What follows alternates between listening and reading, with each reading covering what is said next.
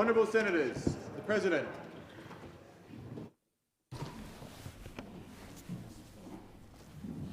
I acknowledge the Ngunnawal and Ngambri peoples, who are the traditional custodians of the Canberra area, and pay respects to the elders past and present of all Australia's Indigenous peoples. Senators, I invite you, as I read the prayer, to pray or reflect in your own way on your responsibilities to the people of Australia and to future generations.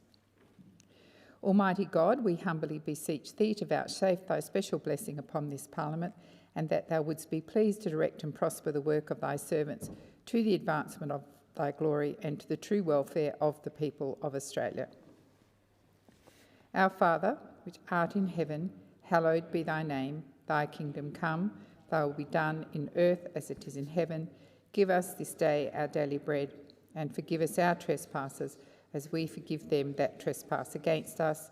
And lead us not into temptation, but deliver us from evil.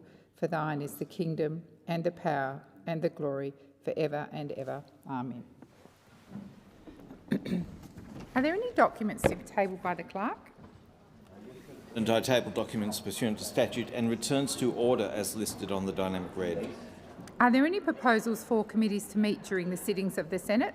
Mr. President, committees for lodged proposals are shown at item 4 of today's order of business. If there is no objection, the meetings are authorised, and I call the clerk. Private Senators' Bills. Order of the day number 36. Superannuation legislation amendment tackling the Gender Super Gap Bill 2025. Resumption of second reading debate. And Senator Askew, I believe you are in continuation. Thank you very much, Deputy President. I'm pleased to continue my contribution on the superannuation legislation amendment tackling the Gender Super Gap Bill 2026, and thanks, Senator Watt. I've previously outlined that in Tasmania, older women are in the fastest growing group at risk of homelessness. Last winter in Hobart, a former boarding house was bought, not for profit, but to give older women with little super a safe place to live. That generosity highlights a deeper problem. Women retire with significantly less super than men, around $30,000 less on average in Tasmania. After years of part-time work and caring responsibilities that families rely on but the system does not value. Senator Hume's bill offers a sensible, voluntary fix. It allows couples to even up super balances during their relationship with strong safeguards, no new taxes and no public spending. It simply shares retirement security the way families already share work and sacrifice. It is a practical response to a structural inequity, which is why the bill has my support. So let me be clear about the design. The bill amends the Superannuation Industry Supervision Act and regulations to create an annual spousal superannuation redistribution opportunity. Trustees must process valid applications within 30 business days and exchange standardised information. The amount transferred is capped by a formula known as a spousal redistribution limit that ensures neither partner ends up with less than the other and that the receiving spouse's balance never exceeds the transfer balance cap. The tax law is amended so the amount is treated as a rollover, carrying the same taxed and untaxed, concessional, non-concessional proportions across, preventing gaming and keeping integrity intact. This is balance splitting, not contribution splitting. The tax has already been paid, the money has already been earned. The existing spouse contribution settings are clunky and underused. The bill's approach is cleaner, fairer and more intuitive to couples who think in terms of our future rather than my contribution versus yours. Balance equalisation is not a silver bullet. This isn't a solution for everyone. Women's lifetime earnings still lag, many women still step into low-paid, feminised sectors, and too many older women are exposed to housing stress. But policy is rarely about silver bullets. It is about using the strengths in the system to avoid people falling through the gaps. There are many gaps, and this solution fills some. Critics will ask, why intervene at all? Because people who made family-first choices should not face poverty-last consequences. Tasmania's relatively gender superannuation gap coexists with legacy super gaps built over decades, and because even a small pay gap can produce a large retirement gap when magnified by compounding investment returns. A 5% difference in earnings at age 35 can translate to a far larger difference at 65 when one account compounds uninterrupted and the other pauses for caring. And because the evidence continues to show the gap widens with age, by the time a woman is in her 50s, even female managers nationally are tens of thousands of dollars behind their male peers. That is why this bill is so important. It is a fix that will provide the mechanism to tackle the gender super gap and do it without raising taxes on others, instead just incentivising the current superannuation pool. Others will ask about system integrity. The bill anticipates that concern. It excludes defined benefit schemes and retirement phase accounts, limits transfer to equalising balances without breaching the transfer cap, retains the tax character of the funds, requires a single active account per spouse for access, and hardwires trustee timeframes and information exchanges. This is careful drafting, not a free-for-all. Will this help only affluent households? No. Bringing a $120,000 balance up to $170,000 can be the difference between selling the family home and staying put, between fear and flexibility, between needing a room at Hobart's Amelia House or having a lease of one's own. This bill makes it easy for couples to share fairly what they built together, long before a court, a crisis or a separation forces the issue. The national conversation is alive to retirement equity. Paying super on paid parental leave is a positive step for future cohorts. But as Tasmanian stories remind us, there is a generation of women already nearing retirement who need a lever that they can pull now. So what might this mean in reality, on the ground across the country? It means a carer in Burnie can receive a rollover in the year she steps back to look after Dad, preserving compounding that would otherwise be lost. It also means cultural permission to plan together. Too often super is his account and her account. This bill says to Tasmanian and Australian families, your retirement can be shared. Make your super reflect that, because sharing life choices is sometimes not a choice. It means that when the unexpected happens, whether that is illness, redundancy, a decade that didn't go to plan, the family's retirement doesn't depend on only one account's history. This bill also focuses on simplicity. The provisions are user-friendly. They define who can access the mechanism, how to apply, how trustees must respond, and how tax characteristics transfer. They set a clear ceiling, not a floor, so couples can move at their own pace. And they do it by building on the familiar plumbing of rollovers, not inventing a new tax labyrinth. And to those who say, not now, well, when? We have Australians who will commence retirement each year who will wish to have had this mechanism, and others who would have had significantly higher balances if they did have it. National analysis warns of a looming crisis of older women retiring into poverty if policy doesn't move. Tasmania's headlines and service providers bring that national warning home. The sooner couples can start equalising, the more compounding can do its quiet mathematical work for the next 20 years. To the couple in Hobart who turned a private asset into 10 rooms of security, thank you for modelling the community we aspire to be. But it should not fall to individual generosity to fix structural gaps. Parliament can meet community halfway by making fairness the default in this aspect of superannuation. This bill says to every family mapping out the decade ahead, when you sit at the kitchen table with a pen and a super statement, when you are considering a new baby or an ageing parent or a course of study, you should have a simple, legal, well-designed way to keep your futures even. Fairness in retirement is not a slogan. It is a sequence of small, deliberate choices made possible by law. With this bill, we can make those choices available to every couple in Tasmania and across Australia who want their super to tell the true story of a shared life. I commend the bill to the Senate. Senator O'Sullivan. Thank you very much, Deputy President. Excuse me while we do the transition over here. Appreciate that. It gives me great pleasure to rise to speak on the Tackling the Gender Super Gap Bill 2025, and I commend Senator Hume for bringing forward this very important private senator's bill, and it's something that I wholeheartedly support and would encourage the Senate to do so. This bill works to ensure that the retirement outcomes for women and families are fairer and indeed more flexible.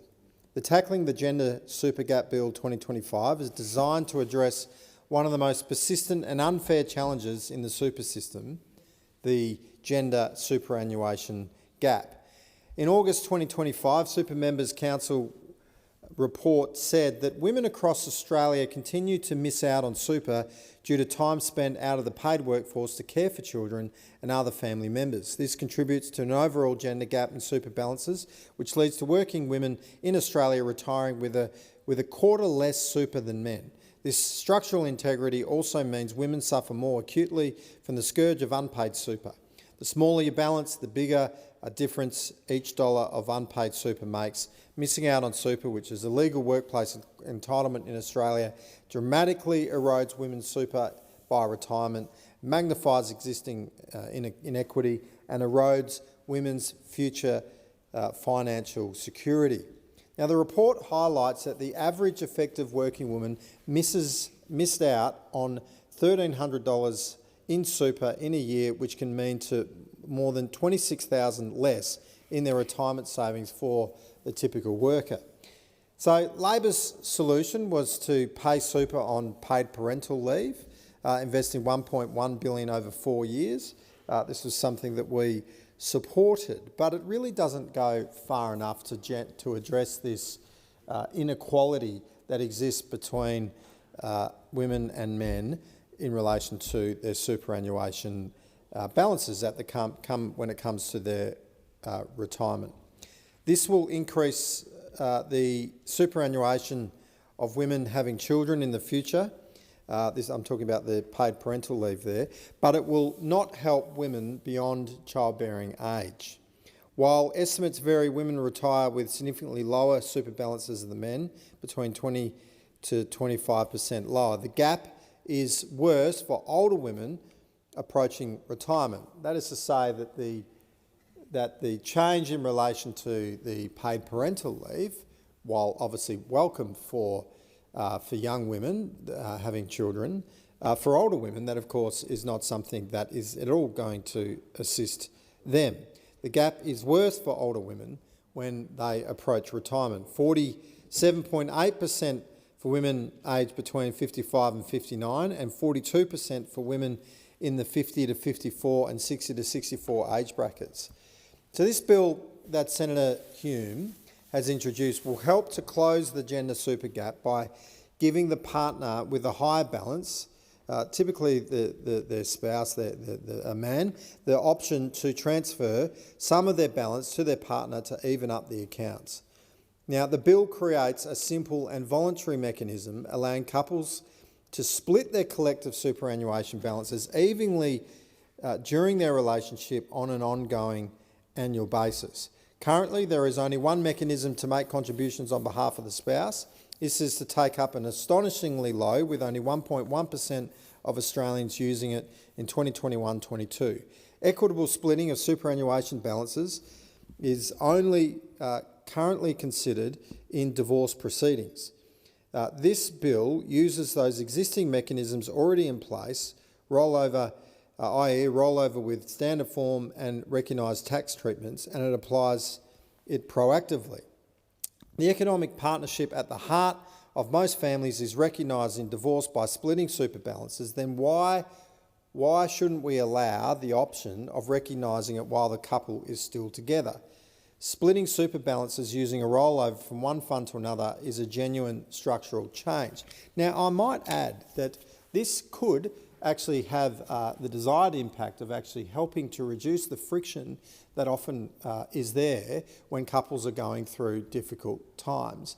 When you take out the financial difficulty that a woman would face in terms of considering what her future would be like if they split from the relationship, and whether or not there would be some sort of equitable settlement at the divorce. When you can actually deal with that at the outset without actually having to go all the way through to divorce, it might actually give the couple the chance to be able to resolve their differences, potentially even reconciling the relationship and working it out without having that additional financial burden that often obviously raises the tension within a household. So this could actually have quite a significant impact, at least in addressing that disparity that often exists when families are going. And of course, anything we can do to actually keep families together, particularly when there's not domestic violence involved, where there's just simply a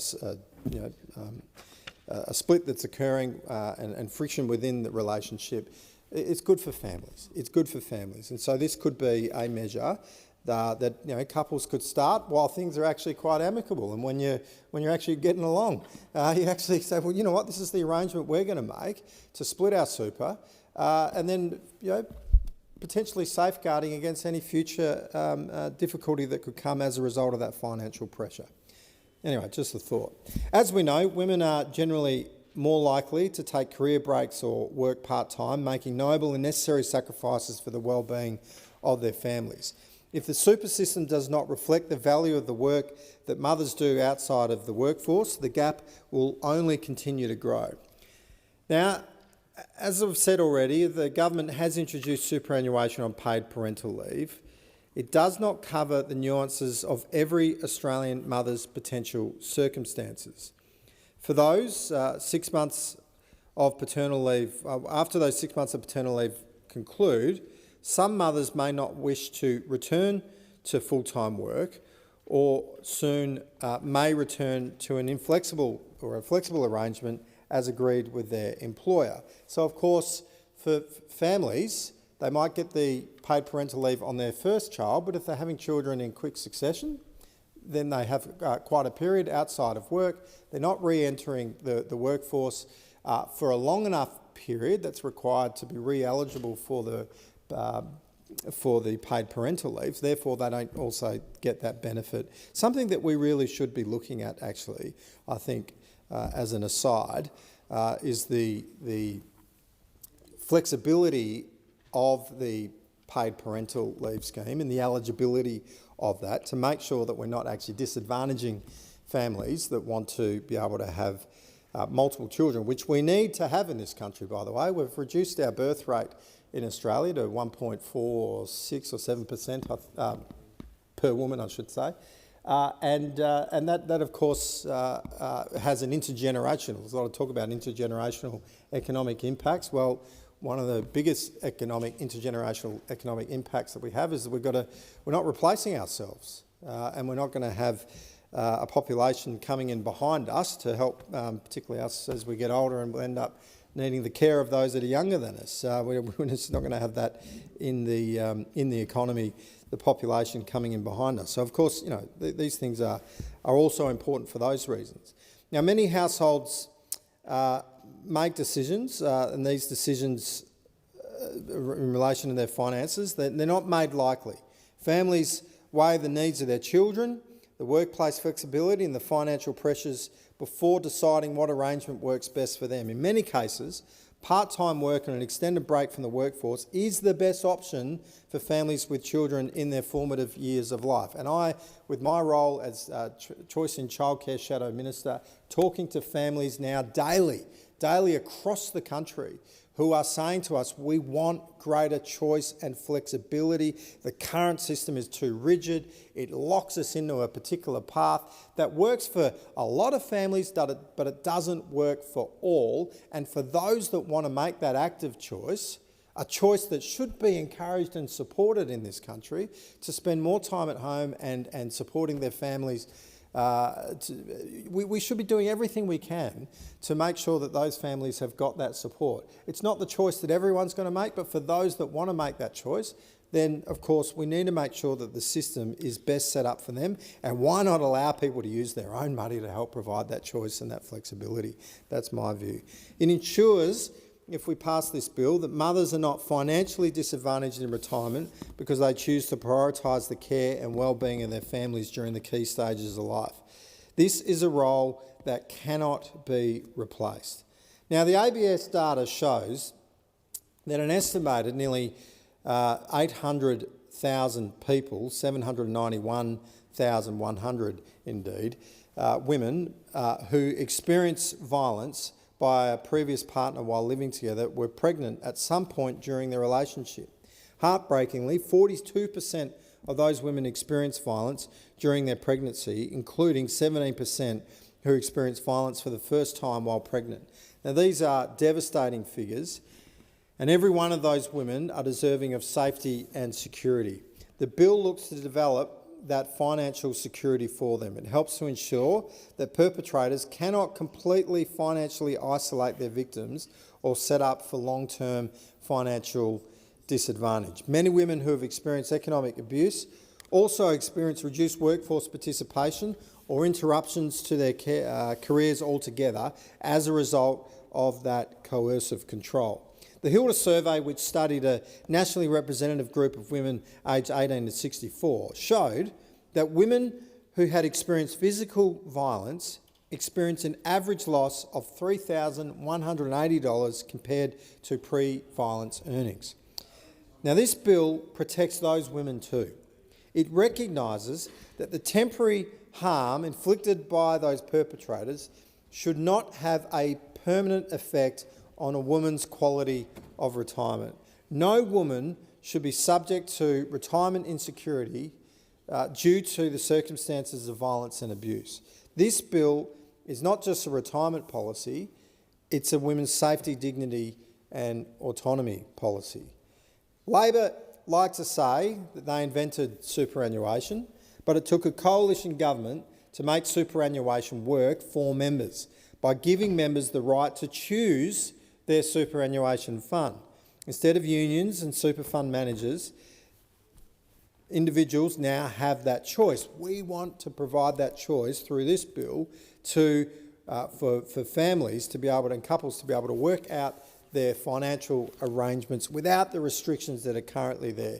This bill provides more flexibility, it makes it fairer, particularly for women, making sure that hard-earned savings in superannuation are working for them and their families, not for Labor and their Labor mates.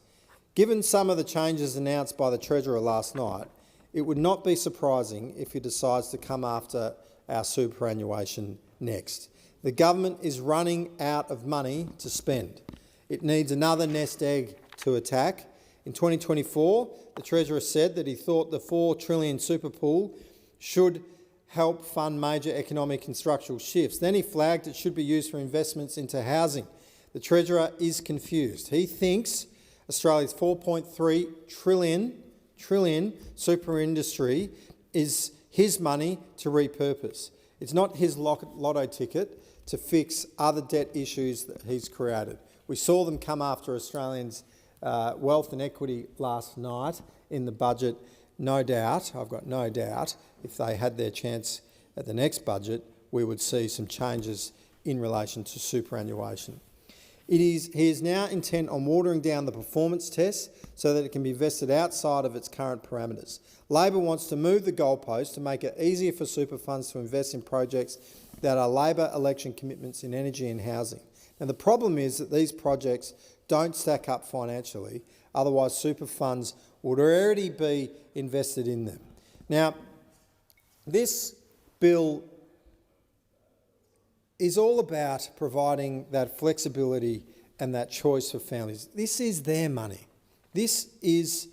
Superannuation funds are not the government's money. It's not a plaything of the government. This is about individuals and families. And this bill is putting that choice as to who holds the balance of that super into the hands of couples, men and women, women and women, no matter what it is, to be able to provide that flexibility between each other. And we think that that is an honourable thing to do, and I commend Senator Hume again for providing this bill for us to consider, and I hope that we would see it supported by this Senate. Thank you. Senator Kovacic. Thank you, Deputy President, and thank you, Senator O'Sullivan. I think you've summed that up beautifully. This is about choice, and the Coalition wants Australians to have choice in their lives. We don't think that the government should tell you how your family should work its finances out. Last night's budget was an example of that. Tackling the Gender Super Gap Bill is designed to deal with one of the most persistent and unfair challenges in the super system, and that is that women persistently have and consistently have less super than men. And there are a lot of reasons for that. The primary reasons are that women have babies, women tend to stay home with their babies, women have more care responsibilities, and that impacts their ability to earn income. Women tend to work part-time, more than full-time, and women tend to take more time out of the workforce, whether it's caring for their children or caring for relatives. That has an impact.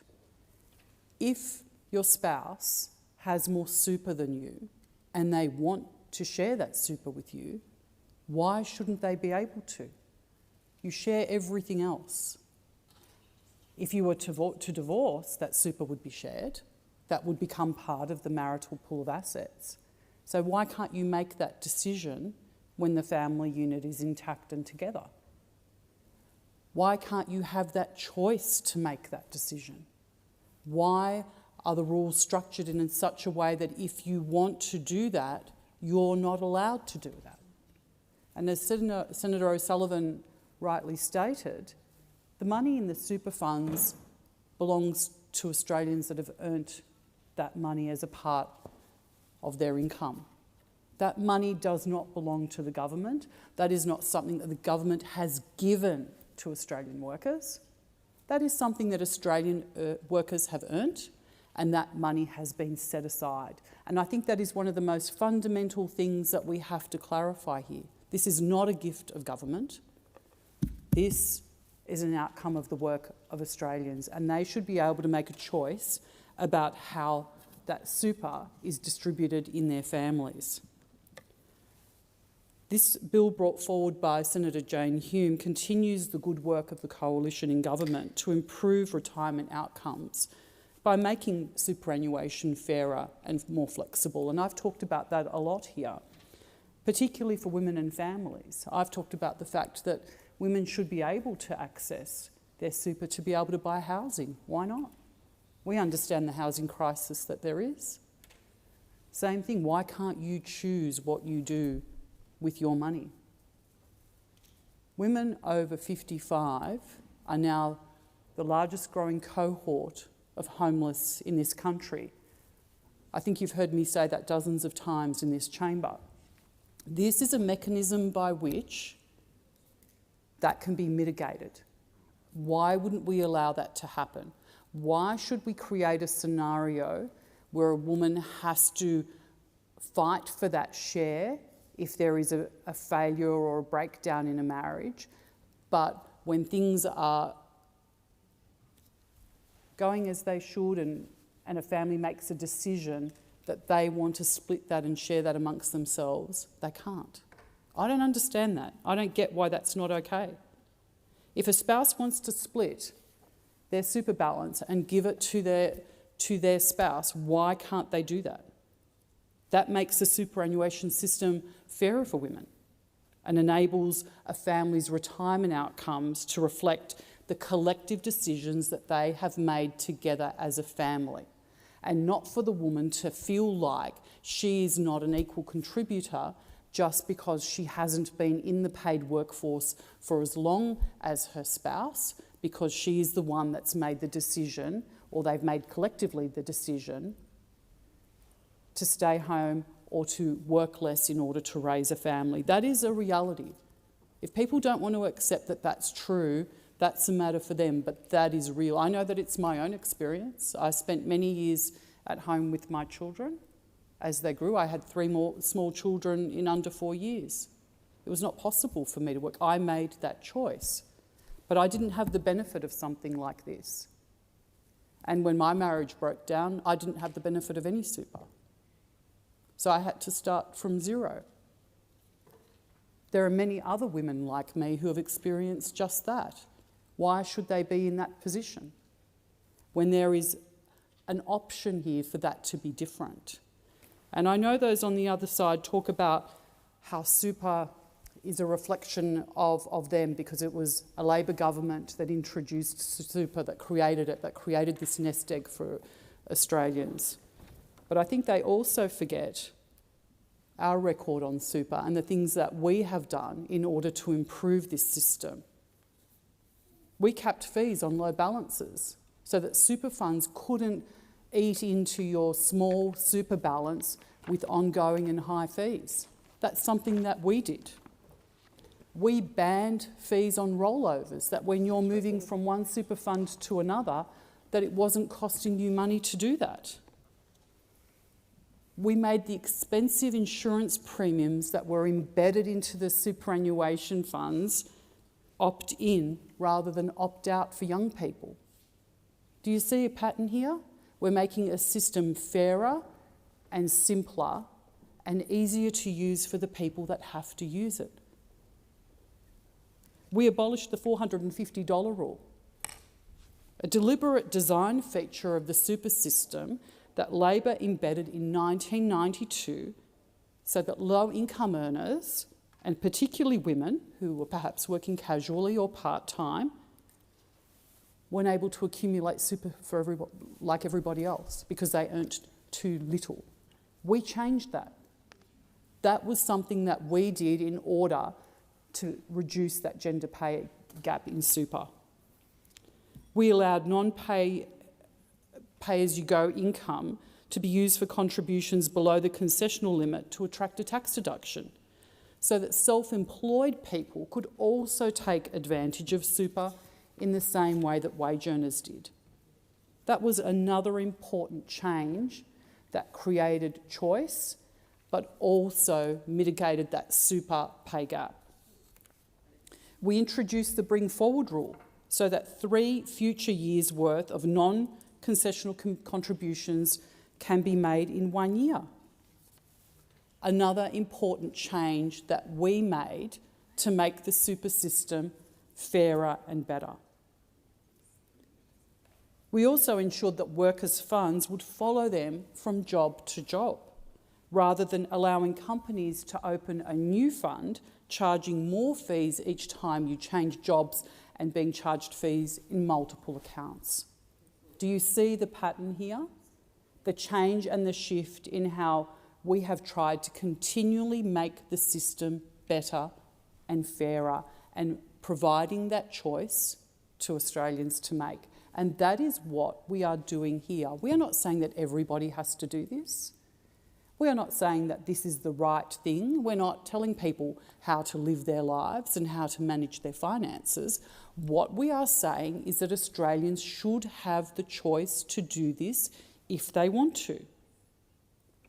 So whilst Labor might like to say that they are the ones that invented superannuation, it has taken coalition governments to make superannuation work better for members instead of making it a bigger honeypot for super fund managers. Because as I said before, this money does not belong to super funds and it does not belong to government. It belongs to the Australians who earned it. So if one spouse who is a higher earning spouse wants to give it to their lower earning spouse, you tell me why they can't do that. Indeed, they can when they divorce. So why can't they make that choice to do that beforehand? And it makes me think about last night's budget.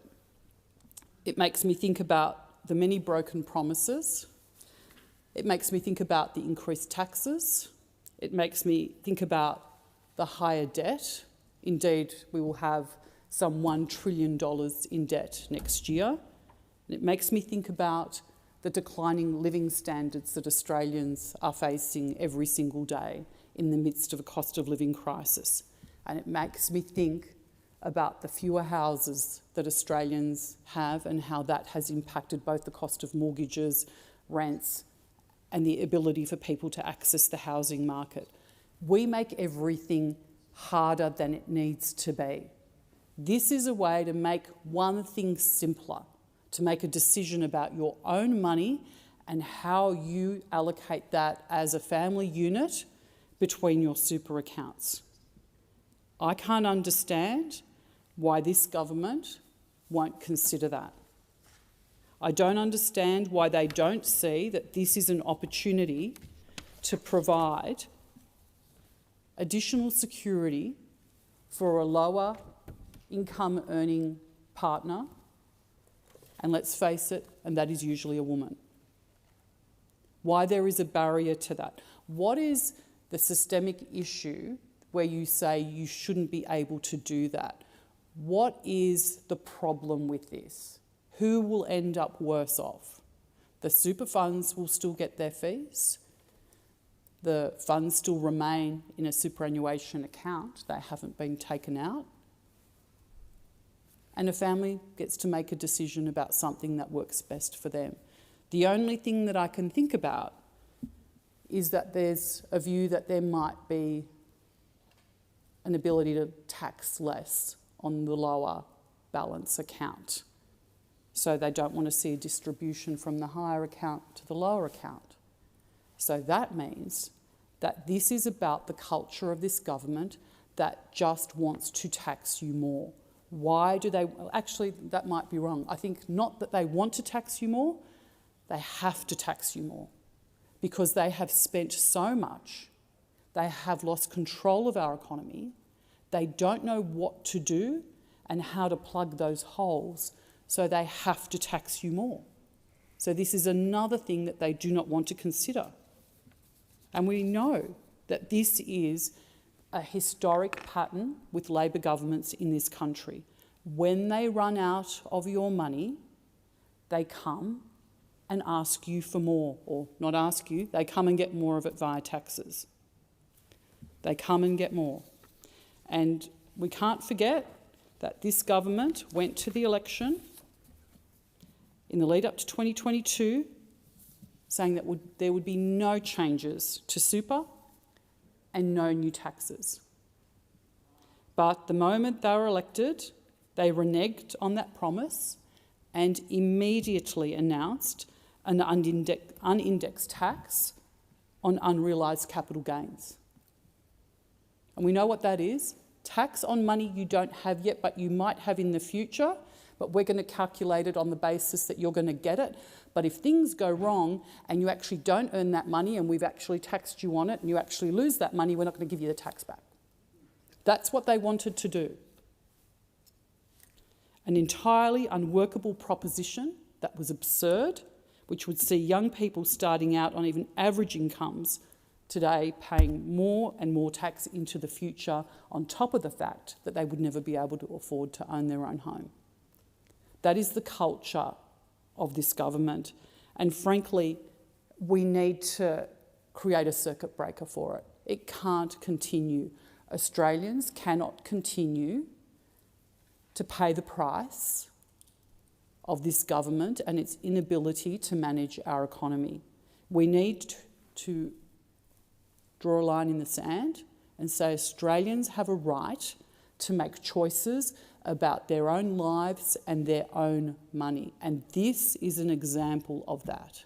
If Australian couples wish to split their super amongst themselves, then they should be allowed to do it. They should be allowed to do it at a time of their own choosing, when it best suits their needs, when it best suits the needs of their family, because guess what? If their family were to break down, then it gets split anyway. So why can't they do it at the time of their own choosing? I'd like the government to be able to answer that question. I'd like them to explain to Australians why this is yet another decision that's been taken out of their hands, why this government won't allow families to make choices about their own lives, about superannuation, about childcare, about aged care. This government wants to have control but has no idea what they're doing. Senator Ruston. Thank you very much, Acting Deputy Chair. And I too rise to speak on this private senator's bill, the Superannuation Legislation Amendment Tackling the Gender Super Gap Bill 2025. And I commend Senator Hume, who put this bill into this place, and it gives me great pleasure to follow on from the spectacular contribution that we just heard from Senator Kovacic about why this bill is really important to Australia, but most particularly really important to Australian women. Because tackling the gender super gap is a really important thing and something that I think we should all be trying to do, because the gender super gap is a reflection of the fact that Australian women, on average, throughout their lifetime, earn less than men. So by the very nature of that, they are likely to have less superannuation. And so we believe that it is our job here as legislators in this place to make sure that we work to tackle that super gap, to make sure that Australian women have the same opportunities at retirement that Australian men do. Because we believe that we need to make sure that our superannuation system is fairer. We need to make sure that our superannuation system is more flexible. And we need to make sure that our superannuation system has the capacity to be able to respond to the realities of the challenges that Australians and Australian women face in their everyday lives. So what this particular bill does is it is a practical reform measure that enables families' retirement incomes to better reflect the collective decisions that families make during their journey through life as families through their working life. Because, as I said, superannuation balances are a reflection of what you earn throughout your working life. And the reality is, these are the facts. It's not just an assumption, and it's not just something we're saying here. These are the facts that are borne out by the statistics that women are likely to earn less during their lives than men. They're more likely to work part-time than men. They're more likely to take time out of the workforce when they're raising children. And they're more likely to take on caring responsibilities that affect their lifetime ability for earnings and their retirement savings. This is what we sometimes refer to as the motherhood penalty, but it is a penalty that implicates women throughout their working lives. And the consequences are quite profound.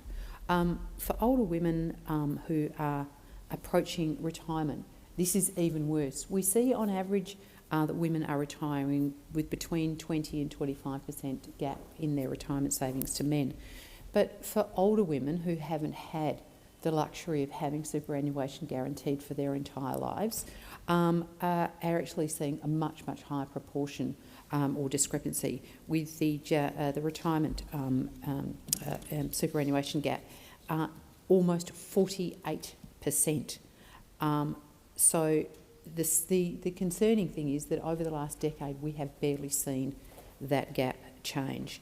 And this, unfortunately, is contributing to the fact that women over 55 are now the fastest growing cohort experiencing homelessness in Australia. And, you know, the government acknowledges this problem, and I don't often quote the Prime Minister because I don't very often agree with anything the Prime Minister says, but I have to say the Prime Minister was absolutely right when he said, and I quote, "No mother should be penalised for taking time away from work to do the most important job there is." And I think we should all be able to agree with that. Senator Gallagher, the Minister for Women, has also acknowledged that 1/3 of the gender pay gap can be attributed to the time women spend caring for families throughout their life and the interruption that makes to full-time work. The Treasurer himself, Jim Chalmers, has admitted that women retire with about 25% less savings than their male counterparts. And clearly, you know, we absolutely agree with the statements of those three people.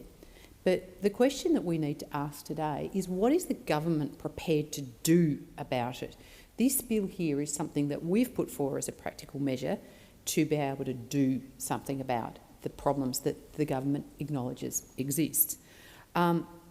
So Labor's response so far has been to pay superannuation on paid parental leave, And whilst that's great, this is a policy, it was worth about $1.1 billion over the 4 years. But whilst it might slightly improve women's retirement savings, it does very little in terms of the broader issue that is before us. So what this bill seeks to do is take a different approach. It's structural, it's practical, and it's a measure that's before us that we can do something about today. So it recognises the economic partnership that exists between women and men in Australian families, however they are made up. And it creates a simple voluntary mechanism by which families can distribute or split the superannuation that they're earning across the couples throughout their lives. And so it gives those people in the relationship who have higher balances the ability to be able to provide additional savings to those in the person in the relationship that has a lower balance.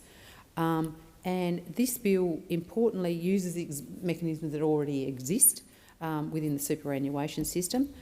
There is only a limited mechanism in terms of contributions to be made on behalf of a spouse. And so far we have seen a very, very low uptake of those provisions. And weirdly, contemplation of superannuation splitting becomes very live when a relationship breaks down and you head to the courts for divorce. So the obvious question this raises is why, if you can do this when you divorce, why on earth can't you do it when you are together? Because we should, if we can recognise it when you're breaking up a relationship, surely we can recognise it when you're in a relationship. So this bill applies existing rollover mechanisms proactively rather than retrospectively, but it has a whole heap of safeguards attached to it as well. The bill is not available from transfers from or to defined benefit schemes. It's not available to people already in pension and drawdown phases. Individuals can only have one superannuation account. There are clear limitations on the amount that can be transferred. The original fund balance cannot drop below the receiving fund's balance after the transfer, and the receiving fund cannot exceed the transfer balance cap. So just as an example, if you had one spouse who had $300,000 and another spouse had, the other spouse had $150,000, the maximum rollover would be $75,000, which would give each of the two partners $225,000 super each. But likewise, if one spouse had over $5 million in super and the other spouse only had $500,000 in super, it would be capped so that the receiving balance could not exceed the transfer cap. There are also a number of other integrity measures that will be built into this system that this bill seeks to implement. And the split amount retains its original concession, the non-concessional characteristics. Transfer is treated as a rollover, not a contribution, ensuring that the tax arrangements are not disadvantageous. This isn't about tax minimisation, and it's not about gaming the system.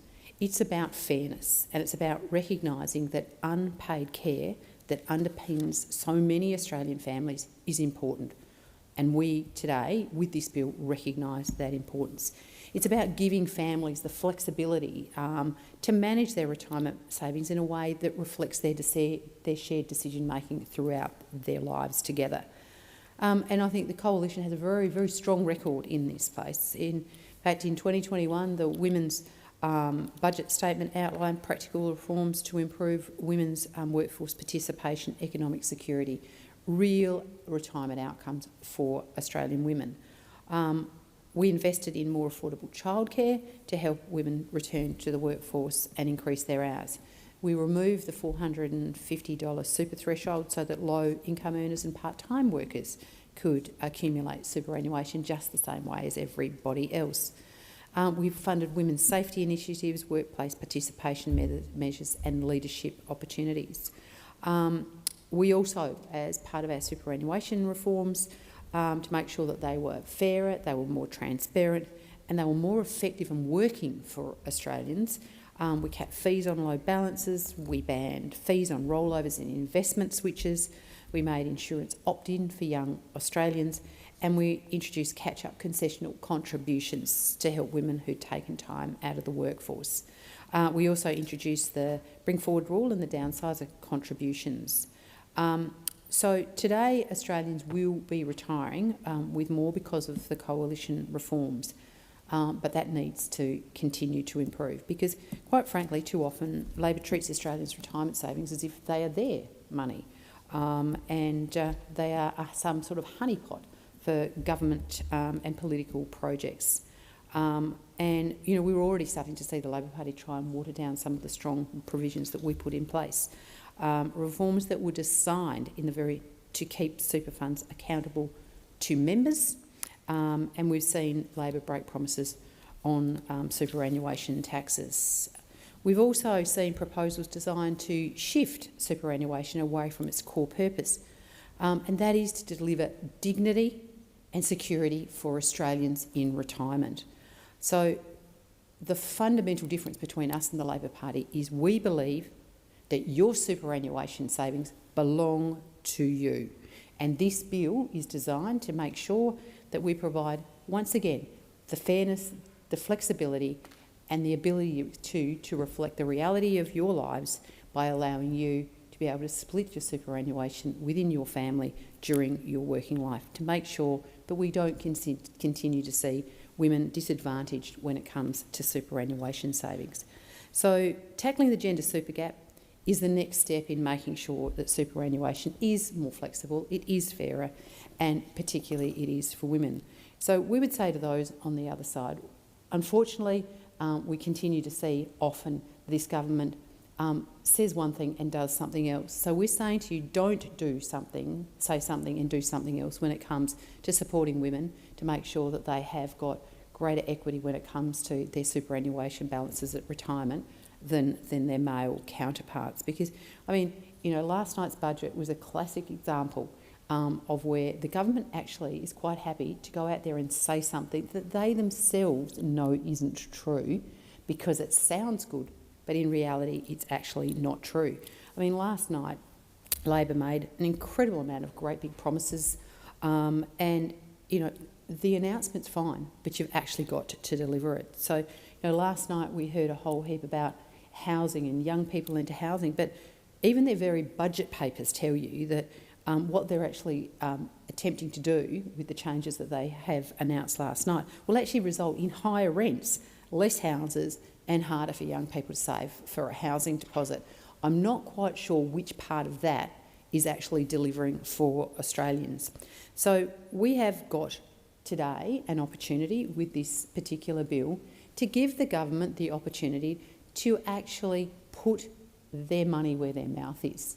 If you genuinely believe that we want to break down the gender pay gap, which is the contributing factor to superannuation balances, having great discrepancies between men and women, then you should be prepared to back and support the bill that we have before us here today, because it provides real and practical measures in order for us to actually do something to make a difference between the gender, the pay gaps and the superannuation balance gaps that we're seeing between men and women at retirement. So I would say to the government, instead of trying to pit generations of Australians against each other, instead of lying to Australians about the outcomes that are likely to be achieved by the measures that sound good at announcement but actually in reality do the complete opposite of what they're saying, why don't you do something that actually already has been done for you? It's been designed for you and it's already sitting here in front of you. I don't think anybody in the Labor Party could pick a hole in what is trying to be achieved by this very practical piece of legislation. Why don't you actually support the legislation and demonstrate to the women of Australia that you actually are prepared to do what it takes for them to be able to have an equity proposition when it comes to their retirement savings. So superannuation sharing seems like a very small measure that you would be able to take, a very small gesture to actually say that you're not going to be bloody-minded and just disagree with this legislation because it's been put forward by the coalition, recognise the fact that this legislation is good, because even your Prime Minister, your Minister for Women and your Treasurer have all acknowledged that there is a problem. Here is a practical solution, and I encourage you to support it. Senator Little. Thank you. Well, thank you, Acting Deputy President, and I'm pleased to have the opportunity to speak on the superannuation legislation amendment tackling the Gender Super Gap Bill 2025 put forward by Senator Hume. The money in superannuation belongs to the owner of the super fund. Every action should be about benefiting the investor, not the government, not the super fund, the investor. But Labor sees the money in super funds as something it can tinker with.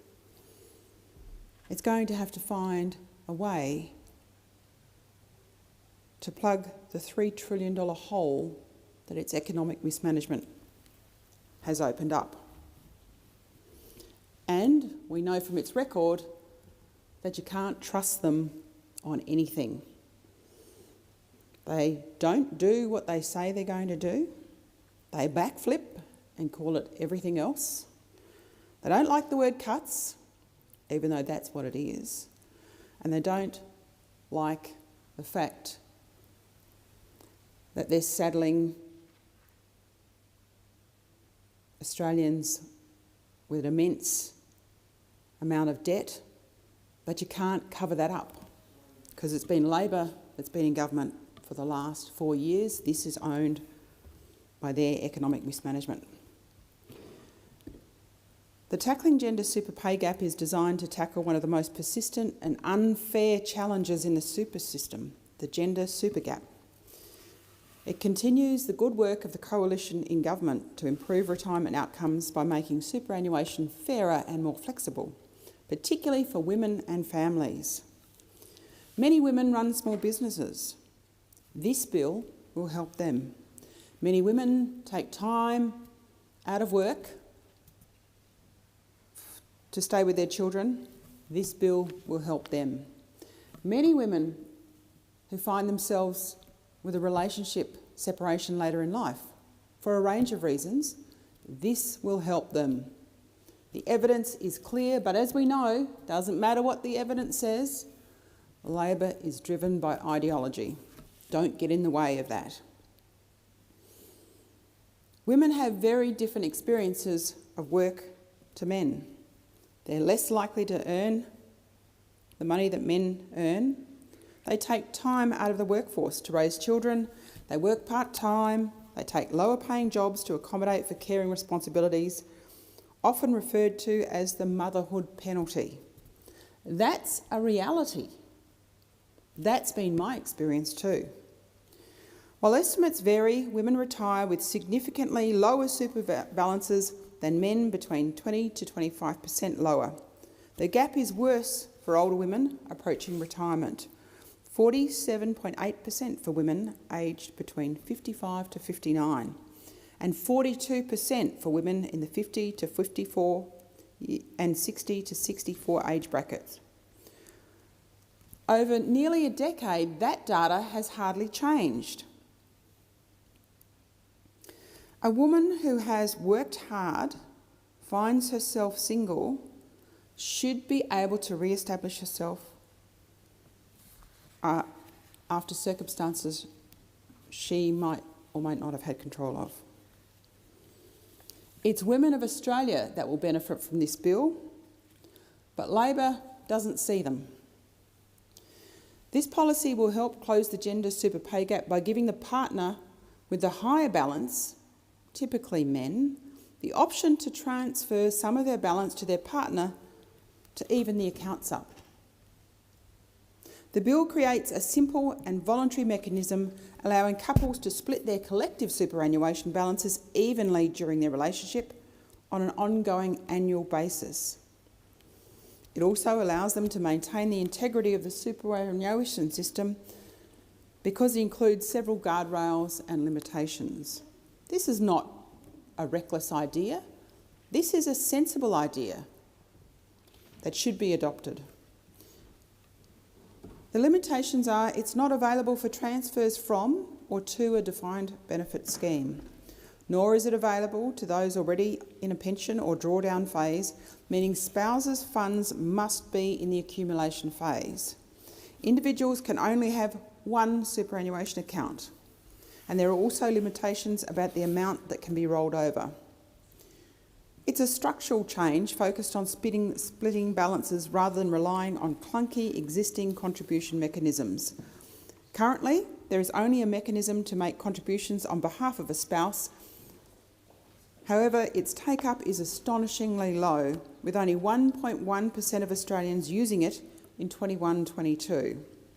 While equitable splitting of superannuation balances is only currently considered in divorce proceedings, this bill uses those existing mechanisms already in place, such as rollover with standard forms and recognised tax treatments, and applies it proactively.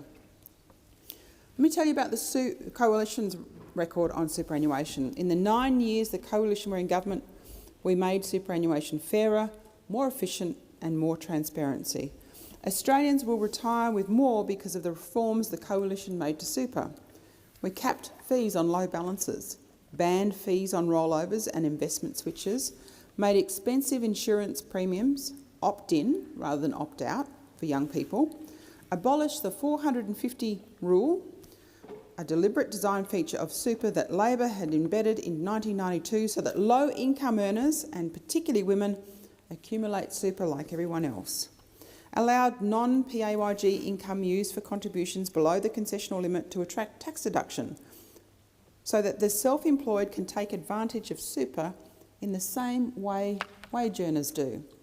And we know because women are significant operators of small business, that will be particularly attractive to women.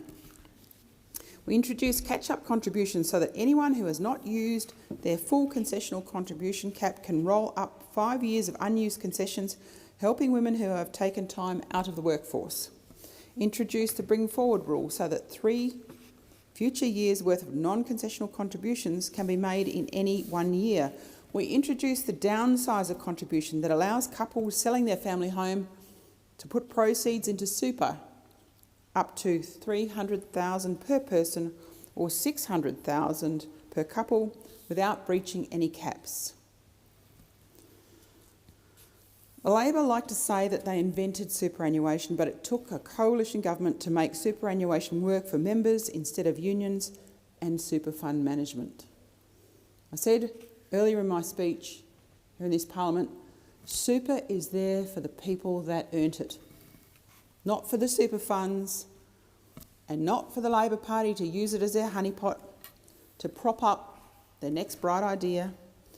It is there for the benefit of the people who earned it, and its only purpose should be returning maximum returns to the person that worked hard for it. Well, we all know that when Labor runs out of money, they come after yours. Yep, well, we saw that last night in the budget. Of course, we saw that Australians will pay an extra $50 billion in taxes over the next 4 years. There was a budget last night full of broken promises, higher taxes, more debt, lower living standards and fewer homes for Australians. It's exactly what Australians don't need. Labor wants to move the goalposts to make it easier for super funds to invest in projects that are Labor election commitments in energy and housing. The problem is they don't stack up financially, otherwise the super funds would already be investing in them. The only projects that super funds should be investing in is funds that will maximise returns to the hard-working investors that own those funds, that earned those funds. Even with the record revenues from inflation-driven bracket creep and high commodity prices, Labor, well, they still can't manage the budget. I wish to thank Senator Hume for this bill to make super fairer for women. It's an important bill. It supports women. Thank you. Thank you. Senator Henderson. Thank you very much, Acting Deputy President. Well, I rise to speak on the Tackling the Gender Super Gap Bill, a very important bill being brought forward by Senator Hume, which is all about fairness, to tackle one of the most persistent and unfair challenges in the super system, which is the gender super gap. Now, this government says it cares about women. Well, if it cares about women, it will support this bill, because this bill is about fairness. This bill is about giving women a leg up, particularly those who have not worked for all of their adult life to raise children, to raise their families, and it continues the very good work of the Coalition in government to improve retirement outcomes for making superannuation fairer and more flexible, particularly for women and families. And boy, oh boy, I contrast this bill with the shocker of a budget handed down last night. A budget of broken promises, higher taxes, more debt, lower living standards and fewer homes for all Australians. A budget which cripples older Australians. A budget which is fundamentally unfair. It confirms that this incompetent Prime Minister is only interested in taxing Australians out of any sort of future, certain future, particularly for their retirement. And I say, what a disgrace. At a time when older Australians, when younger Australians need hope, they need incentives to invest in their future. This is an assault on aspiration. Already this morning, the airwaves, the newspapers are full of people talking in social media. Why would I want to start up a business in this country? Why would I want to invest in this country? Why would I want to bank on this government when it does this to us? And this shocking budget is in stark contrast to the gender super gap bill that we're debating this morning, which is all about fairness, all about justice. It gives spouses the option to split their collective superannuation balances evenly between them on an ongoing annual basis. It makes the superannuation system fairer for women. It gives women confidence in their retirement, in their futures, in their families. It gives women the confidence that, yes, I can properly take time off work to raise my children, to stay at home. We don't have to, as a family, both be working full-time just to pay the bills, just to make ends meet, because we have a superannuation system, if this bill is passed, which will support families. I mean, you just look now what families are enduring in this country. Last night's budget just made things so much tougher. It made things so much more difficult for families. The cost of living is killing families. You go to the supermarket, people are walking around in a daze. They cannot believe the cost of food, the cost of bills, electricity, gas, power, up some 40%. And now this horrendous budget. I heard the Treasurer talking this morning about how debt is going down and how this is a responsible budget. I mean, what a joke. This budget confirms Labor cannot manage money. We're facing a decade of deficits worth $150 billion. We're just about to go over to up to $1 trillion in debt, and this budget confirms that we are heading towards $1.25 trillion of debt. So at a time when we are being hit with so much unfairness, so many broken promises on negative gearing, on capital gains tax, which is going to deliver fewer houses in this country. What a joke. What a joke! This government is crippling young Australians. They have the same right to invest in their futures. And at the very least, after what this government is doing to this country, this government could support this bill, because superannuation is fundamental to the security of every Australian. I mean, I cannot even believe that any Australian now has any confidence in anything that this lying government says. How can anyone have confidence in this? The lies that we've heard from Labor, the lies left, right and centre. It is shocking, the betrayal of Australians. So this bill elevates women. This bill elevates families. This bill makes it fairer. This bill needs to be passed by this Senate. Superannuation balances... Thank you, Senator Henderson. The time for consideration of this matter has expired. The Senate will now proceed to the consideration of government business. I call the clerk. Government business, notice of motion number 1, standing in the name of the Assistant Minister for Resources, Senator Chisholm, concerning exemption of a bill from cut-off. Motion. Senator Duniam. Thank you. I presume I can speak to this motion. Thank you. Acting Deputy President, and just on the motion, which I believe is the motion to exempt the legislation entitled the Competition Consumer Amendment Responding to Exceptional Circumstances Bill 2026 from the exemption to the, it's an exemption to the cut-off order. Look, obviously there are serious issues our country faces when it comes to matters relating to this fuel crisis, which the government of course told us, let's not forget, just a couple of months ago wasn't happening. There was nothing to see here. We didn't need to worry about it. And urgent responses are always needed. But it is important when, as a country, trying to deal with matters in the national interest, we have a bipartisan approach to any solution to those issues, especially when it comes to significant changes to legislation.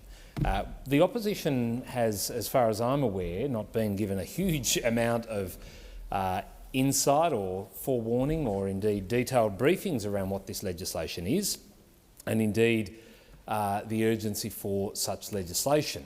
If the legislation is to empower ministers to make decisions in certain circumstances to do things, then one only has to turn one's mind back to, of course, the issues confronted by our country during the COVID period.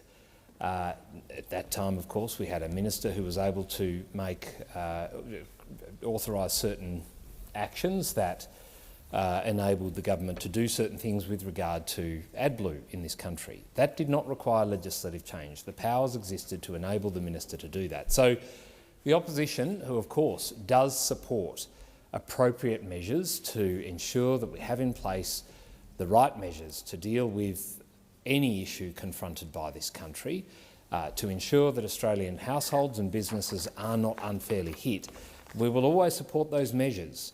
But of course, proper process and scrutiny is necessary here. Now, we have indicated to the government that we would be very willing to support, as I say, appropriate measures, well thought through and properly designed. And we, of course, I understand, do have an amendment relating to an inquiry into the legislation we're talking about here. We're not talking about delaying this. This is not about some unduly long process to send this off into the never-never. We could do this in a very, very short period of time. But it is to understand what the powers we're talking about in this legislation, we've barely had a moment to look at, actually do, what solutions will actually be provided to the Australian people, and to enable a parliament to do its job and properly scrutinise this legislation, I think is the appropriate course of action. And so I would very much welcome any indication from the government whether they're open to such an approach. being able to allow a parliament to, while we're sitting in this week, we could undertake such scrutiny, we could properly interrogate this legislation, and I believe, as it is my understanding, that Senator Canavan does have a second reading amendment. I'm just seeking that is the case, relating to an inquiry. So obviously the Senate will divide on this question of whether we do exempt from the cut-off, and the opposition's position on that will be to oppose that on the basis that at this point in time we have not been provided with clarity around the necessity, the scope, the implications.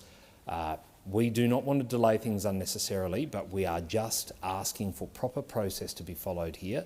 We're willing to cooperate, and please give us those elements of information and supports we need to be able to cooperate properly for a good outcome. Thank you, Senator Reyes. I might just, in relation to this procedural thing, set out the rationale here. I mean, the first thing to say, just in a substantial sense, is that this must be dealt with and finalised today or tomorrow. That is the nature of the relationship between the sitting calendar and this set of issues. And the rationale for that and the offer of briefings in this set of circumstances has been made to the opposition. And I just want to set out what this bill does in order to, I hope, get people in this place to lift a little bit above the partisanship and politics which has characterised the opposition's approach to these sort of questions since 2022. This bill supports the government's response to the ongoing conflict in the Middle East, which is, of course, impacting fuel prices. It's affecting Australian businesses in logistics, in the mining industry. It's affecting ordinary Australians. Schedule 1 to the bill creates new powers for the Treasurer and the Australian Competition and Consumer Commission to permit coordinated action during a crisis. I mean, in short form, our competition regulatory environment is there designed to support maximum competition. What we require is the capacity, should the circumstances arise, in those extraordinary circumstances, a declaration that those risks to the Australian economy, businesses and consumers, but which fall short of a declared national emergency, require the ACCC to be able to exercise new and streamlined powers to enable those kind of coordinated responses, which will be so important to providing for supply, particularly to regional Australia. And I think it is extraordinary that having had that explained to the Liberals and Nationals and One Nation, that they would contemplate some inquiry process that potentially means that that approach can't be taken today or tomorrow. That is what is required here. And I heard the reference to some of the challenges that the previous government dealt with in the COVID context. Like, we cannot be prisoners of the past here. What is required here is a very different set of circumstances. And while the ACCC can give some interim decisions quickly, the legislative requirements, particularly those in relation to consultation and very high thresholds for satisfaction of the ACCC, make the existing class exemption and authorisation powers too slow and inflexible for fast evolving situations inside the economy that are the result of nothing that Australians have done or Australian businesses or the Australian government has done, but external impacts on the Australian economy. It is too challenging for the ACCC to do what is required to do to authorise conduct to respond to economy-wide shocks in a timely manner. It is too difficult. It is too high a threshold. For example, it took more than 6 months for the ACCC to deliver a final authorisation for supermarkets to coordinate grocery supplies in 2020. We should actually have a little bit of an adult approach to this set of issues.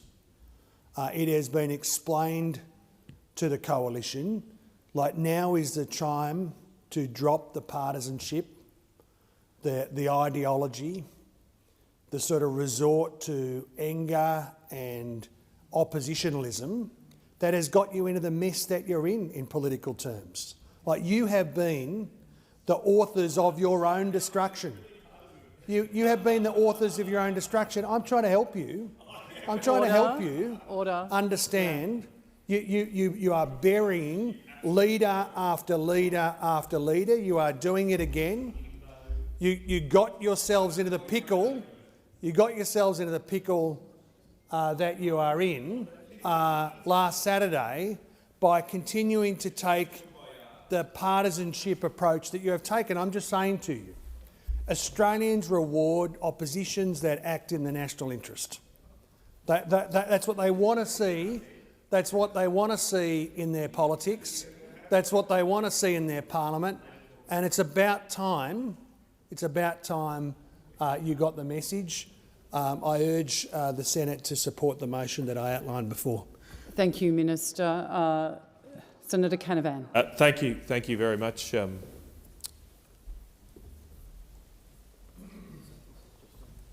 Senator Canavan, you'll need to seek leave given the Minister has summed up. Apologies. All right, well, I'll seek leave to make a short statement. Is leave granted? 1 minute? 1 minute. I'll just quickly make the point to the Senate that the Minister's arguments are completely undermined by the fact that this bill is retrospective. The Minister just got up and said that they need this bill to take action in the next few weeks to secure fuel supplies. Well, if that's the case, if that's the reason for this bill, why is it retrospective to the 1st of April? Because those things have happened. Those things have already happened. So there's no urgency there to exempt potentially anti-competitive conduct that happened over the past couple of months with a bill that rushes through and completely exempts a major change from the normal review practices of this place. We are happy to work with the government to fix something in the future. We are less happy to absolve the government or any other major corporation from bad behaviour they might have done in the last few weeks. We can consider that with more time. We should have more time. Happy to, I've even suggested to the government, let's have a quick snap inquiry today. Let's get the ACCC in. We deserve to hear from them because these powers are very extraordinary and they're much broader than there's just this fuel situation we face today. Minister Ayres, I'd ask you to, for the... Yes, please. Yes, thank you. I put the question that the motion be agreed to. Those in favour say aye. Those against? The noes have it. Is a division required? A division is required. Ring the bells for 4 minutes.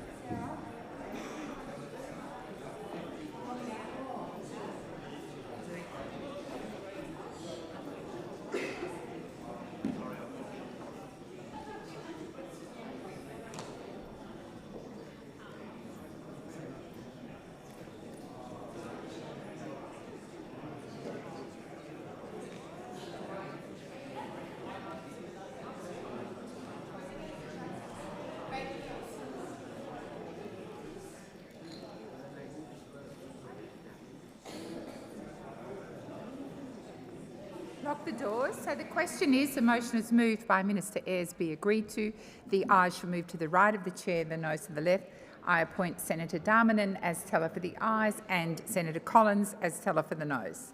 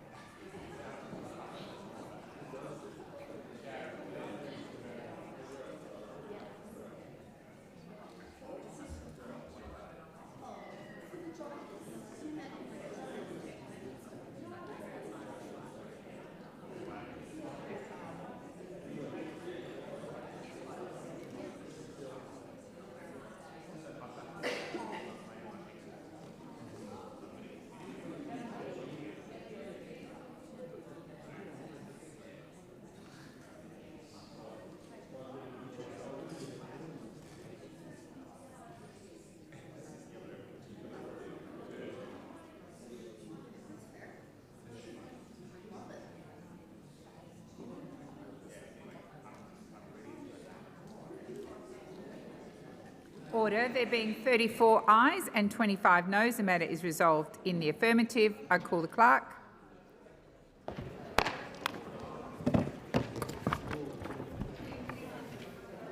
Government business, notice of motion number 2, standing in the name of the Minister for Finance, Senator Gallagher, concerning introduction of the Competition and Consumer Amendment responding to exceptional circumstances Bill 2026.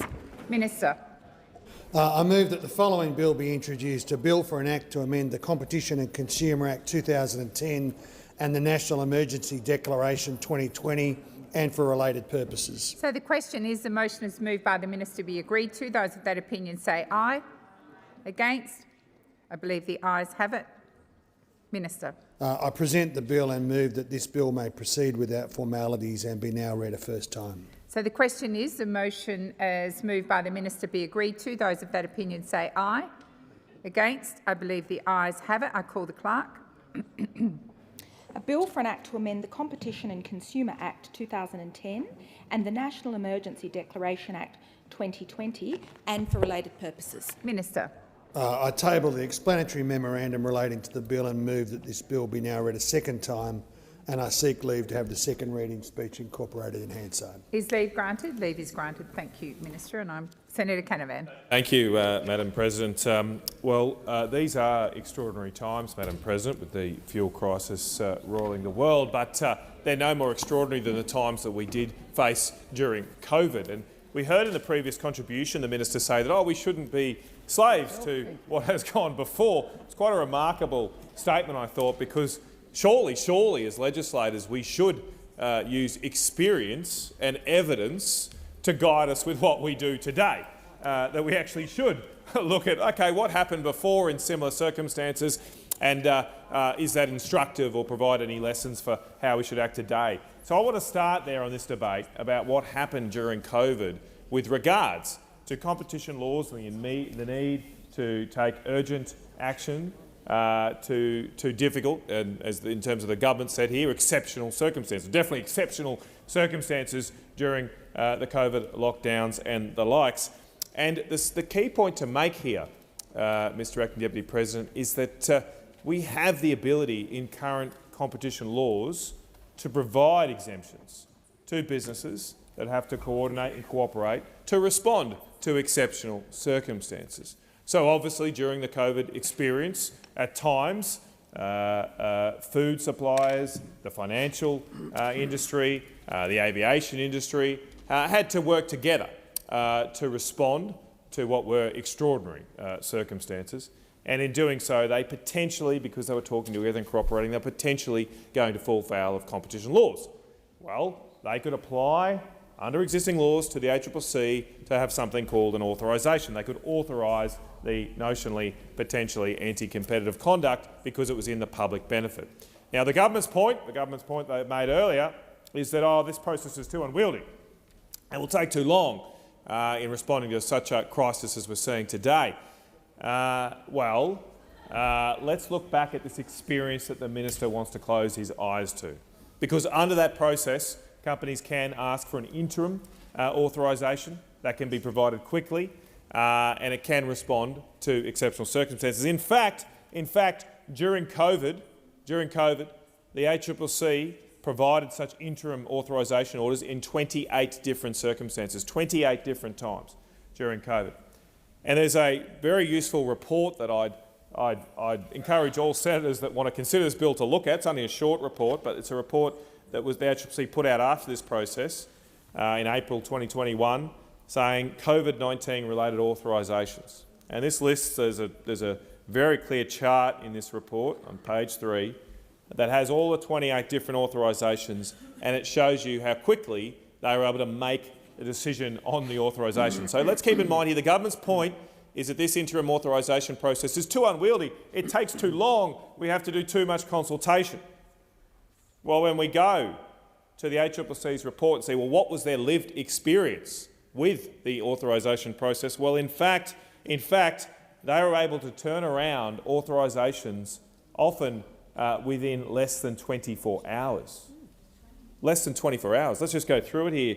A real example, Australian Banking Association applied for an application. 0 days, 0 business days, less than 24 hours they were back to. Suncorp applied to be exempt from competition laws. Again, less than 24-hour response. Many other companies like Coles, the Motor Trades Association, the NBN, AIP, I'm not exactly sure what that stands for, SSA, neither, AEC, I think it's the electricity companies, and various state governments all received authorisation within less than 24 hours. There's a whole lot of others that were within 2, 3, 4, 5 days. So why does the government need to rush this right now? They seem to be hoodwinking us here by this quite transparently incorrect advice they've just provided to the Senate, that somehow the existing processes are too unwieldy and take too long. Well, no. The existing laws were used during COVID, which, as I say, were no more exceptional than what we face today, during COVID, to provide exemption from competition laws within hours. Within hours, not days, within hours. So we're not about to go, I hope we're not about to go to level 3 fuel restrictions in the next 24 hours. That's one of the reasons the government's used to justify these laws, that we might need to restrict access to fuel if things get worse. Well, I don't think it's going to happen within 24 hours. I don't think it's going to happen within a couple of days. It's not probably going to happen within a week or so. And so given that, and given that the authorisation process can clearly work within a week, within 24 hours, what is exactly the justification for this bill? It seems very flimsy. It seems very, very flimsy. And I want to make very clear here to also combat the absurd resort to partisanship that the minister engaged in just straight away. Oh, it's all you guys, you're just terrible. I'm not going to repeat that to the government. I'm not accusing the government of that necessarily. I just want a proper investigation of what goes through this chamber. and we are happy to work with the government if there is a legitimate and clear need for laws of this kind. Our attitude on this is exemplified by what we did in the last sitting period, when we did support immediate and urgent changes to the Export Finance Australia legislation so the government could go and help underwrite fuel coming to their country. We absolutely supported that. I had a very detailed briefing with the Energy Minister and saw the need. Yep, we're going to support you on that. And we moved some amendments we would have liked the government to support, but we ultimately let it go through. So I'm more than happy to do that. I just think we just need to investigate this, given the clear questions I've just raised and some more I'll come to. We should see this go to an inquiry of some kind. Surely, given the mammoth changes being made here, which I'll come to in more detail, this should go to an inquiry.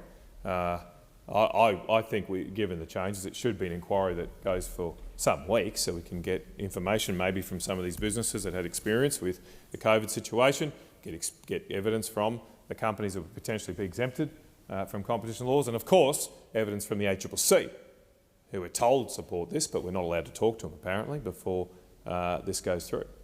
So why can't that happen? Now, as I say, we're very cooperative here. I'd like it to last weeks, but I've suggested to the government, well, let's do a snap one. Let's do one now. We can at least have the ACCC in here at a moment's notice. They're just down the road.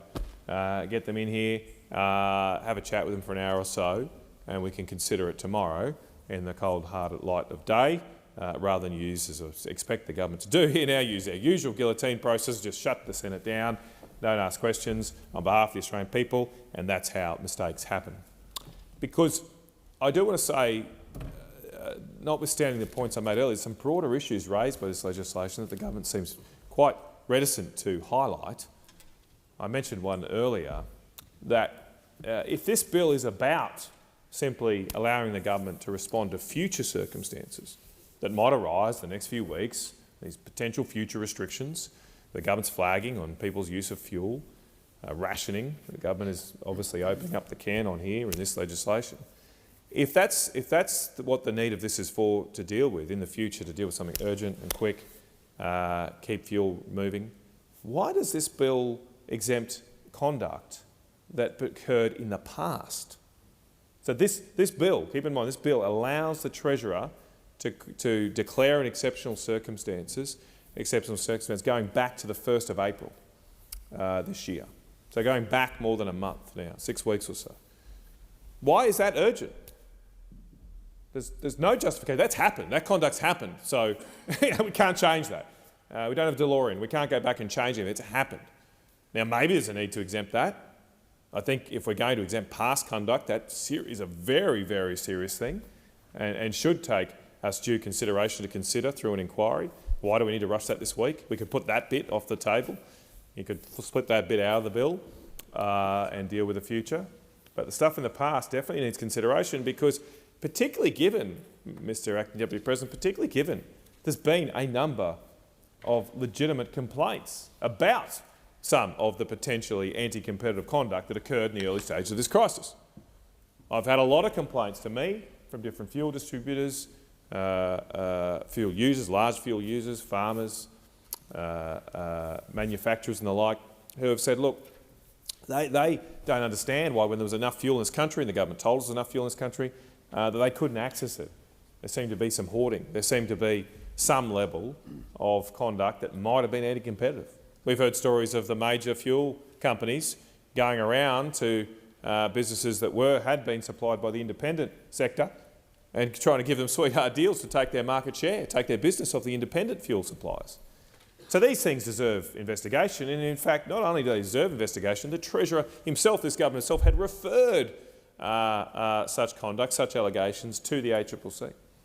And I don't think we've seen a conclusion from those investigations yet. So why would we pass legislation here now that would potentially exempt and restrict and stop those investigations from continuing, given the legitimate issues that were raised and the very high price that Australian fuel users had to pay in that early stage of the crisis? Some missed out, some couldn't plant, some couldn't go about their business because of those fuel restrictions. They deserve answers, not a rubber stamp here from this Senate, from their own Senate, potentially exempting any kind of anti-competitive conduct through that period. That doesn't add up. It doesn't add up at all.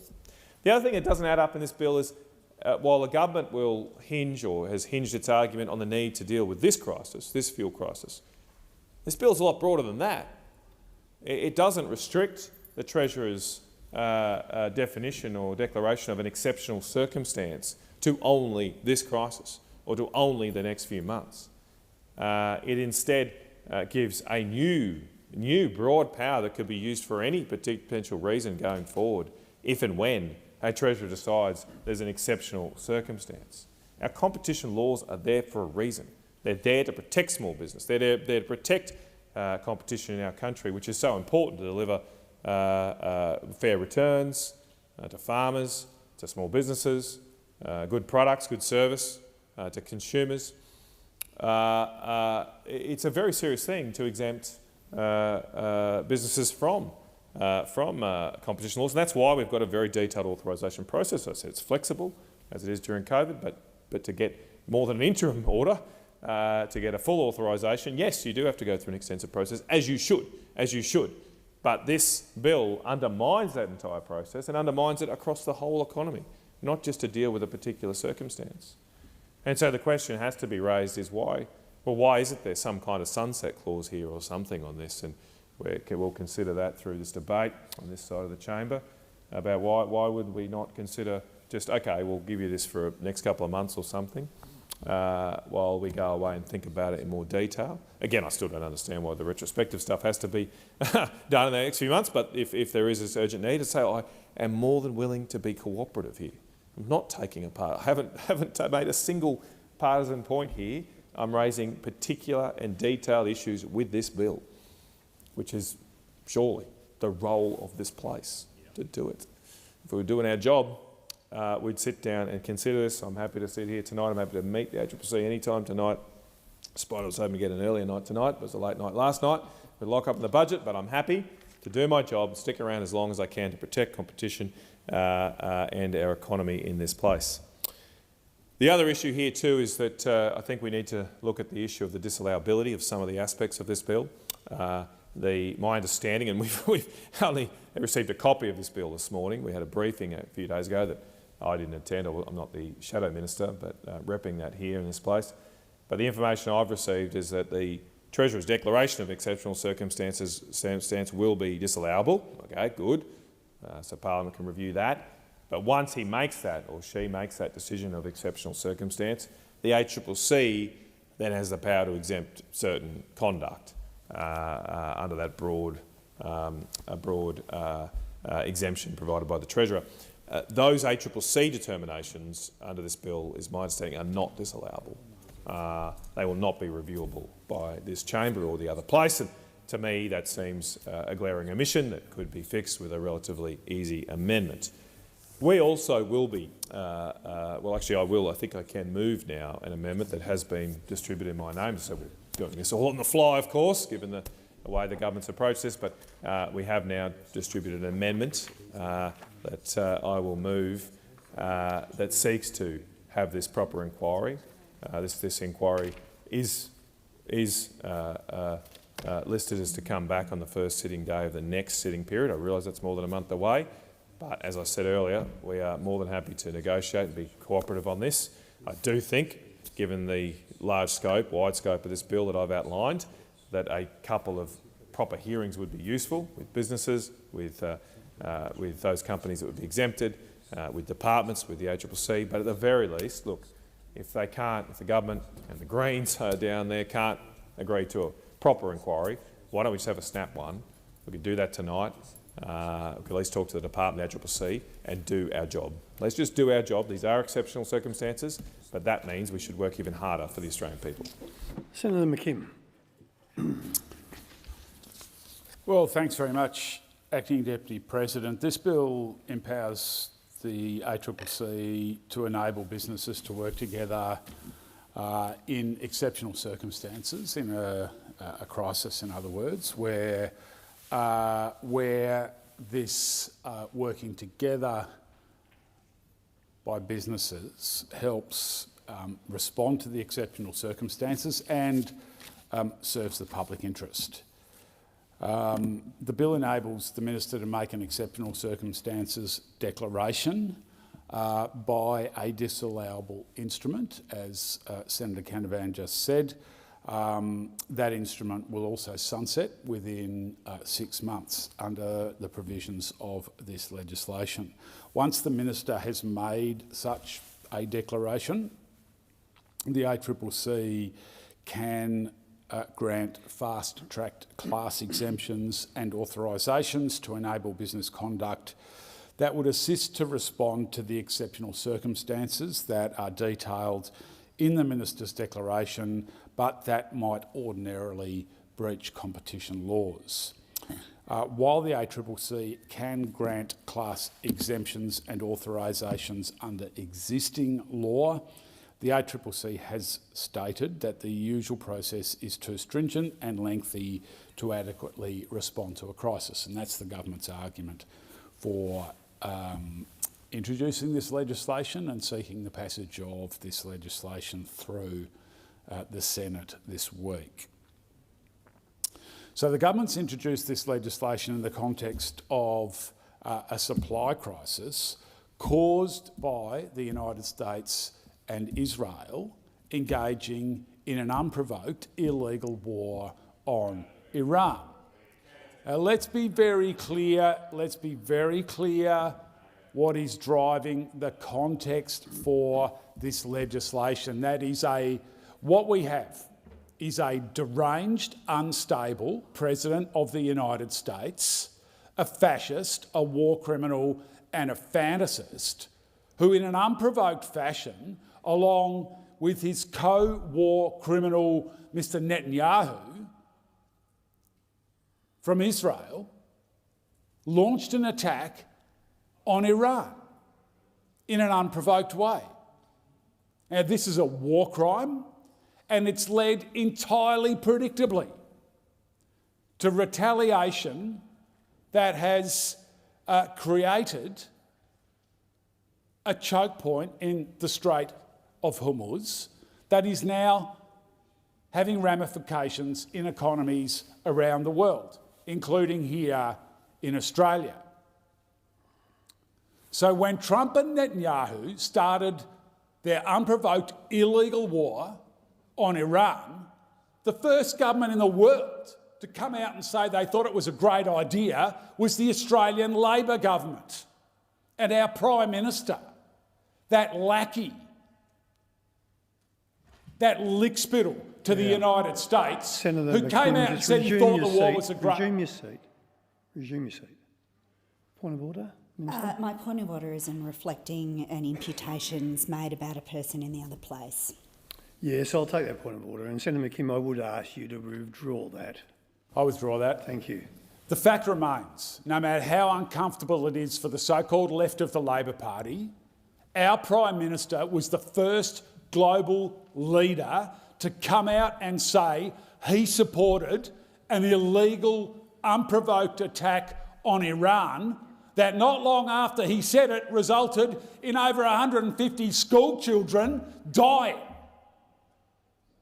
under a barrage of missiles launched by the United States and Israel in an unprovoked, illegal attack on the people of Iran. Well, I say to the Prime Minister, how's your support for the war going now? We've got thousands of people dead, hundreds of thousands of people displaced from their homes or injured.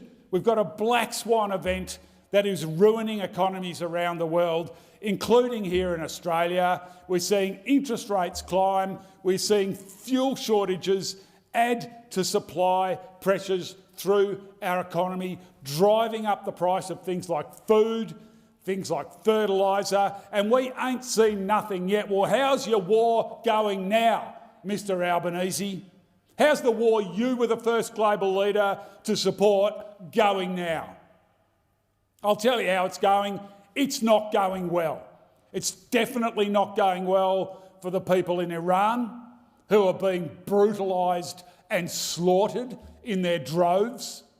It's not going well for the people in southern Lebanon who are being illegally attacked by Israel and having their lands illegally occupied and their homes destroyed in war crimes by Israel, supported by the United States and supported by the Labor Party here in Australia. How do you think it's all going now?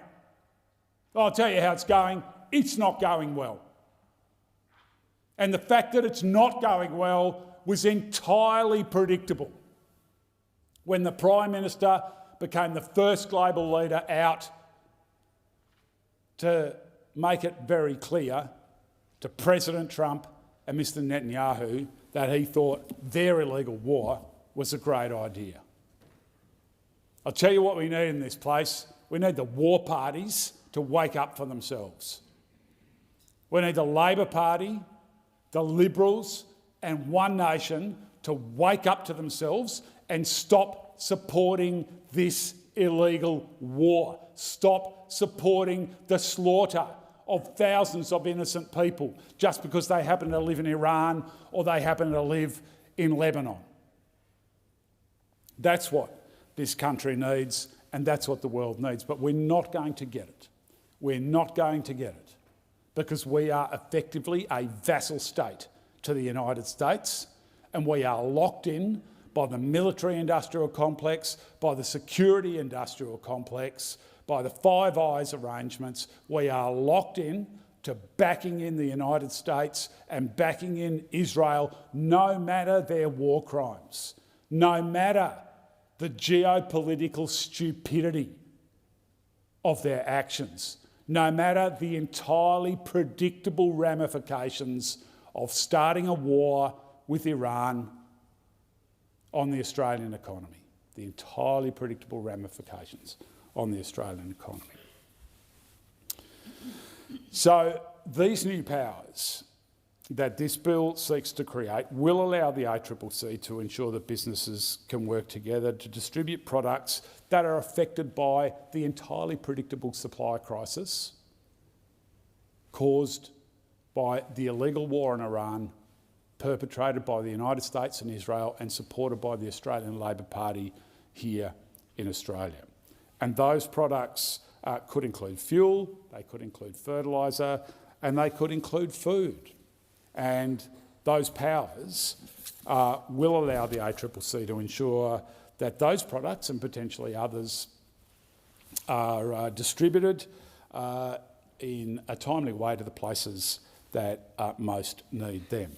Now, the Greens are not going to stand in the way of this bill that ensures that people have access to essential goods and services in times of crisis. However, we do think the bill needs to have stronger safeguards in place to ensure that any exemptions from competition law that the ACCC grants to businesses are subject to parliamentary scrutiny. And that's why we are preparing and will circulate an amendment that requires any class exemption that the ACCC makes to be made via a disallowable instrument. This will allow the Parliament to ensure that the ACCC has granted exemptions that are strictly in the public interest and are sufficiently narrowly targeted to support businesses to resolve the particular crisis or the particular exceptional circumstances, but are not too broad to so as to constitute an unnecessary relaxation of our competition laws. We will not allow a crisis to be used as an excuse to give free rein to big corporations to avoid their competition responsibilities. I want to briefly refer to those provisions in the bill that allow civil penalties to be attached to the Oil Code of Conduct. The Oil Code of Conduct is a mandatory industry code that regulates the conduct of suppliers, distributors and retailers involved in the sale, supply or purchase of petrol. It is noteworthy and regrettable that currently the code does not contain penalties. We are supportive of penalties being added to the Oil Code of Conduct to ensure a better chance of compliance and a better chance of making sure that businesses involved in the fuel supply chain do the right thing.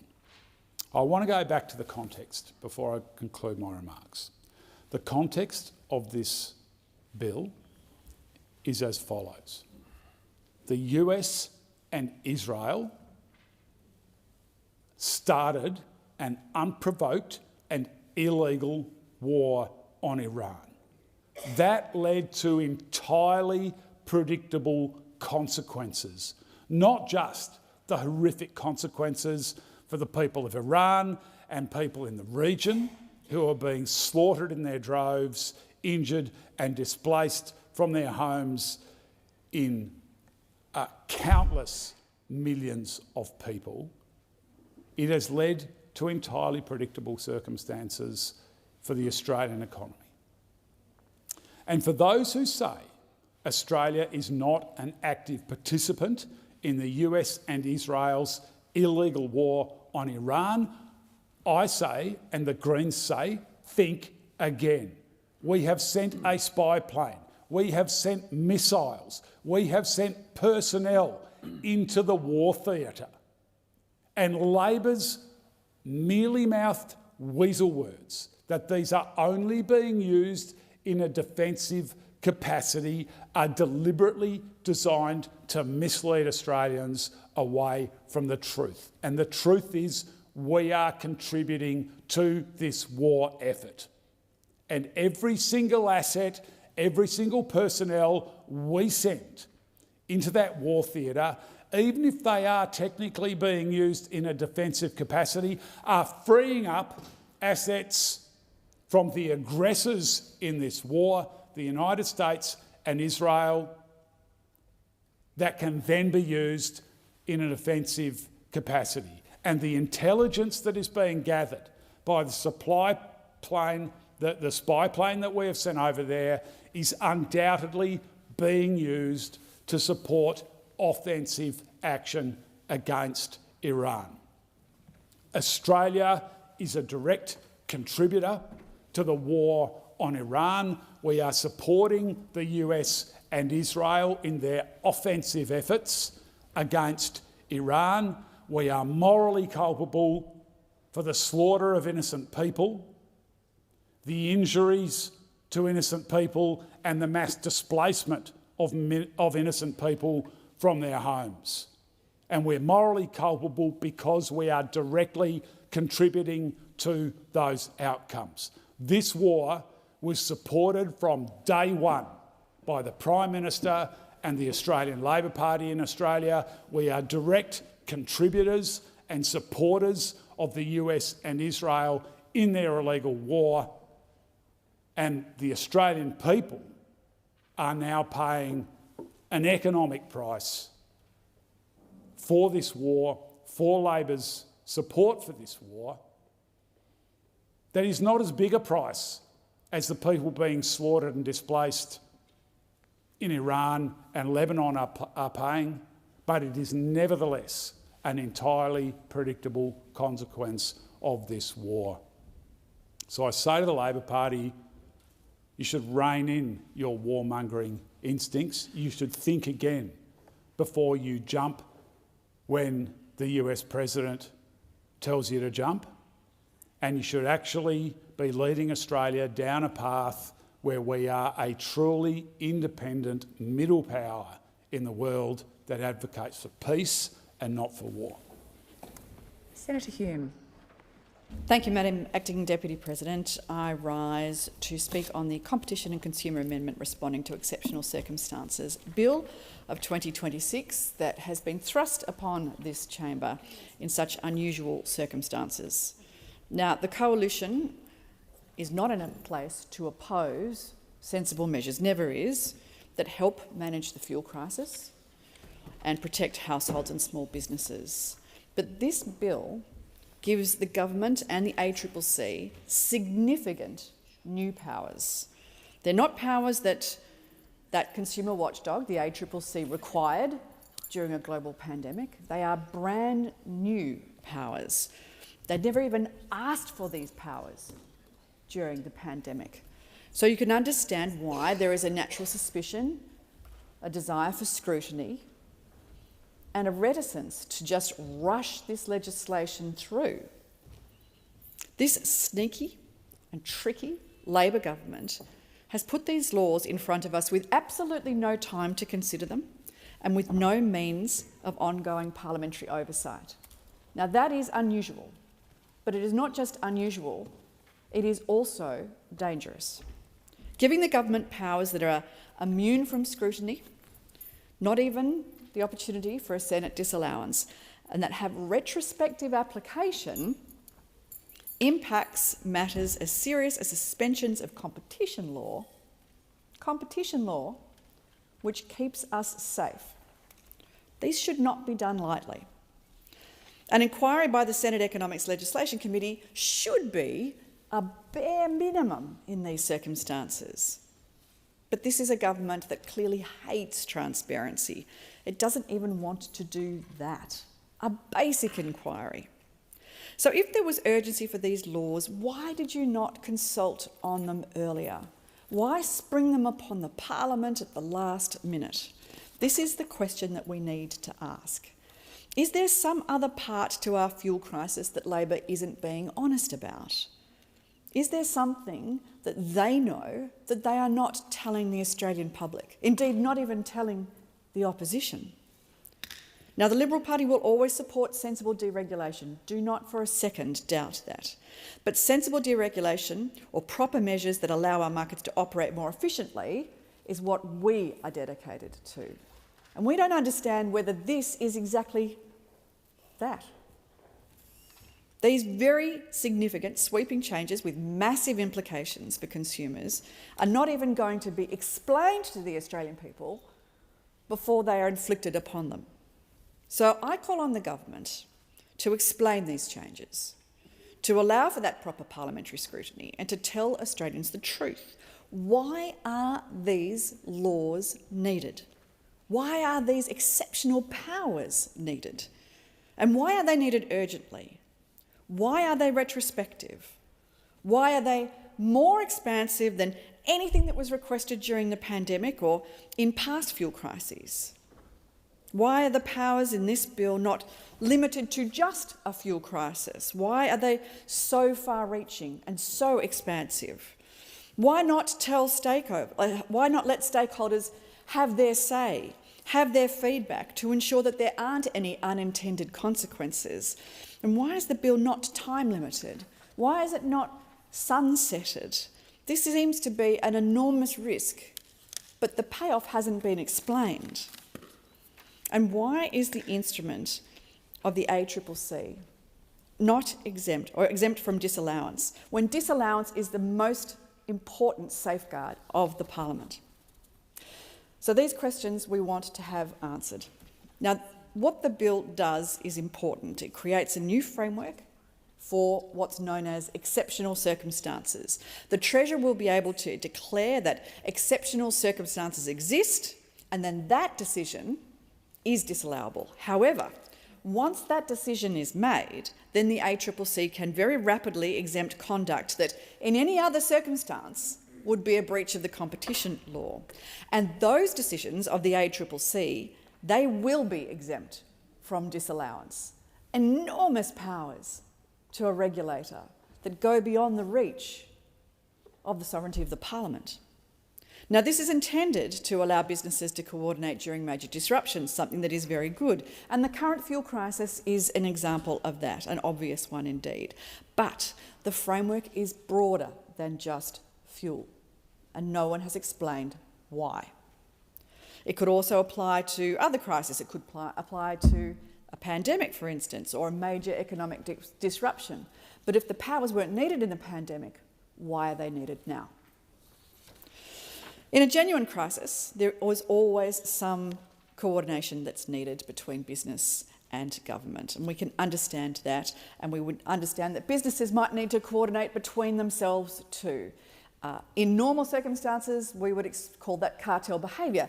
In a crisis, we might need it. So I can understand that. During a fuel shortage, for instance, there can be changes to supply chains, disruptions there, or a national emergency. There might be circumstances where businesses need to work together quickly. We've seen those circumstances before, and we've successfully navigated them before. The priority today, of course, must be keeping fuel and food and essential goods moving. We understand that. Households and small businesses shouldn't have to suffer because the law is too slow to respond. But is it too slow to respond? That's the question. Now, this is the reason why the Coalition is prepared to work constructively on the bill with the government, but only if the government is willing to allow basic and common sense courtesy of inquiry.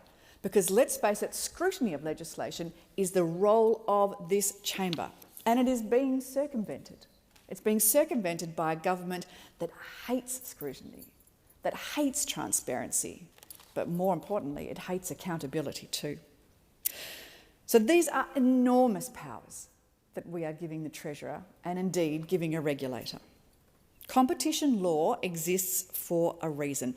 It's there to protect consumers. It's there to protect small businesses. It stops large players from coordinating in a way that damages competition. And when you have competition in a market, it keeps prices low. And then consumers benefit. So you can understand why any exemption from competition law needs to be treated very seriously indeed. Temporary coordination, we understand, in a crisis may be necessary. But anti-competitive conduct must never be allowed to become normal. Because if anti-competitive conduct becomes normal and competition is driven down, it is the consumers that pay the price through higher prices. And that's why this is important, to get the balance right. And that's the job of this Parliament, that's the job of this chamber, and that is what is being circumvented by rushing these laws through. The existing system that we have now is workable. It's worked before. It's worked in many different environments, whether it be a pandemic, whether it be a fuel crisis. The government and the ACCC argued that the current authorisation framework is too slow and too restrictive. Now, that's something that I am open-minded to if it is in the circumstances of a particular crisis. The government and the ACCC are saying that disallowance and public consultation requirements can get in the way of a rapid crisis response. Now, potentially, in some circumstances, they may be right, but that has yet to be explained. It's yet to be explained to those who you're seeking support for this legislation. It's yet to be explained to the public. Can I reiterate that the current framework that we have used, particularly during COVID, has worked perfectly well, perfectly well. In fact, during COVID, the coalition government worked with the ACCC to get an exemption from competition laws many, many times. And some of those exemptions were enabled within a less than 24-hour turnaround. That sounds to me like a system that works pretty well. That works pretty well. So if that's the case, why are these new laws necessary? And moreover, it actually seems to be working pretty well in the current crisis as well. So is it appropriate that we take the time, should it then be more appropriate to take the time to test whether these new and very expansive powers, this new framework, is actually necessary? If it's worked before the way it is now, if it's working currently, why do we need these powers? We should also test whether this bill is the narrowest possible fix to the problem that we face today, rather than expanding powers out to last into the future for problems that we can't even foresee. One of the concerns that the Coalition has is that potentially the Treasurer's declaration power is way too broad. The Treasurer's power to declare exceptional circumstances is essentially unlimited. It's not confined to this fuel crisis, it could be anything else. And once that declaration is made, it then opens the door for the ACCC, a regulator. The ACCC can then exempt big businesses from competition laws, which the government will then say would not be disallowable by this Parliament. So the ACCC is giving very big, already powerful businesses the right to not be competitive, the right to cartel behaviour. And we can't exempt that from this Parliament. Once it happens, it's done. It's done. So that's why you can see we're very cautious about any attempts to take away that parliamentary scrutiny. The Senate inquiry, should there be one, if there was one, would test whether that threshold is tight enough. And it would also test whether the safeguards are strong enough. But unfortunately, we're not going to have that inquiry because this is a government that wants to deny scrutiny of its own legislation. The Treasurer's declaration, and this is good news, can be disallowed by Parliament. But that's not the concern here. The concern is whether the individual ACCC exemptions made after that can be disallowed. This is the significant issue that we face. It means that Parliament can reject the broad declaration of a crisis, but it can't directly disallow the specific exemptions that may affect competition in particular markets. Now, that weakens parliamentary oversight. Exactly what it is that we are here to do is being weakened by this government because it is rushing through legislation that has not had the proper scrutiny.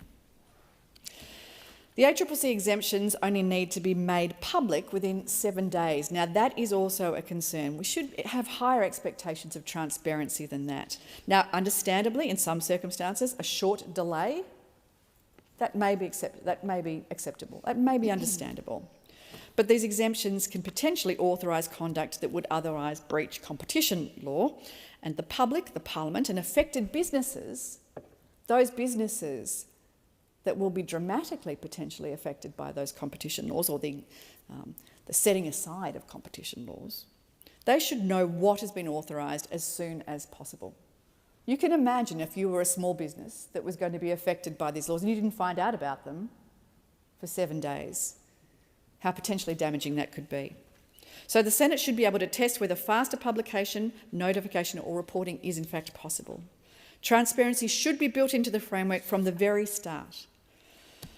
The bill is also backdated, weirdly, to the 1st of April, and I cannot understand that. There's no reason for that specified date. The Treasurer's Office has simply said that they want flexibility. But retrospectivity is very unusual, and it's simply not good enough. Retrospective lawmaking should be very, very rare. And retrospective competition law exemptions should require an explicit and clear justification. So the Senate should be able to test why that 1st of April date has been chosen. Now, the bill may be well-intentioned, I don't doubt that, but because of these significant new powers to the Treasurer and to the ACCC, the Senate should be able to test whether the existing ACCC powers are genuinely adequate, whether the Treasurer's declaration power is too broad, whether the ACCC's exemptions should be disallowable, whether transparency requirements are strong enough, whether the retrospective date is justified, whether the powers are properly time-limited, and whether they're in scope, and whether there should be stronger sunset and review mechanisms. These are not unreasonable requests in any circumstance, but particularly when legislation is being rushed through. Can we be very clear that we support practical steps that protect households, small businesses and essential supply chains, and that we will work constructively on measures that help manage this fuel crisis, as we have from the very start? But the fact that the government wants to limit parliamentary scrutiny, and they don't even want to give us the courtesy of having the scrutiny of their bills that limit scrutiny, and now the Greens, those champions of transparency and scrutiny, are going along with this, well, I think so much for a transparent government. Senator McDonald. I have listened with great interest to the arguments provided by the government with regard to these legislative changes, and particularly with interest to the words of Senator Hume, who I think has made a terrific case for why these changes should have received proper scrutiny. I want to take a step back, however. We live in a time around the world where liberal democracies are under threat, and the role of this Senate is the ultimate final frontier for protecting Australia's democracy.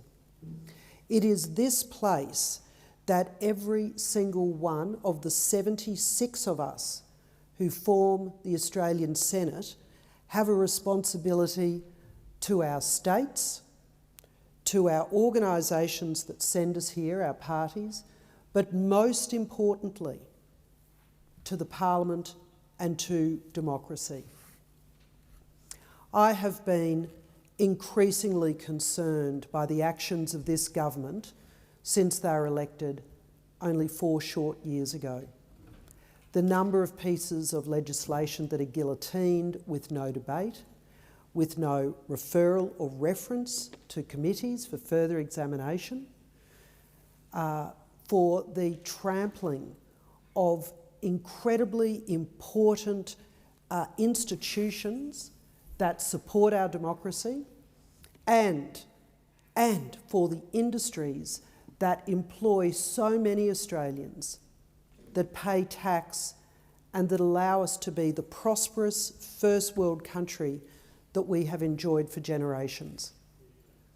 Today my blood runs cold, because not only is this the removal of a right of this important chamber to properly scrutinise legislation, it is legislation that removes important competition elements and powers that are important to our economy, that are important to regional parts of Australia, and particularly to small businesses, whether they be food businesses or fuel businesses or other businesses. And the removal of those rights by this government, I think, is something that all Australians should be very concerned about. And I would go so far as to say that when I saw the Greens political party stand with the government to remove that democratic right of review, I ask each of them to look in their hearts and ask what deal has been done that they threw away, they trampled on this important democratic distinction. I turn now to the specific legislation. The Minister lectured us about the urgency of this legislation and why the Coalition was opposing it just to be difficult. A painfully laboured argument that bears absolutely no credence when you look at the history of these powers and how the exemptions have been allowed over many years. In fact, I was looking at the ACCC's own report that publishes the times that the interim authorisations have been utilised. This report goes back to 2014, more than 10 years of authorisations decided. It also provides a very simple graphical representation of the number of business days required for decisions, particularly during the COVID period. 1 day. 1 day. 3 days. 1 day. I could go through this entire list. Do we really think that 1 day to make an exemption, an interim authorisation for an important competition decision is too long? Particularly when this government says that this is so urgent that they're backdating it till the 1st of April.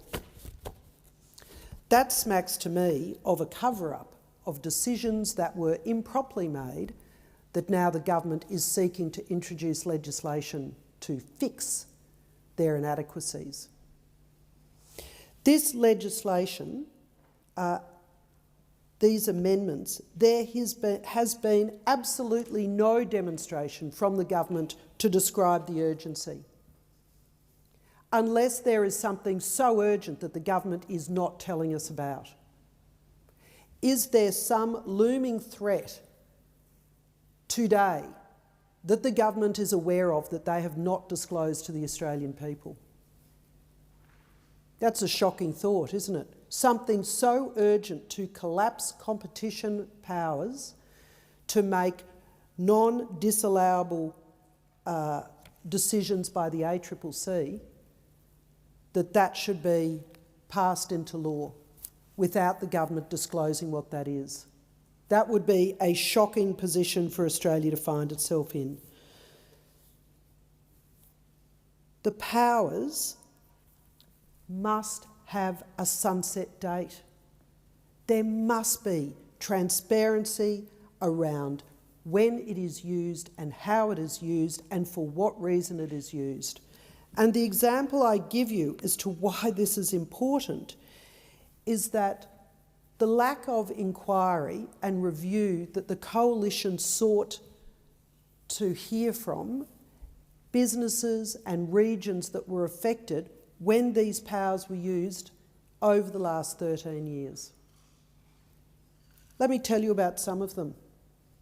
Let me tell you about what happens in regional Australia when competition laws must be relaxed. In the absence of small businesses being able to employ a lobbyist or somebody to speak for them with the ACCC, their rights are trampled. Let me give you the most recent example of the flooding in Cairns. Every single road and access point to Cairns was blocked, and the city began to run out of food quite quickly. Food, medicine, fuel, all the obvious things. The ACCC's exemption and decision to, and the government's decision to fly supplies into Cairns were obviously necessary and important, but the ACCC and the government failed to engage with small businesses. So the duopoly of Coles and Woolworths benefited. The Australian taxpayer provided food for those businesses to sell to the people of North Queensland. But what happened to the other businesses? The fruit and veggie businesses, the fish and chip operators, the butchers, the corner stores, who are the ones that we rely on day in, day out to provide services and choice and competition to the duopolies. What happened to those? Well, there was no avenue given to them to have a business source, food, provided to them. I was flooded with phone calls. What does this mean for me, for my business, for my employees, for the service that I provide to the people in this community when this is over? Now, we should probably not expect this to be of any concern at all to Labor, given that under their watch they have put out of business a butcher shop in Cairns that supplied people who were hearing impaired, people who were intellectually disabled, physically disabled, and people from Indigenous communities, because they decided that they were no longer an appropriate business. Instead, they would encourage all of those people to go and shop at a duopoly business. This is the result of the lack of attention onto competition, regulation and legislation. So I ask that the members of this Senate take more care, and I particularly say that to the members of the Greens Party and those other independents who sat with the government and agreed that there should be no scrutiny, no transparency and no review of these laws. I am shocked. It takes absolutely no effort and time and cost to those people to allow for proper review. And that would have allowed for the people who would be affected by these decisions to have had a voice, and importantly, for the role of democracy to be upheld in this place. Because, like the story of the 1,000 sticks that break the camel's back, this is just one more. It seems small and it seems insignificant today, but it is just one more of the removals of transparency and democratic decision-making that undermines our democracy. This is where bad government goes, is to remove transparency and to hide behind urgency without demonstrating why. I've been able to show you examples in the last 14 years of the existing powers being used to deal with crises. Powers that are overseen by the Parliament. Powers that are reviewable by the Parliament.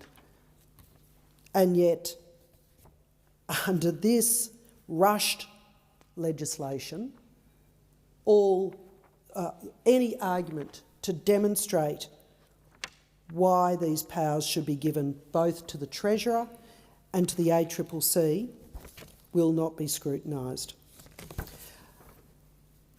The Coalition, of course, supports sensible measures that will help Australia better manage crisis situations, things that will protect Australians wherever they may live, small businesses, big businesses, the states, the territories. That is the role of this Parliament, is to better protect Australians and to absorb crises, shocks. But these are not powers that were asked for or required under COVID. A very similar situation of having shortages of supply. An inquiry by the Senate Economics Committee was the bare minimum of requirements, the bare minimum of scrutiny that should have been given. This bill also creates a new framework for exceptional circumstances. Again, what exceptional circumstance is being examined in this legislation that should not have been examined through a Senate committee? What is so secret, what is so urgent, what is so rushed that the Senate of Australia would not have the opportunity to review it? I am very concerned. I'm concerned that there does need to be interim powers provided to businesses to coordinate during a genuine crisis. The priority must be to getting fuel and food and medicine into all parts and points of Australia. But this legislation does not provide for Australians to understand what problem they seek to solve. What problem is it that the government is seeking to use this sledgehammer to solve? We will, I fear, never know until it is demonstrated to us. Retrospective powers, rushed powers, non-disallowable powers. This is legislation that bears all the hallmarks of a dangerous intervention into the democratic rights and reviews that the Parliament should hold, but certainly that Australians believe in. Australians fought for the right to have a democracy such as ours, and we should do that right here today. Senator Brockman. Thank you, Mr Acting Deputy President. First of all, I wish to congratulate Senator McDonald on her contribution and wish to echo many of the words that she said. I hope not to speak for too long on this bill. We'll see how we go. But I do think there are some very important points to be made. 163 was my last count on the number of times the government had used what they euphemistically call time management in this place to ram legislation through. More colloquially, it's called the guillotine. Guillotines are something that are available to governments in this place, but quite frankly, this government uses them as a matter of routine, not something that is required in exceptional circumstances. And the vast, vast majority of those cases, it has been the Labor Party and the Greens who have worked together to guillotine bills through this place, both of which parties proclaim themselves to be champions of transparency, proclaim themselves to be champions of the processes of this place in terms of legislative scrutiny, and yet who both, at seemingly every opportunity where a deal can be done behind closed doors, that deal is done and legislation is rammed through this place without adequate scrutiny, without proper process being followed. And to be perfectly honest, it beggars belief that we continue to see it, but with complete chutzpah, with complete lack of self-awareness, the Labor government continues to proclaim itself the champion of transparency, whilst at the same time ignoring the very, very reasonable requests that have been asked from the Shadow Minister and the Shadow Minister's representative in this place towards this bill in particular. And Senator Canavan made it very clear that he would have been, well, I won't say happy, but he would have been willing to see a short inquiry conducted tonight, and that this bill be considered tomorrow, to at least allow a few of the key points in this bill to be interrogated by senators in this place, because that is our job. Mr. Acting Deputy President, that is our job, to scrutinise government legislation, to make sure it does what the government says it does, to make sure there are no unintended consequences, to make sure that powers given are proportionate, reasonable, not excessive, and to make sure we aren't going to in some way damage those people that we are supposedly here to help.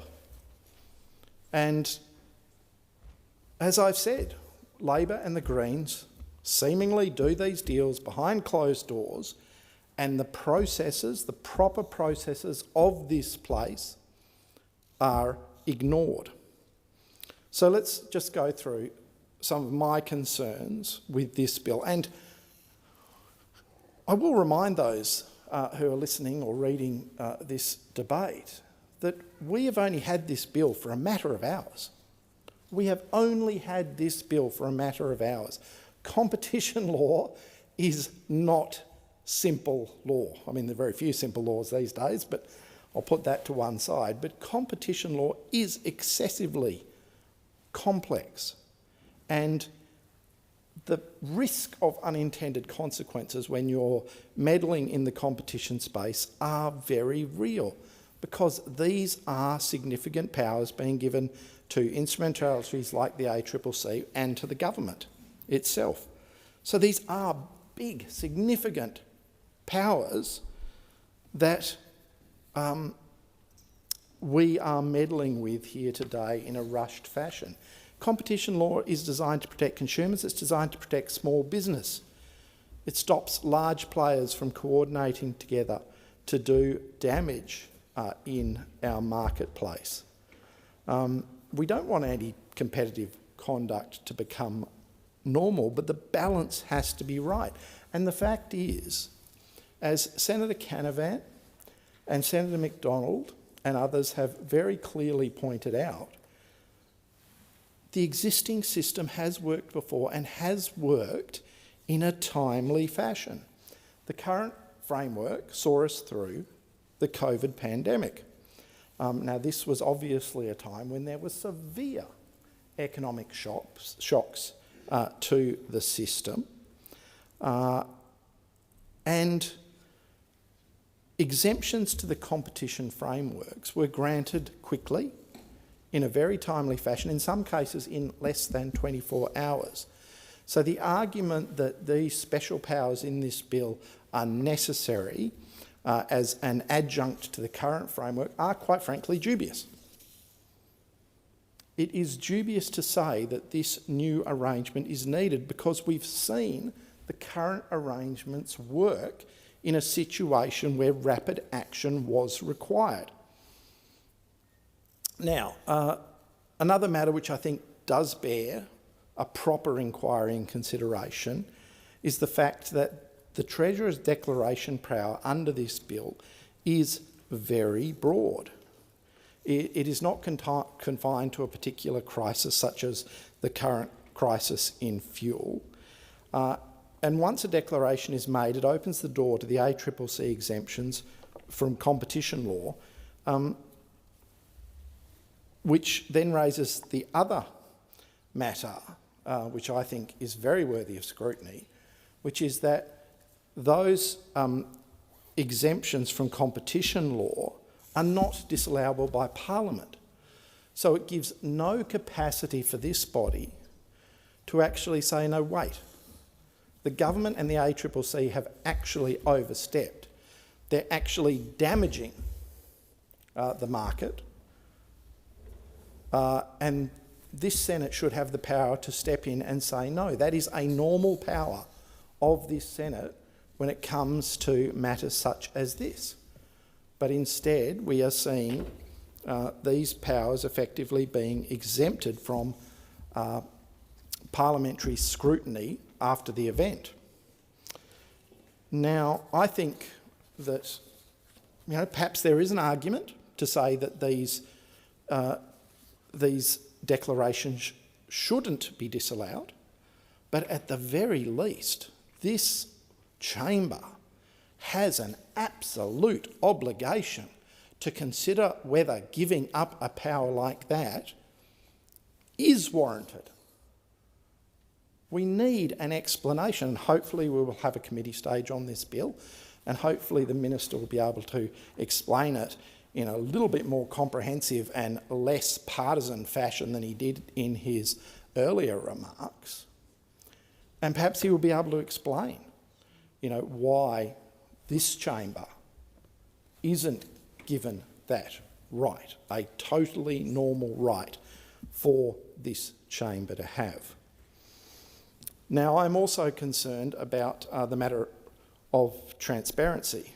The exemptions made under this legislation need only be made public within 7 days. Now, 7 days in the middle of a crisis, which presumably is what you require to trigger these kinds of powers, 7 days is an awful long time.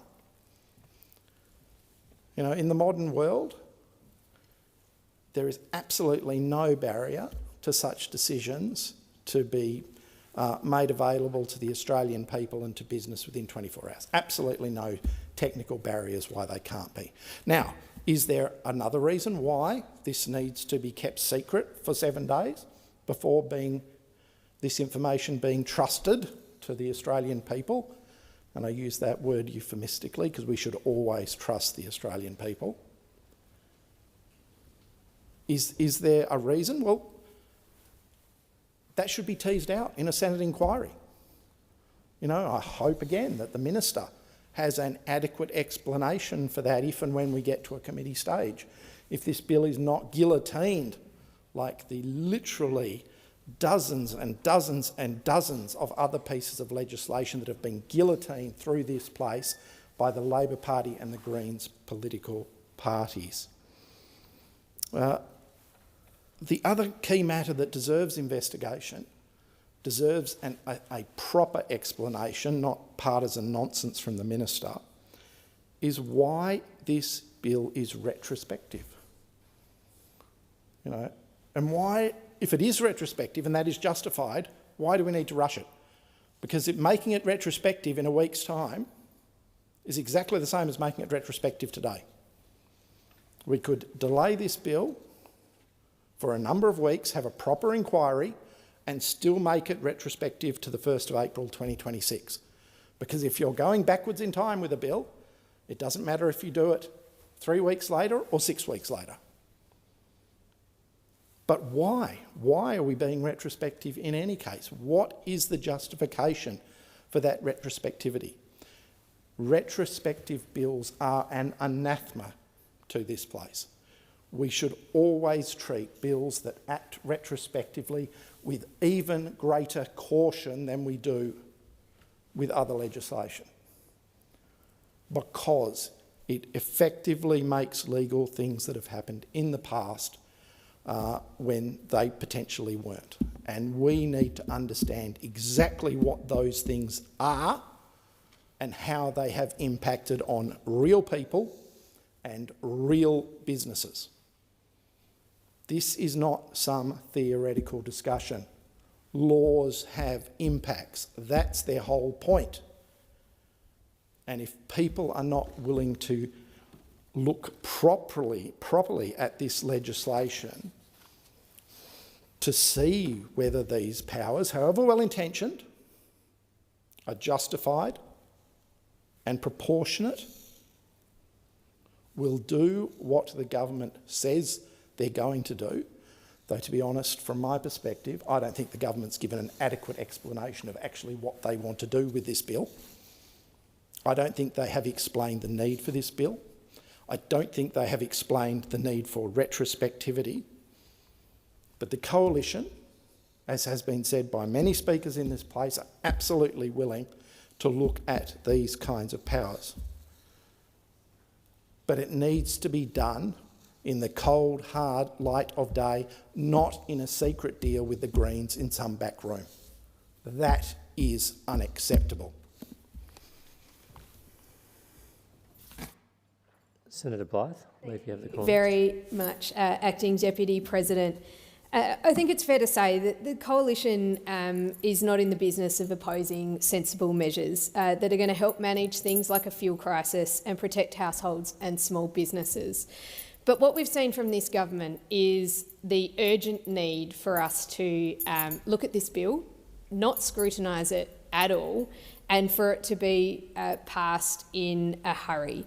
Now, it is always very, very concerning when the Greens and Labor get together to work on backroom deals to pass, emergency legislation. So the government's explanation for this is, we've got this urgent need for this legislation because of the fuel crisis that's happening in Australia. And I think there are some sensible questions that need to be asked. Why isn't the current framework operating the way it should? And if it's not, why has it taken until now for the government to decide that this has got to be rushed through?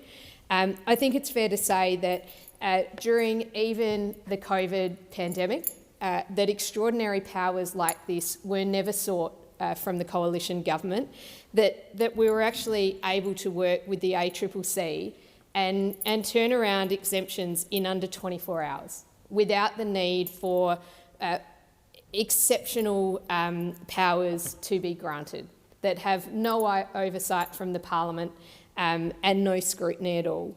So it is very, very concerning that the government is seeking to give both the government and the ACCC significant new powers, and with very little to no oversight from the Parliament. Now, that is a very, very concerning thing, and I think everyone out there, and I think the Australian public, are sick to death of government coming in with a strong, heavy arm, creating legislation that is going to infringe on their rights. Because I think it's fair to say that consumer protection laws are there to protect consumers. So the trouble with rushing through bills, and while Labor may have good intentions for this to manage what is at the moment a fuel crisis, what are the unintended consequences of granting such powers that then don't come under any kind of parliamentary scrutiny? So I think it is only reasonable that Labor allow an inquiry to happen through the Senate Economics Legislation Committee at a bare minimum to have a look at this bill, and where we can thoroughly go through and ask some of these questions. So this is a bill that is going to limit parliamentary scrutiny, and this government is actually saying we're not even going to have scrutiny over a bill that is going to limit scrutiny. And I don't know about anyone else out there, but that concerns me a lot when government is looking to have no oversight from the Parliament on what are extraordinary laws. So this bill is creating a framework to set up exceptional circumstances. And I think it is reasonable for everyone to ask, what is an exceptional circumstance? At the moment, the exceptional circumstance might be the fuel crisis, but is an exceptional circumstance in future something different to that? And that is certainly what this legislation will take into account. So it is not just limited to dealing with the fuel crisis, and perhaps if this bill was limited and had a very short sunset clause, that it existed purely for the management of the fuel crisis, that may be slightly more palatable. But it doesn't. This is going to look at what exceptional circumstances exist well into the future, things we don't even know what will happen. And it will be up to the Treasurer to decide what that exceptional circumstance is. And that will then allow the ACCC to exempt conduct that would otherwise breach competition law in Australia. And I think we've got to be really careful if we're exempting competition laws and we are going to stop that sort of business from occurring, that there may be unintended consequences to that. And do you know who pays for those unintended consequences when governments rush through legislation? It's the Australian people that will pay the ultimate price of those unintended consequences and that overreach by government. It is always concerning when you have someone from the government turn up and say, "Hi, I'm here, I'm from the government and I'm here to help." And that is what I am hearing from this government. And I think every Australian should be very, very concerned with the approach that they are taking. Now, the bill's intentions are to allow businesses to coordinate during major disruptions. And I think that that is a reasonable thing. But can't that happen under the current framework? Hasn't that been occurring under the current framework? Or is there more to the fuel crisis that this government is not telling us about? Is there more that they know that they're not sharing with the Australian people and they're not sharing with the opposition or the Parliament? And that's a problem as well, because when you're talking about a bill that is going to limit scrutiny of the Parliament, and we're not really told why it's urgent and we're not allowed to ask questions, and it's very likely, as the government have been doing in this place on a regular basis, just guillotining legislation through. So it doesn't allow a committee process or any kind of scrutiny. It's not allowing it to go off to a committee and to hold a wholesome inquiry. This is really, really concerning, because is there more that we don't know? So are these extraordinary powers needed because this government is not being honest? And we have certainly seen, just in the handing down of the budget, that there are broken promises everywhere. So I don't know about everyone else, but I don't trust a single word that this government says, because they go back on it any time they need. So they come and say, we need this and these are the good intentions that we have. But frankly, that doesn't cut it for me, because time and time again we have seen this government walk back commitments that they've made, walk back promises. We've had legislation that hasn't explored what unintended consequences might look like, and it is the Australian people who ultimately pay the price for government overreach and sloppily drafted legislation. Now, I think it's fair to say in a genuine crisis, we do want businesses to be able to coordinate. We've got to have the priority of keeping fuel supply, food and essential goods moving. We've got to try and inoculate households and small businesses so that they're not suffering because government can be too slow to respond in a crisis. So that's why the Coalition is prepared to work constructively with the government. We're willing to allow common sense so that we can keep Australia moving, because that's what Australia needs. Australia needs to keep moving. There are things that happen far away from our shores that impact our economy and that impact our way of life. So it is completely logical and reasonable that we would put measures in place to allow for things like food to keep finding its way to our supermarkets, for farmers to be able to keep planting their crops, that businesses should be able to stay open. I think the key concerns for us on this particular legislation is that competition law does exist in Australia for a reason. It is protecting consumers and it is protecting small businesses. It stops the large players from coming in and coordinating in a way that damages competition. So it stops the big players from pushing the smaller businesses out of business. And that's really important. So we've got to think very carefully when this government is putting forward legislation that would essentially allow the ACCC to put that competition law to one side during what they would define as a crisis. And that definition is whatever the Treasurer decides it to be. So I think we've got to be really, really careful that any exemption from competition law in Australia needs to be taken very seriously. And perhaps temporary coordination is something that is necessary from time to time.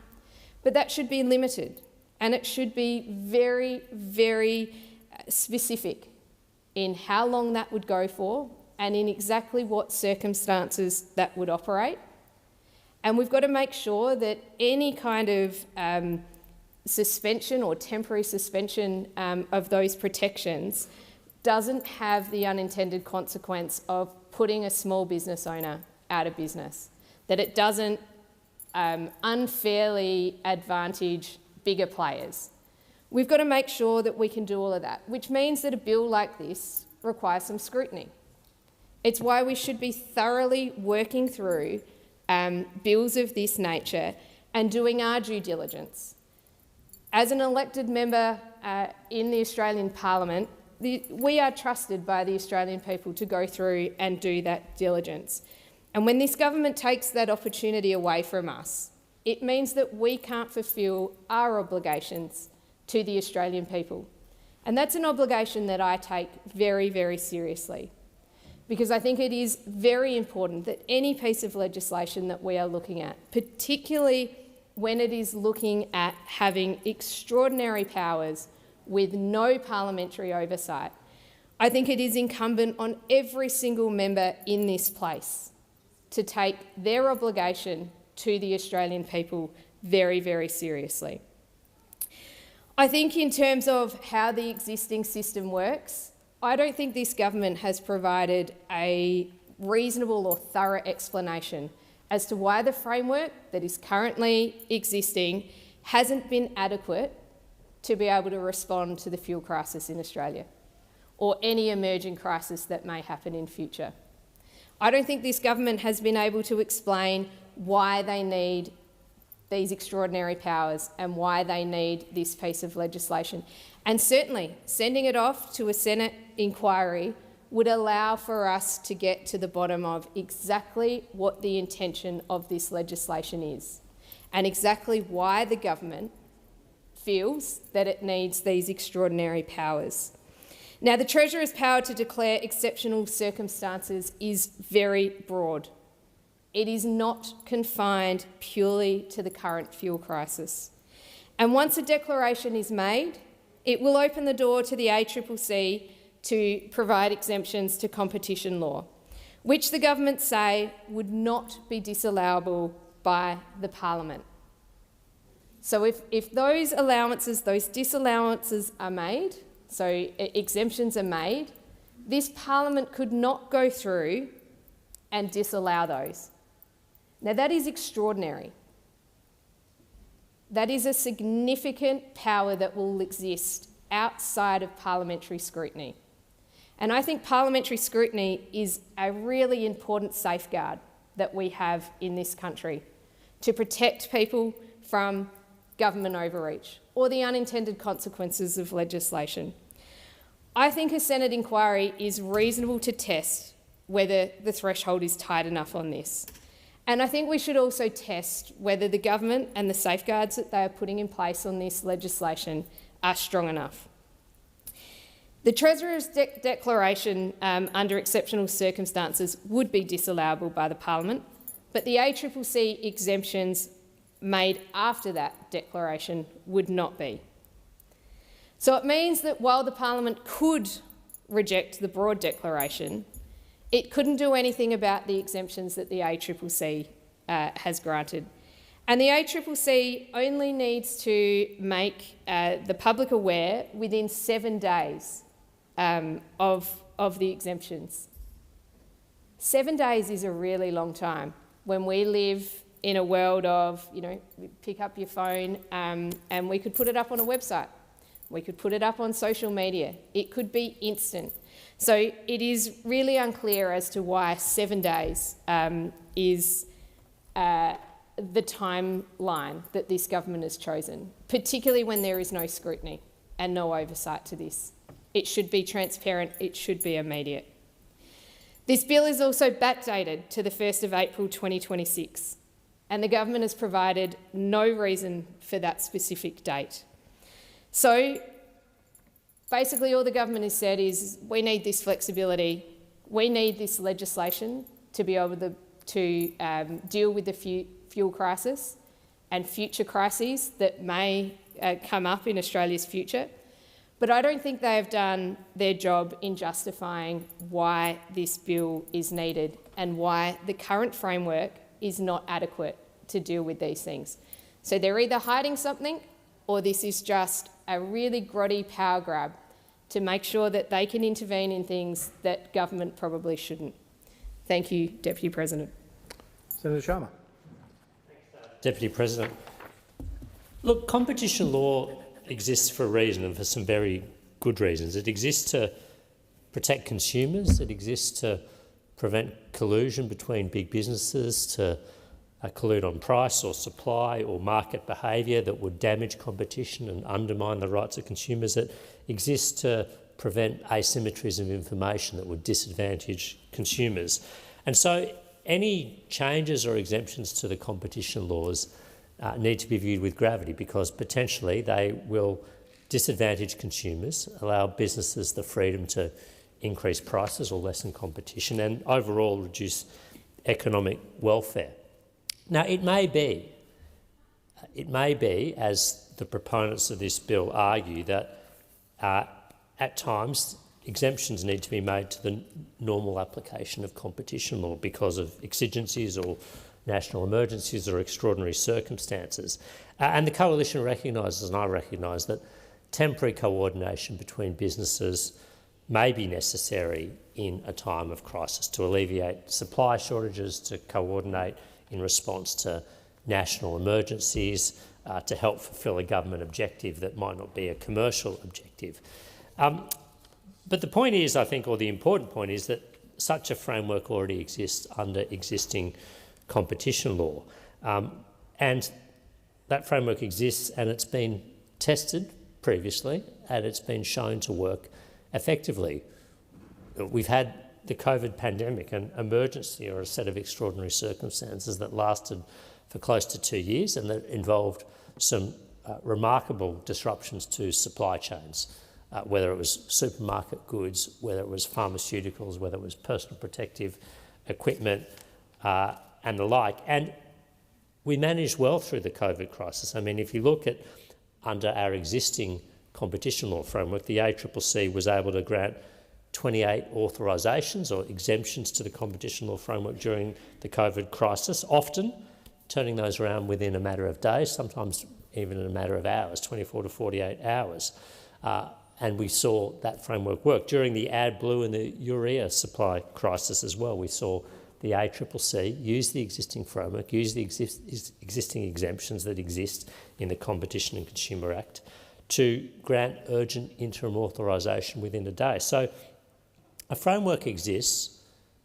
It has been shown to work well during the COVID crisis and others. Even before the COVID crisis, I mean, the ACCC on a normal year would issue somewhere between 20 and 30 exemptions or authorisations under the Competition and Consumer Act to allow behaviour that would otherwise fall foul of the Competition and Consumer Act. So we have a system that's working well, that is subject to appropriate oversight, that has proven itself fit for purpose to deal with existing crises and supply shortages and whatnot.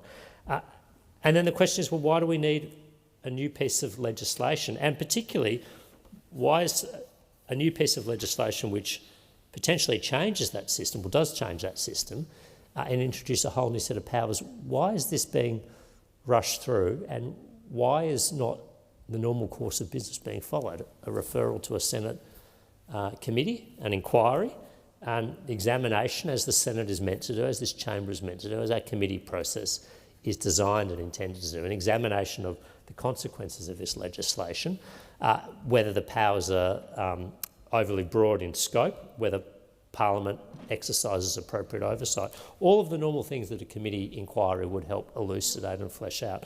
None of that is being followed this time around. Now, I have several concerns about this bill. Whilst we understand the intent of the bill, and we do not necessarily have an objection to the intent of the bill, as I said, the existing framework currently has been shown to be fit for purpose. But what we have in this bill is significant changes to that framework. Firstly, we've got provisions that will allow the Treasurer to declare, basically, an emergency or exceptional circumstances. And those powers are exceptionally broad.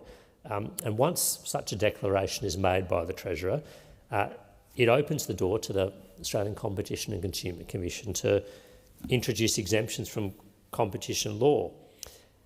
Now, the Treasurer's power to make this declaration is a disallowable instrument, but any exemptions that the ACCC makes following that Treasurer's declaration are not disallowable, which means that they are not subject to scrutiny by the Parliament, and the Parliament is not able to concern and apprise itself of these exemptions to competition law. Exemptions which potentially, if misused or not used correctly, could jeopardise consumers and hurt consumers, and that should be a concern. So the Treasurer's declaration, his powers under this Act, or her powers under this Act, would be exceptionally broad, and the ACCC exemptions are not going to be scrutinised by Parliament and not disallowable. But of perhaps equal concern is the fact that the ACCC will not need to make public its exemptions until a period of 7 days. Now, why it would take so long if the ACCC is exempting certain businesses from the normal requirements of competition and consumer law, surely that should be of interest not only to the market, not only to shareholders, to consumers, to competitors.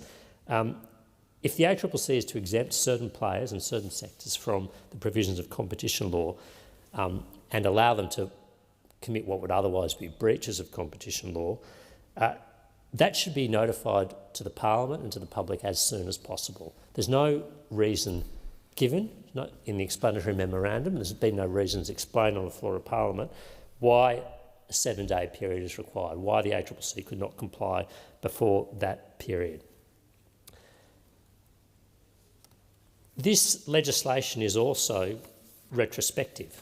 It will be given retrospective effect until to the 1st of April 2026. Now, again, there's been no justification for why this legislation is being backdated. Is there anti-competitive conduct that has been going on that the ACCC is aware of that would fall foul of existing laws that we have not been told about and that this legislation would retrospectively seek to validate? We don't know.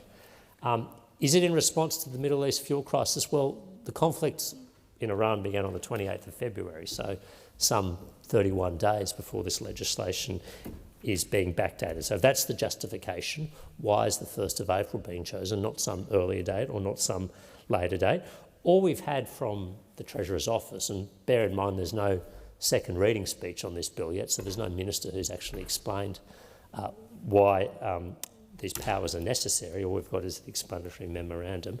And all we've had from the Treasurer's office is that they need sufficient flexibility. But this is a case of retrospective lawmaking, which should always be of concern to legislators and should always be of concern to the Parliament, and it should only ever be done in exceptional circumstances. And if those exceptional circumstances exist, the case should publicly be made for what those exceptional circumstances are. And finally, and most importantly, there has been almost no scrutiny of this bill. I mean, it has been introduced this morning. Has not gone through the House, It's come straight to the Senate. It's almost certain to have its progress hastened or guillotined. What is the justification for that? What is the emergency that is being dealt with? Is there some sort of anti-competitive conduct or collusion that is going on now that we've been not told about, that is in violation of existing competition law, and that this is designed to retrospectively fix?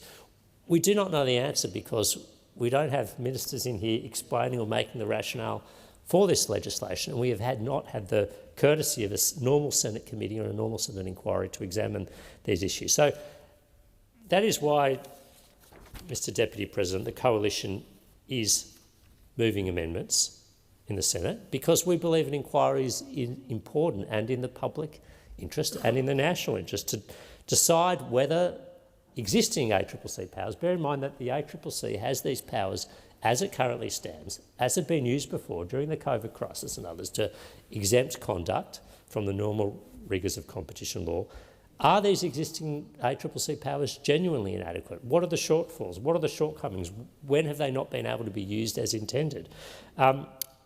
We would like a Senate inquiry to test whether the power of the Treasurer of the day to make these sorts of declarations is too broad.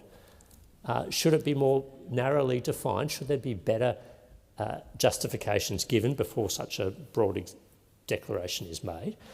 We would like a Senate inquiry to examine the very pertinent question of whether the ACCC exemptions should be reviewed by Parliament and a disallowable instrument, as would normally be the case for subordinate legislation or legislative instruments. We would like a Senate inquiry to examine why the ACCC will be given up to 7 days to announce the details of any exemption when such information is critical, it's vital, it's time sensitive, it's of interest not only to consumers, but it's of interest to the market, it's of interest to shareholders, it's of interest to other competitors and players in those sectors. Surely that transparency should be an urgent and immediate requirement of this legislation, not something that can wait 7 days. We would also like a Senate inquiry to examine the rationale for the retrospectivity of this legislation. Is it warranted? Why is it warranted? What has happened between the 1st of April and today that justifies the retrospectivity? Is there conduct that has been going on that the ACCC is not sufficiently authorised, it's been unable to authorise, which falls foul of competition law, and that this will give a retrospective legal blessing or sanctification to?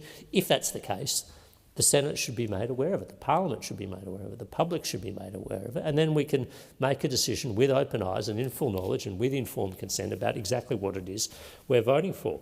We would also like a Senate inquiry to review whether these powers are properly limited in time and scope. These are powers that in the normal course of events should not be exercised. They are extraordinary powers. As I said earlier, competition law exists for a reason, and in the normal course of business, the normal rules of competition law should apply because it's there to protect consumers, it's there to discourage and deter and penalise anti-competitive conduct, it's there to prevent collusion, it's there to prevent misuse of market power, it's there to prevent monopolistic and oligopolistic-like behaviour. If we are to grant powers to the Treasurer and the ACCC, in many cases powers that will not be reviewable by this Parliament, then we want to make sure that those powers are limited and properly constrained and limited in time and scope and to circumstances as well, and that's what I would expect a Senate inquiry to look at. And finally, we'd like a Senate inquiry to examine sunset and review mechanisms, a normal part of legislative processes, especially when powers like this are being introduced. We would expect that there would be reviews of such legislation. We would expect that parts of the legislation should sunset. But more broadly, Mr Deputy President, I just do not think a case has been made for this legislation. It has been dumped on us today at short notice. It has not been through the House. There has been no detailed or sophisticated or comprehensive public or parliamentary justification for why this legislation is needed. Frankly, the whole thing is highly suspect. I mean, I'm not conspiratorially minded, but, you know, these sorts of things give me pause. Why is something being introduced in Parliament and likely to be guillotined today, for which there's been no parliamentary debate? Why is this piece of legislation being backdated to the 1st of April, but only the 1st of April? I mean, what's going on? Why can't we have an explanation? Why can't we have an explanation from someone who is a proponent of this legislation making the case for why this is necessary? I mean, we're reasonable people on this side of the chamber. We're prepared to examine the merits of the case. We recognise that we've been in a fuel and energy crisis prompted by the conflict in the Middle East, and we've shown ourselves, whether it was the support for the cut to the fuel excise or other measures, we've shown ourselves willing to support the government in a political and a legislative and public sense for measures necessary to deal with this crisis. But in this instance, we're simply being left in the dark, and it's hard not to be suspicious or at least be alert to something that's going on here. I mean, it's highly unusual, as people in the Senate here, my colleagues know much better than me, it's highly unusual for a bill to be guillotined through it. Unfortunately, it's becoming more and more the habit under this government, but it should be left for extenuating and extreme circumstances. It's very unusual for a bill not to be referred to a Senate inquiry. And it's very unusual, I mean, the day after a budget, when I'd expect the government's focus, and rightly so, would be on selling and prosecuting and making the case publicly and in Parliament for their budget. Instead, they've introduced this piece of legislation that really doesn't have anything to do with the budget, but that makes some pretty drastic changes to competition law in a retrospective fashion that threatens consumers and leaves Parliament and the public in the dark about what the motivations are.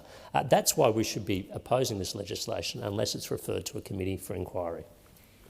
Senator Cadell, you only have a short time before the hard marker, but you will be in continuation. Thank you, Deputy President. I will give you the Reader's Digest version then of this, what I was going to say. It is interesting when I was up speaking on gun laws after the response thing, I mentioned that I didn't blame the Greens for voting then because it's in their DNA to oppose that, but I was critical about Labor.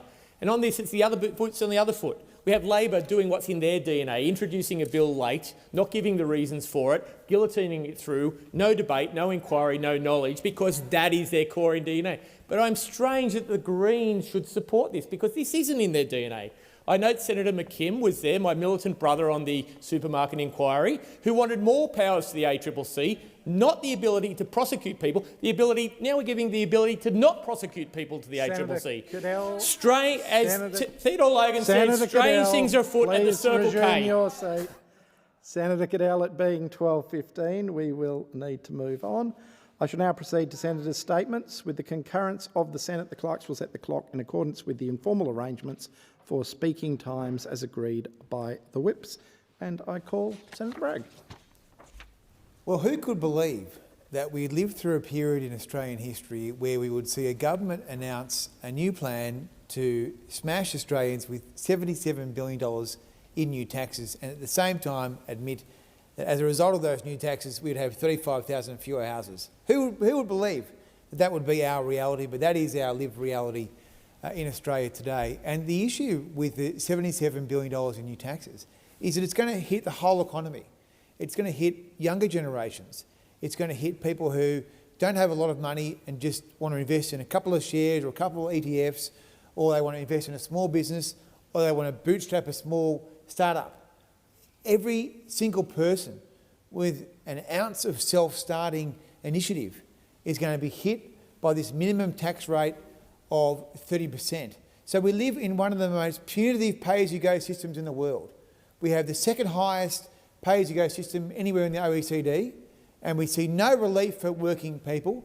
And what we see is a new tax which hits them in every way that they might try and lower their tax burden to try and get going and make something for themselves. So it is quite shocking, I'd say, that that is our lived reality. But maybe when you look at the economic figures, low productivity, high inflation, high interest rates, anemic growth, maybe it's all consistent. This is all part of the plan. Now, on this issue of the capital gains tax now becoming a minimum of 30%, that gives us now the world's highest CGT. And for many people, they'll be paying 33 to 47% in capital gains tax, and it's just going to be a jobs killer. I mean, why would you invest? Why would you stay in Australia if you have the ability to do something ingenuitive innovative. I just think that it's going to push people out of this country. But in a housing supply crisis, why on earth would you deploy anything that is going to limit the number of houses you can get? And what's more, why would you have a policy which is going to reduce housing supply? But when you've already spent, or you are spending $80 billion on housing to build fewer houses, again, maybe this is a natural design feature. I mean, who could believe that you could spend all this money on these housing bureaucracies, housing future funds, Housing Australia, billions and billions of dollars to build all these boondoggles that don't build houses. And then you say, well, actually, we now think we're going to have a new tax policy that's going to collapse housing supply by 35,000. And I have to say, I'm surprised that the government decided that on page 158 of the budget papers, they would so clearly say that as a result of our new taxes on housing, there will now be 35,000 fewer houses. Because it actually restores my faith that the government have some sense of supply and demand. They have some sense of basic arithmetic. That yes, high taxes does mean less stuff. So 35,000 fewer houses. 35,000 fewer houses. So we've already gone from an average of 200,000 houses a year under the last government. Now we're down to 170,000 houses a year. And now we're looking at fewer houses, even though the government have allowed 1.4 million people to come into the country and have only built 600,000 houses over the course of that time. So this is the worst possible time to be deploying more taxes which reduce supply. Of course, they've tried to cover their tracks here by saying, well, we're going to spend more money on infrastructure. We're going to spend more money on infrastructure to cover our tracks. But who could believe that this government could administer a program properly that would actually result in trunk funding going to places where it was actually going to supply more housing, that it was going to provide the roads and the sewerage and the water that is needed to unlock supply? Because they've had 4 years. They've had 4 years where they have collapsed housing supply from an average of 200,000 down to an average of 170,000. But they've spent billions and billions. And they brag in their budget papers, we're spending $47 billion. That's what they say. It's actually $80 billion. But, I mean, they brag about the money they're spending. What I want them to brag about is how many houses are actually being built in this country. Because when you have a bigger population, you need more houses.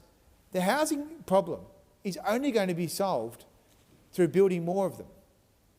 So it seems insane to me that the government's policy is to build fewer houses. The Labor Party's policy is there should be fewer houses in Australia but more people. That is their policy. That is their position. This budget guarantees and locks in Labor's policy. We should have more people in this country but fewer houses. It is a deliberate design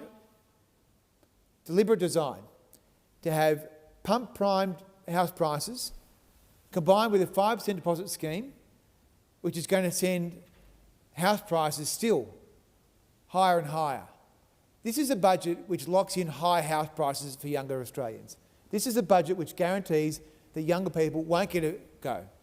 They won't get a go if they want to invest in a small business or a start-up. And they won't get a go if they want to buy a house, because Labor have locked in a low supply model.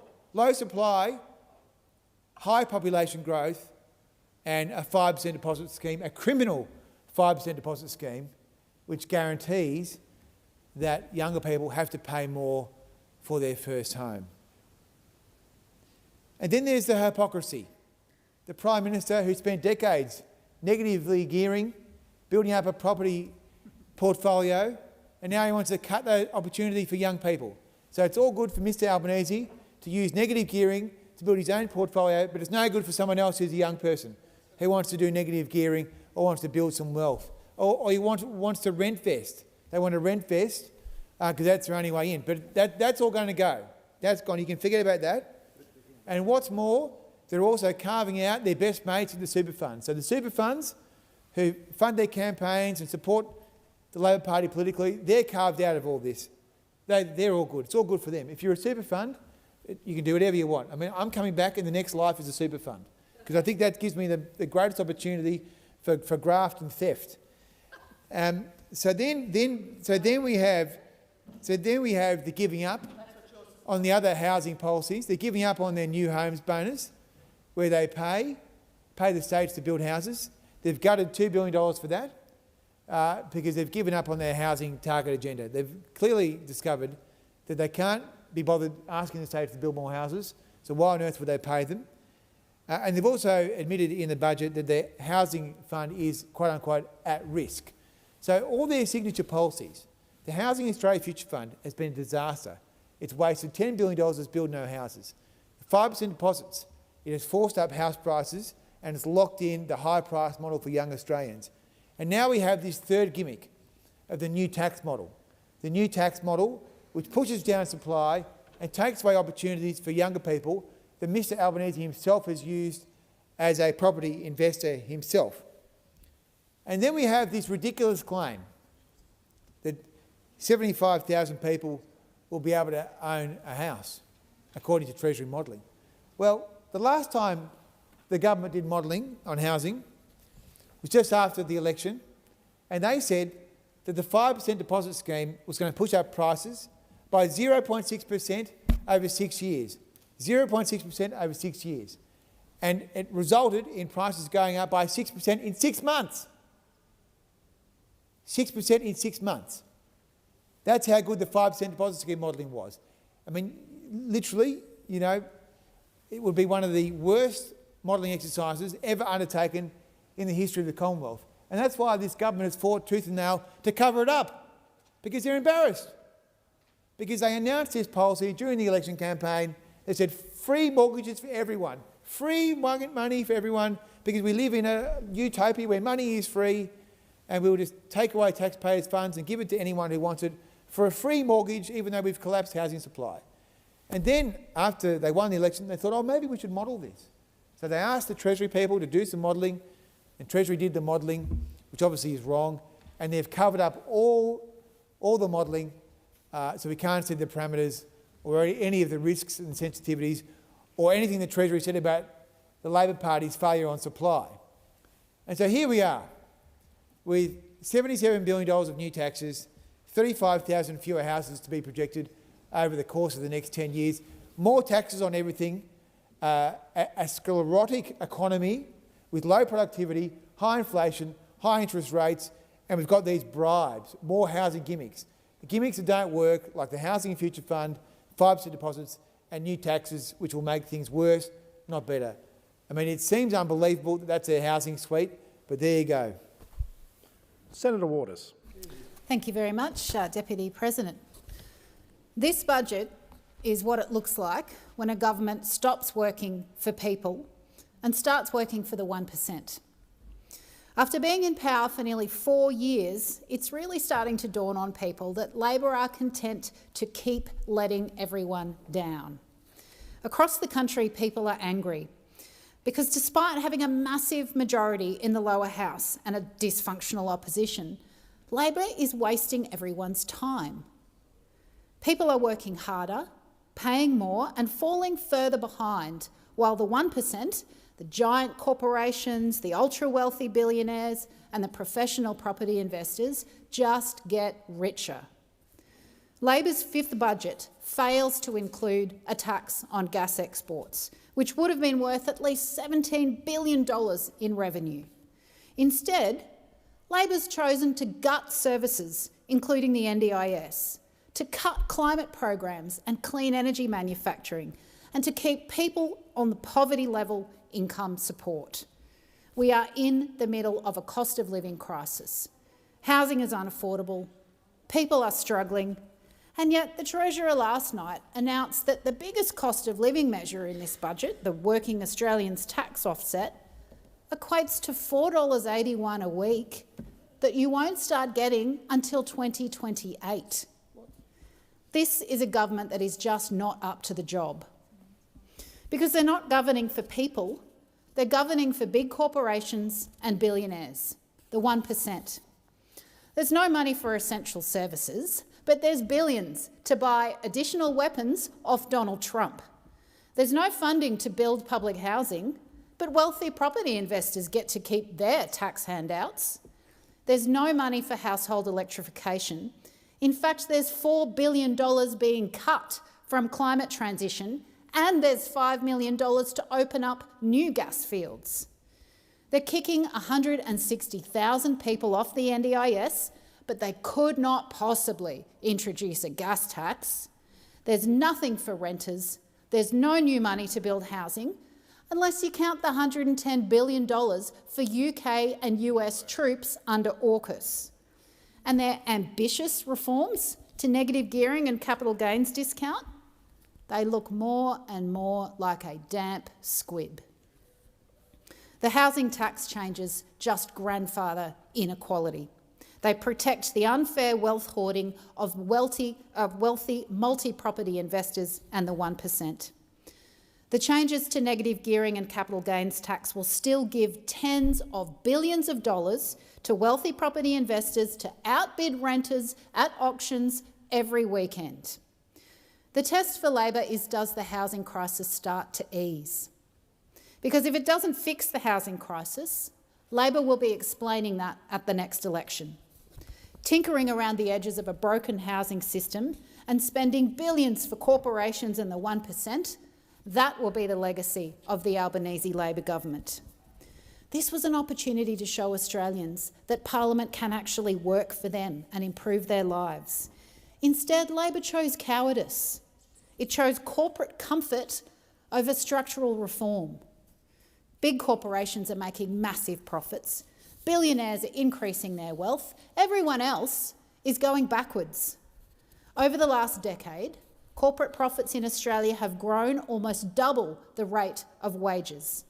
While Australian billionaires increase their wealth by $600,000 a day each, over 1 million people are struggling to keep a roof over their heads. While 1 in 3 big corporations are paying zero tax, working people are falling further behind, struggling to keep their head above water. Budgets are about choices, and in this one, it was so simple. Stand up to the 1% and work for ordinary people, or protect the profits of big corporations and ultra-wealthy. Labor chose the 1%. They could have made people's lives better. They could have made the 1% pay their fair share. They could tax gas. They could protect the NDIS, but they didn't. And after the Treasurer finished his budget speech last night, like he does every year, he attended a series of fundraisers with representatives of big corporations. That is who Labor is working for. Who this budget is for, who benefits from the economic mismanagement of this government, it is not a budget for the people. It is a budget for the coal and gas corporations, for the gambling corporations, for the property industry, for the big banks, for the people already making billions of dollars each year. No wonder people are fed up. They're fed up because Labor was the first government in the world to back in this illegal war with Iran. It's this illegal war that is fueling the cost of living crisis, and it's fueling billions of dollars of extra profits for gas corporations. As the illegal war fuels inflation and economic inequality, Labor's budget needed to choose a side: deliver for people or deliver for corporate profits and the wealthy few. If we taxed the profits of these greedy gas corporations and invested in the things that people need, it would bring down inflation and help ease interest rates. Instead, Labor is protecting the profits of the big corporations and making the people pay. Instead of making big corporations pay, Labor is cruelly cutting the NDIS. Labor's cut to the NDIS is the biggest cut to any government services program this century. This budget represents a tipping point for the Albanese Labor government. In the UK and the USA, we've seen what happens when people are fed up because politicians back the 1%. This government's not concerned with inequality. It's concerned with appearances. It pays lip service. And that's why people are fed up. They're fed up because Labor could do something about the problems that people face, but they waste every opportunity. People are sick and tired of the tinkering, the cowardice, the weakness, and the wasted time.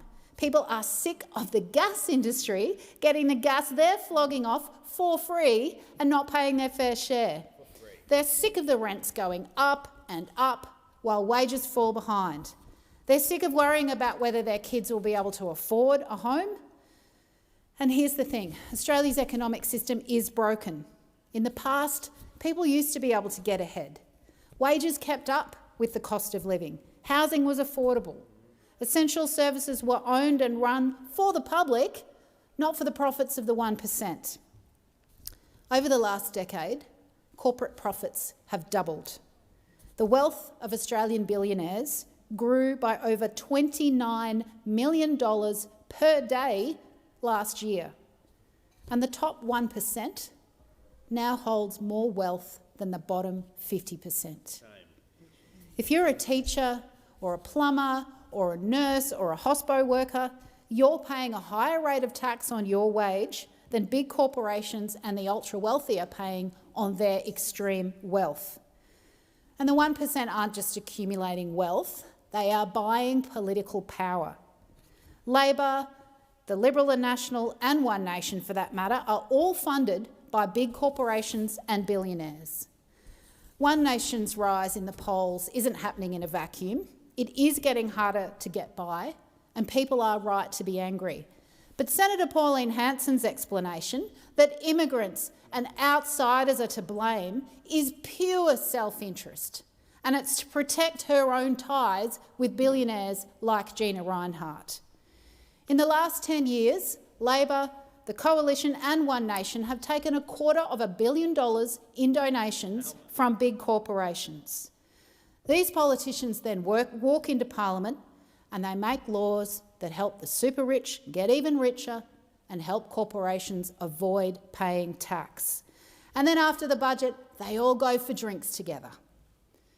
It doesn't have to be like this. Either we act now or our kids will never be able to afford to buy a home. If we tax the 1%, we could fund public services like dental into Medicare, like wiping student debt, and like funding the NDIS properly.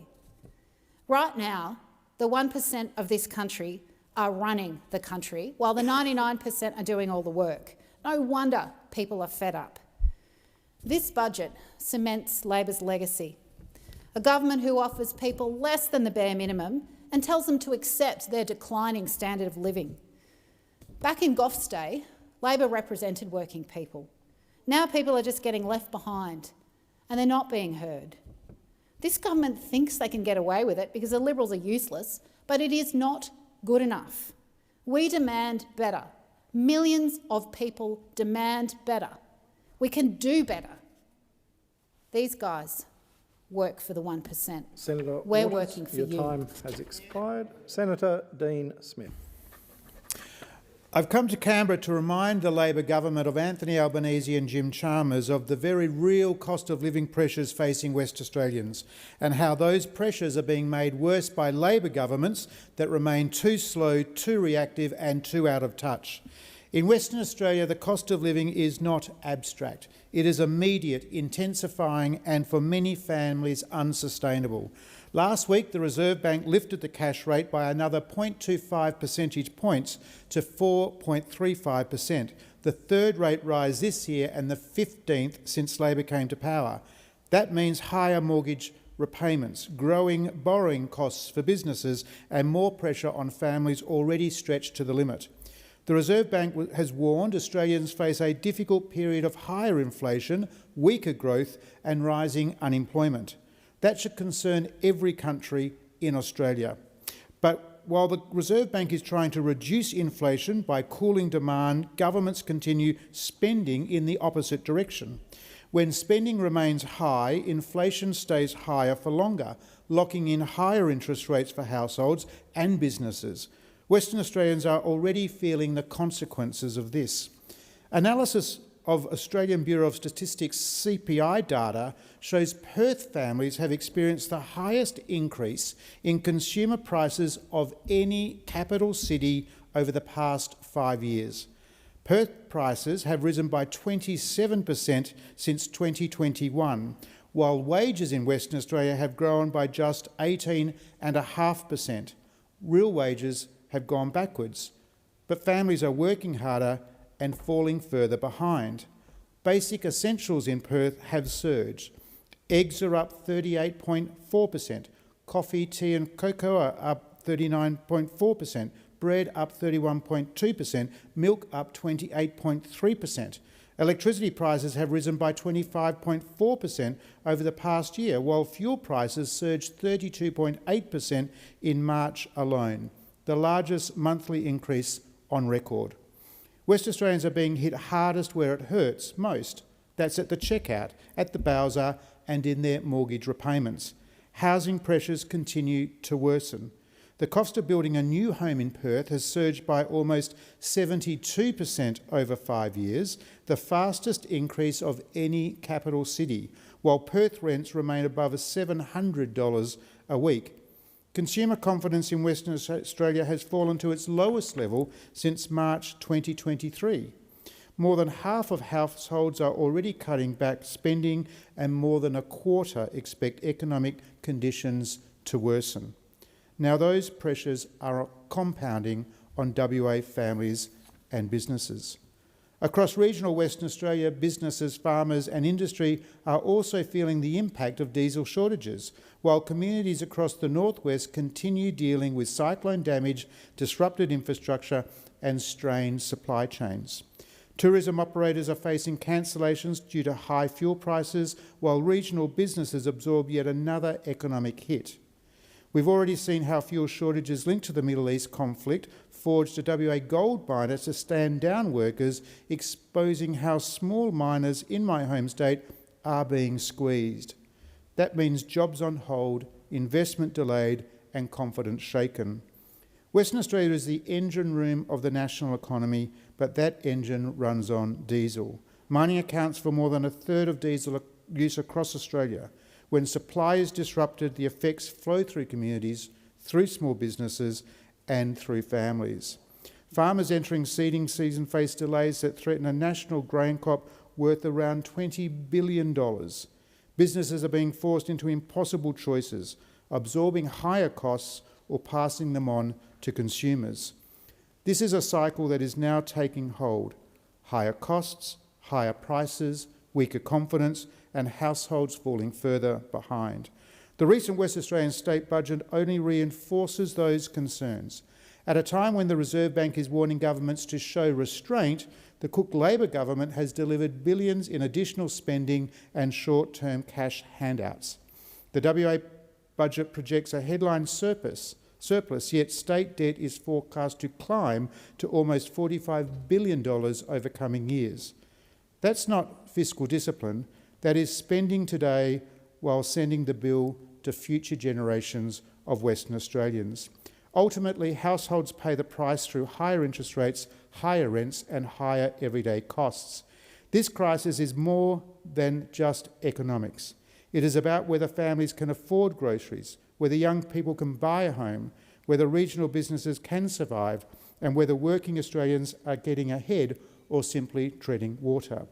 West Australians deserve governments that understand disciplined economic management matters, that energy security is economic security, and that backing productivity industries is essential to keeping this country running. Because the test of economic policy is simple. Does it make life better for Australians or does it make them go backwards?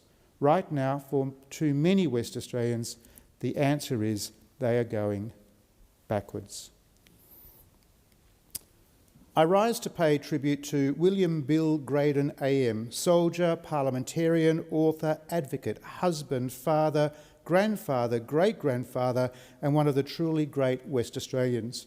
Bill Graydon lived to the remarkable age of 105, but the measure of his life lies not simply in its length, but in its service, courage, independence of spirit and extraordinary contribution to Western Australia and to our nation. Born in Perth in 1920, Bill Graydon belonged to a generation for whom service was not a slogan but an obligation. His father had served at Gallipoli with the 16th Battalion, and when the Second World War came, Bill was determined to follow that example. Rejected at first because he was too young, he changed his name from Wilbur to William, adjusted his age and enlisted. He would go on to serve with the 2nd 16th Australian Infantry Battalion in the Middle East, New Guinea, Borneo and the Celebes. He fought on the Kokoda track, endured unimaginable conditions, and at one point was even reported killed after being knocked unconscious by shell fire. In typical Bill Graydon fashion, he later returned to battalion headquarters and corrected the record. His wartime service shaped him, but it also deepened his understanding of duty, resilience and practical action.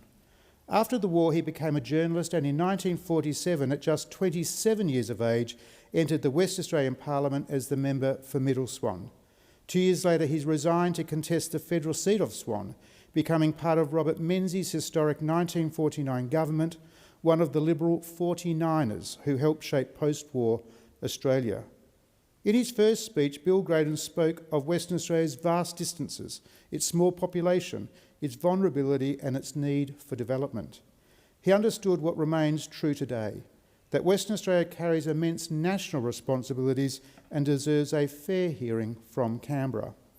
He argued that Western Australia could only prosper if fair financial relations were established between the Commonwealth and the states. Bill Graydon never saw Western Australia as a distant outpost. He saw it as central to Australia's future. After his federal service, he returned to state politics as the member for South Perth, serving from 1956 until 1993. Across state and federal parliaments, he served for more than 4 decades, making him Western Australia's longest-serving parliamentarian. He held ministerial responsibilities in labour and industry, consumer affairs, immigration, tourism, education and cultural affairs. Yet one of the most significant contributions came through his advocacy for Aboriginal Australians. In 1956, he chaired the Select Committee on Native Welfare Conditions in the Laverton-Warburton Range area. His work exposed conditions that many preferred not to see. The film he shot during that inquiry helped build momentum for the 1967 referendum and brought national attention to the treatment of Indigenous Australians. Those who knew him described him as a doer, not a talker. He was independent-minded, straight-talking and fearless. He did not enter public life to be fashionable, he entered it to make a difference. He was also a man of great curiosity and energy. He wrote extensively, including A Nomad Was Our Guide and Kokoda Lieutenant, preserving stories of war, endurance and the Australian spirit. Above all, Bill Graydon was devoted to his family. With his wife Betsy, he raised 10 children and leaves a legacy of 36 grandchildren and 50 great-grandchildren. In 1994, he was appointed a member of the Order of Australia for service to the West Australian Parliament and to the broader community. Today, I, like so many others, honour him as a soldier of courage, a parliamentarian of conviction and a West Australian of rare distinction. May he rest in peace. Senator Delegar. Thanks, Acting Deputy President. As a Senator for Tasmania, I have the great privilege to be able to work across my home state, to meet with, especially across the northwest of Tasmania, I get to meet with community members, community groups and businesses. And I recently spent the day in Circular Head for a day to connect with the community. And for those who haven't been, it's a great place. It's magical and it represents great examples of Tasmania's beautiful natural beauty. Throughout the day, I met with some truly inspirational people and organisations, and I learned about the incredible innovation that's happening in the far northwest, including an incredible small business that is using automation in farming. But what really stood out for me, again, was the pride, the resilience and the deep sense of community in every single person that I met. My visit began meeting with a team from the Circular Head Aboriginal Corporation. The team here are dedicated to preserving and promoting culture and country, work that's both deeply vital and meaningful. The CHAC is a key community support organisation that prides itself on how it supports the entire Circular Head area by running 21 programs, not just for the Aboriginal community, but for the entire Circular Head. CHAC is dedicated to promoting and preserving language and culture, keeping it alive and strong for future generations. They also care about health and well-being. They provide youth programs, mental health support, and they operate a healthcare centre which provides culturally safe care close to home. There's so much more to say about the work that this amazing organisation does than I have time here today, but I thank them for the work they do in the community. From there, I had the opportunity to join the local Pride coffee group, organised by the team at Working Out. I had the great pleasure of enjoying a long black, speaking with Emma, Parker, Gary and Nicole, proud members of the local LGBTQI+ community. Working It Out is Tasmania's sexuality, gender and intersex support, education and advocacy service. They support the LGBTQI+ Tasmanians and they play a role in fostering inclusion and understanding across our state. And I really want to acknowledge and thank Gary for the work that he does in creating safe workplaces, safe places for people to come together and to enjoy each other's company. I then had the opportunity to meet Sergeant Leanne Walters, Circular Head Citizen of the Year. With 4 decades of service to the Tasmanian Police Service, Sergeant Walters exemplifies dedication to public service and to community. I had the great pleasure of then visiting the Stanley Museum, the Discovery Museum, and had lunch at the local pub before returning to Smithton to meet with the Circular Head Council. And they're an example of a great local council that's got such a strong vision. They've got really great plans to attract investment and to create opportunity for the region. And I congratulate Jared on the work that he and his team that they are doing. Later in the day, I visited the Windara Centre, where I met both staff and clients whose warmth and positivity left a lasting impression. Windara has been an integral part of our community since 1982, providing a wide ranging of service including housing support, specialised disability accommodation and an on-call service. It's there I met Nolene O'Halloran, the municipality's Senior Citizen of the Year. She's a tireless volunteer whose contribution to her community is just amazing. She is a true Tasmanian gem. And my last stop was to La Cantara Artisan Cheeses, where I met Gennaro. He and his wife Rosalind have created something truly special. Their business reflects both strength, resilience and innovation in Tasmania's agricultural sector. Gennaro and Rosalind migrated to Australia from Venezuela with the dream of having their own small business. An idea of what was originally to be a cheese operation out of a shipping container is now a state-of-the-art facility that uses automated technology to organise their cattle for milking, feeding and cleaning of their sheds. Gennaro told me that he is looking forward to the business growing and to start employing local workers. They are a great story of what migrants can bring to our country. And last week I had the great opportunity to tour Tasrail's shiploader ore reclaim system and their new infrastructure at the Port of Burnie. This $64 million Australian government investment represents a significant commitment to Tasmania's economic future. It's already improving efficiency, increasing capacity and supporting the movement of goods across the state, and it's ensuring that our mining sector has a strong future to export Tasmania's great resources to the world. Thanks. Senator David Pocock. Deputy President, there's a question many Canberrans ask, and that is why, as the national capital, a city of 500,000 people, a region of 1.2 million people, can't we look after young Canberrans and those in the region when they're going through cancer treatment? And this week we've seen yet another mother in Canberra begging both levels of government to work to establish a paediatric oncology and haematology service in the ACT. The travel, the chemo, the stress, it takes a toll. As that mother said in the media earlier this week, no child should be vomiting in a public bathroom after chemo because there is no service closer to home. This is obviously not an isolated case. I've heard from dozens of families who've had to split their time between Canberra and Sydney, the toll that takes on the family, on the child getting treatment. And I think we can do better. We can do better as a territory, we can do better as a Commonwealth government to actually ensure that there is a service here in the ACT. And many Canberrans rightly ask, if our health system cannot look after sick children, then is the system actually working? On a related note, I recently met with a Canberran who tragically lost a child to neuroblastoma. He was just 5 years old, and I was so struck by the courage of this mother, the fortitude in the face of the loss of a child, to come and raise this issue in the hope that other families wouldn't have to go through what they have been through as a family. Too many ACT families are forced to spend their child's final days outside Canberra. Most families can't come home from Sydney for end-of-life care because the ACT system doesn't have the support in place. This Canberra mum fought hard to get her son home, but it was a struggle. There are only 2 paediatric palliative care nurses in the whole of the ACT and no dedicated paediatric palliative care doctor. Everything has to go through Sydney.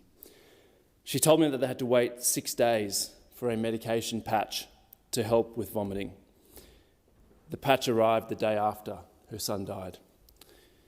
And I think that delay says everything about the system. Those 10 days at home mattered enormously to that family, to that young boy's siblings. And I don't understand how we cannot do better as a territory when it comes to looking after children and families here in the ACT. I fear that we have some of our priorities very, very wrong. There were some welcome changes in the budget for aged care, particularly the reversal of the decision to charge people up to $200 in some cases for a shower. That should never have happened, and I really welcome Minister Butler's intervention and announcement that that wasn't going to be the case. One of the things we also saw, though, was that there are no new supported home packages in the budget. At last count, there were 230,000 people on the waiting list. And now we learn in the report that the government tabled during budget lockup to try and avoid scrutiny, that there are actually now 48,000 people on the waiting list for the assessment waiting list to then get on the waiting list for a supported home package.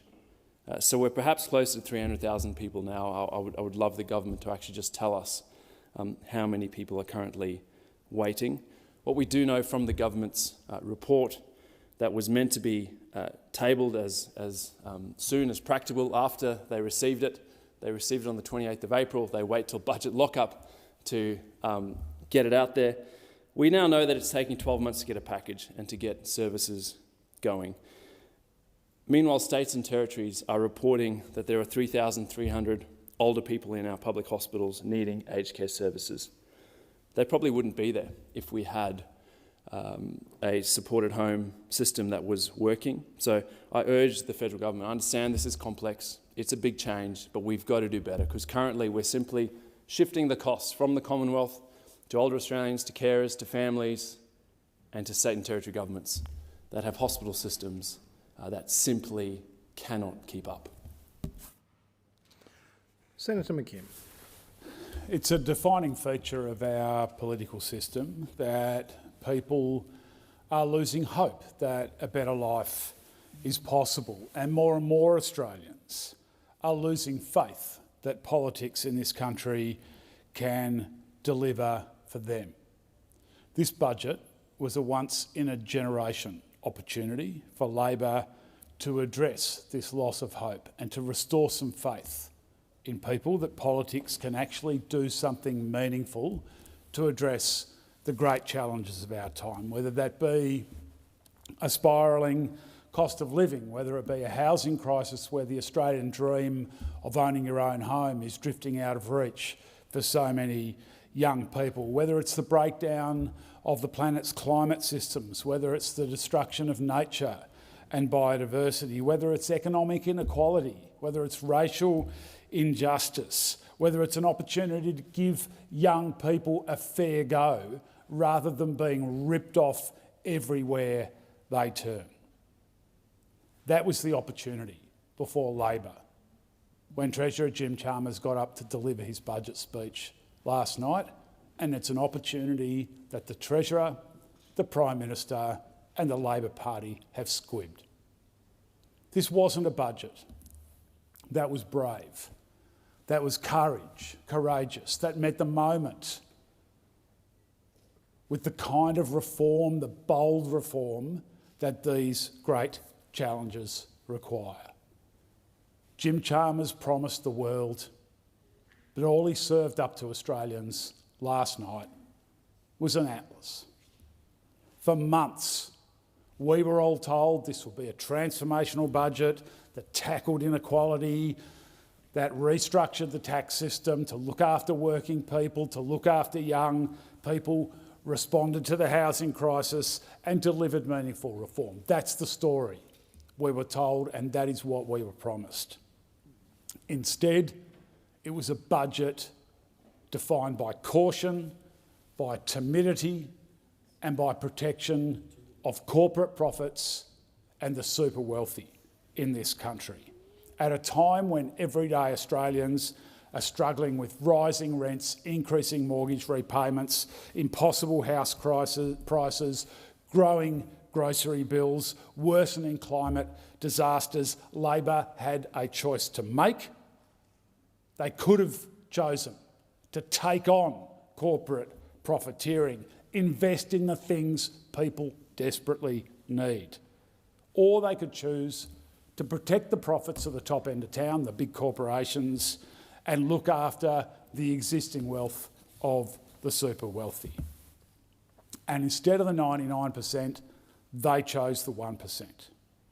This budget contains around $4 billion in cuts to the climate transition, including cuts to funding renewable energy. This is the biggest rollback in climate funding since the Morrison government took an axe to Australia's climate response.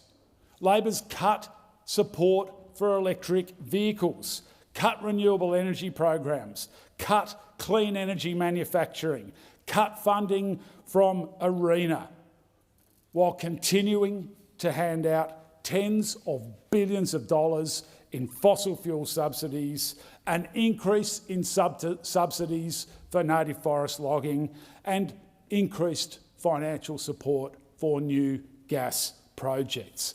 I mean, hello, the world is in an energy crisis caused by the illegal war perpetrated by the United States and Israel on Iran, where fuel prices and fuel supplies are being respectively going through the roof and highly constrained, and then you want to cut funding for renewable energy and slow down the transition to electric vehicles.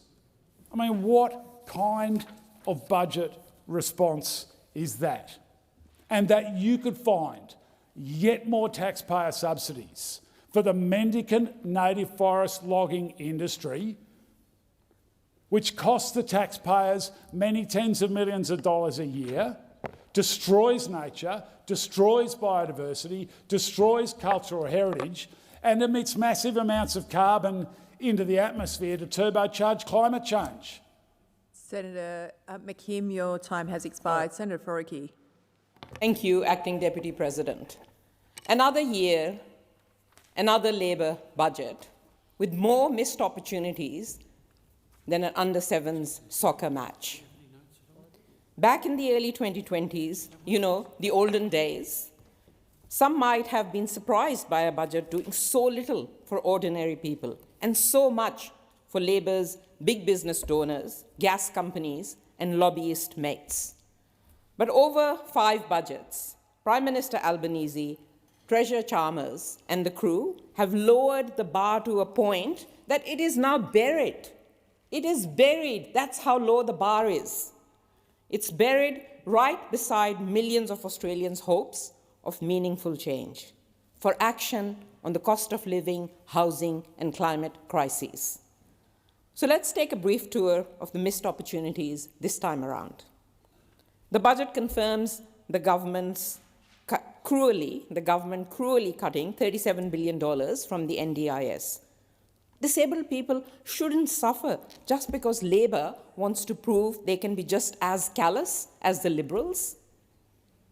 If there were any moral courage, on the government benches, they would listen to community members who have raised the alarm about the impacts of cuts and do the right thing, reverse course, and fully fund the NDIS. For uni students, there is no reprieve either.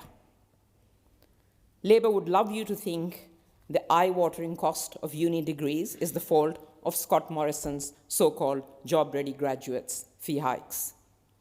But let's be real.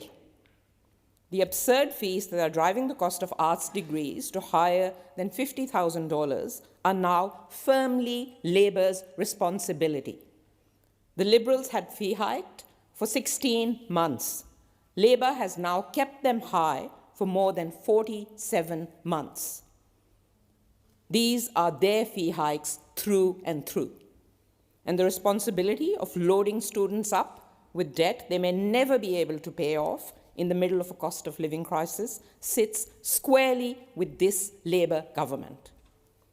Meanwhile, communities around the country are living with rising hate, threats, and violence. And yet, completely absent from the budget was any funding to start implementing the National Anti-Racism Framework. Yet, yes, it will require investment, but in the scheme of things, it will be a drop in the ocean. The same ocean, I might add, that Labour is trying to fill with US nuclear subs at the cost of hundreds of billions of dollars. After 18 months of silence and delay, the budget was their chance to get on with the practical steps the framework sets out to tackle racism in our institutions, push back against online hate, strengthen community safety, and centre truth-telling and justice for First Nations people. The forces of hate cannot be ignored or placated. If anyone in this government thinks racists will be mollified by burying anti-racism funding, then they should know that they are playing directly into the hands of the far right. This Parliament should be a place that confronts injustice and stands together against it. We deserve better. The planet deserves better too. The world is on fire, hurtling towards climate catastrophe, and this government is cutting climate funding and backing in fossil fuel subsidies, $4 billion of climate funding. It is the groundswell of anger and passion in the community that the Greens choose to side with. Some Labour MPs want to pretend that tinkering in this budget is a gift to young people, like these tax changes that let big property investors off the hook. To those MPs, my message is clear. There is no secret number of Instagram reels that you can post that will make houses cheaper. There is no tragically cringe AI meme that can curb emissions or ease the sting of heartless NDIS cuts. You have to listen to people, and you have to front up with policies that meaningfully improve their lives. You have not done that. And by that standard, this budget is a wholly missed opportunity and an abject failure. Senator Polley. Last night, when the Treasurer handed down the 2026-27 federal budget, it represented again the Albanese government's nation building. It represents our fifth federal budget under Prime Minister Anthony Albanese. It's a responsible budget focused on economic resilience and economic reform. It's about getting Australians through the global oil shock and building an economy that works for more Australians. It's an ambitious budget for all Australians. It makes our country better and fairer. Our government has delivered tax cuts, cheaper medicines, urgent care clinics, cheaper childcare, free TAFE, and a 20% cut to HECS debt. We're reforming our country for the better. But as the Treasurer said last night, the war in the Middle East is pushing up prices, pushing down growth, putting pressure on inflation and punishing Australians. This budget is ambitious. It is a reforming budget in the strongest of Labor traditions. There is more cost of living relief, more for Medicare, more for aged care and more housing. It makes the tax system fairer and stronger for workers, businesses, first-home buyers and future generations, responding to the pressures of the here and now while embracing an intergenerational responsibility. As an Australian, We confront global challenges together from a position of strength. Economic growth here is still higher than other comparable nations. Real incomes have been growing strongly. Unemployment is historically low, and we have one of the strongest budgets in the world. This government cut taxes 2 years ago. We're cutting them again this year and again next year. While Mr Taylor and those opposite took to the last election a no tax cuts policy for the Australian people, and since the budget was handed down last night, all they've done on that side is complain but offer no solutions to the challenges facing this country. One Nation destroyed those opposite in the Farrer by-election, but still no humility from those opposite. What we will see now is a new and a revitalised no coalition with the handsome One Nation, the Liberals and Nationals, because they have no plan for government, only a plan to refuse reform, complain and vote no to everything. And people will see in the fullness of time Senator Hanson for who she really is. She has no policy, she has no agenda for the future, and the only advice that Mr Barnaby Joyce could give voters last night was to, instead of investing in your future, you should just piss it up against the wall. That's the One Nation theory for the future. But last night I was proud to see Labor delivering another round of ongoing tax cuts for Australian workers. We put more money in the pockets of 13.3 million workers with a new $150 working Australian tax offset. Altogether, our 5 different tax cuts, which One Nation, the Liberals and Nationals voted against, will put on average $2,816 by 2028 in Australian workers' pockets. When in government, Labor always invests in Medicare, cheaper medicines and public health so Australians receive care when they need it. This budget includes another $25 billion for public hospitals. We're also investing $5.9 billion to list more medicines on the PBS so Australians continue to access life-changing medicines at cheaper prices. This reform in this budget will lift our total investment in housing to a record $47 billion. What did they do, those opposite, when they were in government? They didn't build one house. This budget is levelling the playing field for first home buyers with a 5% deposit and tax reform to help more young Australians into their own home. A $3 billion delivering more beds, more packages and better aged care for older Australians, and I applaud that. There's $2 billion for Thriving Kids program and a $3 billion provision for other fundamental supports for those who will be outside the NDIS. And there's $2.2 billion in Strengthening Services Australia to ensure Australians can continue to receive safe, secure and reliable services as quickly as possible. Australia will be better because of this budget. The Australian people know that. That's why they rejected those opposite. Senator Hanson. Thank you very much. Well, I don't know where Jim Chalmers was last Saturday. Not only did Labor not have the guts to stand... Senator Hanson, please take your seat. Senator Polley. My point of order is that the good senator has been in this place too long and she should already know that she refers to the Treasurer by his correct title. Thank you. I will remind Senator Hanson to address those from the other place by their correct title.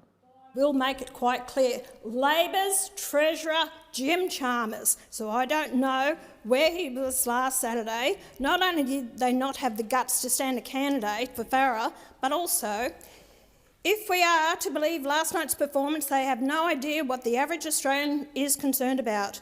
We know on social policy they are hopeless. They have no intention of taking Australia back for the majority of Australians. They have no idea how angry Australians are about being welcomed to our own country. They have a deaf ear to the fact that some people will never become part of Australia if they can't speak the language or hate what Australians value most. And then we get last night, one of the most shameless performances in all budget history. No shame at admitting that our young people face budget deficits until way into the next decade. No shame that gross debt will reach $1 million next year. I repeat, $1 million. Go and tell young people that. No wonder there were no revenue projections for the next 10 years. This mob will raise even more taxes. $77 billion net tax increases next year. No shame about telling us that inflation could reach 7%, but then they have the gall to say they will help young people into houses. How the hell did they get houses with interest rates climbing to 10%?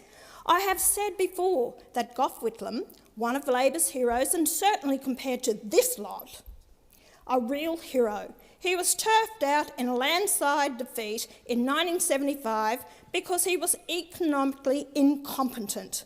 But revenues were then 24.5% of GDP. Last night, Chalmers had no shame in announcing that the Albanese government's revenues would be 27% of GDP, and no shame in saying that there would be higher taxes over the medium term. There is nothing in this for hard-working and productive Australians, nothing. The handouts continue to renewable energy when anyone with a modicum of common sense would say scrap net zero, get out of Paris and do what this country did for years until it was overtaken by the global warming climate change hoax. Use our plentiful natural resources to deliver the kind of wealth to individuals and businesses that once used to be taken for granted, and then say emphatically that we will decide who comes to this country and no one is welcome to bring the problems they left behind into our once stable and united world. The polls say that the Albanese-Chalmers farce is supported by barely 30% of the voters. That is, 70% don't want them, and last night proved why they don't want them. One Nation will take Australia back to the majority of Australians. One Nation will educate Australians as if we do care about the next generation. That we do care about the next generation. This generation has to live within its means. The age of bribing voters has to end. The age of irresponsible spending has to end. In fact, the age of having no guts to tell Australians the true story of the mess that Labor is leaving this country must end.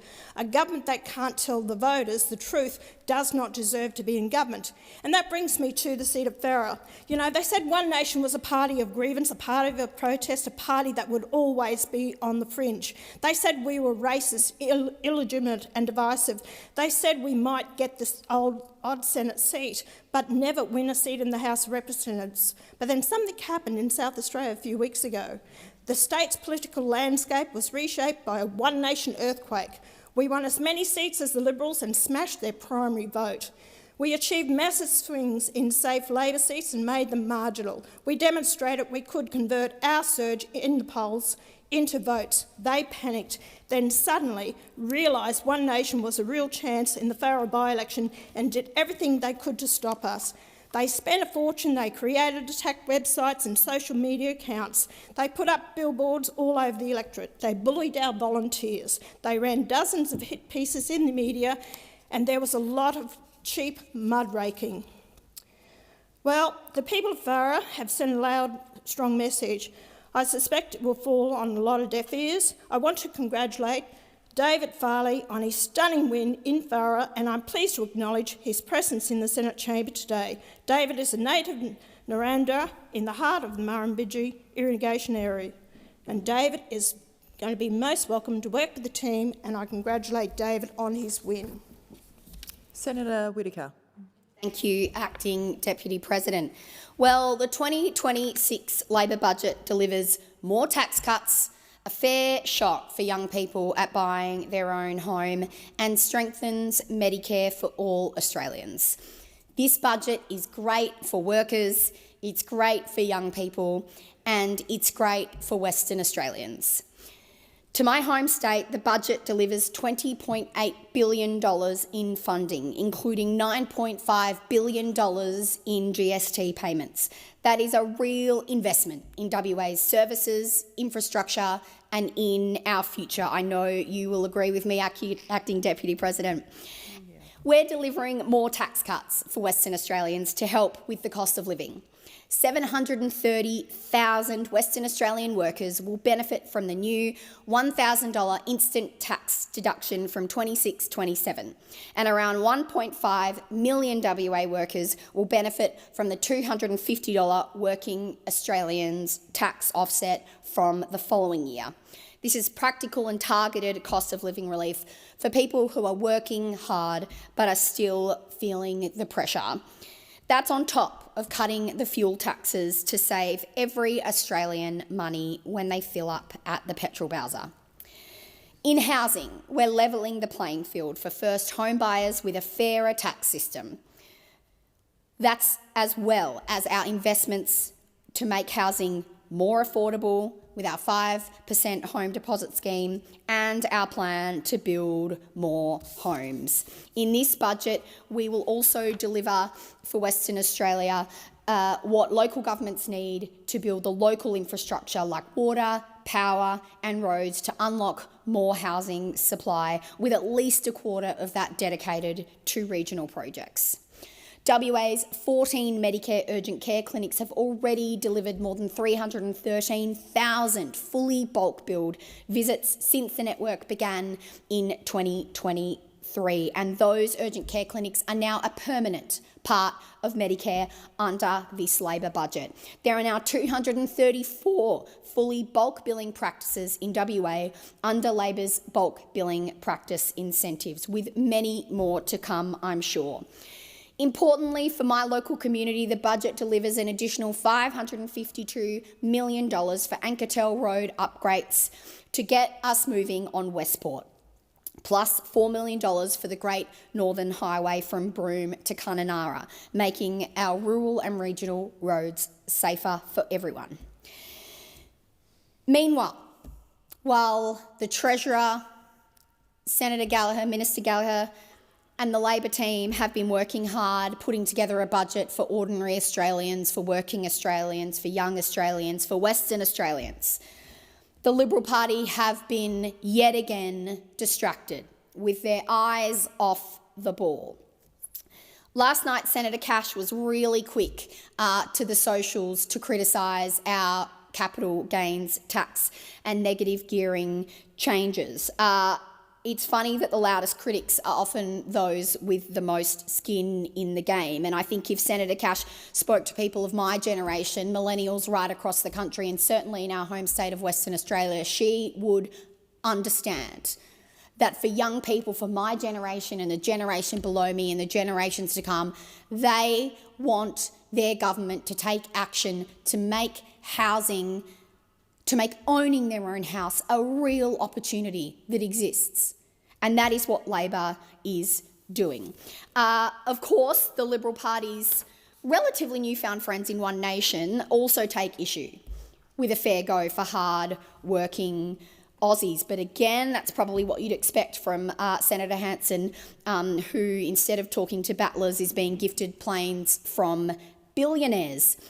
But actually, I should correct myself, because it's not new that the Liberal Party are cozying up to One Nation. In fact, in 2017, Senator Cash was having secret meetings with One Nation, talking about doing preference deals with them back then. And so it seems to me that this is just the same old Liberal Party. I guess when you run out of reasons to explain your policy stance, there's always that old standby of just blaming migrants and people who are doing it tough. What really unites the Liberal Party and One Nation is the same old, tired playbook. And I hope that we see something different from the Leader of the Opposition tomorrow night when he delivers his budget reply, but I doubt it. Senator Tyrrell. Thank you, Acting Deputy President. You know, last night Treasurer Chalmers handed down a budget that we've talked about for a very long time. At kitchen tables in Hobart, at farm gates in the Midlands, and in the back offices of small businesses across our state. My job, as always, is to cut through the spin from both sides and tell Tasmanians plainly what it means for them. It's the budget we had to have. Overall, the plan is well considered, albeit a little bit painful. Short-term pain for the upper middle class is likely to put Tasmanians in a better position in the long term and activate the course of correction for up-and-comers. I know that's cold comfort for those who will feel the pinch from changes to negative gearing, capital gains tax and discretionary trusts. But our tax system has drifted over many years in a direction that favoured those who already have wealth over those who are trying to build it. And that needed correcting. And this budget makes a genuine start. On small business, I proposed expanding the instant asset write-off for small businesses, and that's been adopted. Yay. Businesses with turnover up to $10 million can now permanently write off eligible assets up to $20,000 without the uncertainty of annual renewals. No more waiting to see if the write-off is there at the next budget. And that is a real and lasting benefit for the tradespeople, retailers and hospitality operators who are the engine room of our Tasmanian economy. Additional funding to Tasmania for our healthcare and aged care system is very welcome, and I'm glad that primary production income is exempt from a minimum tax on discretionary trusts. That's a big win for our farmers.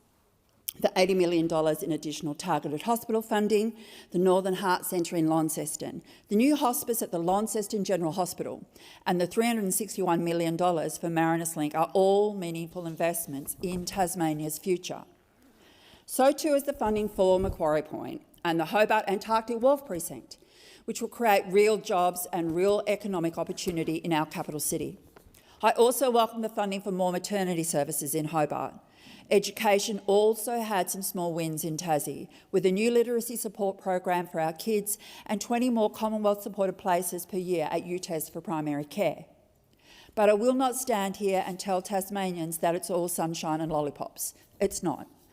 We should have more in the budget for social housing, for our farmers and for our community organisations in the face of the cost of living crisis.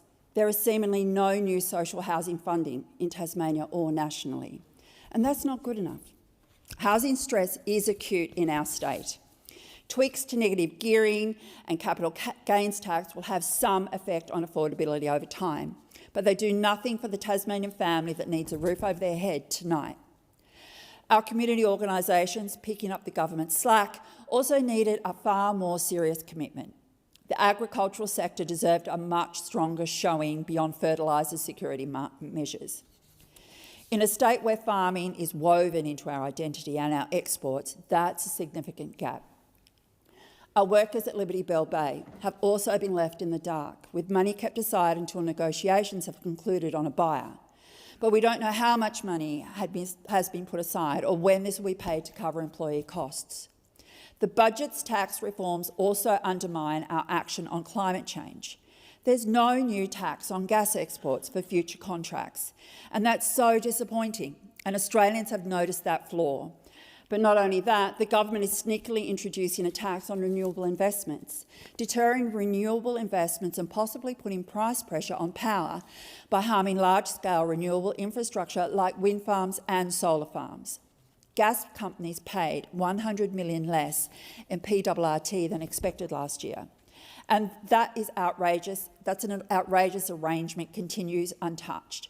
While capital gains tax on renewable assets from 2030 will give investors pause at exactly the wrong moment. We should not be creating tax settings that work against our clean energy future. Finally, removing the private health insurance rebate for over 65s without means testing will hit Tasmania harder than any other state. We have an older, lower-income population, and over 78,000 Tasmanians in that age group hold private cover. This will shift enormous pressure onto our already stretched public hospitals, and the government needs to hear that clearly. There is real good in this budget for Tasmania, and I give full credit for it. But the gaps on housing, agriculture, community support and climate coherence are serious, and I will not let them pass without a fight. Senator Green. Thanks very much, Acting Deputy President. Well, last night, fellow Queenslander and Treasurer Jim Chalmers delivered a budget that delivers for Australians and for our home state. This is a budget that is responsible and responds to the pressures that people are under right now while reducing spending and banking savings, because we know that we need to provide relief while delivering reform to systems that are just not working. Last night, we announced even more tax cuts for working Australians, so you can earn more and keep more of what you earn.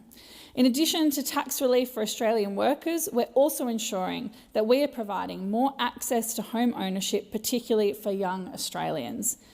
This is about levelling the playing field for first home buyers so they can have a crack, because it is our responsibility to make sure that we don't wait 2 more years to deliver a better housing system for Australians. Our government is choosing to respond to the pressures that we're seeing today and addressing the pressures of our future with substantial policy reform. And while the Albanese Labor government is focusing on providing a budget that prioritises resilience and reform, delivering urgency and ambition, this is at the same time that the state Liberal National Government in Queensland is busy cutting hospital beds. This budget will deliver $42.3 billion in funding to Queensland. That includes a whopping $4.4 billion in infrastructure funding alone. We're backing Queensland roads with new funding for the Bruce Highway, a new funding for the M1 Pacific Motorway, as well as the Boundary Road level crossing, the Bowen Basin Service Link and Glasshouse Mountains Road. And in my hometown of Cairns, I'm proud that we're delivering an additional $166 million for the Cairns Western Arterial Road, because we know the critical role that the Bruce Highway plays for Queenslanders, tourists and freight. And over the next 10 years, the state of Queensland will receive more infrastructure funding from our government than any other state. We're providing tax cuts to help with cost of living for Queenslanders, and the government is increasing our investment in housing, including the Housing Support Program. But the budget is making more investments in Queensland. We're delivering $9 billion in health and hospital funding. This will increase to $11 billion by 2029-30. And we will make every single urgent care clinic permanent. Acting Deputy President, that means that in regional Queensland, the urgent care clinic in Bundaberg and Gladstone and Rockhampton and Mackay and Townsville and Cairns South and Cairns North will now be permanent because of our budget. That's taking pressure off emergency departments and getting people the care that they need. We're delivering more funding for education, a gas reservation policy that will help manufacturing in Queensland, because we know that Queensland deserves a long-term plan that connects our local, regional and national economies. And this budget delivers just that. At the same time, Crisafulli government is refusing to fund key projects that we have delivered. So my message to the Crisafulli government is you've got a budget you can deliver on the projects that we have announced. We know that this budget delivers for Queenslanders, delivers for Australians, delivers for young people, delivers the reform that we desperately need. Thank you. Okay, we're at 2 minutes statements, so we'll move on to Senator Antic. Yes, thank you, Mr Acting Deputy President. Well, if last night's aspiration-crushing budget wasn't enough with its additional billions of dollars in taxes on houses, small business, farms, then let me, sadly, add another layer of doom and gloom to Labor's line items, which might actually not have taken a lot of attention or scrutiny was the $654.3 million over 4 years to meet its legislative commitments under the Digital ID Act of 2024. That's $366.2 million up from the $288.1 million which was promised last year. And that seems odd to me. It seems like a lot of money for a scheme that was meant to be voluntary. Didn't Senator Katie Gallagher say to us that it was going to be voluntary? Didn't she, on the 19th of September 2023, in a speech launching the public consultation, say that the exposure draft, that, quote, an essential aspect of digital ID is that it continues to be voluntary for individuals assessing government services. Even with a digital ID, you can opt into digital ID and choose each and every time you use it. And didn't she, on the 30th of November 2023, in a joint media release introducing the bill, say, quote, digital ID is a secure, convenient, voluntary and inclusive way for Australians to verify their ID online. And then in a tweet from around 1 December 2023, didn't she say, quote, digital ID is not compulsory, it's voluntary, secure and convenient way to access online services safely without having your personal documents in the hands of third parties. Very reassuring. And then on the 27th of March 2024, in a media release after the bill had passed, didn't Senator Katie Gallagher say, quote, digital ID is a secure, convenient and voluntary way to verify who you are online? $654.3 million seems like a lot of money allocated to your voluntary scheme, Minister. Senator Walker. Thank you, Acting Deputy President. When we talk about domestic and family violence, we also have to talk about housing, because for a lot of women and kids, leaving a violent situation is not just emotionally terrifying, it also comes with the very real question of where do we go now? And nobody should have to choose between staying unsafe or becoming homeless. That's why the Albanese Labor government's budget continues major investment into crisis and transitional accommodation for women and children escaping violence. The government is delivering more than $1.2 billion into crisis and transitional housing programs, including a $1 billion investment through the Housing Australia Future Fund. That funding is helping deliver more housing options for women and children experiencing family and domestic violence, as well as young people at risk of homelessness. That is the type of things that Australians want to see their tax dollars go towards too. Because having somewhere safe to go can completely change the trajectory of someone's life. It gives people breathing room, stability, a chance to regroup and rebuild without constantly living in survival mode. Programs like Safe Places and the Crisis and Transitional Accommodation Program are also helping fund emergency accommodation and expand services right across the country. At the end of the day, safety is not just about laws and policies on paper. It is also about whether someone can access a safe room, a secure home and support when they need it most. And I think most Australians would agree women and children escaping violence deserve that support, and they deserve to know they will not be doing it alone. Thank you. Senator Faruqi. Thank you. Every day, the world is told to look away from Palestine, to move on, to accept the unthinkable as the norm. But the brave humanitarians who are on global Samud flotilla to break Israel's illegal blockade and deliver aid to Gaza refuse to let the horrors of Israel's genocide disappear into silence. The flotilla is making this journey as Palestinians approach the 78th anniversary of the Nakba, the catastrophe that saw the violent expulsion of approximately 3/4 of all Palestinians from their homes and homeland by Zionist militias and the new Israeli army during the establishment of the State of Israel. The Nakba is not just a historical event, it is an ongoing reality. The erasure of Palestinians through mass murder, displacement, and dispossession and Israel's apartheid continues on to this day. Yet it is not Israel that the Labour government will take action against, but their own people who have the courage to tell the truth about the genocidal state's crimes and atrocities. They silence us for telling the truth, but support Israel to murder Palestinians with full impunity. It is barbaric and immoral. Palestinians will continue to resist, and people who have the moral compass will continue to come out on the streets in droves. They will continue to join flotillas, and they will continue to speak out no matter what the consequences. They will do so with all the courage and conviction that Labour lacks. They continue because Palestinians deserve life, they deserve dignity, and they deserve freedom. They continue because they refuse to surrender to hopelessness. They continue because solidarity is one of the few things left standing against the machinery of death. Senator Cadell. Thank you, Acting Deputy President. Well, we've all gone over many aspects of the reaction of this government to the Bondi massacre and gun laws and what they've done. And it was only touched on very briefly at the time, but the effects are coming through now on the gel blaster industry, a sporting competition that happens in Queensland very strongly throughout the area.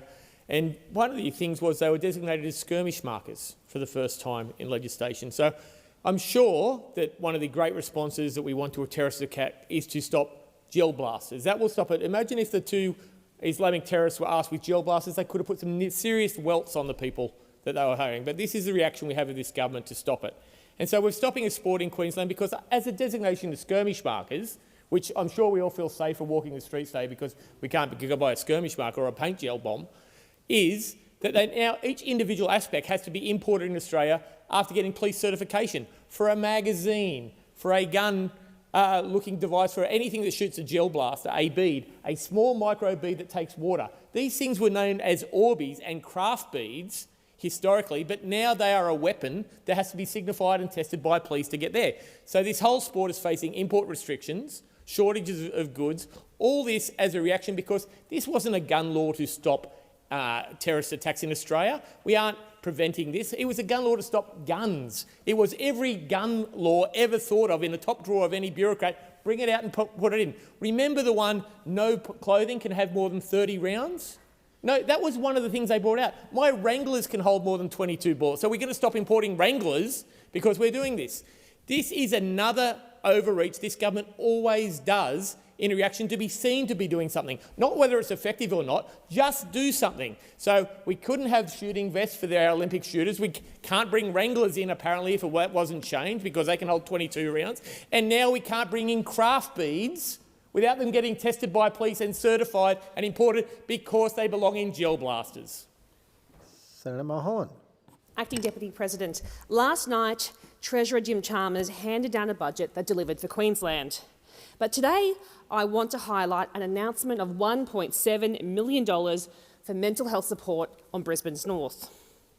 Last night, the Albanese government threw a vital funding lifeline to 4 safe spaces located at Caboolture, Redcliffe, Strathpine and Barden. These are centres that were threatened with closure under the LNP in Queensland. They are after-hours mental health facilities whose doors remain open when other clinics are closed. It means people experiencing severe mental health challenges are met with care instead of crisis, literally saving lives. And I want to thank Minister Mark Butler for hearing the concerns raised by Petrie MP Emma Comer, Ailey France from Dixon and Madonna Jarrett and I from Brisbane, who challenged the federal government to take this fight up with the state government. I also want to acknowledge the efforts of Mark Ryan, the member for Morayfield. 5 strong Labor voices united behind one message to make sure that these centres do not close. But we know that our work is not done. Locking in the federal funding is only half the equation, and we know that these centres are 50-50 funded with the state government.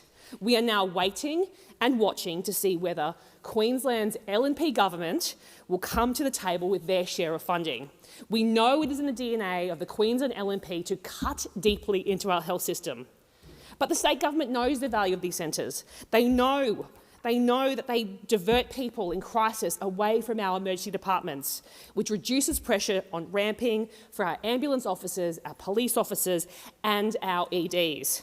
So I say to Minister Tim Nicholls, the federal government has stepped up. It is now time for the Queensland LNP government to do the same. Senator Roberts. Thank you. This week's budget from Treasurer Chalmers, on behalf of the Labor Greens government, could not be further from the Labor Party's original support base of working Australians. A simple question: what in this budget will ease the challenges everyday Australians are facing? Challenges the Labor government have created themselves. Under Prime Minister Albanese, inflation is 4.6% and 13% across his government's 4 years. Don't blame Iran or Ukraine. It's the government itself that's the leading cause of inflation. The Australian Bureau of Statistics tracks increases in government services on a like-for-like basis.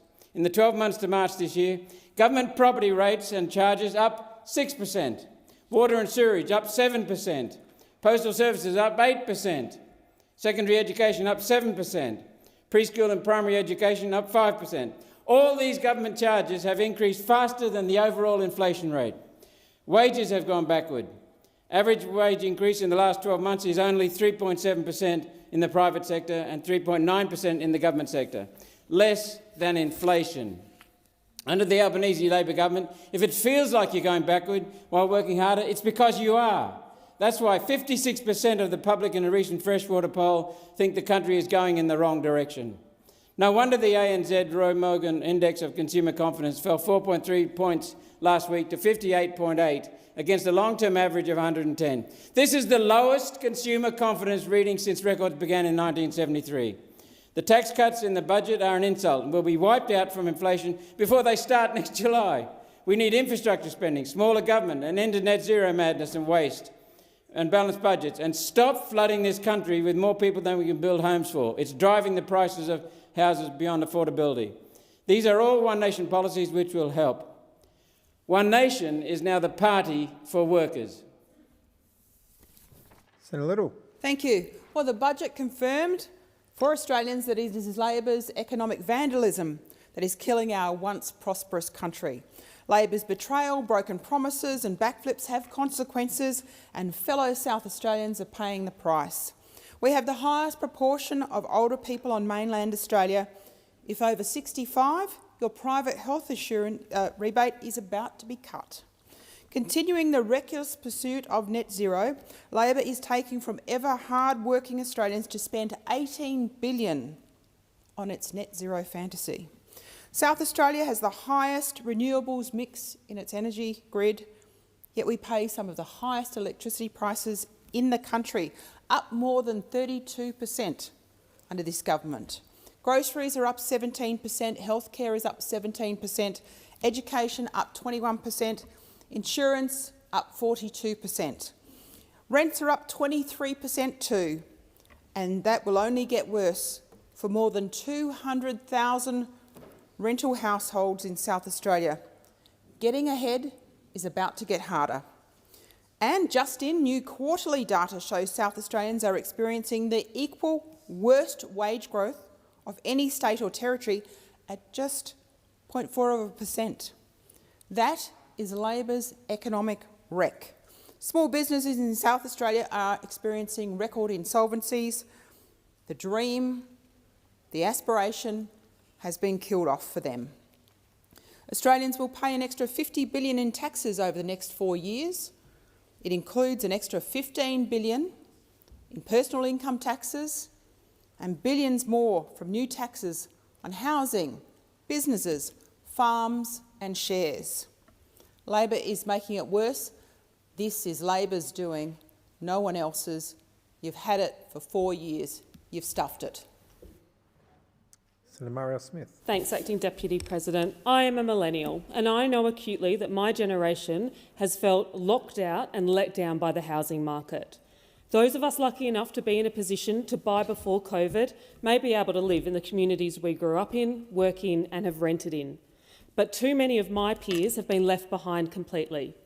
My generation is facing the heart-wrenching reality that they aren't able to provide for their children the same opportunities that their parents provided them.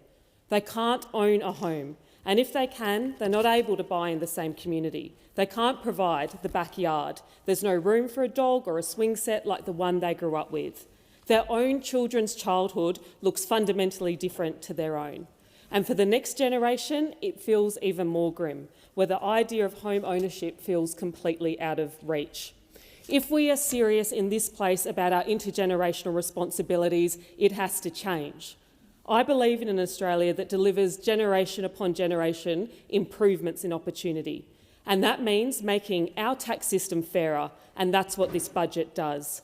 Because when you work hard and save, you should be able to buy your own home. But right now, first home buyers are being priced out by property investors with tax breaks on their side. So we simply have to reform negative gearing and capital gains tax. But we can also do this while recognising that working-age Australians need more support, with more tax cuts, an extra $250 off their tax bills permanently and a $1,000 instant tax deduction. The system has been failing my generation, it's been failing the next generation coming through. And if we don't do something now, we will fail our children and their children and their children. That's not acceptable to me, and that's why I support this budget in full. Senator Allman-Payne. Thank you, Acting Deputy President. Well, this budget tells people on income support exactly where they stand with this Labor government. After all the spin, the speeches and the stories about understanding poverty, Labor has delivered nothing to lift people out of it. No increase to JobSeeker, no increase to youth allowance, no increase to the age pension and no real increase to the disability support pension. Nothing for the people skipping meals, rationing medication, sleeping in cars or choosing which bill they can afford to ignore. The government says that it's increased income support by $11.8 billion. But let's be honest, that is overwhelmingly the system doing what it is already required to do, indexing payments for inflation, and accounting for more people needing support. That is not reform, and that is not lifting people out of poverty. The government's own advisory committee has told them again that working age payments are too low, that previous increases are inadequate, and that job seeker and related payments must be substantially lifted. And Labor again has ignored them. The Prime Minister used to speak often about growing up in public housing with a mum on the disability support pension. It was a powerful story. But for people living that reality now, that story is wearing very thin. You cannot build your political brand on poverty and then govern as though poverty is acceptable. You cannot tell people you understand what it means to struggle and then hand down a budget that leaves them trapped below the poverty line. The Greens will keep fighting to raise every income support payment above the poverty line because no one should live in poverty. Thank you, Senator Norman-Payne. Senator Babet. Thank you, Acting Deputy President. Now, Australia is sleepwalking into collectivism. That's what's happening. And the tragedy is that many Australians are cheering it on. Every year there are more regulations, more restrictions and more bureaucrats telling ordinary Australians what they can say, what they can own, what they can build and how they should live. Private property rights are being eroded. Businesses are buried under red tape. Free speech is treated like a dangerous inconvenience. Australians are now monitored, censored and intimidated for expressing opinions that only a few years ago were considered completely normal. And what replaces freedom? I'll tell you what, it's dependency. A society where more and more people rely on the government, on their payments, but they rely on things like government approvals, government permissions just to survive. You know what? Productive Australians, what's happening there? They're being punished. Risk takers are demonised. Success is treated with suspicion. Treasurer Chalmers' budget yesterday proved exactly that. This government is intent on dragging people down. There is no aspiration anymore, no incentive to build wealth, create business or strive for success. Instead of lifting up Australians through freedom and opportunity, this government, in my opinion, is trapping them in dependency while at the same time just calling it compassion. It's garbage. Meanwhile, the state grows larger, more intrusive, more powerful. Australians were told to trade liberty for safety, and what they didn't get either of those things. The government expanded its authority into every corner of Australian life, and millions applauded when it happened. A nation once built by rugged, self-reliant people is slowly becoming a nation of compliant dependence. You must take responsibility and speak the truth, even when it is unpopular. Because when a nation loses its courage, eventually it will also lose its freedom. Senator Stewart. Thank you, Acting Deputy President. I rise to speak about regional Australia and what it looks like when a government shows up for it. I want to talk about the electorate of Nichols in my home state of Victoria, where I had a visit recently. And what I saw was a region not waiting around. The Coalition talk a big game in regional Australia. Shame they can't seem to hold on to their seats in it. As we saw in Farrer, the carpet can be pulled out from under you in an instant. And when you can literally stand on one foot in Farrer and the other foot in Nichols, the Coalition should be very worried. Because here's what showing up for regional Australia actually looks like. And funnily enough, it aligns a lot to what the Labor government is delivering. It looks like traditional owners sitting at the table on clean energy projects, not as an afterthought, but as partners at the Gagari solar farm. It looks like Cobram Anglican Grammar School, a community that fundraised and fought years to give their students the trades facility they deserve, finally cutting the ribbon with a Labor government backing them in. It looks like communities building things, connecting with each other and asking the right questions about what comes next.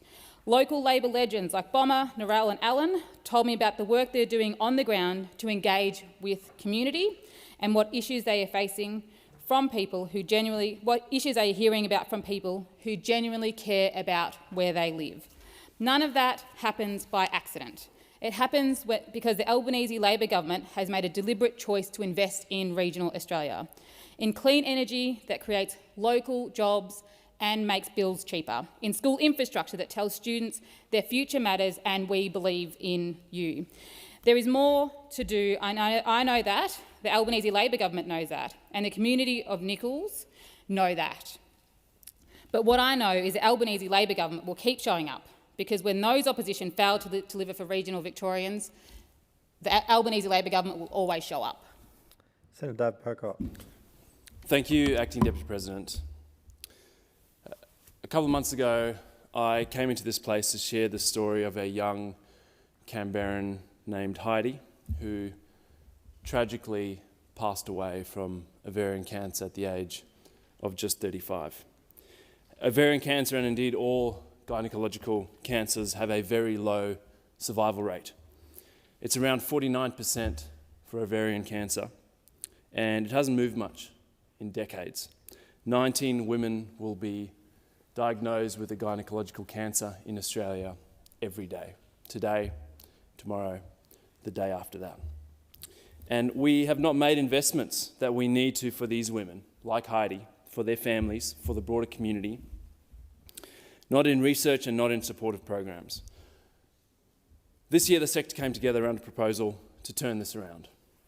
A mere $70 million to accelerate research, to find the next early diagnostic test to actually catch these cancers earlier, and to ensure that no woman goes through a gynecological cancer without support.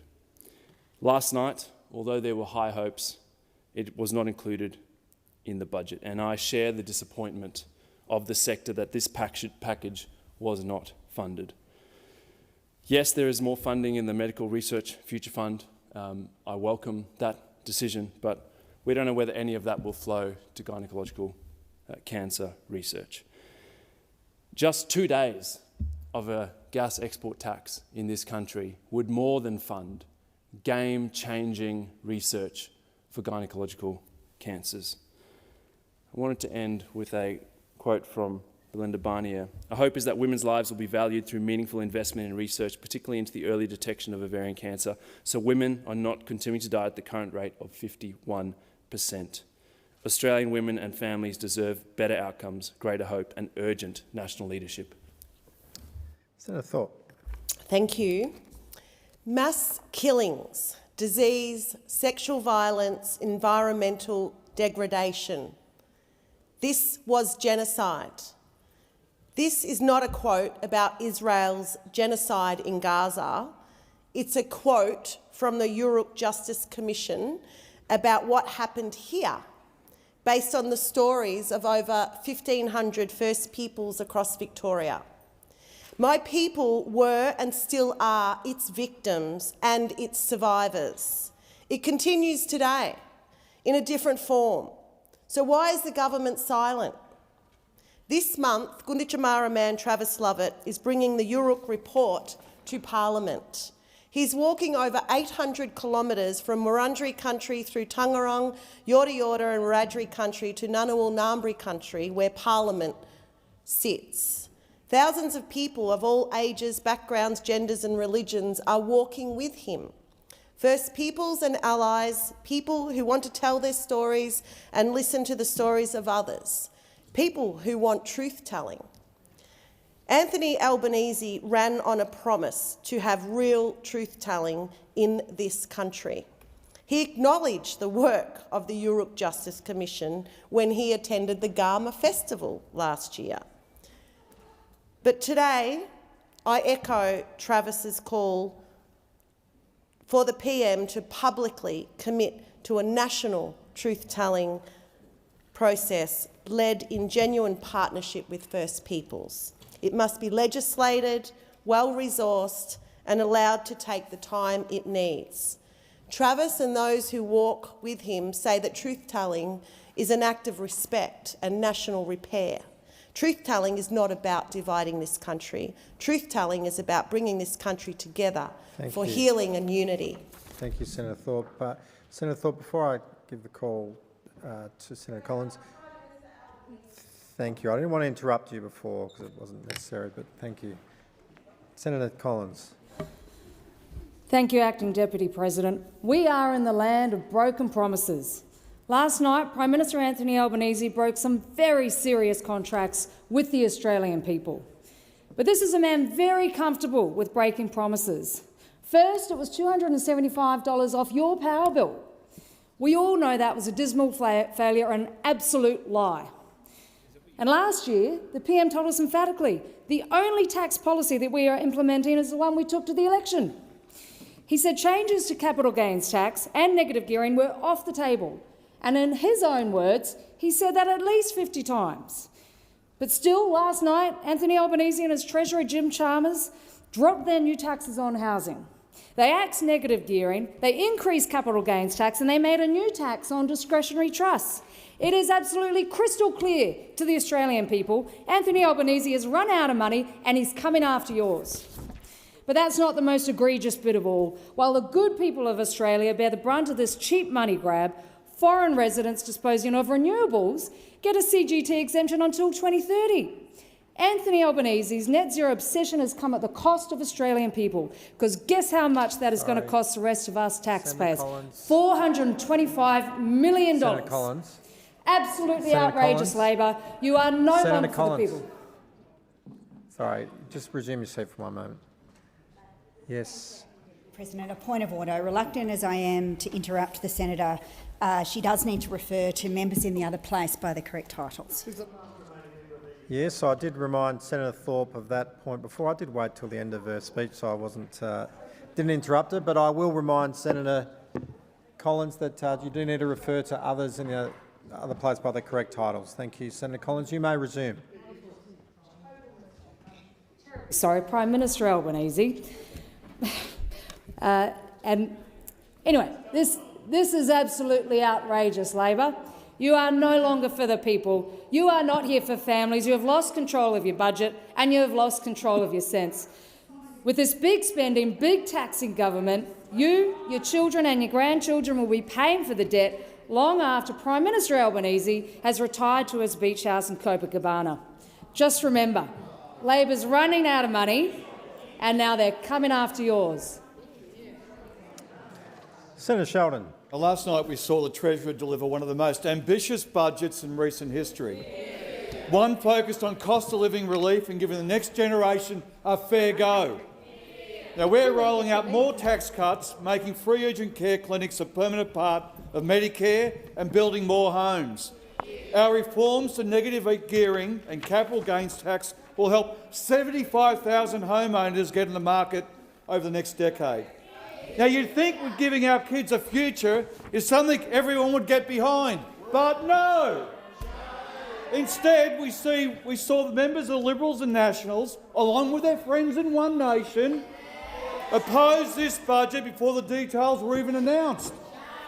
In fact, this uni party of the right has always voted against cost of living relief. December 2022, energy price relief. December 2023, closing loopholes. Senator Sheldon. The time for Senator statements has expired. We'll move to question time and I call Senator Chandler. Thank you, President. My question is to the Minister representing the Treasurer, Senator Gallagher. Can the Minister confirm that your own budget shows young Australians today face a diabolical combination of higher inflation, higher interest rates, higher taxes, lower real wages, lower living standards and fewer homes thanks to this government's reckless spending? Thank you, Senator Chandler. Minister Gallagher. Well, the answer to that is no, and I would say to those opposite that this budget is about making sure that generations of the future get a fair go. That's what it's about, and we've already noticed you saying no to that. You saying no to that. We have taken responsible decisions in this budget in a whole range of areas, whether it be in tax reform, whether it be in spending restraint, whether it be in our fiscal strategy, whether it be in our investments in housing and relief to make a difference for people. Well, I will take the interjection on housing because I think it's important to let everyone know that those opposite didn't even have a housing policy, didn't even have a housing minister. The issues we are dealing with on the supply side are a combination of factors, but a big part of that was the fact that those opposite did nothing for more than a decade when it came to housing. The housing package in this budget delivers more housing. It works in partnership with the states and territories to deliver more housing, and there is more housing delivered in this budget, and it deals for the first time with the significant challenge of the intersection of tax policy or tax arrangements and housing industry and how that's working for young people. Now, we on this side of the chamber want to ensure that younger generations are not locked out and forever destined to life in the rental market if they want to own their own home. That's what we're about, making sure that younger generations have that opportunity, that they're not locked out forever, and this budget delivers on that, and we look forward to your support. Thank you, Minister. Senator Chandler, first supplementary. Thank you, President. Minister, can you confirm that your own budget shows after 4 years of Labor government, debt will soon hit $1 trillion and climb to $1.25 trillion, leaving a debt bomb for young Australians? Thank you, Senator Chandler. Minister Gallagher. Thank you, President, and I thank Senator Chandler for the question. And I mean, if she's concerned about the projections for debt in this budget, she must have been extremely concerned when they forecast hitting $1.2 trillion under their final budget. When they were last in government, they forecast an increasing debt burden. They doubled the debt before the pandemic hit. They did nothing to pay down the debt. I know they like to pretend that everything is someone else's problem. We've seen that. That's the way they operate. We inherited $1 trillion of debt from those opposite, and what we have done consistently and again in this budget, debt is lower in every year of the forward estimates compared to what we inherited, and a share of the economy, gross and net debt, is and will remain lower than we inherited. Thank you, Minister. The time for answering has expired. Senator Chandler, second supplementary. Thank you, President. Minister, can you confirm that your own budget shows the yearly interest bill on your debt bomb will hit more than $42 billion or more than $80,000 per minute, and that this bill will be passed on to young Australians through higher taxes? Thank you, Senator Chandler. Minister Gallagher. Thank you. Well, I don't want to continue the history lesson, but if we look when you were in government, and what we saw when we came to government was we inherited $1 trillion of debt forecast from you in 2023. Now, what we have managed is to lower debt, to pay down debt. Order. Debt is $173 billion lower under this budget, and we save in the order of $70 billion in interest payments. That's because of the responsible decisions that we've taken in this budget, and that is the approach that we will continue to take in future budgets, paying down debt, lowering it from what we inherited, and making sure that the interest payments are lower as well. Thank you, Minister. Senator Polley. President, my question is to the Minister for Finance, Senator Gallagher. Last night, the Treasurer handed down the Albanese Labor government's most responsible budget yet, while also delivering significant reforms to make our tax system fairer and support Australians with the cost of living. This has all been delivered at a time when the global oil shock is pushing up prices, putting pressure on growth and adding challenges for the Australian households. How does the Albanese Labor government's responsible approach support people under pressure and deliver for all Australians? Thank you, Senator Polley. Minister Gallagher. Thank you, and I thank Senator Polley for that question and for the advocacy and work she does on behalf of the people of Tasmania. As the Treasurer said last night, this is the most important and ambitious budget in decades. It's a budget that responds to the pressures Australians are feeling right now, while putting in place the reforms needed for a stronger, fairer and more resilient economy. The conflict in the Middle East is feeding inflation, slowing growth and putting Australians under more strain. At the core of the budget is an economic strategy with 5 main parts: fuel security and resilience, cost of living relief, productivity, tax reform and responsible budget management. And under each of those 5 key areas, there are important investments in cost of living relief. A new $250 working Australians tax offset will benefit 13.3 million workers from the second half of 2027, paid automatically through tax returns. And this means that across the government's 5 tax cuts, including those that those opposite campaigned against, the average worker will be up to $2,816 better off in 2028. We're also making investments in housing and indeed in medicines and the ongoing funding in Medicare urgent care clinics, all areas where we know they're making a difference, where those have argued and criticised us for the investments we've made. But we know, and this budget continues the approach, to find and support households with those important cost of living measures.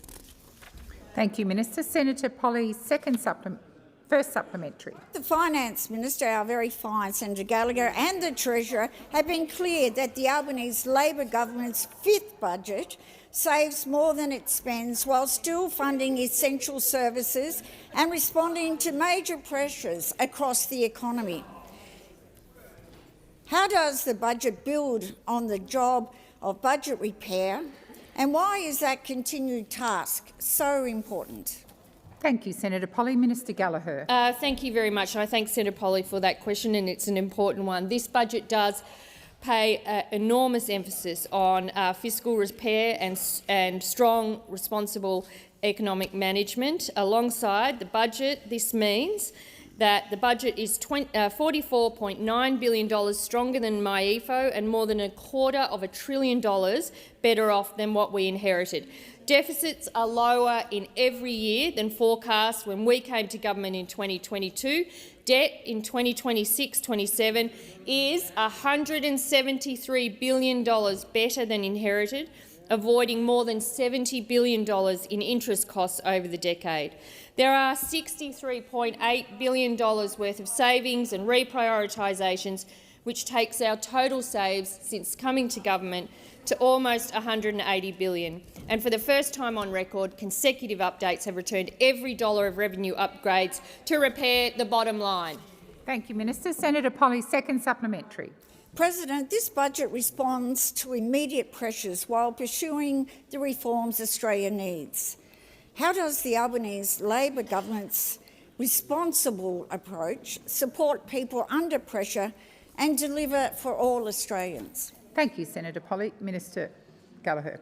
Thank you, President. I thank Senator Polley for that supplementary. This budget is about aspiration and fairness, helping with cost of living, boosting resilience in uncertain times, and showing savings and reform can all work together. Against global uncertainty, the budget invests in Australia's resilience and economic sovereignty, delivers more cost of living help and new tax cuts for workers, backs small business aspiration and innovation, levels the playing field for first home buyers and helps put home ownership back within the reach of younger Australians. It includes $64 billion in savings and reprioritisations, taking total savings since coming to government to $178 billion, and it sets out more responsible budget repair and more economic reform than any other budget this century. Thank you. Before I go to the next question, I draw to the attention of honourable senators the presence in the chamber of a parliamentary delegation from the National Assembly of Kenya. On behalf of all senators, I wish you a warm welcome to Australia and in particular to the Senate. Senator Hume. Thank you, Madam President. My question is to the Minister representing the Prime Minister, Senator Wong, and I refer to an example in the government's own budget documents. Jack has a taxable income before capital gains of $25,000 and realises a capital gain of $10,000 on an asset that he purchased. Jack does not receive an income support payment, so he's not exempt from the minimum tax. The tax on Jack's capital gain of $10,000 is $1,400, or a tax rate of 14%. As this is lower than the 30%, Jack pays an additional $1,600 in tax to bring the tax rate on his capital gain up to 30%. This cannot be true. Why is the Albanese government forcing Australians earning $25,000 a year to pay $1,600 in additional tax through their high taxing budget. I'm waiting for the chamber to come to order before I call the minister. Senator Cash, Senator Watt. Order. Order. Order. Order across the chamber. Order. Minister Wong. Thank you, President. I thank Senator Hume for the opportunity to talk about the budget and to talk about the changes to tax, and to say to her that I realise her legacy for the Liberal Party was more higher deficit and higher taxes, but that is not the approach we are taking. What we are doing is changing the tax system to give young Australians a chance.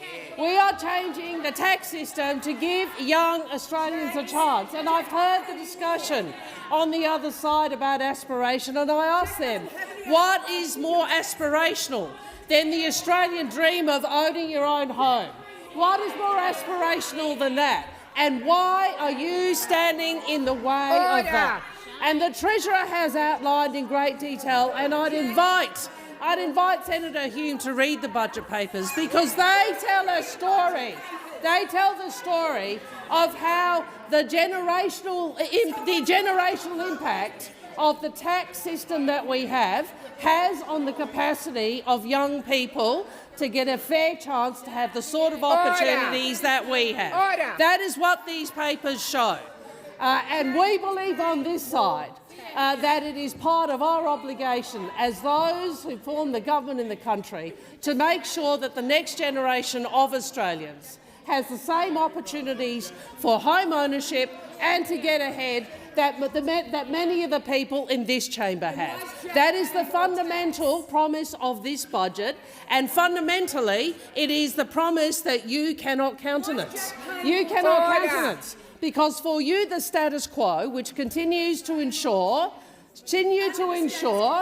that younger Australians do not have the same advantages, you accept that. Thank you, we Minister. on this The side time do not. for answering has expired.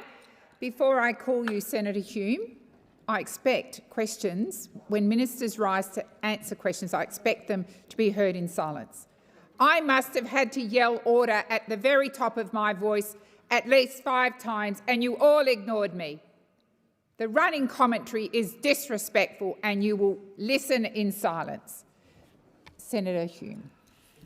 The Prime Minister admitted today that he has used negative gearing in the past. He admitted that he still does. That's a great rags to riches story for a boy from social housing. Why is the Prime Minister happy to deny the next generation the opportunities that he used to build wealth and get ahead? Before I call the minister, order. Minister Gallagher. Order. Order. Senator Cash. The question has been asked. I'm going to invite Senator Wong to answer it. Minister Wong. I'd make a few points. The first is people can still use negative gearing when they invest in a new build. That is the position the government has articulated in the budget. And we have acknowledged this is a change. This is a change. And why have we made this change? Why have we made this change? And really, the budget papers go through this very clearly. What they show is that the combination of capital gains tax and negative gearing has the effect of privileging the position of investors in the housing market. And what we want to try and ensure is that the composition of the housing includes more owner-occupiers, because we want more young people to enter the housing market, have the same opportunities as you had. That is what this is about. And of course, what we are also combining it with is tax reform that delivers more for working Australians. Again, something that those opposite cannot countenance. Thank you, Minister. I'm waiting for silence again. Senator Hume, second supplementary. According to his own budget documents, the Prime Minister is forcing low-income Australians to pay thousands in extra tax and closing the door on opportunities that he used to young Australians. Isn't it clear that this budget is nothing but a shameless tax grab which denies opportunity for young Australians to get ahead? Thank you. I wait for silence. Senator Hume, you've asked your question. Minister Wong. What? Senator Cash, you shouldn't be talking to anyone. Minister Wong. What I would say to those opposite about tax is that not only does this budget contain a new tax cut for every working Australian, but the combination of the tax cuts that this government has or will or is delivering is around $2,800 to someone on the average income. And that stands in stark contrast to Senator Hume, who went to the last election promising Australians higher taxes. Promising Australians higher taxes. And Senator, you may shout and wiggle your finger at me and look down your nose at me, but nothing will get you to run. You will never be able to run away from the fact that you are higher taxes Hume. Higher taxes Senator Hume. That is what you are and you will always be. Order. Order. Order. Order.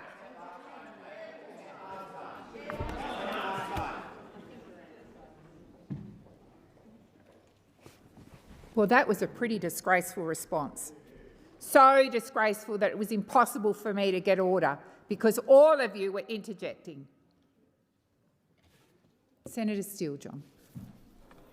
Thank you, President. My question is to Minister Gallagher.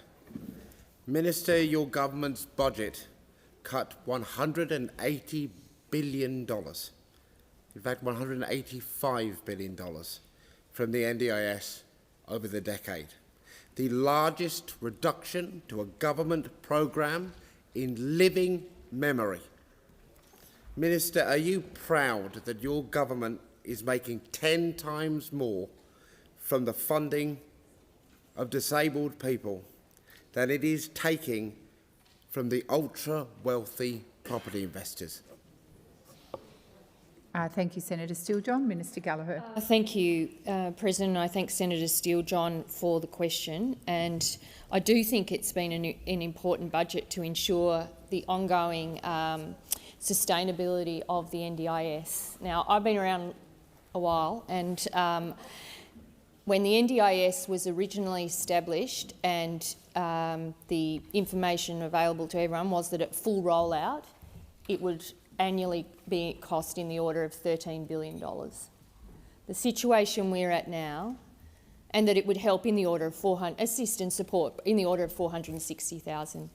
Where we are now, with some years down the track, is that the scheme is exceeding $50 billion, and outside of the aged pension, it's the largest social program in the country. Without taking action, and at the current growth rates, it would exceed $70 billion. And I think, and the government's taken the view, that if that is allowed to continue, then the sustainability of the scheme is in question. And so, yes, we have taken some really hard decisions, a lot of work that Senator McAllister has done along with the Health Minister to look at how we can protect the scheme, return it to its original focus, but also importantly, Senator Steele-John, is rebuild the system outside the NDIS, and there is investments in this budget to do that. At the moment, if you are not in the NDIS and you need extra support, it doesn't exist unless you have dollars to pay for it. And I think and that is a problem. And again, we can put our head in the sand and say, oh, well, we'll leave that as a problem for somebody else down the track. Or we can sit down and try and work out how we return the NDIS to its original intention, it is idea and program. It's quite different to that now. Anyone who has watched the NDIS understands that. Yes, we need to focus on compliance and all the other issues, but we need to deal with these big challenges as well. The time for answering has expired. Senator Steele-John, first supplementary. Thank you, President. Minister, when governments have previously changed the NDIS, They have assured the disability community that no one would be worse off.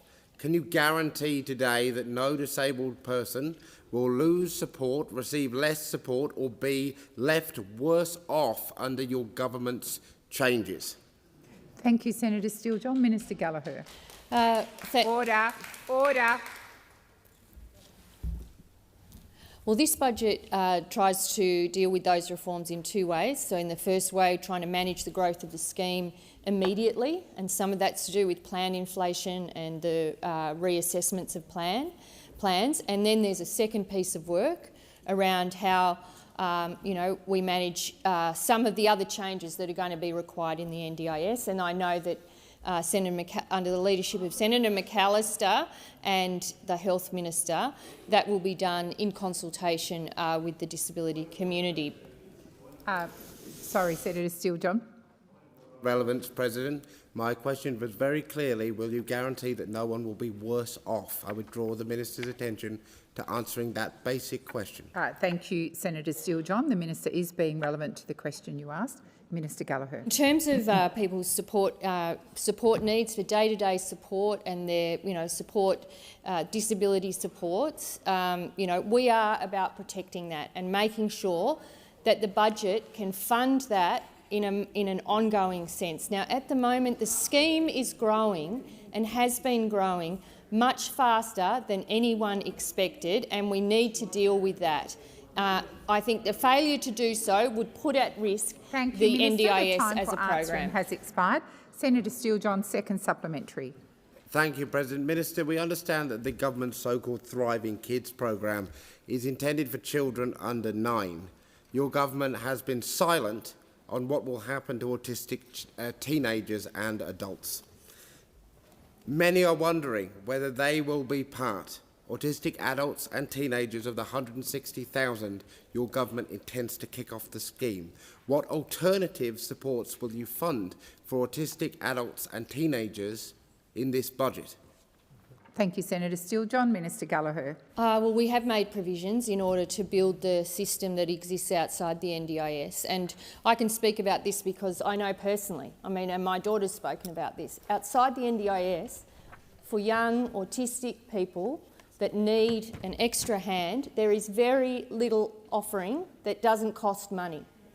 Unless you have money, you're not going to be able to go and get the supports you need. And so part of our motivation is to make sure that the system that exists outside the scheme is there to help people and support people. And they may need to come in, they may need more support at a particular point in time, need less, or need a particular program. That is exactly what we want to rebuild. The system outside the NDIS used to exist. It doesn't exist anymore. We've got to rebuild that, and Senator McAllister and Minister Butler will consult on that, and there are provisions in the budget for that. Thank you. Senator Brown. Thank you, President. My question is to the Minister representing the Minister for Housing, Senator Ayres. Building more homes and making housing fairer has been a key focus of the Albanese Labor government. Yesterday, the government announced further decisive action to help more Australians into home ownership. Minister, how will the measures in the budget help more Australians buy their own home, and what will be the impact on housing supply? Thank you, Senator Brown. Minister Ayres. Thank you. Thank you very much, Senator Brown. Well, this budget is landmark Labor reform. This is a government that in this budget isn't doing the easy thing or the convenient thing. We are doing the right thing for Australians, particularly young Australians, getting more Australians into their own home. And too many young Australians know that the system is weighted against them. We have made decisions in this budget to fix up those problems. Those opposite have said they're going to take that away from young Australians. They're going to take those opportunities away from young Australians. Don't you worry about Jack's tax, worry about Jane's tax, I think, if I was you. That is why we are levelling the playing field for young Australians in this budget. The changes to capital gains tax and negative gearing remove that unfair disadvantage. That's what they do. And that's what people want out of their parliaments and their governments, is to act in their interests. To act in their interests. That inequity is something that Australian first home buyers, particularly young people, have faced for far too long. And carve-outs and the tax changes for new homes will drive housing investment towards new supply. I would have thought that's something that the coalition would have understood. And we're investing a further $2 billion, in infrastructure, along with our friends in the States, to unlock tens of thousands of new homes. That's what that will do. Pipes, pavements and power lines to power the homes of the future. Thank you, Minister. I'm just waiting for silence. And the running commentary, particularly of those on the front bench on my left at the end, needs to stop. Senator Brown, first supplementary. President, over the last 4 years, the Albanese Labor government has prioritised building more homes, with a particular focus on social and affordable homes. Minister, what progress has the government made in delivering more homes? How does greater housing supply benefit both home buyers and renters? Just a moment, Minister Ayres. Senator Bragg, you were one of the people I was referring to, and I expect you to listen in silence. And if you can't, I invite you to leave the chamber. Minister Ayres. I'd prefer he stayed for all of this, President, if he could.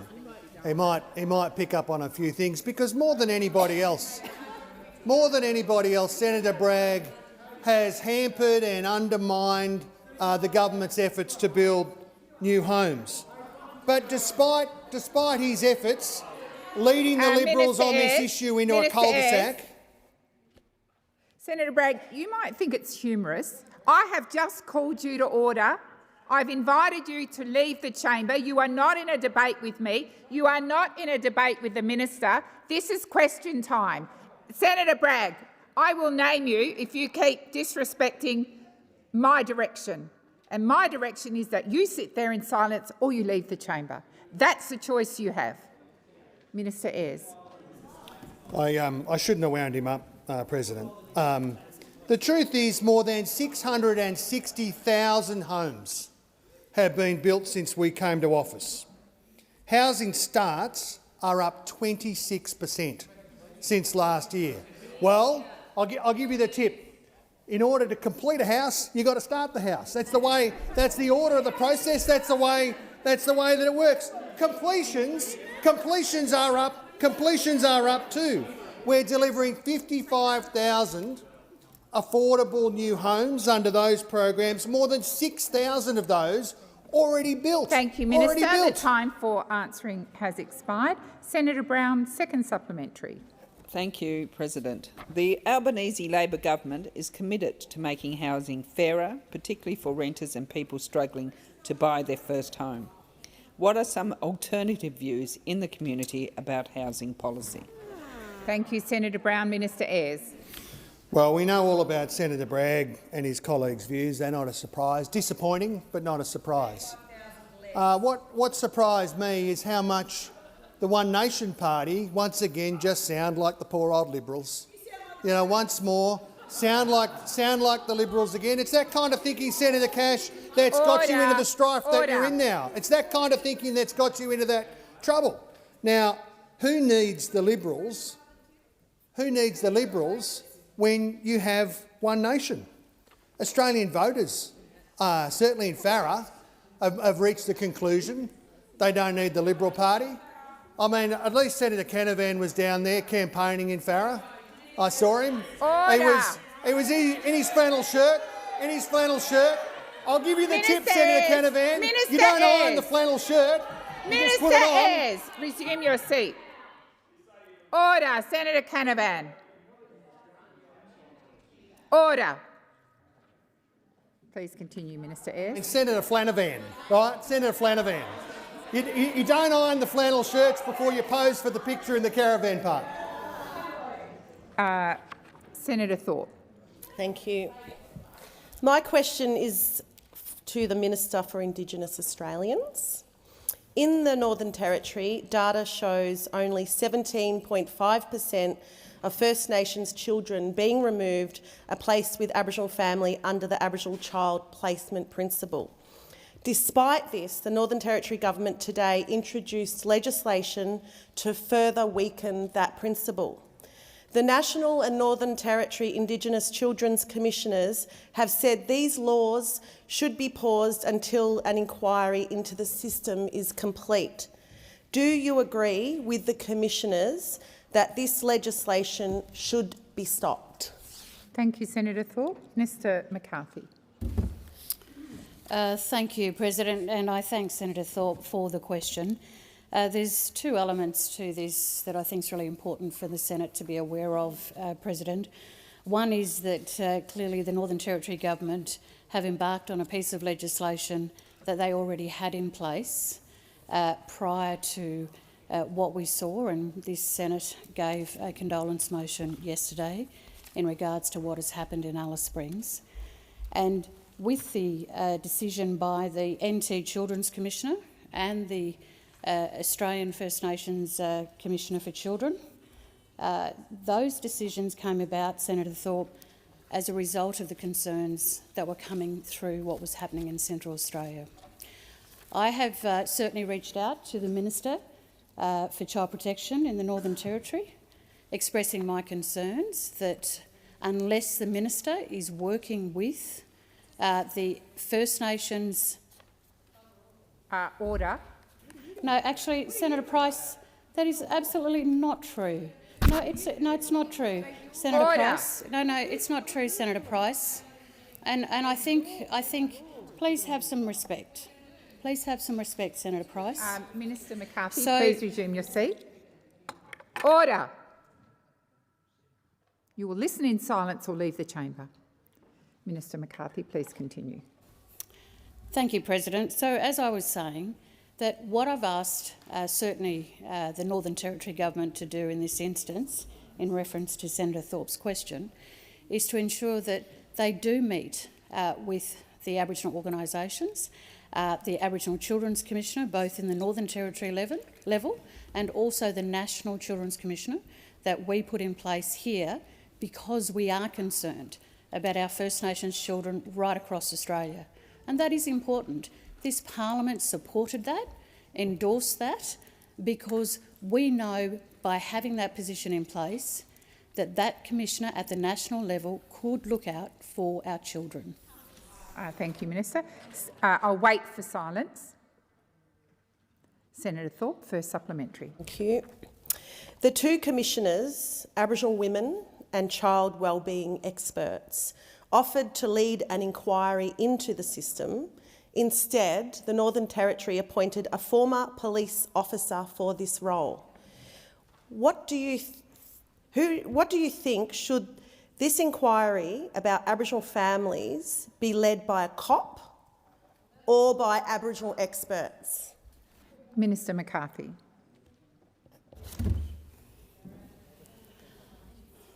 I think what's important here, President, is that there is a coronial investigation underway, there is a police investigation underway, and we want to make sure that the words we use do not jeopardise certainly that legal investigation that's underway. Now, in terms of the roles of the NT Children's McCarthy, Commissioner... please resume, please resume your seat. Senator Thorpe. Just on point of order on relevance, this isn't about the coronial inquest or anything else. This is about the child placement principles.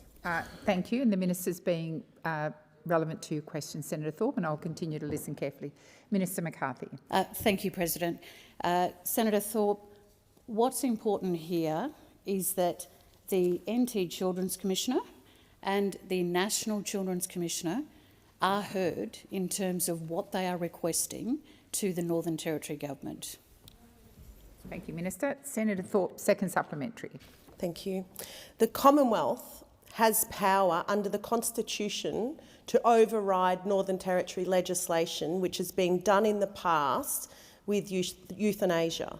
We are hearing calls for another intervention against our people in the Northern Territory, but with so many laws attacking us in the Northern Territory, isn't it time for an intervention against the racist Northern Territory government instead? Thank you, Senator Thorpe. Minister McCarthy. Thank you, President. Well, we've heard and seen what an intervention in the Northern Territory has done to the families of the Northern Territory, and it hasn't been good, Senator Thorpe. We know, President, we know that there are members opposite who are also calling for an intervention into the Northern Territory. Minister McCarthy, I'm sorry, please resume your seat. Order. Senator Thorpe and Senator Nampijinka-Price, come to order. Minister, please continue. So these calls that I'm getting and this parliament hears for an intervention in the Northern Territory, and to go to the question of the power of the Commonwealth, we know that the Commonwealth has the power, President, to intervene at any time for any law into the Northern Territory. But what we must do here as legislators, is be responsible about the power that we have. Just because we have the power to do that doesn't mean we should be using it. Order. Order. Senator Nampijinka-Price, I have called you about 4 times. I expect you to come to order when I request it. Senator Cash. Thank you, President. And my question is to the Minister representing the Prime Minister, Senator Wong. How many times before last year's election did the Prime Minister promise the Australian people that he would not make changes to negative gearing? Thank you, Senator Cash. Minister Wong. Thank you. There has been a change in policy, and the government's upfront about that, and the Prime Minister's been upfront about that. And why have we changed our position? We have changed our view because we look to what is occurring in this country and the intergenerational inequity that is becoming entrenched. And so... Senator Cash. Thank you. And it is a point on direct relevance. The government have broken a promise. I'm interested in knowing how many times before the election, President, the Prime Minister said he wouldn't make changes. Senator Cash, I will entertain your points of order, but they are to be made without statements. The Minister is being directly relevant. She's only just started her response, and I'll continue to listen carefully. And if the Minister isn't being directly relevant, I will remind her of your question. I have heard the question, and I have acknowledged up front that this is a change in policy, and we are up front about that. This is a change in policy, and we are up front about it. But what the senator doesn't want to discuss is the why. Because they have no substance, because they are not able to articulate a clear text policy. Please resume your seat. Senator Cash. President, with all due respect, it is direct relevance. This is a question I posed in relation to something that happened prior to the election. For example, Senator Cash, 97 times you said Senator Cash, 275. Senator Cash, you are making the statement again. The Minister is being relevant, and I will continue to listen. Minister Wong. I again say we are upfront about the fact that we have changed the policy position. And Senator, I know that what you want to do is have a process argument, an argument about that, because you cannot actually engage with the policy. You are incapable of engaging with the policy, and you are incapable as an opposition. Wong, please resume your seat, Senator Cash. I'm going to keep trying, President. Direct relevance.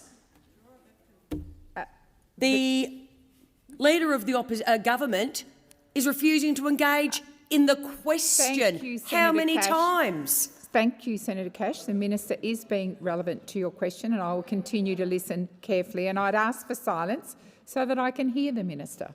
Minister Wong. Thank you, President. Well, Senator Cash, you're entitled to ask me a question. You're not entitled to determine how I answer. Could you at least and I have been very clear. I have been very clear. I have been very clear that we have changed our policy position and we are upfront about that. How many times? And the reason we have done it is because of what the budget papers tell us and what young people tell us, which is that Australian aspiration, that Australian dream of home ownership is slipping away from generations of Australians, and we do not wish to stand for it. That is fundamentally the issue.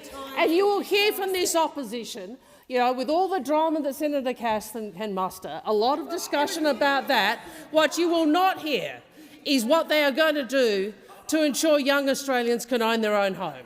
Thank you, Minister. Senator Cash, first supplementary. How many times did the Prime Minister prior to the last election promise the Australian people that he would not make any changes to capital gains tax? Thank you, Senator Cash. Minister Wong. I give the same answer. Of course you do. We did go to the last election with a policy position that we have changed, and we are upfront about that. Correct. And we are accountable to the Australian people for that. And what we say to the Australian people, as we have done this, because what we can see, despite all the work that we are doing on housing supply, is that absent changes that the Treasurer announced last night, that young Australians will continue to be locked out of the housing market. They will not be able to build the sort of security that their parents and their grandparents did, and we want them to be able to. We want them to be able to, and that is the difference between this side of Parliament and that side. The status quo is not working for young Australians. And you only need to look at the budget paper to look at the extent to which intergenerational inequity is worsening. Well, that is not the thing that we want for this country, and that is why we have put this budget forward. Thank you, Minister. Senator Cash, second supplementary. How many times did the Prime Minister prior to the last election tell the Australian people that he would not increase taxes on family trusts? Thank you, Senator Cash. Minister Wong. Well, again, what I would say to Senator Cash is, if you look at what the Treasurer spoke about last night, the growth in trusts has been remarkable, and 82%, I think it is, over 80% of trusts have no underlying business operations. Now, we have been clear about excluding various categories of trusts, including farming trusts and testamentary trusts. But fundamentally, if you have a tax vehicle where 82% of trusts actually have no underlying business, what that says is, well, perhaps we should actually think about how we provide equitable tax arrangements for those tax arrangements, and we have done that. Fundamentally, what this budget does is says we will try and make the taxation of assets more equivalent to the tax that nurses and tradies and plumbers and construction workers has expired. Order. Senator David Pocock. Thanks, President. My question is to the Minister representing the Minister for Climate Change and Energy, Senator Ayres.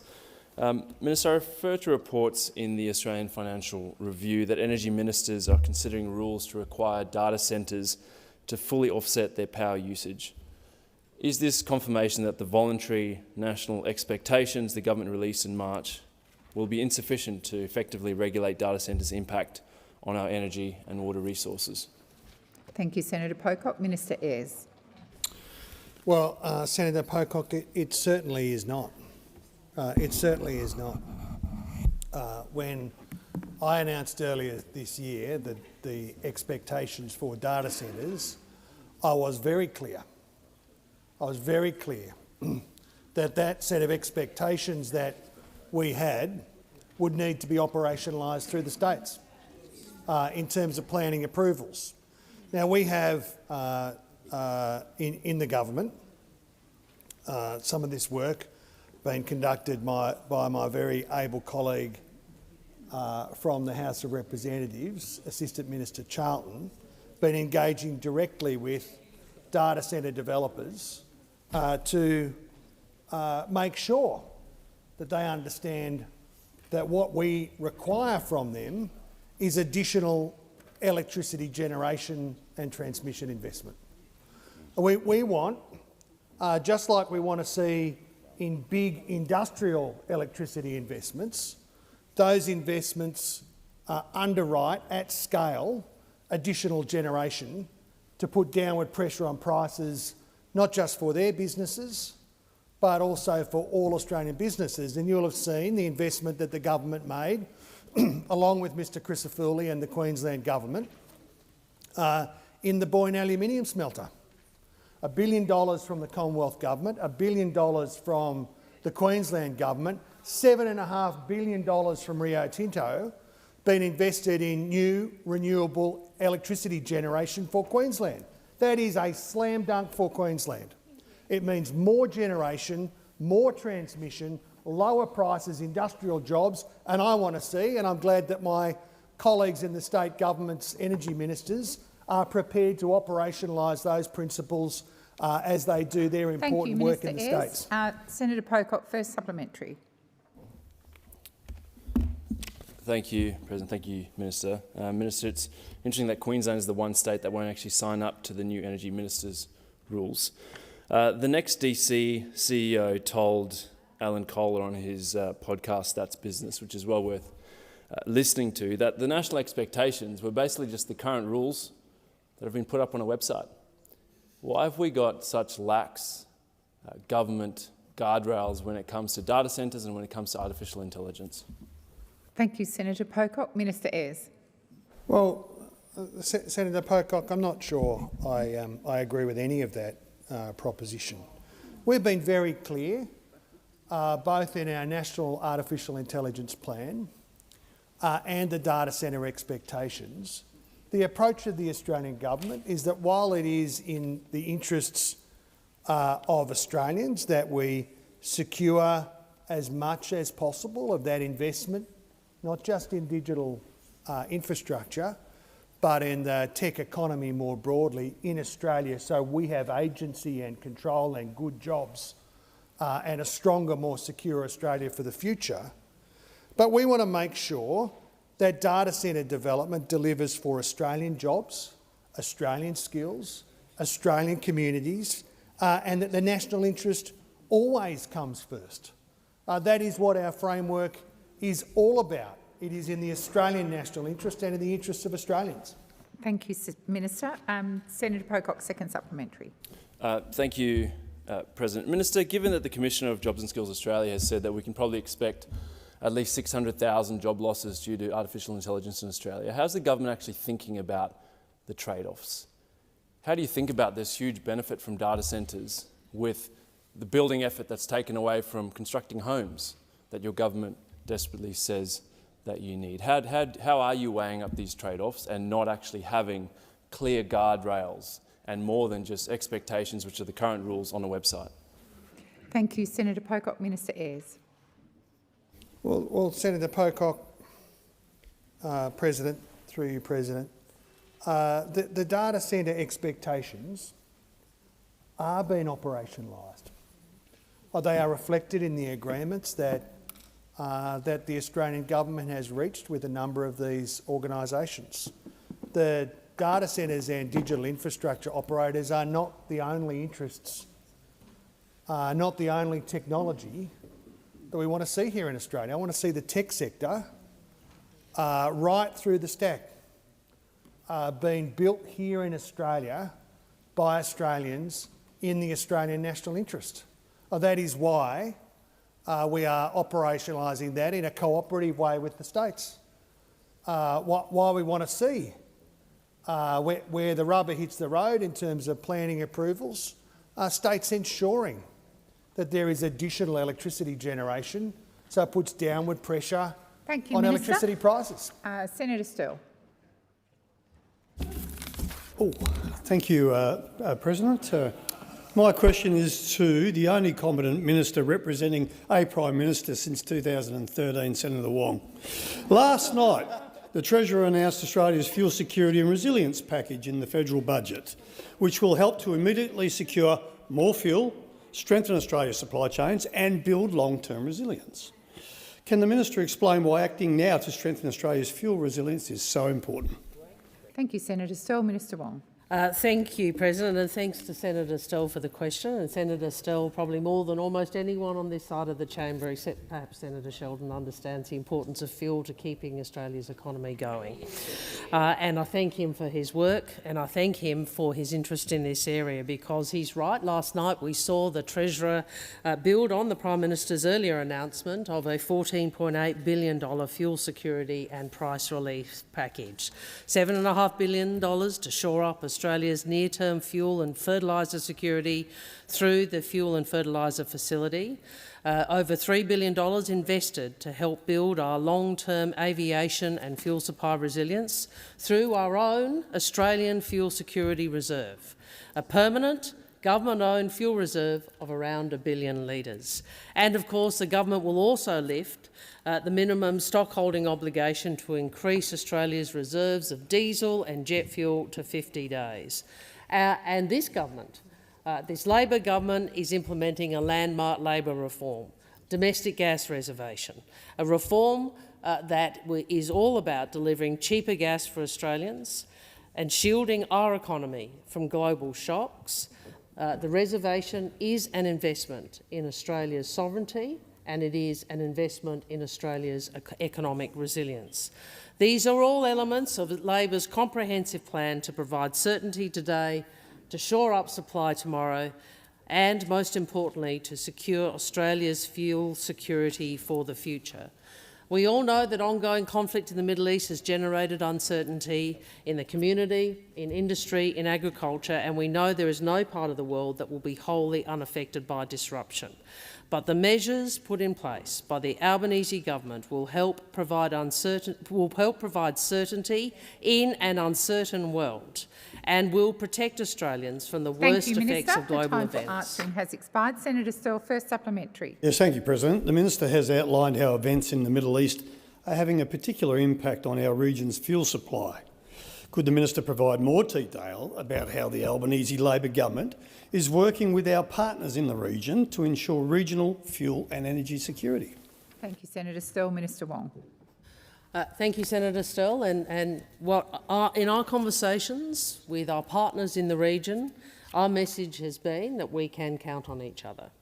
The Prime Minister has made clear the quality and reliability of Australian agriculture, of Australian resources, including Australian gas, has been critically important to the assurances the government has been able to receive for future supplies of petrol, diesel and fertiliser to Australia. As a result of our work, we have new agreements signed with Singapore, Brunei, Korea, Japan and Malaysia to help ensure the continued flow of essential fuels and fertiliser to Australia. The Chinese government has agreed to facilitate engagement with Australian businesses on jet fuel. We know we assure our energy security by working with trusted partners and friends, and we will continue to strengthen our international relationships so as to respond to this unprecedented shock to the global economy. Thank you, Minister. Senator Stell, second supplementary. Thank you, President, and I thank the Minister for outlining the ways that the government has been working with countries of the region to ensure Australia's fuel security. How does the Albanese Labor government's approach to ensuring regional fuel stability and security during the current crisis in the Middle East compare with any other alternatives? Thank you, Senator Stell. Minister Wong. Well, thank you, Senator. And in the face of the worst fuel crisis the world has seen,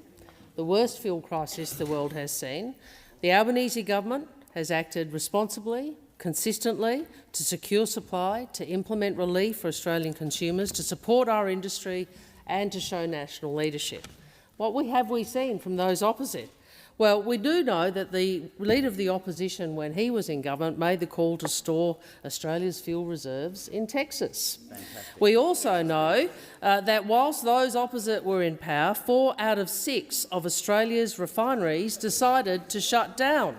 And we do know also that the Shadow Treasurer and apparent leadership hopeful, Mr Wilson, can't decide if his plan costs $80 billion or $800 million. And of course, Mr Wilson and Senator Hume are looking, of course, to forming a coalition with One Nation. Goodness me. Really, those opposite are so busy fighting for their own survival, you're not fighting for... Thank you very much. Senator Bragg. Thanks. Thanks, President. My question is to the Minister representing the Prime Minister, Senator Wong. The government has conceded that its higher housing taxes will now reduce housing supply by 35,000 dwellings. How will building fewer houses help younger people? Thank you, Senator Bragg. I'm just waiting for silence. Order. Order. Minister Wong.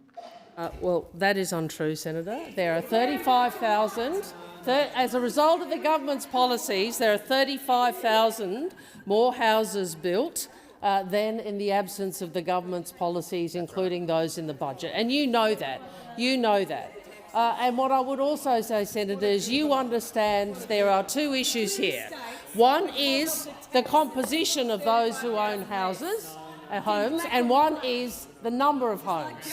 Not only are we adding to supply, we are also determining, through the changes we are making, and you would understand this, that we want a different composition in the housing market because we want more owner-occupiers owning homes. Simple as that. Because you know that the way to ensure that we get first home buyers into the market is to level the playing field for them.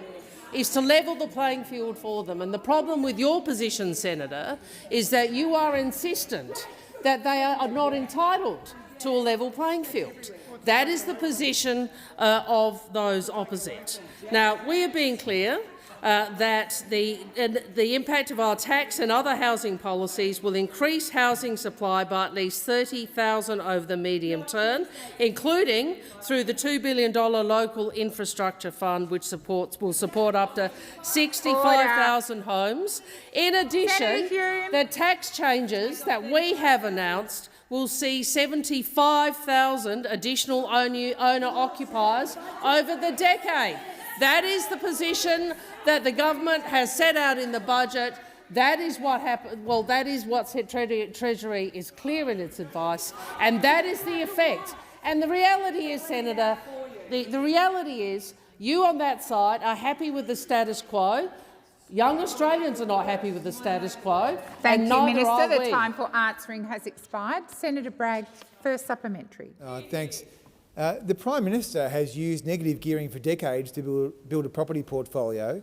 Why is he cutting off this opportunity for younger people? Thank you, Senator Bragg. Order across the chamber. Order.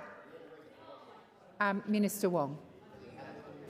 Senator, you understand that the policy that is announced enables people to still use negative gearing when they invest in a new build. But we have a situation where housing prices have diverged from incomes and have risen 400+% between April 1999 and April 2026, twice as fast as incomes have risen, as average incomes has risen. Now, you might think that's all right, Senator. This is about housing affordability. Minister Wong, please resume your seat. I'm waiting for order. Senator Bragg. Point of order on relevance, President. The question was about the Prime Minister cutting off the opportunity he's used for younger people. The Minister is being relevant to the question, and if there's silence in the chamber, I'll be able to hear the Minister more clearly. Minister Wong. I began my answer with a very clear answer, Senator, which is negative gearing is still available to those who invest in a new build. But the fact that you took the interjection on relevance shows you don't understand the problem, because what I was reading out is the problem. That is the problem.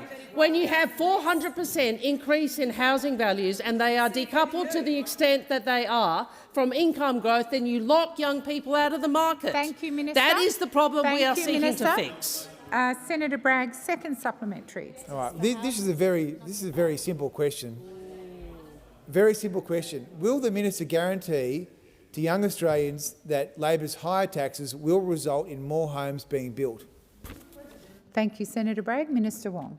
The budget papers make very clear that this package adds to housing supply, and I want to give you a quote. Order. This quote Today it's time to be honest. The tax system is screwing over young Australians. Instead, it favours well-off established interests against those trying to get ahead. You know who that was? Your shadow treasurer. And on that, I ask that further questions be placed on that. Thank you.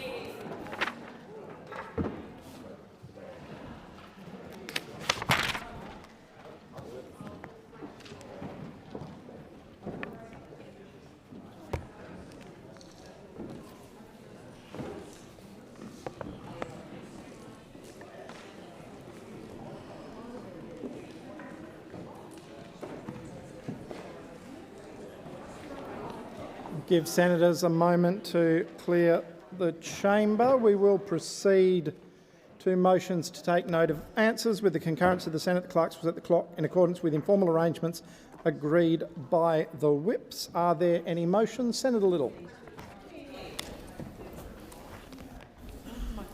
You have the call. Well, Labor's higher taxes are intergenerational fraud. They pull the ladder up on younger Australians who are trying to get ahead. The Prime Minister... Sorry. Take note of all questions. I think I said that. Sorry, yes, it was take note of all questions from the coalition. Sorry, Senator Little, you have the call. Yeah. There are young Australians who cannot afford a home. They are doing the responsible thing. They are saving, they are investing in shares, crypto or other assets. They are trying to build their futures.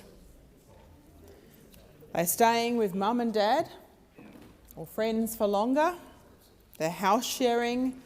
They're doing all of the things that they need to do to save for a future. And yet, last night, we saw the way the previous generation has built their futures taken away from them. Older Australians had the benefit of the capital gains discount while they built wealth. Younger Australians are now being told they won't get that same chance, and that is not fair. That is definitely not intergenerational equity. It means Australia will have one of the highest capital gains taxes in the world, a tax on saving, a tax on investing, a tax on aspiration. That's not reform, it's an assault on aspiration.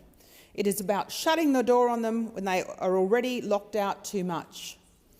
If you see a map of the house prices in South Australia was once considered affordable.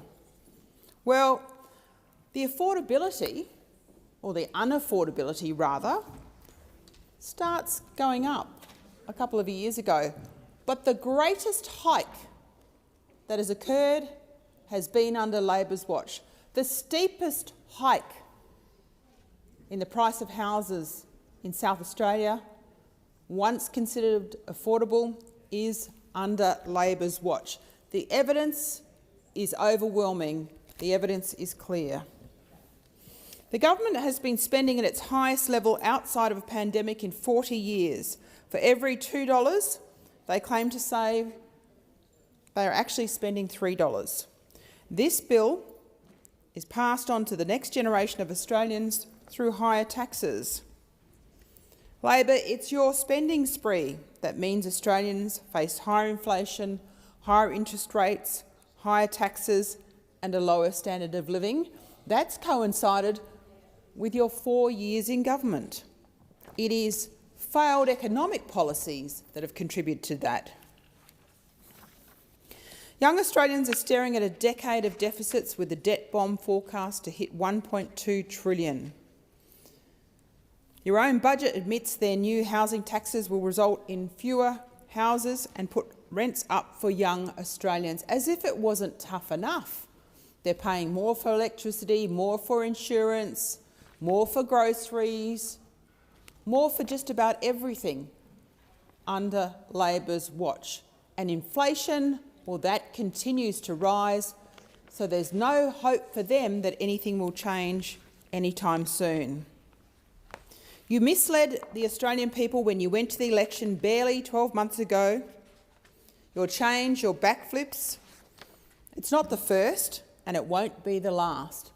But this is a huge betrayal of Australians, a huge betrayal of young Australians who are just trying to get ahead, and they can't do so because of your economic mismanagement. Senator Ananda Raja. Thank you, Chair. Chair, for many young Australians, home ownership has shifted from being a milestone in adulthood to a distant aspiration. That Australian dream is crumbling in front of their eyes. And you can look at the evidence. Let's look at that evidence. The average age now for a first home buyer is 34 to 36 years, ballpark. In the 1990s, it was in the late 20s. And if you look at the graphs, it has been ratcheting up over the last 40 years. What has happened is that we have seen a decoupling of house prices from salaries. They completely diverged. They diverged under the Howard government, thanks to that interaction between negative gearing and capital gains tax. It supercharged it. Pour on low debt, and the whole thing exploded. And what we are seeing now, if you look at another metric, another piece of evidence, is that the national house price to income ratio has rocketed over the last 50 years. In 1985, it was 3 to 4 times. That means it took around 3 to 4 years to be able to own a home. It is now, the national house price to income ratio is 8 to 9 times, national.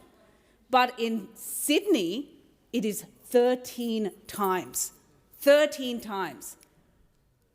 So when it hits the 8 to 9 times, it's unaffordable. When it goes to extremely unaffordable, when it goes to 13 times, I don't think we have any language to describe that.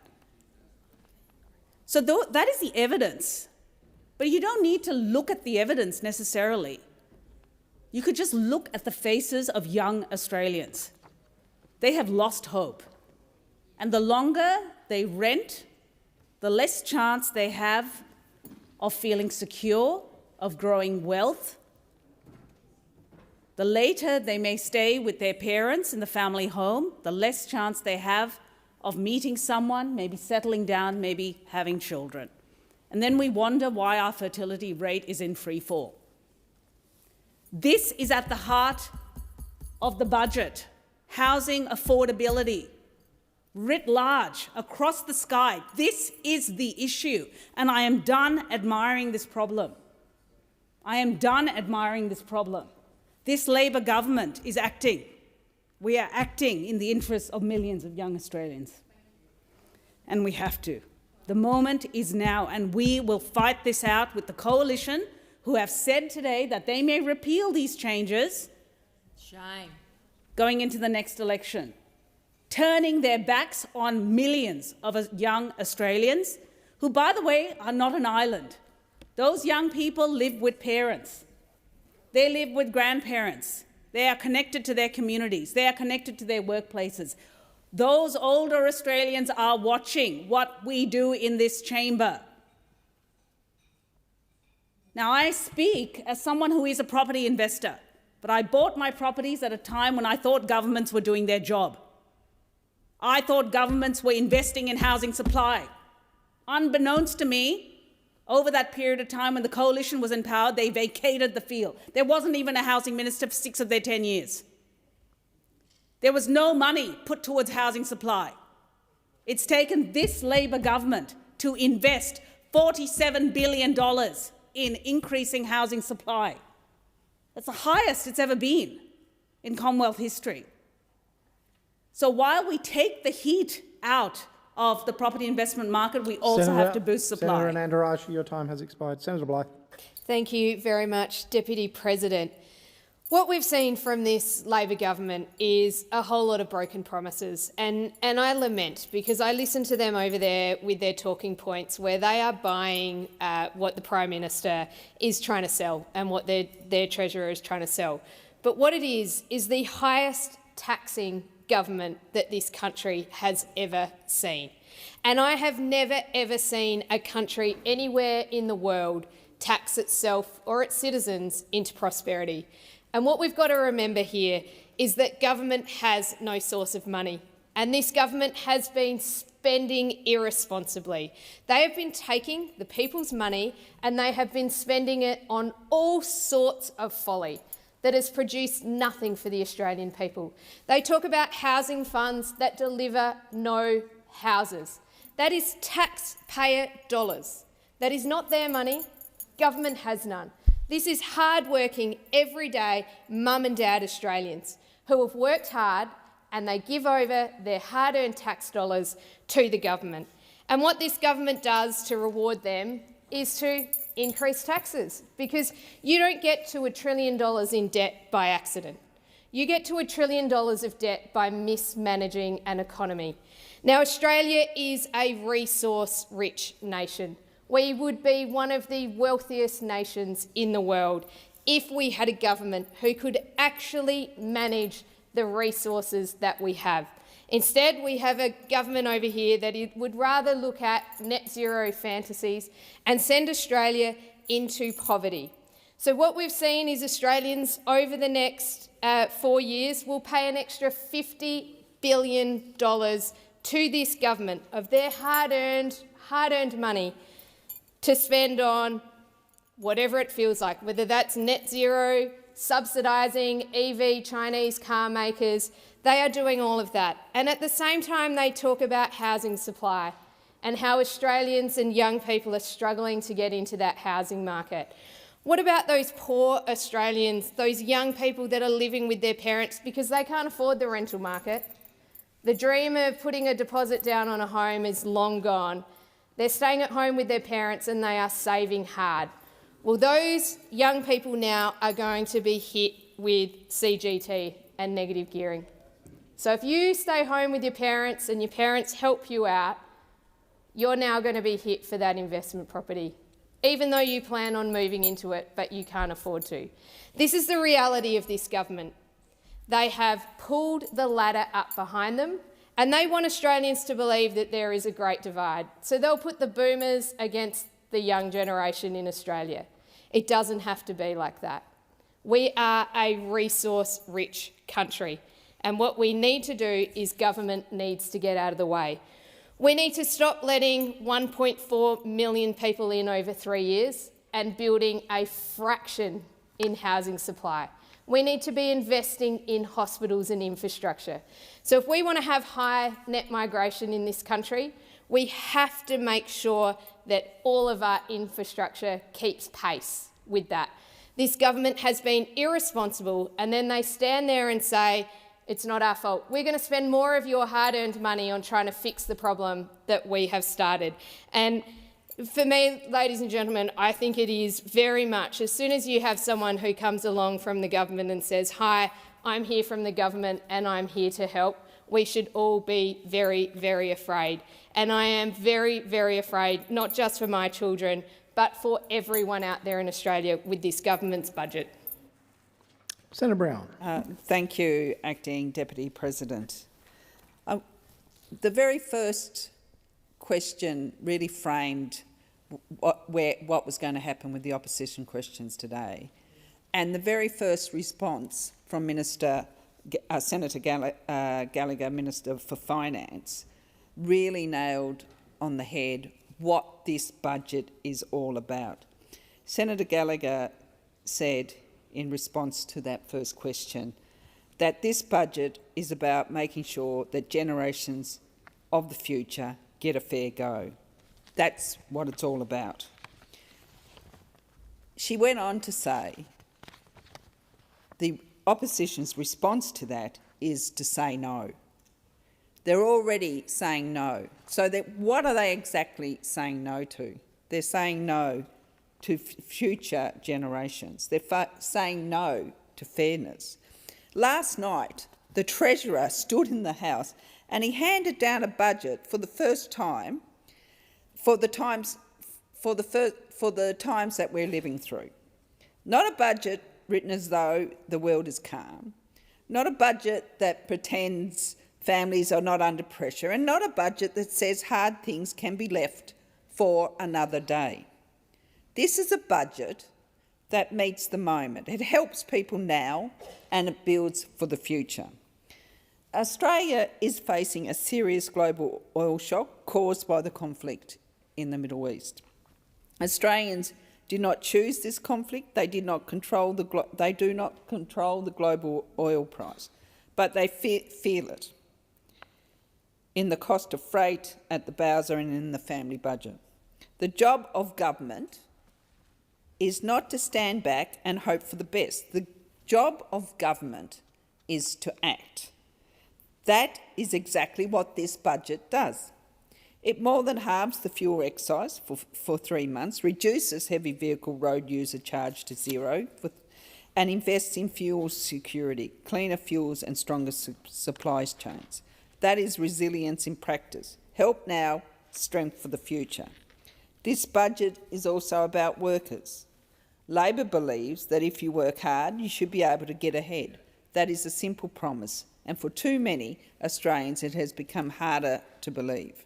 That is why this budget delivers a $1,000 instant tax deduction from 26 to 27. It also delivers a new $250 working Australians tax offset from 2027 to 2028.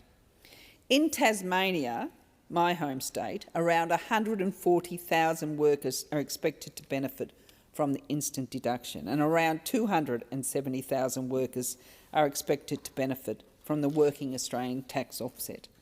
This is money back to workers. It is recognition that people who earn a wage, pay their bills and keep this country moving deserve a tax system that works better for them. And that brings me to housing. If there is one issue that cuts through in every community, it is the fear that the dream of owning a home is slipping away. And a Labor government cannot accept that. This budget says we need more homes and we need to build them faster. It invests a further $2 billion in housing, enabling infrastructure, the roads, the water, the power, the sewerage that make new housing possible. Tasmania will be eligible for $50 million through this fund.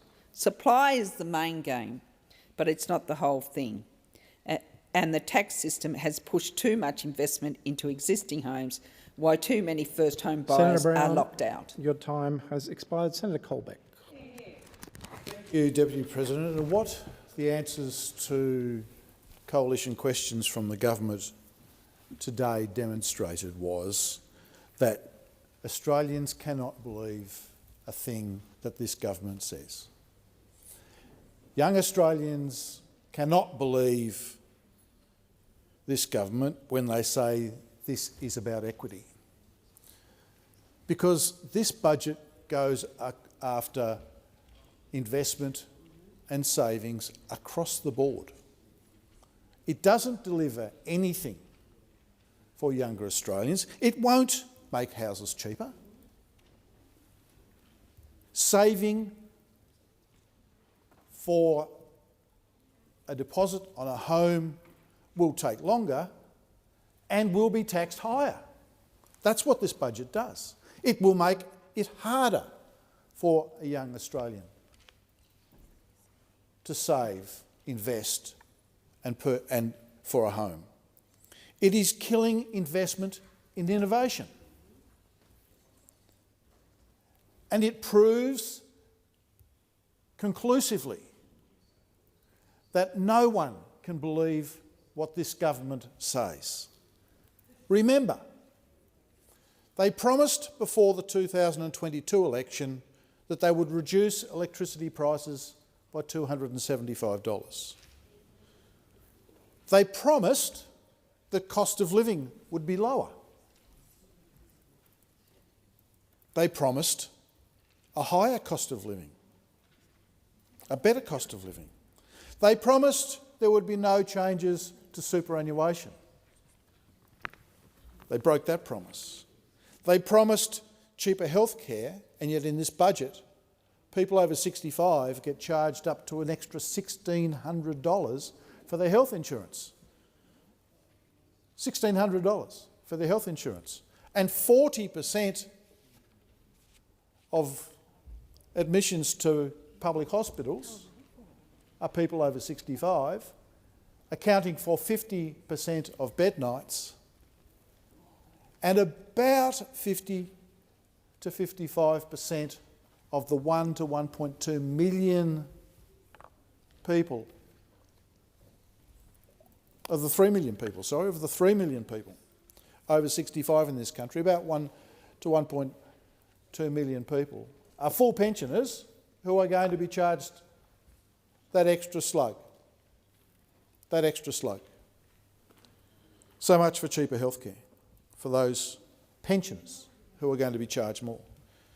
They, of course, promised no change to negative gearing, they promised no change to capital gains tax, and they promised no new taxes on trust. Now, it's a pretty comprehensive list, and they've broken every single one of those promises. So when they stand up in question time and try and run a justification for it, why should anybody believe them?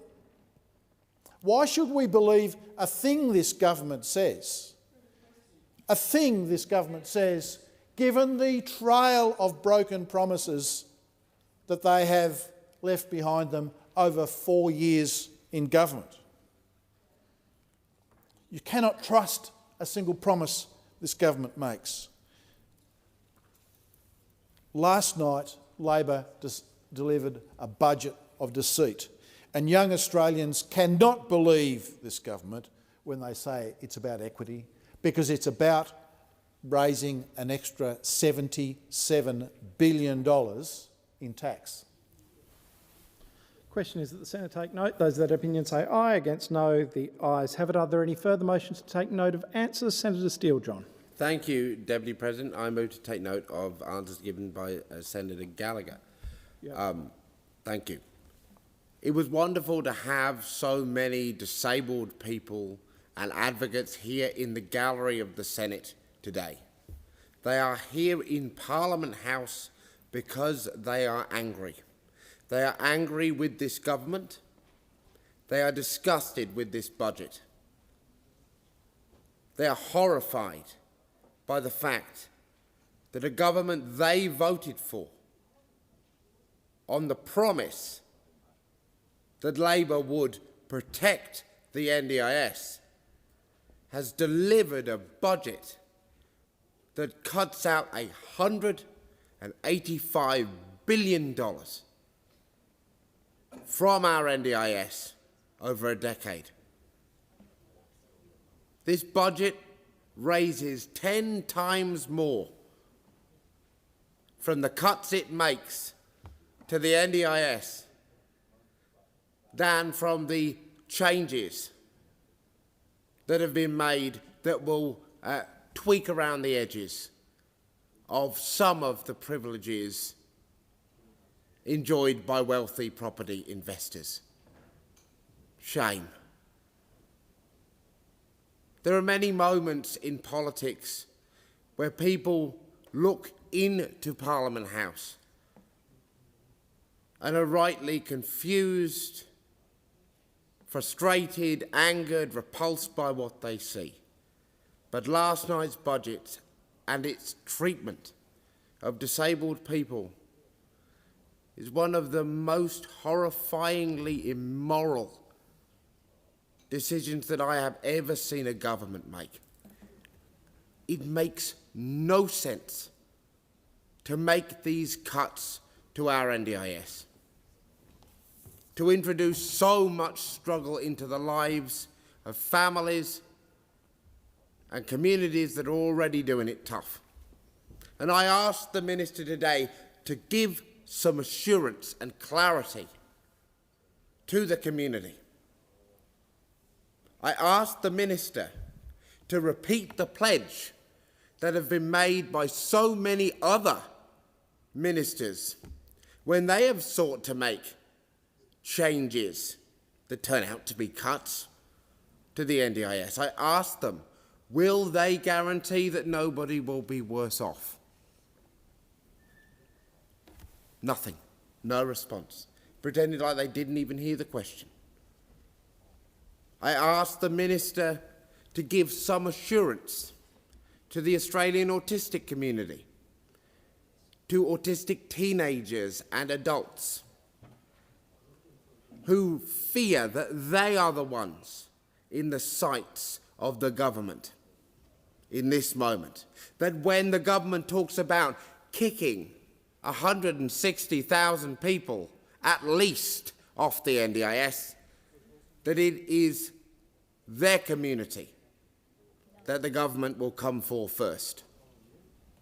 I asked the Minister to detail the supports and services for adult autistic folks, for teenage autistic folks.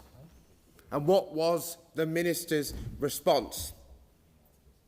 Well, they said these services don't exist.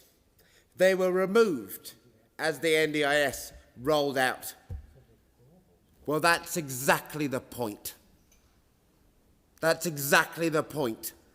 There are no alternative services.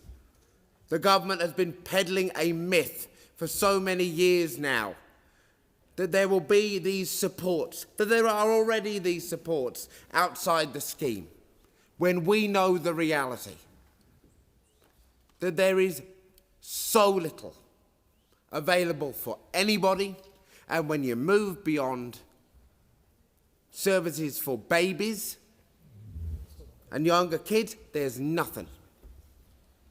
And so what the government is proposing to do is kick over 160,000 people off a cliff and then promising to build a trampoline by the time that folks hit the bottom. Well, that is not good enough. The Greens will continue to organise with the disability community to oppose these cuts. Your time has expired. The question is that the Senate take note. Those of that opinion say aye. Against say no. The ayes have it. Are there any further motions to take note of answers? Senator Thorpe. Thank you. I move to take note of the response from Minister McCarthy. The Northern Territory government wants to weaken the Aboriginal and Torres Strait Islander child placement principle, which was a key recommendation from the Bringing Them Home report, Solutions from the People for the People. The principle is supposed to put family, community and country at the centre of all decisions about our children. It's about not putting our children with strangers that don't understand our ways. Data shows that only 17.5% of First Nations children who are removed in the Northern Territory are placed with an Aboriginal family. That means the majority of our children are being given to white people to be assimilated. The Northern Territory government don't even follow the child placement principle, yet they're complaining that it doesn't work. It seems to be working quite well. They just don't use it in the Northern Territory. Minister McCarthy says she asked the Northern Territory government to meet with the Aboriginal Children's Commissioners. Well, how's that working out? It's not enough to just meet with the Children's Commissioners if nothing is done. The Commonwealth has the power under the Constitution to override the racist laws that the Northern Territory are legislating to hurt our people further. Doing nothing means this government is complicit in what the Northern Territory government are doing to Aboriginal people. It's genocide what's going on in the Northern Territory. And might I add, the Minister dishonestly twisted my question, pretending I was asking for an intervention on Aboriginal people. Well, that was absolutely wrong.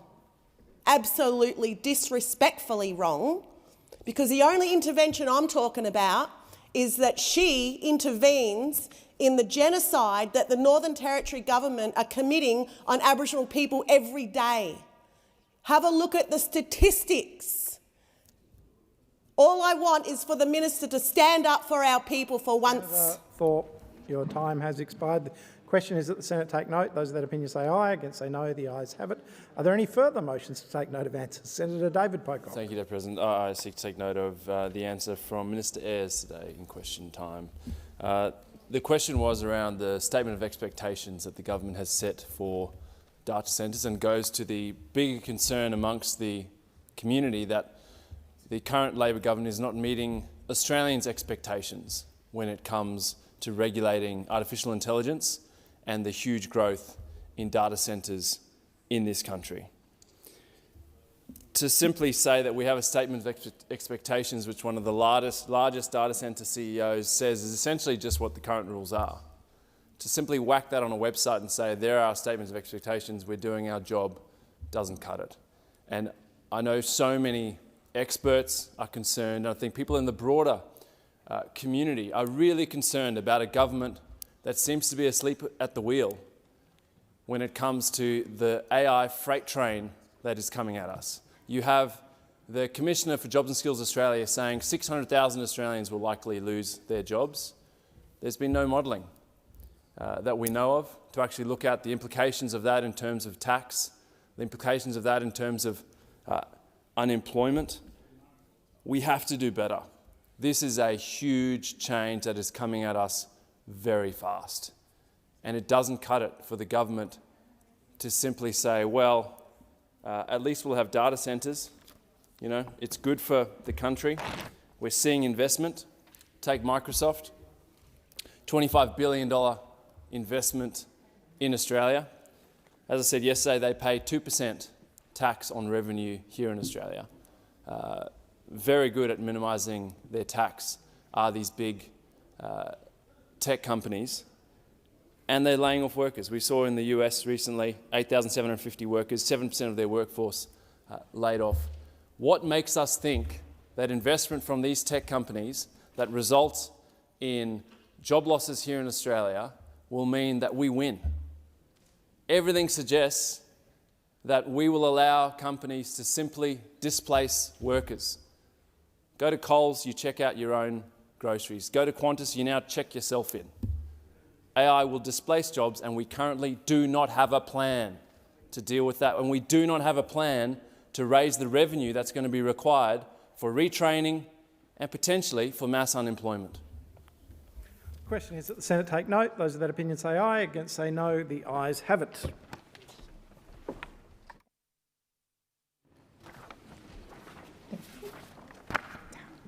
Are there any notices of motion to be given for another day? Call the clerk.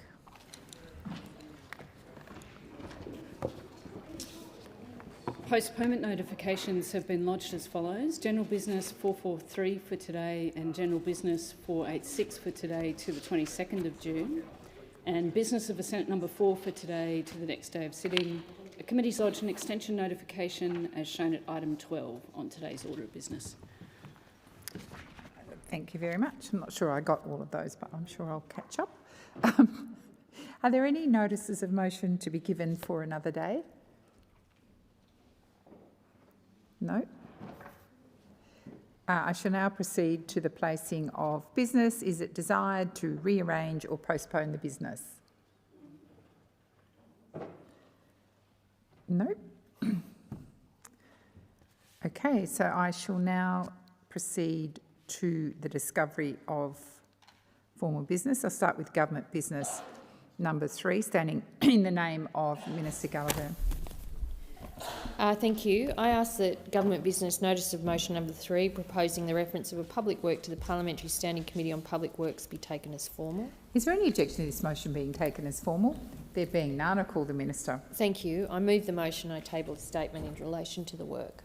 So the question is, the motion is moved by Minister Gallagher be agreed to. Those of that opinion say aye. Against? I believe the ayes have it. And I'll now go to government business 4, standing in the name of Minister Gallagher. Thank you. I ask that government business notice of motion number 4, relating to a reference of time-critical bills to legislation committees, be taken as formal. And is there any objection to this motion being taken as formal? There being none, I call the Minister. I move the motion. So the question is that government business number 4, standing in the name of Minister Gallagher, be agreed to. Those of that opinion say aye. Against? I believe the ayes have it. I'll now go to general business notice of motion number 480, standing in the name of Senator Ruston and others. Senator Askew. On behalf of Senator Ruston, I ask that general business notice of motion number 480 be taken as a formal motion. Is there any objection to this motion being taken as formal? There being none, I call Senator Askew. I move the motion. So the question is that general business notice of motion number 480, standing in the name of Senator Ruston and others, be agreed to. Those of that opinion say aye. Against? I believe the ayes have it. I'll now go to general business 481, standing in the name of Senator Whish-Wilson. Thank you, President. I ask that general business notice of motion number 481, proposing the introduction of a bill, be taken as formal. Is there any objection to this motion being taken as formal? There being none, I'll call Senator Whish-Wilson. I move that the following bill be introduced: a bill for an act to provide for the establishment of an extended producer responsibility scheme for packaging and for related purposes. So the question is, the motion is moved by Senator Whish-Wilson, be agreed to. Those of that opinion say aye. Against? I believe the ayes have it. Senator Whish-Wilson.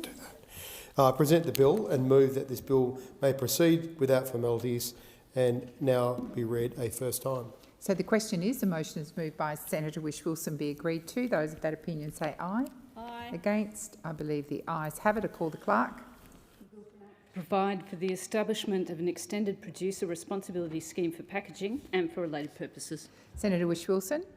I move that this bill be now read a second time, and I seek leave to table an explanatory memorandum relating to the bill. Is leave granted? Leave is granted. Senator Whish-Wilson.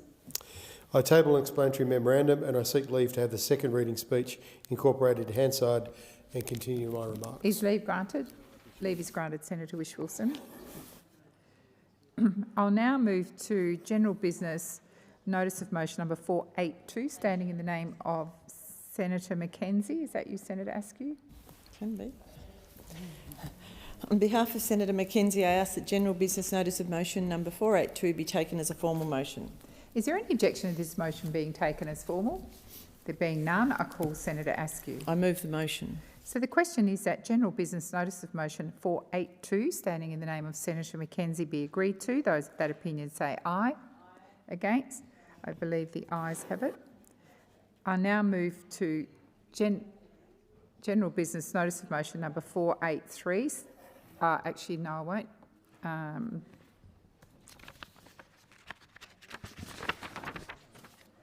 I'll now go to general business notice of motion number 485, standing in the name of Senator Bragg. Senator Askew. On behalf of Senator Bragg, I ask that general business notice of motion number 485 be taken as a formal motion. Is there any objection to this motion being taken as formal? There being none, I'll call Senator Askew. I move the motion. So the question is that general business notice of motion number 485, standing in the name of Senator Bragg, be agreed to. Those of that opinion say aye. Against? I believe the ayes have it. I'll now go to general business 488, standing in the name of Senator Barbara Pocock. Are you doing that, Senator McKim? 488. Thanks very much, President. I ask that general business notice of motion number 488, standing in the name of Senator Barbara Pocock, be taken as formal. Is there any objection to this motion being taken as formal? There being none, I call Senator McKim. Thanks, President. I move the motion. So the question is that general business notice of motion number 488 be taken as formal. Those of that opinion say aye. Against? I believe the ayes have it. I'll now go to general business 489, standing in the name of Senator Little. Senator Askew. On behalf of Senator Little, I ask that general business notice of motion number 489 be taken as a formal motion. Is there any objection to this motion being taken as formal? There being none, I call Senator Askew. I move the motion. Minister Gallagher. Thank you. I seek leave to make a short statement. Is leave granted? Leave is granted for 1 minute. Thank you. As is the usual practice, it is unusual to plan an estimates hearing by motion in the Senate. Decisions on estimates programming are more appropriately made by the members of these committees, who are at best placed to consider the full context of these matters.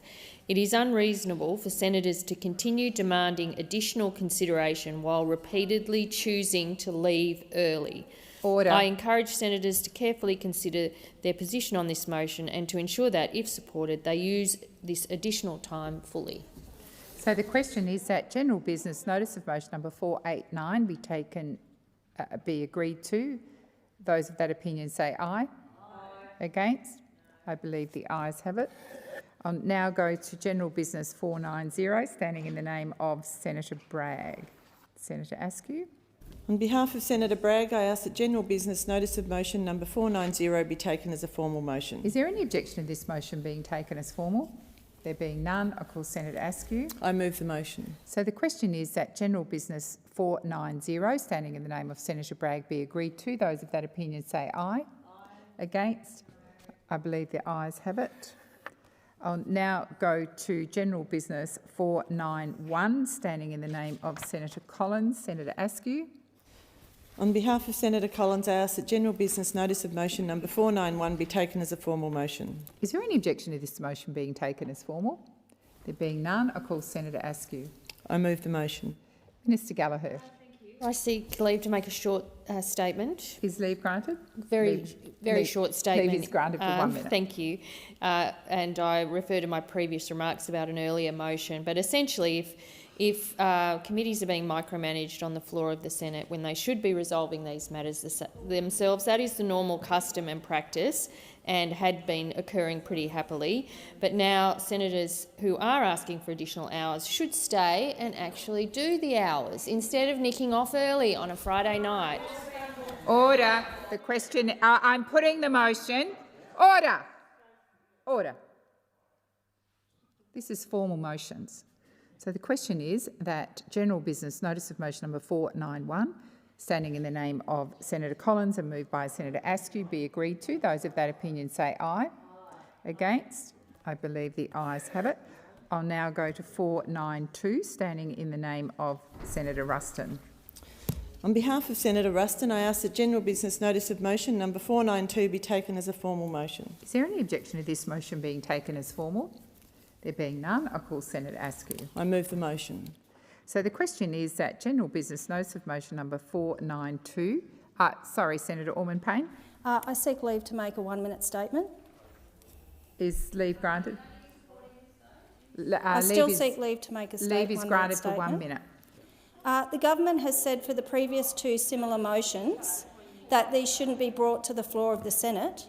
The Community Affairs Committee has tried to get a meeting to discuss this and the chair has refused to have one. So we have done everything that we can not to bring this to the floor of the Senate, and we would ask that in future, when committee members are asking to have a meeting to discuss the program, that we be able to have one, not going around to other senators who aren't on the committee trying to ask them if they can change it. Okay, we are over. We have tried very hard to do this the way that we should, and we haven't gotten anywhere, so we are using the floor of the Senate, and that is appropriate. Minister Gallagher. Thank you. Well, I note that the Greens were actually supporting the motion, so I seek leave to make a short statement. Is leave granted? To make a short statement. Well, we are actually voting differently. Minister Gallagher, please resume your seat. I'm going to remind senators this is formal motions, and every day senators from various parts of the chamber seek leave. It should not be an opportunity for a debate. Leave is either given or it's not given. I'm not entertaining shouting out across the chamber or arguing. The minister has sought leave. Is leave granted? It is. Thank you, Minister.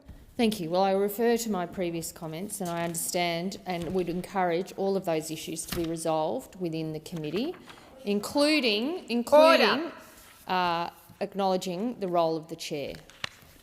So the question is that general business notice of motion order number 492 be agreed to.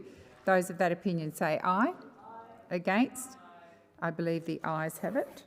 The ayes have it. I'll now go back to business of the Senate 2, standing in the name of Senator Hanson-Young. Thank you, President. I ask that business of the Senate notice of motion number 2 be taken as formal. Is there any objection to this motion being taken as formal? There being none, I'll call Senator Hanson-Young. Thank you. I move the motion. So the question is that Business of the Senate number 2, standing in the name of Senator Hanson, be agreed to. Those of that opinion say aye. Against? I believe the ayes have it. I'll now go to business of the Senate number 3, standing in the name of... That's being debated. Thank you, Senator Askew. 4 has been postponed. And I'll now go to business of Senate number 5, standing in the name of Senator Hanson. I ask that business of the Senate notice of motion number 5, standing in the name of Senator Hanson, be taken as a formal motion. So the question is,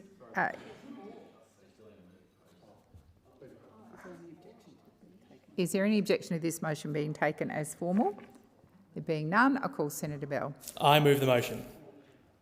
Senator O'Sullivan. Thank you, President. I seek leave on behalf of Senator Cash to move an amendment to the motion as circulated. Thank you very much. I believe that the amendment has been circulated. Thank you, Senator O'Sullivan. So is leave granted? Leave is granted, Senator O'Sullivan. Thank you. I move the amendment. So the question is Senator Hanson-Young. Thank you, President. I just note that it feels as though this side of the chamber can't work out who they want to beat up on the most, the LGBTI community or the koalas. Order. Order. May I remind you, Senator Hanson-Young, you don't stand and launch into a statement. You stand and seek leave. I called you 3 times. You completely ignored me. That's incredibly disrespectful when I was simply calling you to order. I remind senators you do not stand up and launch into a statement. You seek leave.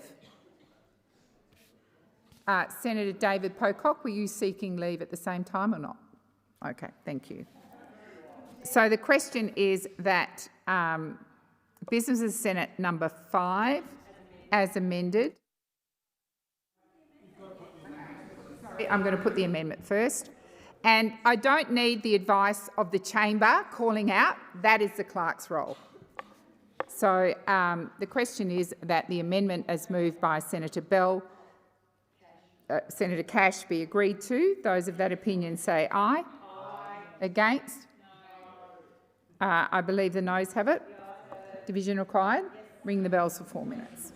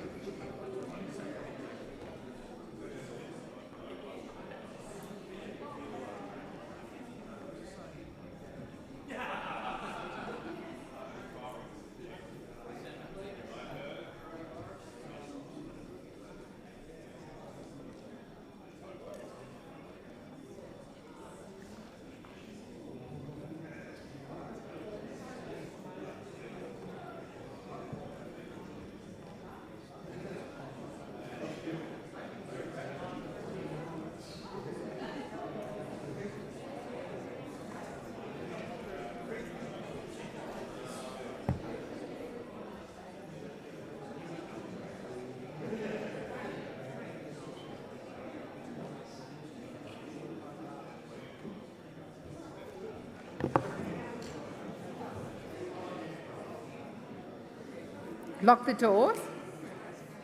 So we're dealing with an amendment to Business of the Senate 5, and the amendment was moved by Senator Cash. So the question is that the ayes shall go to the right of the chair, the noes to the left. I appoint Senator Askew as teller for the ayes and Senator Sheldon as teller for the noes.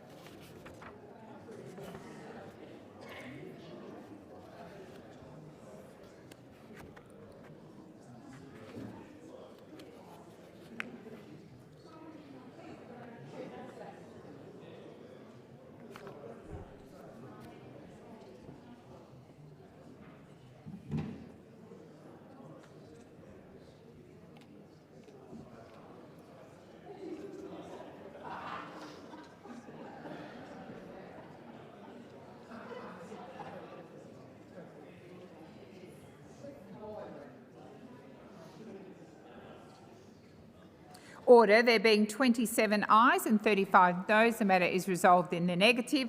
I'll now put Business of the Senate number 5. So the question is that Business of the Senate number 5 in the name of Senator Hanson be agreed to. Those of that opinion say aye.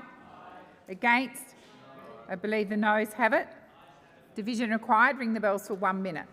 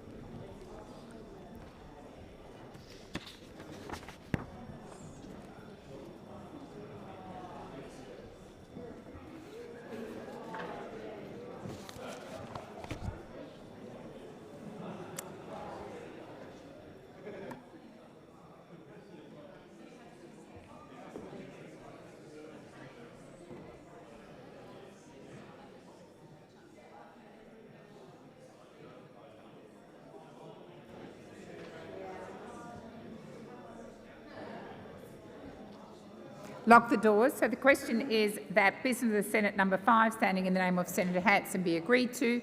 The ayes shall move to the right of the chair, the noes to the left. I appoint Senator Bell as teller for the ayes and Senator Askew as teller for the noes.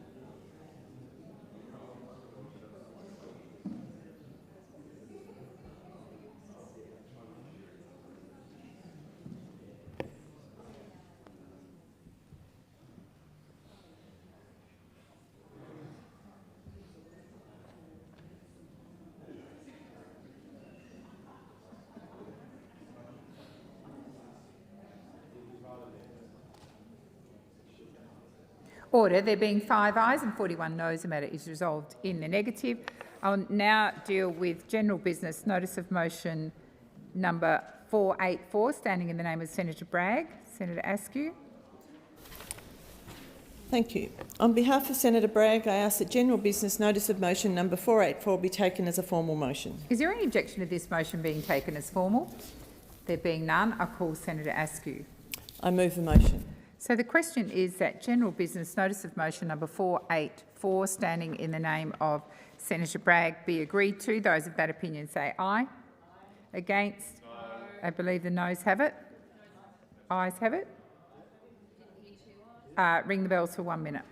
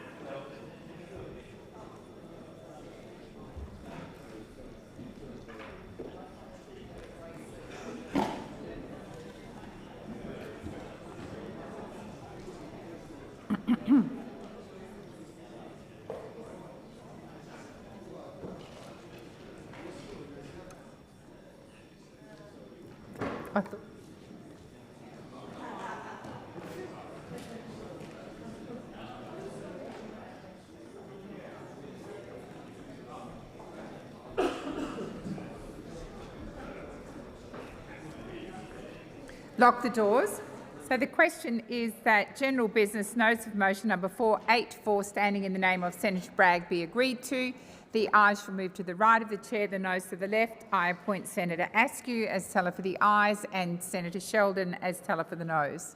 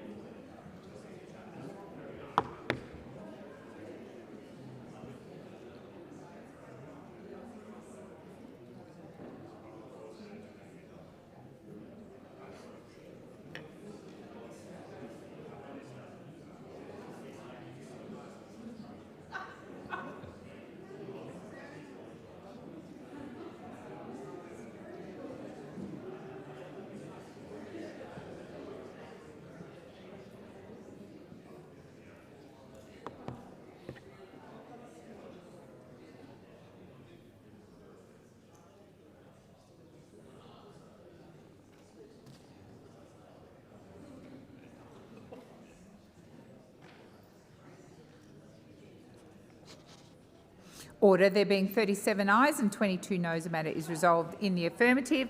Senators, there are two general business motions left, standing in the name of Senator Thorpe. Senator Thorpe, we'll deal with general business 483 first. Thank you. I ask that general business notice of motion number 483 be taken as a formal motion. Is there any objection to this motion being taken as formal? There being none, I call Senator Thorpe. I move the motion. So the question is that general business notice of motion number 483, standing in the name of Senator Thorpe, be agreed to. Those of that opinion say aye. Against? I believe the ayes have it. I'll now go to general business notice of motion number 487, standing in your name, Senator Thorpe. Thank you. I ask that general business notice of motion number 487 be taken as a formal motion. Is there any objection to this motion being taken as formal? There being none, I call Senator Thorpe. I move the motion. Minister Gallagher. Thank you. I seek leave to make a short statement. Is leave granted? Leave is granted. Minister Thank Gallagher. you. The government has already agreed to provide Senator Thorpe these documents along with a briefing. Senator Thorpe made this request late last week separately to this OPD. The government continues to identify, collate and work through the large number of documents that relate to both Northern Territory Government and the Commonwealth. We are doing this in good faith following Senator Thorpe's request. And in light of the steps we've already taken to provide this information, this order for production is not needed and a waste of the Senate's time. Thank you, Minister. So the question is that general business notice of motion number 487, standing in the name of Senator Thorpe, be agreed to. Those of that opinion say aye. Against? I believe the noes have it. Division required. Ring the bells for 1 minute. Order. Senator Thorpe.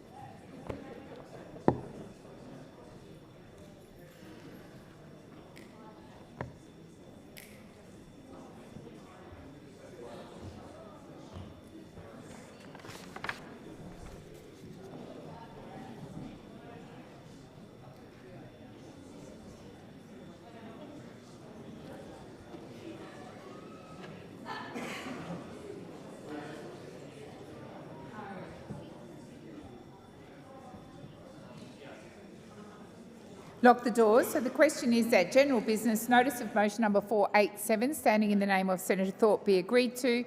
The ayes shall move to the right of the chair, the noes to the left. I appoint Senator Askew as teller for the ayes and Senator Sheldon as teller for the noes.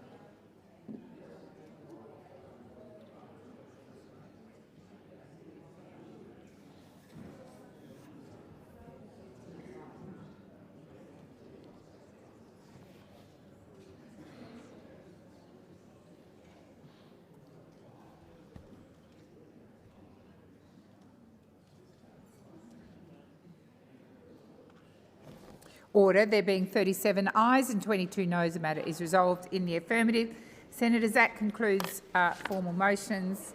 We'll move to the MPI.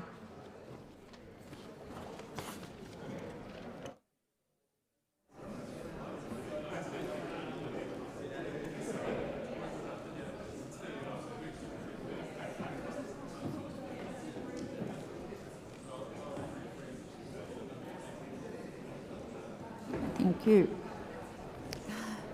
I'll ask people to move quietly out of the chamber. We are now moving on to Senator Henderson has submitted a proposal understanding order. Senator Henderson has submitted a proposal under Standing Order 75 today. It's been circulated and is shown on the dynamic red. Is consideration of the proposal supported?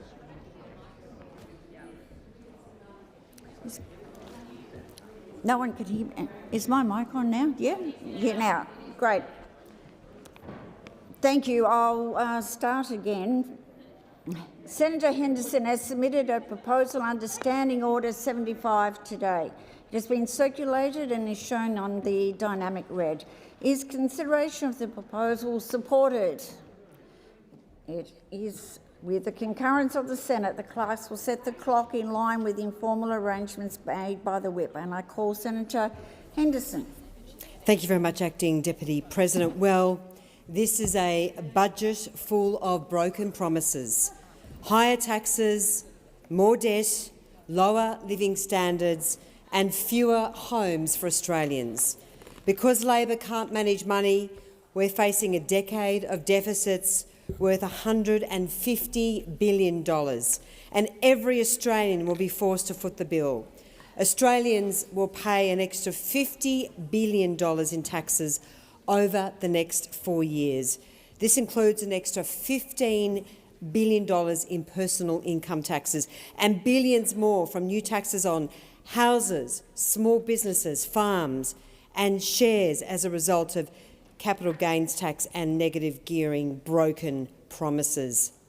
This budget confirms Labor's housing tax will make the housing situation worse, reducing the supply of homes by 35,000 and increasing rents. This makes it harder for Australians to save for the future and harder for small businesses to grow and invest. These are taxes on aspiration and Australians who work hard to get ahead.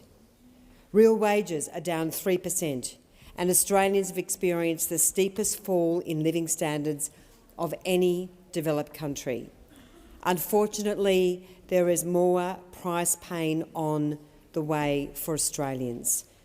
Even before the war, Australians' inflation was higher than any major advanced economy. Now, inflation is set to reach 5% this year. Families will be forced to pay more for everyday essentials like fuel and groceries, and there'll be more upward pressure on interest rates. Labor, disgracefully, will bring 2 million migrants into Australia in its first 2 terms, including 90,000 more than targeted over the next 2 years. This will make housing less affordable and put more pressure on hospitals, schools and roads. Prime Minister Anthony Albanese and the Treasurer, Mr Chalmers, have gone on a public servant hiring spree with nothing to show for it. When Labor was elected, there were 172,000 bureaucrats. Now there are 217,000. Under Labor, annual interest repayments have more than doubled to more than $42 billion by the end of the decade.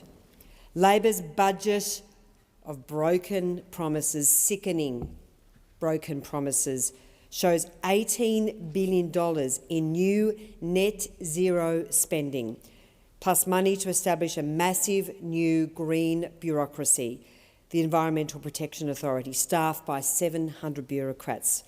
This is a job-killing, project-cancelling agency. Labor is giving a capital gains tax cut to foreign investors in renewable energy while raising capital gains tax on young Australians trying to get ahead. A massive $750 million cut for veterans, including a $340 million a year cut on allied health services.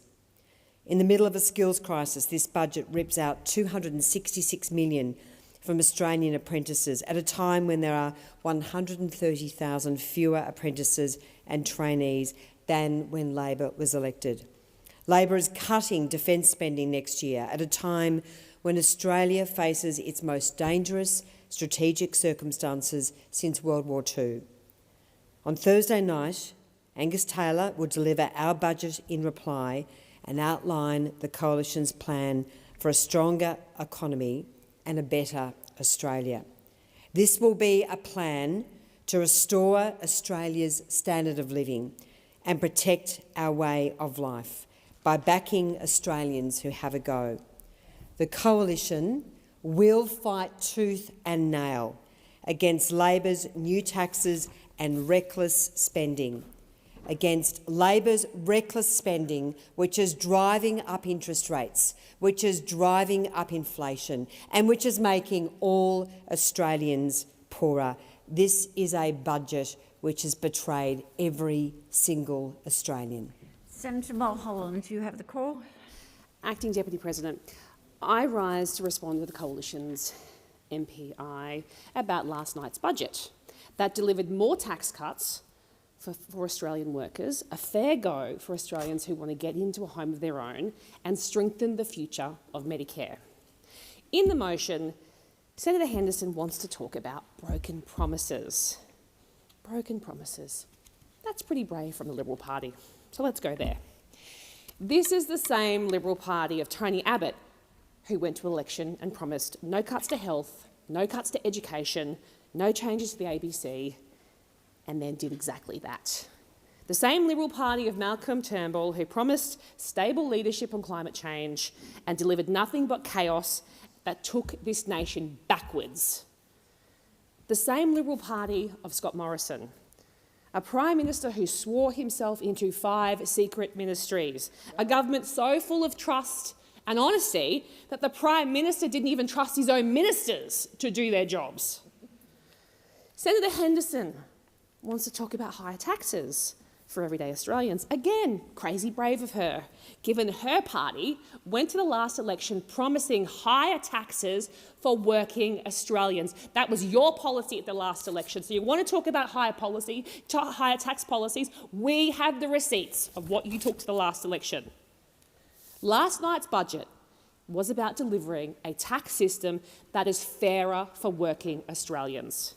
It is about ensuring that everyday Australians can get ahead for their work and for their effort. It is about helping more Australians get ahead and get a foot into the housing market. This budget isn't about making the easy decisions of doing nothing. Labor is making the decisions to build an economy that delivers greater productivity, an economy that rewards workers, an economy that encourages investment into new housing supply, to deliver more homes for more Australians. Another claim from Senator Henderson is about living standards. This is coming from the same Liberal Party that went to the election proposing those highest taxes for working Australians. The same Liberal Party who had wages stagnated for a decade. The same party that saw productivity stall in this nation. The same party where living standards materially went backwards. Bulk billing rates were practically in free fall under the Liberal Party. They made it more expensive and more difficult to find a bulk billing doctor in this country. But most extraordinarily is Senator Henderson's claim about fewer homes for Australians. The very heart of this budget is about helping more Australians get into a home of their own. The same Australians who are struggling with rents and mortgages and rising costs of living while trying to save a deposit to get into a home. They are the very ordinary Australians we are fighting for in this budget. And it is only Labor who's brave enough to take the decisions to unlock housing supply and address the structural fairness issues in the housing market. We have delivered almost 1,000 social and affordable homes in my home state of Queensland. We've delivered 62 infrastructure projects to support new housing in Queensland. We've delivered more than 330 safe places across 18 crisis and transitional housing projects in Queensland. We've delivered Commonwealth rent assistance to more than 348,000 Queenslanders. And more than 34,000 Queenslanders have bought their first home thanks to Labor's first home deposit of 5%. That's 34 Queenslanders that Senator Henderson and the Liberal Party would prefer not be in a home of their own. The Liberal Party would prefer those 34,000 Queenslanders were locked out of the housing market. They would dismantle Labor's 5% deposits if given half the chance, and would force young Australians to pay mortgage lenders insurance of $20,000, $30,000 or up to $40,000. They would rather see those young Australians saddled with a 20% deposit. That means that they will never get a foot into the housing market. And I challenge Senator Henderson and some of her Liberal colleagues from Queensland to go out and door knock those 34,000 Queenslanders. They got into a home thanks to this Labor government's 5%. You tell them that you don't believe that they deserve to be in that home, that they don't deserve a 5% deposit, that you do not support the very scheme that they access to get into a home. I encourage you to get out in Queensland and tell those 34,000 Queenslanders that you do not support their housing deposit. Thank you, Senator. Senator Bell. This budget is just another part of the big Labor lie. Labor told you, the Australians watching at home, that electricity prices would come down. Labor told you that the Medicare card would be all you'll need to see a GP for free. They told you 50 times, they told you that they would not touch negative gearing and they would not touch capital gains tax. And now they are telling you those broken promises will somehow help young people buy a home and live a fairer life. That is the big lie at the heart of this budget. Because they're asking Australians to believe two impossible things at once: that making investment harder will somehow make housing easier, and that Labor can break a clear promise and still be trusted. Well, they cannot be trusted. This is a budget that lies and pretends it doesn't tax workers, but it does. Because a nurse with a rental property is a worker. She's not a robber baron. A tradie putting money into shares is a worker. They are not the enemy. The small business owner building an asset for retirement is a worker, not a loophole to be closed.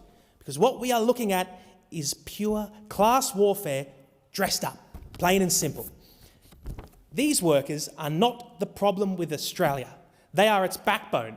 But under Labor, aspiration and success, they have become something to punish and tax. What is the message to a young couple trying to save and invest? The message is don't bother. What is the message to a young tradie hoping to buy a unit and one day turn it into an investment for his future? The message is don't get ahead of yourself, mate. That's not fair. But One Nation, we disagree. We believe in aspiration. We believe Australians should be rewarded for work, saving, investment and risk. We believe young Australians need a real, fair path to ownership and wealth, not a government that pulls up the property ladder and then calls it justice. Is it fairness to saddle future generations with $1 trillion in debt, a net zero obsession that costs $100 billion a year and won't change the weather one bit? No, that is not fairness. Is it fairness to allow mass migration to flood the housing market and compete with young people for rental properties and homes? No, that is not fairness. One Nation believes that Australians deserve a government that keeps its word. And what we have over there is a government that does not keep its word. They break promises. They cannot be trusted. This budget is a broken promise, a tax grab, and a direct attack on aspiration. Aspiration at the very heart of the values that make us Australians. So next time the Labor government makes a promise, next time they tell you electricity prices are going to come down, or they hold up a Medicare card and say that's all you'll need, remember, this is a government that breaks their word. Your time has expired. Senator Smith. Labor senators from Western Australia often come to this chamber proud of the fact that in 2022 and 2025 federal elections, West Australians endorsed Labor. Well, the challenge for WA senators from the Labor Party today is to explain why was it necessary last night for the Prime Minister Anthony Albanese and Jim Chalmers, the Treasurer, to turn their back on WA voters. Why was it necessary for Labor to break promises they gave to West Australian voters. This is a budget of broken promises, higher taxes, more debt, lower living standards and fewer homes for Australians. It's a document, the budget, that has turned its back on the desperate needs facing West Australian families and businesses today. Let's just remind ourselves, it was just 1 year ago, when the Prime Minister was asked whether he would make changes to housing and other taxes. And what did the Prime Minister say? The Prime Minister said he told people that he wouldn't make changes. The proof would be in the pudding. The pudding last night was a blatant tax raid, an assault on ambition, dressed up as ambitious reform, leaving all Australians worse off, because this is a government that cannot manage the economy at times of crisis. I encourage voters to go to one book just to find the litany of lies and broken promises in last night's budget. That one book is this, what's called the Budget Strategy and Outlook. At page 158, you'll find revelations that actually less homes will be built under Labor's plan. At page 159, you'll find that under Labor's plan, rents increase. At page 256, you'll find the shocking detail that Australia's net debt levels will tip over $1 trillion, peaking at $1.2 trillion. And that's an important revelation, because debt is a tax on future generations. Debt is a tax on future generations. And those future generations are young people today, but they'll be families and business owners into the future. And then to demonstrate that this is in fact the highest taxing government, the highest spending government in decades, you only need to look at the historical data tables at the back of this volume, and you can start at page 437. That is the reality of the situation. You can't trust Prime Minister Anthony Albanese, and you can't trust Jim Chalmers. On taxes, the budget... Senator, can I just remind you to use people in the other place, their correct titles? Thank you. Thank you. The budget has cemented this Albanese Labor government's position as the highest taxing government in our history. Last night we saw Jim Chalmers whack Australians with an extra $50 billion in taxes over the next 4 years. Taxes which include $15 billion in higher personal income taxes. We saw a housing tax, a small business tax and a family savings tax. On housing, the budget papers confirm it. Labor's housing taxes will reduce the supply of homes by 35,000 over the decade. It reveals that Labor's plans push rental costs up.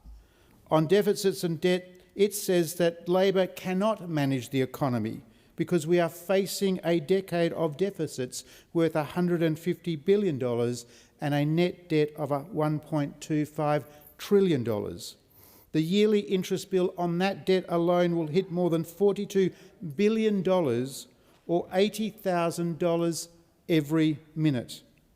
And the most alarming revelation, of course, is that more than 9 out of every $10 of improvement in this budget over the next 5 years is in fact due to changed economic conditions and not the blood, sweat and tears of Prime Minister Anthony Albanese and his Labor Treasurer Jim Chalmers. This is a budget of ruin. Thank you, Senator Smith, but I did remind you to use people and you repeated it again. So I would just remind senators you should be using people with their correct title. Thank you. Senator Stewart, you have the call. Thank you, Acting Deputy President. I rise today to thank Senator Henderson for another opportunity to talk about the outstanding budget delivered last night by Treasurer Chalmers. and how it will continue to deliver for every single Australian. But if you're going to stand up in this chamber and say that Australians are paying higher taxes under this government, then I think that the record needs to be corrected. Broken promises, higher taxes, more debt, lower living standards, fewer homes. Senator Henderson lies this at the feet of this Labor government. The problem is she's actually reading it from her own report card. That's the combination of their 9 years in government and what the coalition took to the last election. But let's take a closer look at what was delivered last night. On taxes, every single Australian working taxpayer receives a tax cut from this budget. That is 13.3 million workers. An average worker is up to $2,816 better off every year by 2028. Over a working life, the average Australian earner will pay up to $38,977 less in tax compared to where we were sitting in 2023. So it feels like someone's calculator must be broken on their side over there, because that doesn't equal higher taxes to me. I don't know what budget Senator Henderson was reading. On debt, gross debt peaks earlier, and is lower in every single year for the next 11 years compared to what we inherited. The budget position is more than $250 billion better than when Labor was elected in 2022. Real spending growth averages just 1.5% for the 8 years to June 2030. That is the lowest average growth rate in any 8-year period for almost 3.5 decades. And for the broken calculators over the year, that's 35 years. If that is economic mismanagement, I'd hate to see what Senator Henderson thought about the $1 trillion of debt and nothing to show for it during their time in government. But you did get something out of it. You did get those little back in black mugs printed. You did get something out of that $1 trillion of debt. On living standards, real wages have grown for 8 out of the 9 last quarters. The fuel excise has been cut from 52.6 cents to 20.6 cents per litre.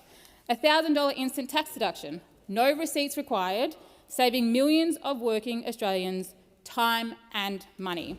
137 urgent Medicare clinics, fully funded, free, walk-in, 7 days a week, permanent. By July, 4 in 5 Australians will be within a 20-minute drive of one. That is what it looks like when a government takes cost of living seriously. Now let's talk about women.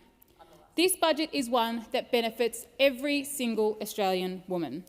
The average Australian female worker on $68,000 will receive a combined benefit of up to $2,494 per year from 2027-28. The tax changes are expected to boost women's labour supply by 900,000 hours. And there is $182.6 million to address the weaponisation of child support scheme, because $2 billion in child support debt is owed in this country, and 83% of the people affected are women. This will be life-changing for Australian women. This government is one that sees the need and we act on it.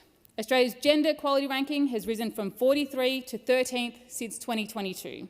The gender pay gap is at a historic low. It is not an accident, it is deliberate policy. And for regional Victorians I represent, the fuel excise cut is absolutely valuable for them. They drive further, they depend on fuel more, they feel these global pressures harder. This budget delivers $14.8 billion for fuel and fertiliser security package that directly supports farmers and regional industries. There is $781.6 million for new rounds of Thriving Suburbs and Growing Regions programs, money that flows directly to councils and community organisations across regional Victoria. There is $1.75 billion to improve Australia's freight and rail network, critical infrastructure for agriculture and manufacturing for our regions. We've also made changes to negative gearing and capital gains tax that will mean that more Australians can get into a home sooner. Thank you. Senator Blythe. Oh, sorry, isn't it me? I think I'm up next. Oh, sorry, Senator Hodgins-May. Wrong list. Thank you, Acting Deputy President. Look, the Prime Minister has said that he wants early education and care to be his legacy, but his actions and the actions of his government are telling a completely different story. A legacy is something you build, something you fight for that ideally improves the lives of people. But this budget does no such thing for families across this country. There is no real progress on affordability or access, no meaningful move towards universal childcare, and looming pay cuts for 60,000 early childhood educators in one of the country's lowest paid industries. After all of the speeches, the glossy announcements and the self-congratulations, Labor has delivered nothing that brings Australia meaningfully closer to universal childcare. They've spent months boasting about educator wage increases through the worker retention payment, a payment that expires in November. You would think that this budget would at the very least guarantee those hard-working educators that keep the pay rise that they originally received, but instead, under Labor's watch, they will face a cruel and unnecessary pay cut right before Christmas. I mean, come on. What a slap in the face to workers who have held this sector together through some of its toughest years. And then last week's announcement of an Early Childhood Education and Care Commission, something that the Greens have been calling for over a year to address the childcare crisis. But when you open the budget papers, there's nothing there. No funding, zero. Just more consultation, another talkfest, another press release dressed up as action. Quite the legacy, Labor. Well done. Because if Labor had the courage to take on the 1% in multinational corporations and make them pay their fair share, we could build a universal childcare system tomorrow and still have money left over. Not good enough.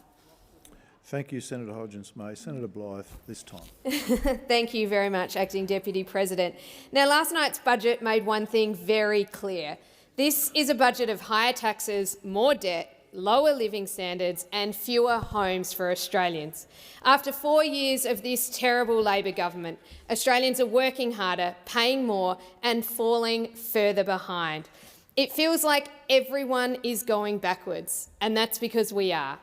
Labor has announced more than $50 billion in higher taxes, including $15 billion in higher personal income taxes. Labor continues to prove itself inept at economic management and have set the record as one of the highest taxing governments in Australia's history. Labor cannot manage money. Australians are now facing a decade of deficits. Our debt is set to reach record levels under Labor, and this budget shows that debt is only going to continue to grow. The debt is climbing to $1.25 trillion, and every single Australian is going to be forced to foot the bill. Debt is a tax on future generations, and it is those future generations who will pay the ultimate cost for Labor's economic mismanagement. It was only just 20 years ago, under Prime Minister John Howard, that Australia was debt-free. And now, under Labor, debt has surged and will continue to surge well over $1 trillion. The yearly interest bill on that debt will hit more than $42 billion, and that is about $80,000 every single minute in interest. That's money not spent on aged care, not spent on roads, not spent on schools and hospitals and other essential services. That is just the Australian taxpayer servicing the debt of this Labor government. Labor's debt and this debt will kill Australian aspiration for years to come. This is the businesses that our children and our children's children won't be able to start, the memories they won't make on trips overseas and the families they won't be able to afford. Australia's living standards are falling. This budget confirms Australians are now worse off under Labor. There is no plan by this Labor government to deal with inflation. Instead, the Treasurer is bucking the trend and the pleas of the RBA Governor and is spending more and more money, which means inflation will only continue to get worse. Labor continues to break the commitments they made to the Australian people, and Australians have been misled. This is not the budget Australians were promised. The Prime Minister went to the last election promising there would be no changes to negative gearing. And I quote, "Yes, it's not that hard," for the 50th time. They are the words of our Prime Minister when being asked by a journalist whether he would change negative gearing in Australia. This is the same Prime Minister who told Australians, "My word is my bond." And last night, that bond was well and truly broken. Under Labor, our children will not be able to own their own home. Their budget actively works against your children's future, because Labor's housing tax will reduce the supply of homes by over 35,000 over the decade, while simultaneously increasing Australians' rents.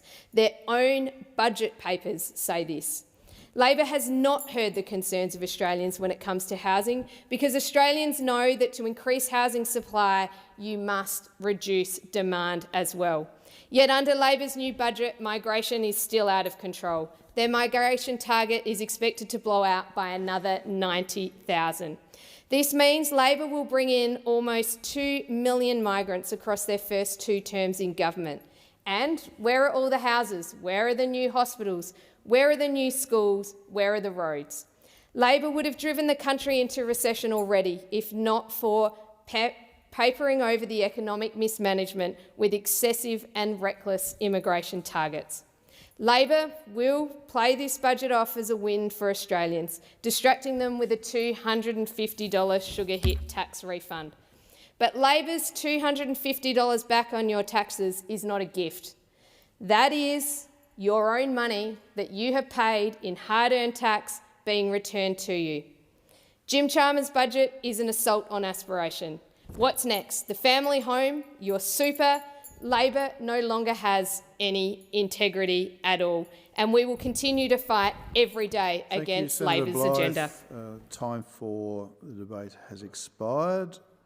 Senate will now consider the proposal from Senator David Pocock, which has been circulated and is shown on the dynamic red. Is the consideration of the proposal supported? It is so supported. With concurrence of the Senate, the clerks will set the clock in line with informal arrangements made by the whip. So I call Senator David Pocock to move the motion. Thank you, Acting President. I move the motion. Last week was Sir David Attenborough's 100th birthday. A remarkable man, someone who has seen more of the natural world than almost anyone alive.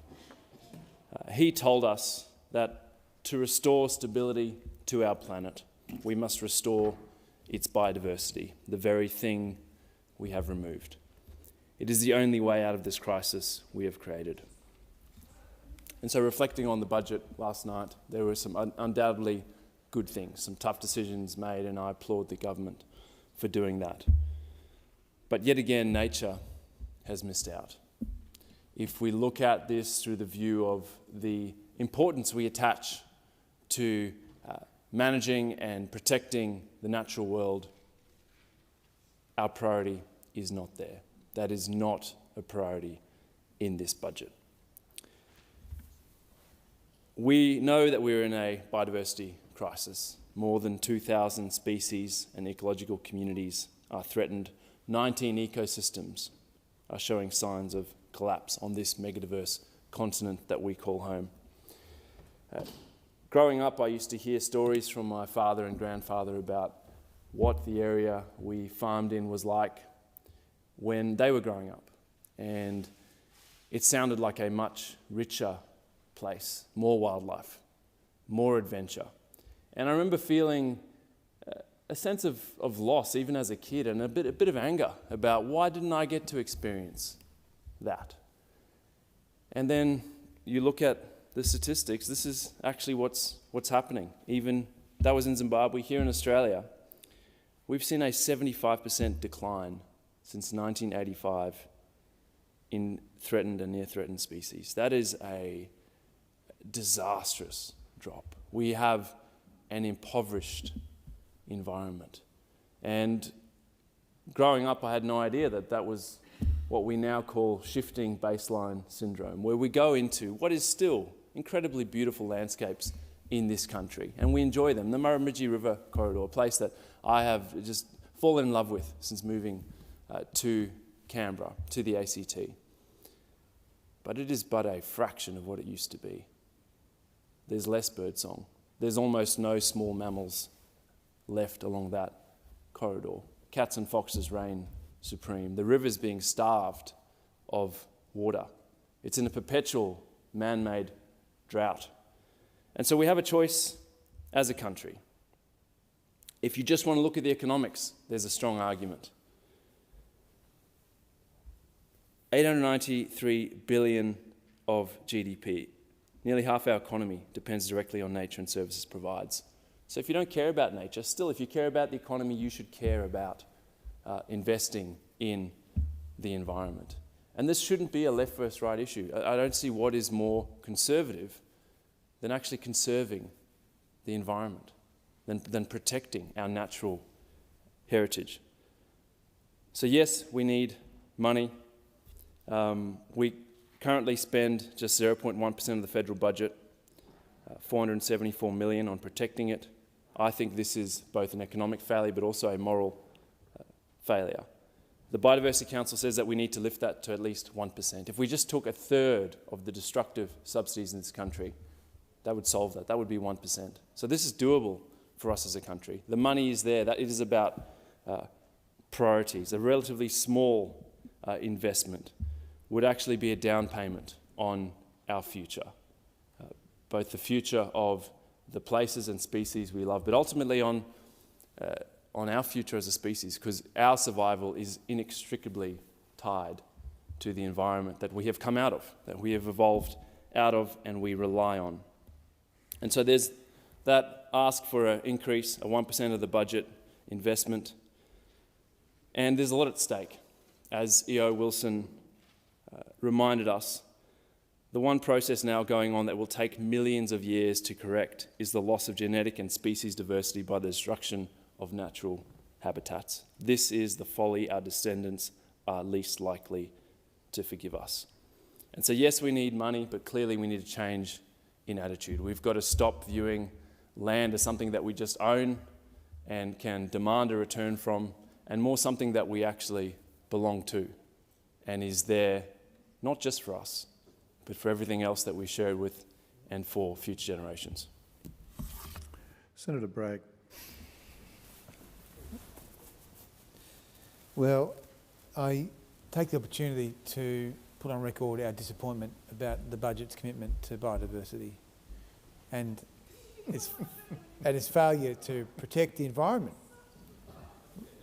We think they could have actually done better, and there is a particular emphasis I want to make in this contribution around the invasive species, which is a really big problem for our country, because we have so many invasive species across our country which are destroying local flora and fauna and destroying habitat.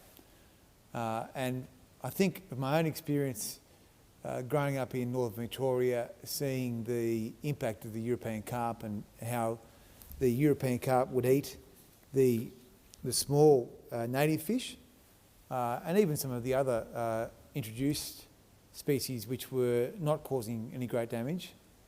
I note your enjoyment of this contribution, Senator Ayres, and it's a small example of a much bigger problem for our environment and our economy, particularly when you think about some of the bigger problems like the fire ants in Queensland, which offer a significant threat to human life as well as the ecosystem that we all rely upon. So that's why the 2026 budget's failure to provide the right sort of funding in the invasive species space is particularly disappointing.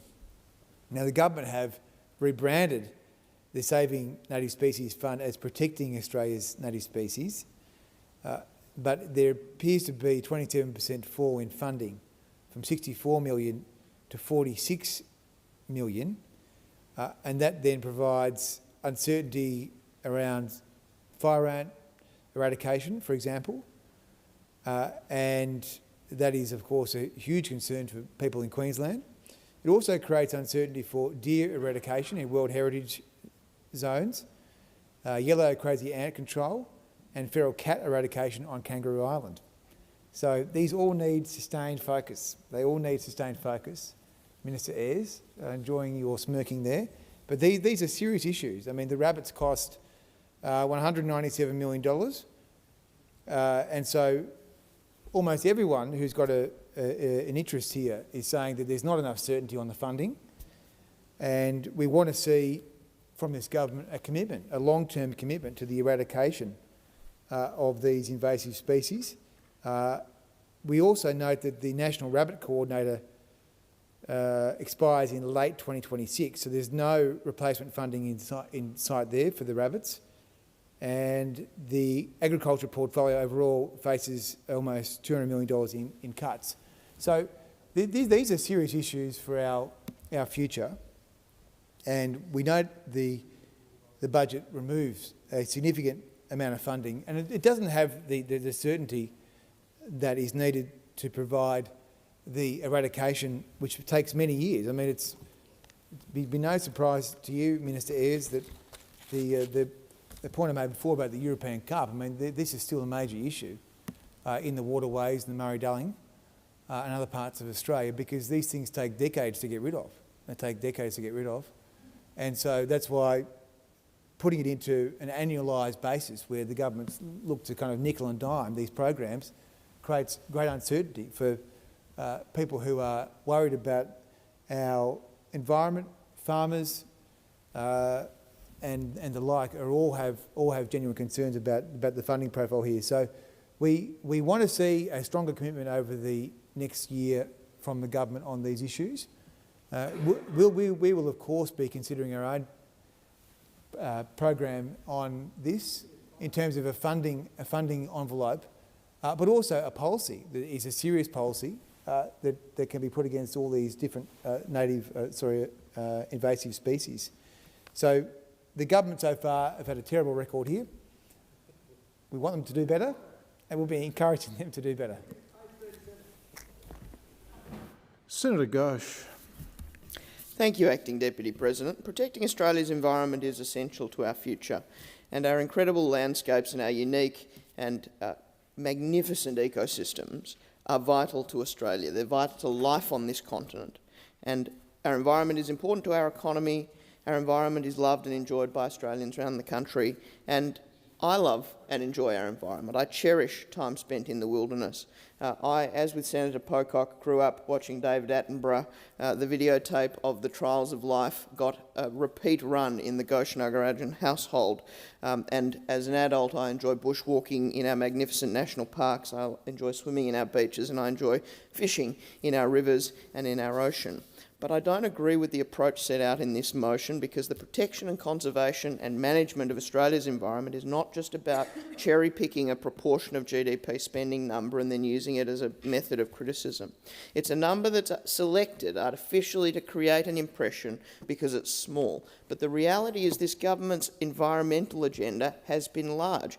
I think it's been the biggest environmental agenda a government has had in this country in terms of its substance, not only in terms of addressing climate change, but in terms of those vital reforms we made last year to the Environment Protection and Biodiversity Conservation Act. And so, while I understand and agree with many of the things Senator Pocock said today, I think the logic of the motion is flawed, and I think its purpose is misguided. But I do just want to take a moment here to address my colleague Senator Bragg's comments about the environment. Senator Bragg is a very serious policy person, but he made a number of statements that did not gel with his party's attitude to the most significant piece of environmental reform in this country in a generation last year. And he made a number of comments that didn't gel with Senator Henderson's comments on the motion before about wanting to defund the Environment Protection Agency, wanting to not establish and give proper funding to Environment Information Australia. So yellow crazy ants are well and good to mention in some abstract way, but when you want to address the problems of the environment, you have to do it holistically, you have to do it through a framework that's going to work. And last year, when we were debating and passing these reforms, senator after senator from the coalition stood up and decried them. And now, when Senator Bragg comes in, and again, I have a lot of respect for Senator Bragg, but when he comes in, and suggests that they are serious about environmental protection and rattles off some invasive species and then walks back out, it's a little hard to take it seriously. The Albanese government does, however, take a substantive and a broad approach to environmental protection. The government has increased funding for the environment over the next 4 years in relation to our Saving Native Species program, a highly successful program which ensures many of our unique plants and animals get a better chance than they had before.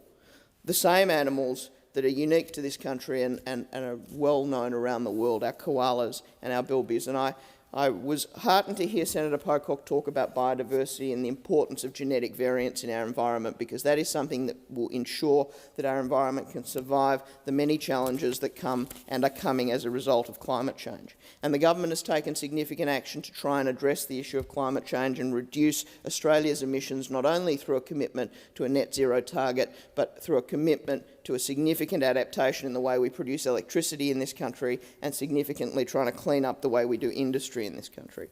The government has taken very significant action to protect the Great Barrier Reef, trying to invest to deal with that climate problem, to try and invest in climate adaptation, improve water quality and ensure fishing is sustainable around the country and invasive species are managed. Our aim is to conserve 30% of Australia's land and 30% of our marine areas by 2030, and our significant investment in this aim is something that will ensure that species can thrive, that species that are endangered do not go extinct, and that species that would otherwise become endangered are safe. Well, Senator Whish-Wilson, we are undertaking these measures, and I appreciate you are very specifically interested in skate, but it is part of a holistic approach to environmental protection, which mercifully your party supported last year. So we are engaged in a process of trying to make Australia's biodiversity safe from the challenges that are coming down the pike. I don't think that one budget number as a proportion of GDP is an accurate reflection of what is an incredibly ambitious environmental agenda. Senator Hanson-Young. Thank you. Well, it is disappointing that despite all of the work that this chamber has done in relation to laws to protect the environment over the last 12 months, that the government has failed to match the legislation with the investment in nature that is needed.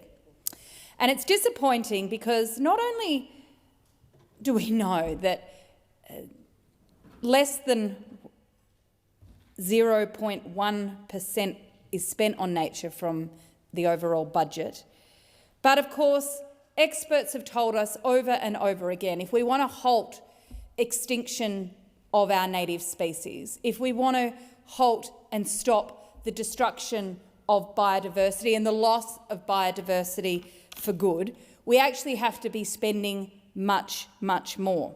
In fact, we should be spending at least 1% of the overall budget and GDP on nature. That's what we should be doing, and that's what a number of the experts have told us.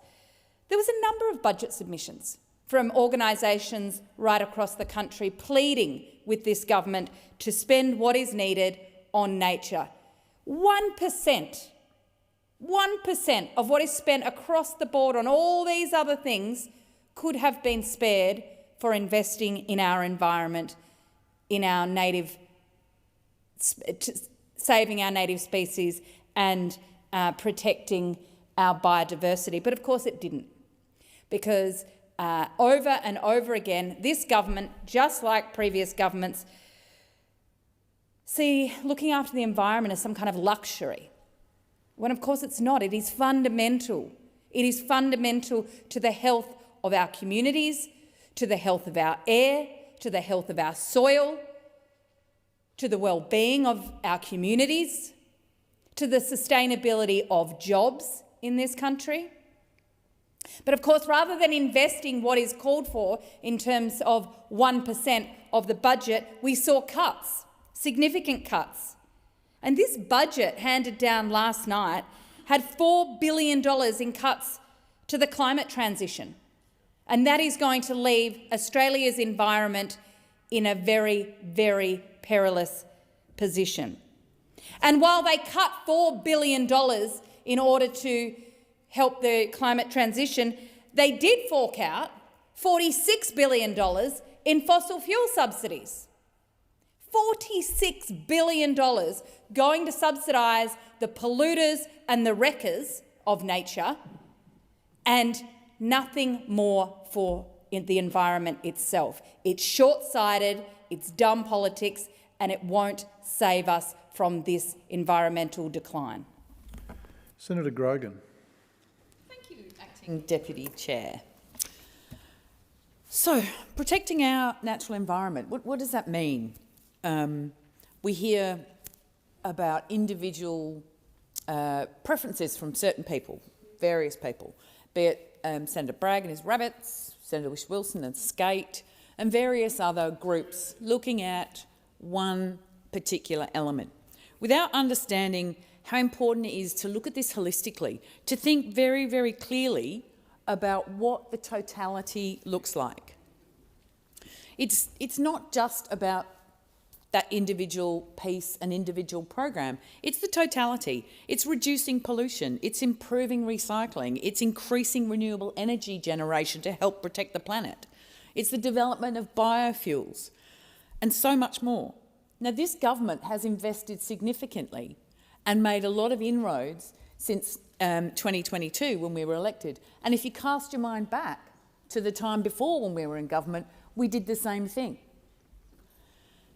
Committing to actually looking holistically and improving the state of the environment is critical. It is really important. And the kind of investments we've seen from this government, you know, Indigenous ranges, the 30-30 target that Senator Ghosh was talking about previously, Indigenous protected areas, renewable energy, threatened species, protecting plants and animals, managing our feral animals and weeds, Greater Barrier Reef investment, the new EPA and better environment protection.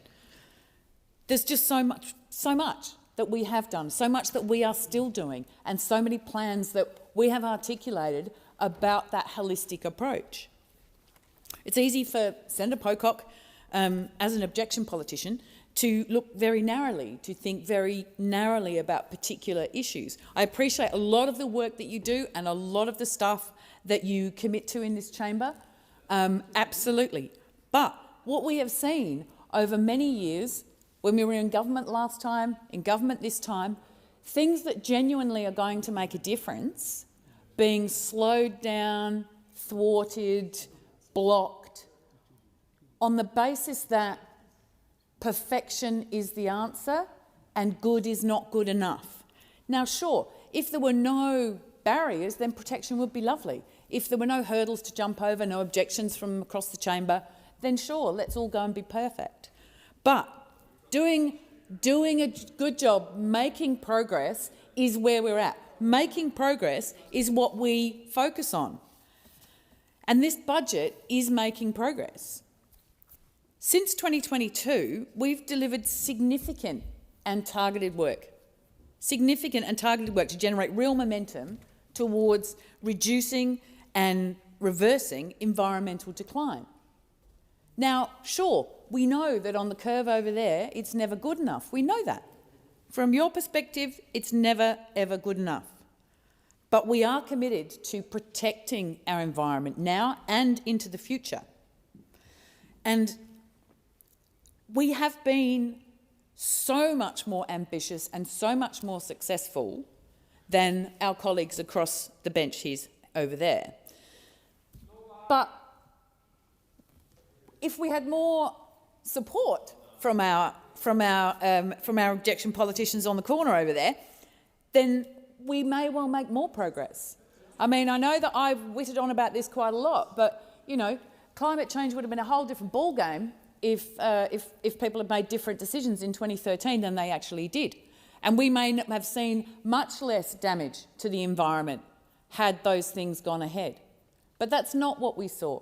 And so we're always going to disagree on this. And it is great to have people pushing the boundaries, pushing the edges. Absolutely. That's what helps move things along. But the progress we have made has been significant. There is so much more to do, but we need to continue to make progress. And I could cite a whole range of examples here of where I've seen that holistic approach of protecting great swathes of land so that we can see the regeneration, we can see our environment improving in areas where it's been catastrophically devastated. These are the kind of progress points that we need to look at. These are the kind of things that are going to make a difference. And just as a last point, on Senator Bragg's commentary about the Murray-Darling, we'll be really looking forward to later this year and early next year his support when the issues around the Murray-Darling Basin following the review come into this chamber. We'll be very much looking forward to his support. Thank you. Senator Roberts. Thank you. One Nation agrees with Senator Pocock that protection of the natural environment is a fundamental duty of any government.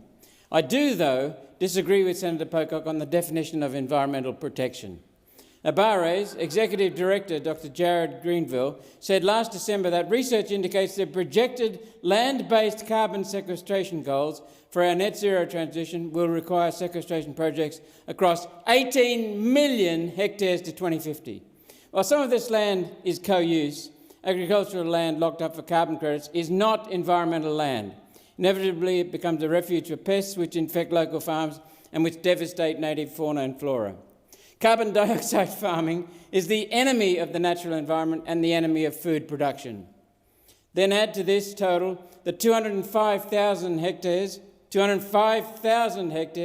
of farmland and native forests which are being clear-felled for the construction of wind turbines and access roads, plus the land for the 1.25 billion solar panels needed to reach net zero. That's billion with a B. Then add the 20,000 kilometres of new transmission lines necessary to take power from where it is being generated to where it is needed. Each transmission line runs through an easement, usually 75 metres wide, of clear-felled land. In 2020, the AEMO cost estimate for most of the transmission line projects was $8.5 billion. Now the transmission line cost is estimated to be at least $120 billion and is more likely to blow out beyond $200 billion. Add another $160 billion for wind and solar generators, and we have a $350 billion net zero cost being financed with high-cost loans, which in turn blows out the total 35-year outlay to above $1 trillion. For environmentally destructive projects like Snowy 2 and for most of the wind projects in North Queensland, those transmission easements run through forests of national significance, and I've been there. The very forests this motion is calling to protect. The same projects in which so-called green environmentalists are installing wind turbines, blowing the tops off mountains to make space for siting the huge concrete bases, massive wind turbines. Here's what I don't understand. Here's a sensible motion about the need to protect our beautiful environment. Yet the motion ignores the massive environmental damage from net zero measures. How can anyone look at one of Australia's beautiful landscapes, scarred with wind turbines, solar panels, access roads and transmission lines, and think, no damage here, this is beautiful? No, it's not, it's vandalism. This is not just happening on land. Offshore wind turbines harm the environment. A new study in Science Advances shows offshore wind turbines actually warm the sea surface. Turbines slow the wind, this weakens mixing, shuts down upwelling, and in turn traps heat at the surface. This changes the microclimate for more than 10 kilometres behind and stirs up sediment which interferes with marine life, including whales. Add this to bird kills, underwater noise and microplastic shedding, and the picture's clear. Offshore wind isn't solving an environmental problem, it's creating one. This does not even take into account the environmental cost of manufacture, transport, installation, maintenance, decommissioning, disposal and remediation of massive wind turbines. One Nation will care for the environment, the natural environment. We will ensure the land is in the hands of the best stewards, farmers. We will cancel the entire project and protect those beautiful landscapes from net zero vandalism, returning land where possible to its best use, be that farming or native forests. Unfortunately, we can't put the top back on mountains. That damage is there for eternity. A testament to hubris and the tragedy of paradox of virtue. Killing the environment in the name of saving the environment. One Nation is now the party of the environment. Thank you. Senator Bush-Wilson. Luckily, I don't think Australians are going to get their environmental and climate information or misinformation from an individual, a senator who thinks the Bondi shootings were a false flag operation. I just want to state that 0.1% of this budget went into protecting the environment. And the Australian Conservation Foundation did a report this morning, which all of us can do, simple back-of-the-envelope calculations, that at least 7 times more was spent in this budget on damaging climate and nature than it was in protecting it. Now, I did my own calculations, and I think you can total around $10 billion if you're really generous. That might have gone towards climate and positive nature allocations. But then you look at $13.6 billion subsidising liquid fossil fuel use, 153 million fast-track approvals for new oil and gas projects, $2.2 billion cut from Department of Climate Change and Energy, $46.2 billion on fuel tax credits and rebates for fossil fuel companies, $1.9 billion for the Middle Arm fossil fuel development project, and so on. The simple definition of sustainability that we teach school children is that we leave the joint in at least as good a condition as we found it, if not better. And how can this not be borrowing from future generations? And we know that we have no intention of ever repaying those borrowings if we do this year in, year out. Now, I'm pleased that David Attenborough has been quoted by a number of speakers today, and I remind the chamber that he said in his recent Phil motions, after 100 years on this planet, I now understand the most important place on earth is not on the land but in the sea. And that if we save the oceans, we save ourselves. And while Senator Grogan talked about some money for the Great Barrier Reef, and I welcome money for the Great Barrier Reef, for the Crown of Thorns Star project, for dealing with reef restoration projects, not a single cent, Senator Grogan, for the Great Southern Reef in this budget. And arguably equally as important ecosystem in this country. Now, you weren't interested in the Senate inquiry into long-spine sea urchins, and I understand you've got a real issue with the government actually doing something about that. But that's a really good example of what the government could be funding that helps actually create an industry and solve an environmental problem. And I note also $28 million to facilitate native forest logging under the new environment laws. $28 million to put swift parrots, one of the most critically endangered species in our country, at further risk, or Tasmanian devils. And then we have the Maugean skate, where we funded the salmon industry to push that species to the brink of extinction. Come on, get serious. Thank you, Senator Bush-Wilson.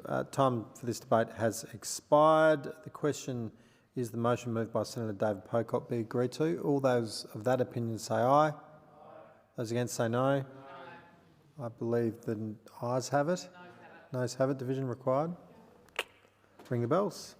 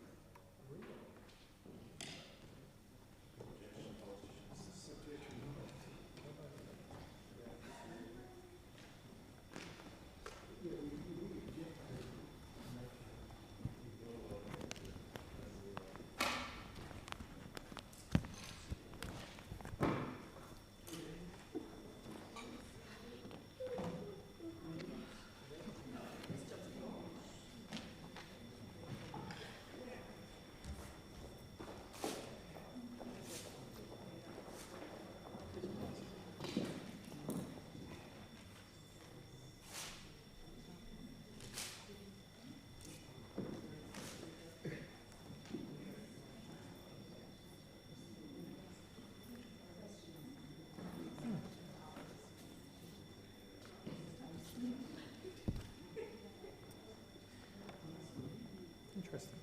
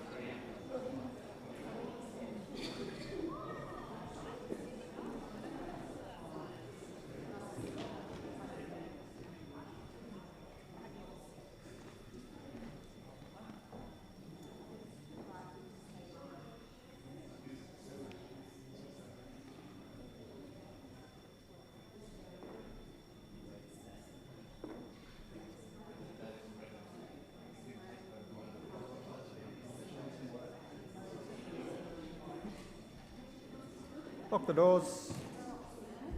The question is that the motion moved by Senator David Pocock will be agreed to. Those of that opinion to move to the right of the chair, and those against will move to the left of the chair. I appoint Senator Pocock to tell for the ayes and Senator Grogan to tell for the noes.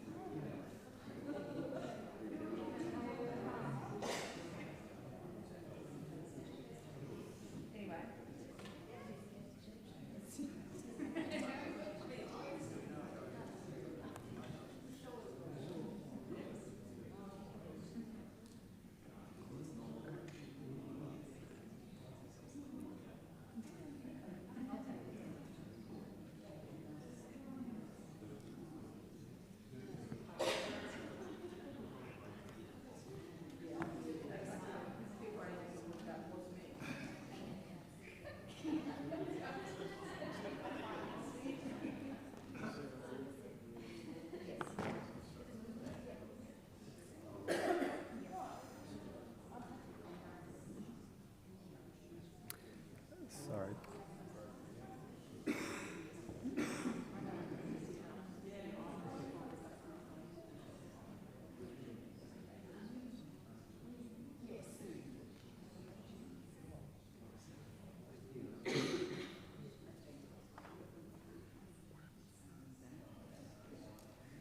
Okay, the result of the division is ayes 13, noes 24. The question is resolved in the negative.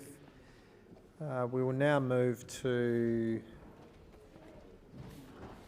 the consideration of documents. The documents are listed on page 5 of today's order of business. Just giving people a chance to get back to their seats. If there anyone wanting to deal with those.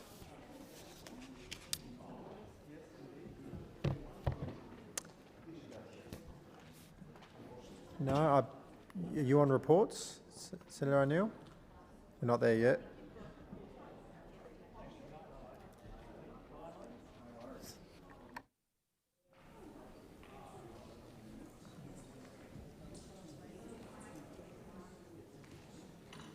Yeah, so we're just at item 15. Great. All right, we will then move on to 16. So the tabling and consideration of committee reports and government responses. Senator O'Neill. I present Delegated Legislation Monitor 5 of 2026 of the Standing Committee for the Scrutiny of Delegated Legislation, and I move that the Senate take note of the report. Thank you very much, Peter. Sorry, Senator O'Neill, just before you continue, colleagues, senators right across the chamber, can I please ask that you keep your voices down or leave, take conversation outside? Thanks. Senator O'Neill, back to you. Thank you, Acting Deputy President, and I rise to speak to the tabling of the Scrutiny of Delegated Legislation Committee's Delegated Legislation Monitor number 5 of 2026. This monitor's report on the committee's consideration of 184 legislative instruments registered between the 11th of February and 22 March 2026. In this monitor, the committee has commented on 4 new instruments. The first instrument is the Biosecurity Electronic Decisions Goods Determination of 2026. This instrument enables decisions under prescribed provisions of the Biosecurity Act 2015 to be made by an authorised computer program. Under Senate Standing 23(3)(c) and (m), the committee scrutinises instruments that facilitate automated decision-making, particularly by reference to whether such instruments fetter the exercise of discretionary powers or raise other technical scrutiny concerns such as limiting parliamentary oversight. The committee's view is that instruments should not provide for the complete automation of discretionary decisions, but where they do, they should be accompanied by explanatory materials that explain in detail the nature of the decisions and applicable safeguards. The explanatory statement for the instrument explains that the decisions that would be automated under the instrument are routine and less complex, involving facts that can be reliably established without interpreting or evaluating evidence. The explanatory statement also notes that decisions made by a computer program may be substituted with a decision of a biosecurity officer when satisfied that the decision is inconsistent with the objects of the Biosecurity Act or where another decision is more appropriate. While the committee welcomes these important safeguards, it remains concerned that other protections described in the explanatory statement are contained in policy, business rules and other instructional materials rather than in legislation, and as such are not subject to systematic parliamentary scrutiny. For these reasons, the committee has sought the advice of the Minister for Agricultural, Fisheries and Forestry about how the safeguards outlined in the explanatory statement will be maintained and reviewed to ensure they remain fit for purpose over time. The committee has also sought the Minister's advice about whether consideration has been given to key recommendations of the Royal Commission into the Robodebt scheme regarding the use of automated decision-making. The second instrument that the committee has commented on is the Electoral and Referendum Regulations 2026. This instrument prescribes authorities and permitted purposes in relation to access and use of electoral roll information and provides for matters regarding electronically assisted voting for sight-impaired persons and Antarctic electors. The instrument contains 5 provisions which appear to create criminal offences subject to penalties. While the text of the instrument itself refers to these provisions as offences, the explanatory statement refers to some of these provisions as civil penalty offences and to others as offences of strict liability. As such, it is unclear to the committee whether these provisions are intended to be criminal offences or civil penalty provisions. The committee has therefore sought the advice of the Special Minister of State to clarify the drafting of these offences. The committee has also sought the Minister's advice in relation to the provisions which impose strict liability. Strict liability offences are offences for which guilt may be established without proof of intention or a similar mental state, subject to the defence of honest and reasonable mistake of fact. The committee's long-standing view is that strict liability undermines the presumption of innocence. As such, the committee expects explanatory statements for instruments that contain strict liability offences to explain why those provisions are considered necessary and appropriate. The explanatory statement for this instrument provides no guidance in this respect. Furthermore, several offence provisions in the instrument contain defences that reverse the evidential burden of proof by requiring the defendant to raise evidence that suggests a reasonable possibility that those defences are made out. The committee considers that these provisions also undermine the presumption of innocence and should be accompanied by explanatory materials that explain why such an approach is necessary and appropriate. How the subject matter of the defence is peculiarly within the knowledge of the defendant, and why it would be significantly more burdensome for the prosecution to disprove the subject of the defence than for the defence to establish it. As the explanatory statement for this instrument is largely silent on these matters, the committee has sought the Minister's advice. The instrument also contains several provisions that provide for the use of personal information on the electoral roll by prescribed bodies for prescribed purposes. While the explanatory statement explains safeguards that apply to the use of this information under the Commonwealth Electoral Act 1918, it does not, contrary to the committee's expectations, explain why prescribing these authorities and purposes is necessary and appropriate, nor whether the Privacy Act 1988 or other legislative or policy safeguards apply. The committee has sought the Minister's advice in this regard. Furthermore, the instrument creates a framework for sight-impaired persons and Antarctic electors to register and be assessed for electronically assisted voting. However, the explanatory statement does not explain whether decisions made regarding registration and voting eligibility may be reviewed. Given the potential for these decisions to impact a person's ability to vote, the committee has requested the Minister's advice on the availability of independent review and other safeguards. Finally, the committee has sought the Minister's advice in relation to consultation on the instrument, as it's not clear from the explanatory statement, contrary to the committee's expectations, what the outcomes of consultation were, whether external consultation was undertaken, and if not, why it was not considered necessary. The third instrument that the committee has commented on is the Trans-Tasman Mutual Recognition Amendment (Tobacco Laws) Regulation 2026. This instrument exempts the Public Health, Tobacco and Other Products Act 2023 from the operation of the Trans-Tasman Mutual Recognition Act 1997 on an ongoing basis. Under Senate Standing Order 23(3)(L, the committee scrutinises instruments that amend the operation of primary legislation. The committee has a long-standing expectation that amendments to primary legislation should be made through primary law. In this regard, the committee is concerned that as this instrument directly amends the Trans-Tasman Mutual Recognition Act 1997 on an ongoing basis, it limits parliamentary oversight of the amendment and may subvert the appropriate relationship between Parliament and the Executive. Therefore, under Senate Standing Order 23(4), the committee draws the attention of the Senate to the amendment of the Trans-Tasman Mutual Recognition Act 1997 by delegated legislation. The committee has also sought the advice of the Treasurer in relation to Treasury Laws Amendment Payday Superannuation Regulations 2026. Under Senate Standing Order 23(3)(J), the committee considers whether instruments contain matters more appropriate for parliamentary enactment. In this instance, the instrument prescribes exemptions for certain kinds of employees and payments from the superannuation guarantee framework, which were previously contained in part in the Superannuation Guarantee Administration Act 1992. The explanatory statement explains that these matters have been moved to delegated legislation to improve readability or because they are specific and technical matters. However, the committee does not generally consider operational flexibility or legislative readability alone to constitute sufficient justification for including matters previously contained in primary legislation in delegated legislation.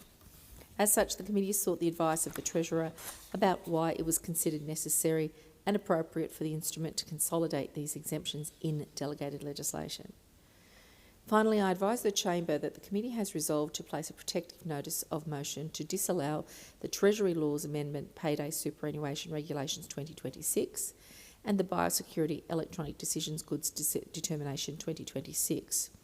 I'd like to take this opportunity to note that while the committee ordinarily endeavours to engage with ministers prior to the disallowance period expiring, this is the first occasion the committee is raising scrutiny concerns in relation to both instruments. However, in keeping with the committee's long-standing practice, the committee has lodged these disallowances notices in order to facilitate additional time for the committee to engage them with the Minister on the scrutiny issues identified with a view to resolving those concerns. The committee has also resolved to place a notice of motion to disallow the High Court Amendment Fees Rule 2026. It came to the committee's attention that the instrument was mistakenly categorised as exempt from disallowance when provided to the Senate for tabling. As the High Court Amendment Fees Rule 2026 is disallowable instrument, but the disallowance period expires today, the committee agreed to lodge a notice of motion to disallow the instrument to provide an opportunity for all senators to consider the instrument and preserve their right to disallow the instrument.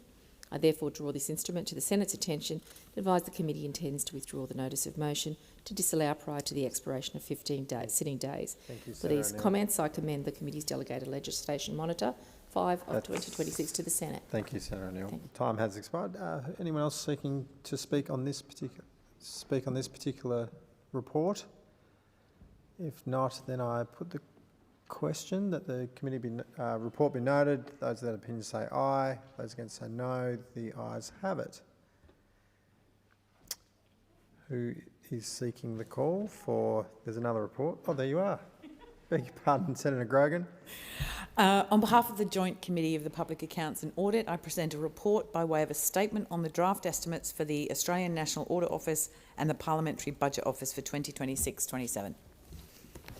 Just need to move that it's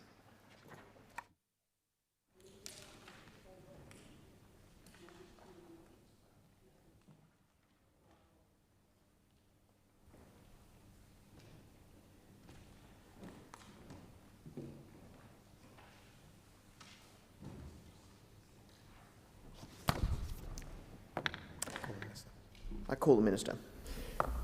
I present a government response to the report of the Parliamentary Joint Committee on Intelligence and Security on its inquiry into the listing and relisting of 8 organisations as terrorist organisations under the Criminal Code, and seek leave to have the document incorporated in Hansard. Is leave granted? Leave is granted. Senator Sheldon. I seek leave to present 2 delegation reports. Is leave granted? Yes, leave is granted. I present the report of the Australian Parliamentary Delegation to the MIKTA Speakers, Consultation 2025, and bilateral visit to Seoul, South Korea, and the report of the Australian Parliamentary Delegation to the 68th Commonwealth Parliamentary Conference held in Barbados. Thank you. Senator Cox. I seek leave to present a delegation report. Is leave granted? Yes, it is, Senator Cox. I present the report of the Australian Parliamentary Delegation to Singapore and Japan, which took place in December 2025, and I seek leave to move motion to take note of the document. Is leave granted? Leave is granted. I move that the Senate take note of the document, and I do wish to speak briefly to it.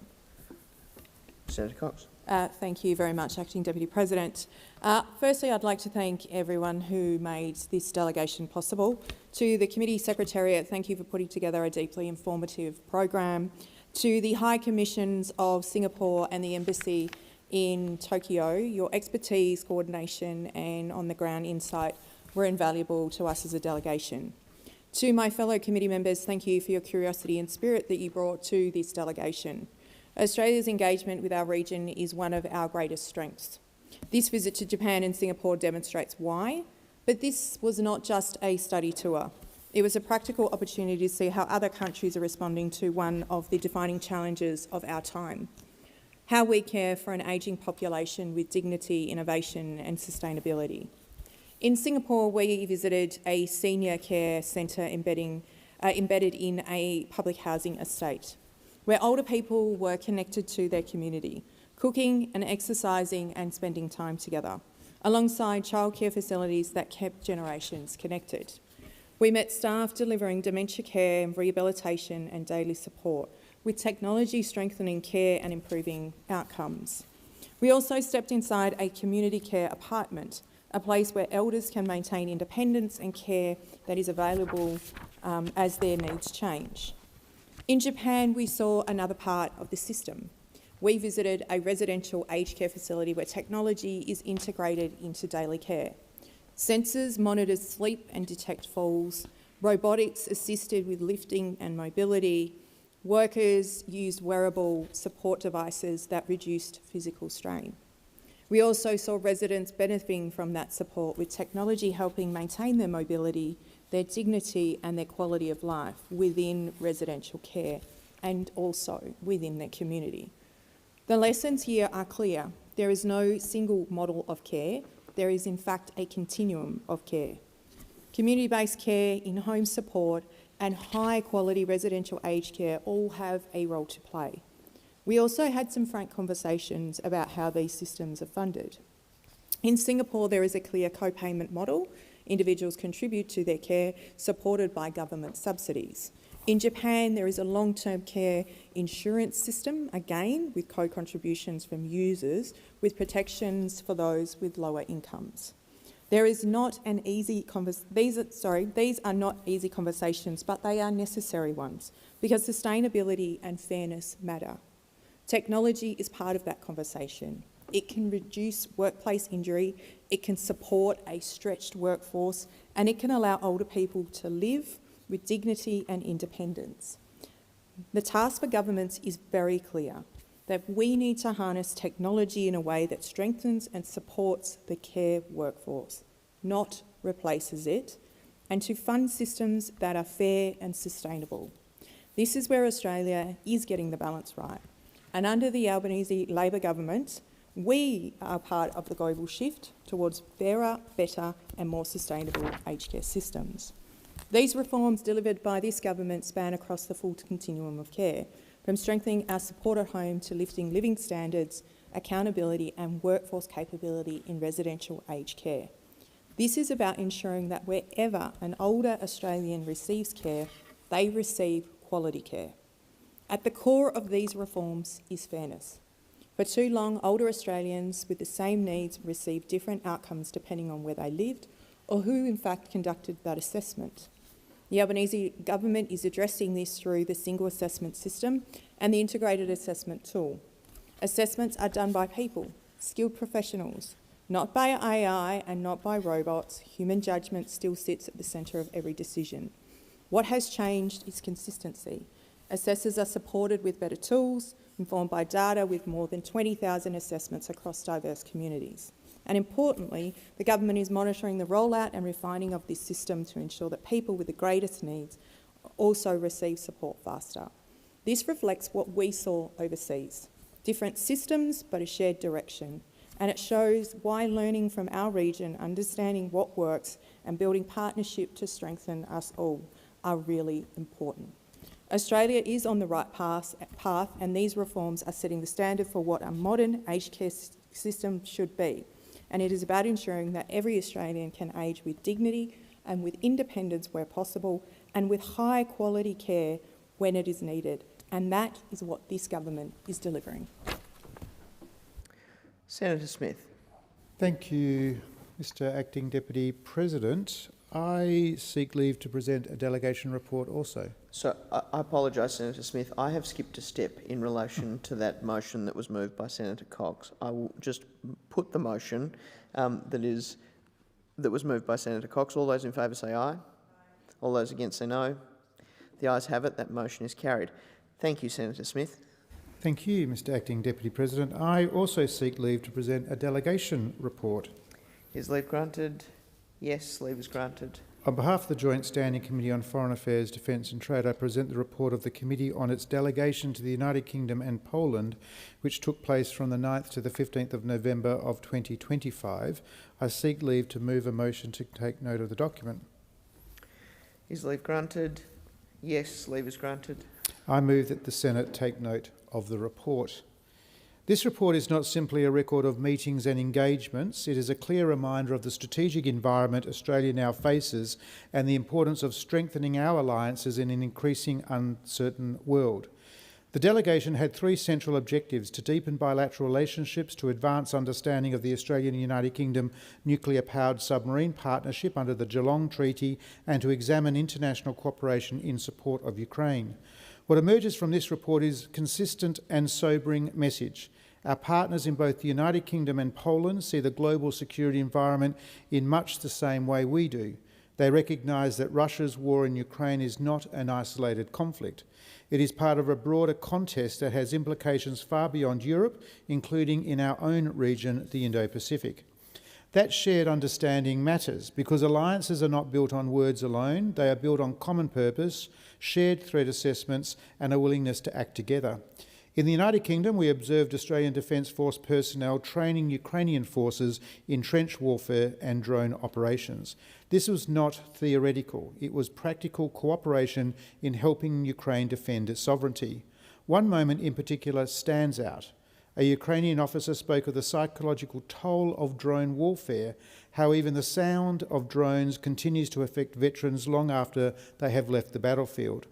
It is a stark reminder that modern warfare is not only physical, it is psychological, technological and relentless. We also attended Remembrance Day services in London, an important moment to reflect on the service and sacrifice of Australians across generations. It reinforces a simple truth. The freedoms we enjoy today are underpinned by those who have served and those who continue to serve. A central focus of this visit was cooperation under AUKUS and the Geelong Treaty. What we heard clearly was that success will depend not just on capability, but on people. Workforce constraints, skill shortages and barriers to mobility were all identified as real challenges, particularly in long-term projects such as submarine construction. If we are serious about delivering AUKUS, then we must be equally serious about building the workforce and industrial base to support it.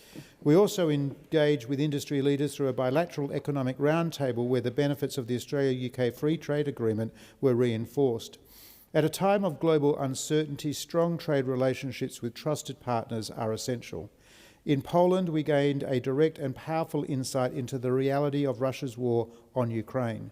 We heard from Polish and Ukrainian ministers about the scale of the challenge, both militarily and humanitarian. Poland is now spending close to 5% of its GDP on defence. Ukraine, in the midst of conflict, is spending close to 40%. These figures reflect the seriousness of the threat and the scale of the response that is required. We also heard about hybrid warfare, cyber attacks, disinformation campaigns, and threats to food and infrastructure capacity. These are not distant concepts. They are part of the modern strategic environment and are increasingly relevant to Australia. Perhaps most striking was the resilience of the Ukrainian people themselves. At the Rebuild Ukraine conference in Warsaw, we witnessed a country determined not just to survive, but to rebuild, even in the midst of a conflict. Australia's contribution of $1.3 billion in military and humanitarian assistance has not gone unnoticed. It's not just solidarity, it's an investment in the rule-based international order, an order that underpins our own security and prosperity. There is also a deep historical connection. Australian and Polish forces stood together in Tobruk during the Second World War. Today that partnership continues, grounded in shared values. This report reinforces a clear message. Australia cannot afford to be passive in the face of growing global instability. We must strengthen our alliances, we must invest in our capabilities, and we must remain steadfast in our support for those that defend our sovereignty and the sovereignty of other nations. And doing so, I commend this report to the Senate. I will put the question on Senator Smith's motion. All those in favour say aye. All those against say no. The ayes have it, and that motion is carried. Are there any ministerial statements? Senator Chisholm. On behalf of the Minister for Regional Development, Local Government and Territories, I table the 2026-27 Regional Budget Statement. Thank you, Minister. Do I do the next one? I table documents relating to 12 orders for the production of documents as listed in the document available in the chamber.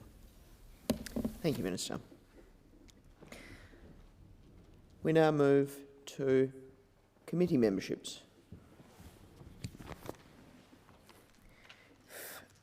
No one is seeking the call in relation to committee memberships. Then we will move to the next item on the... sorry.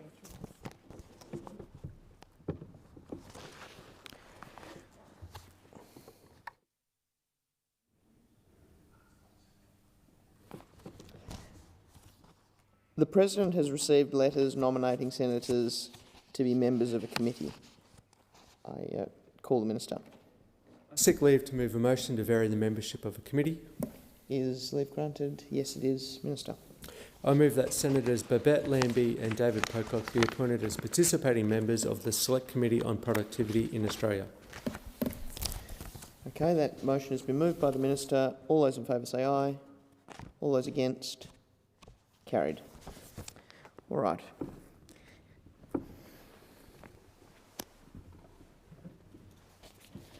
The President has received a message from the House of Representatives forwarding the Customs Legislation Amendment, False Trademarks Infringement Notices, Bill 2026 for concurrence.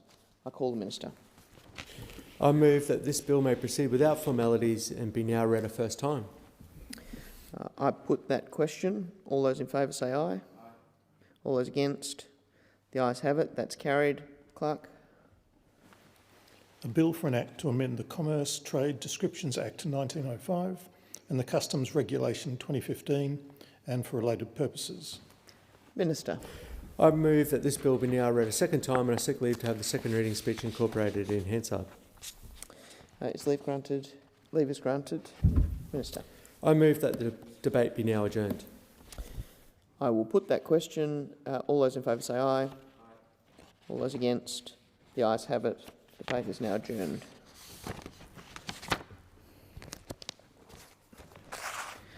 The President has received messages from the House of Representatives informing the Senate that the House has agreed to the amendments made by the Senate to the Commonwealth Parole Board Bill 2025 and a change in the membership of a joint committee.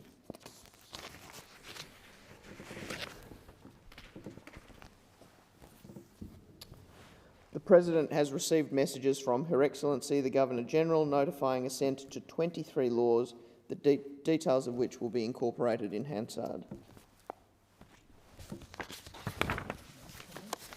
Call the clerk.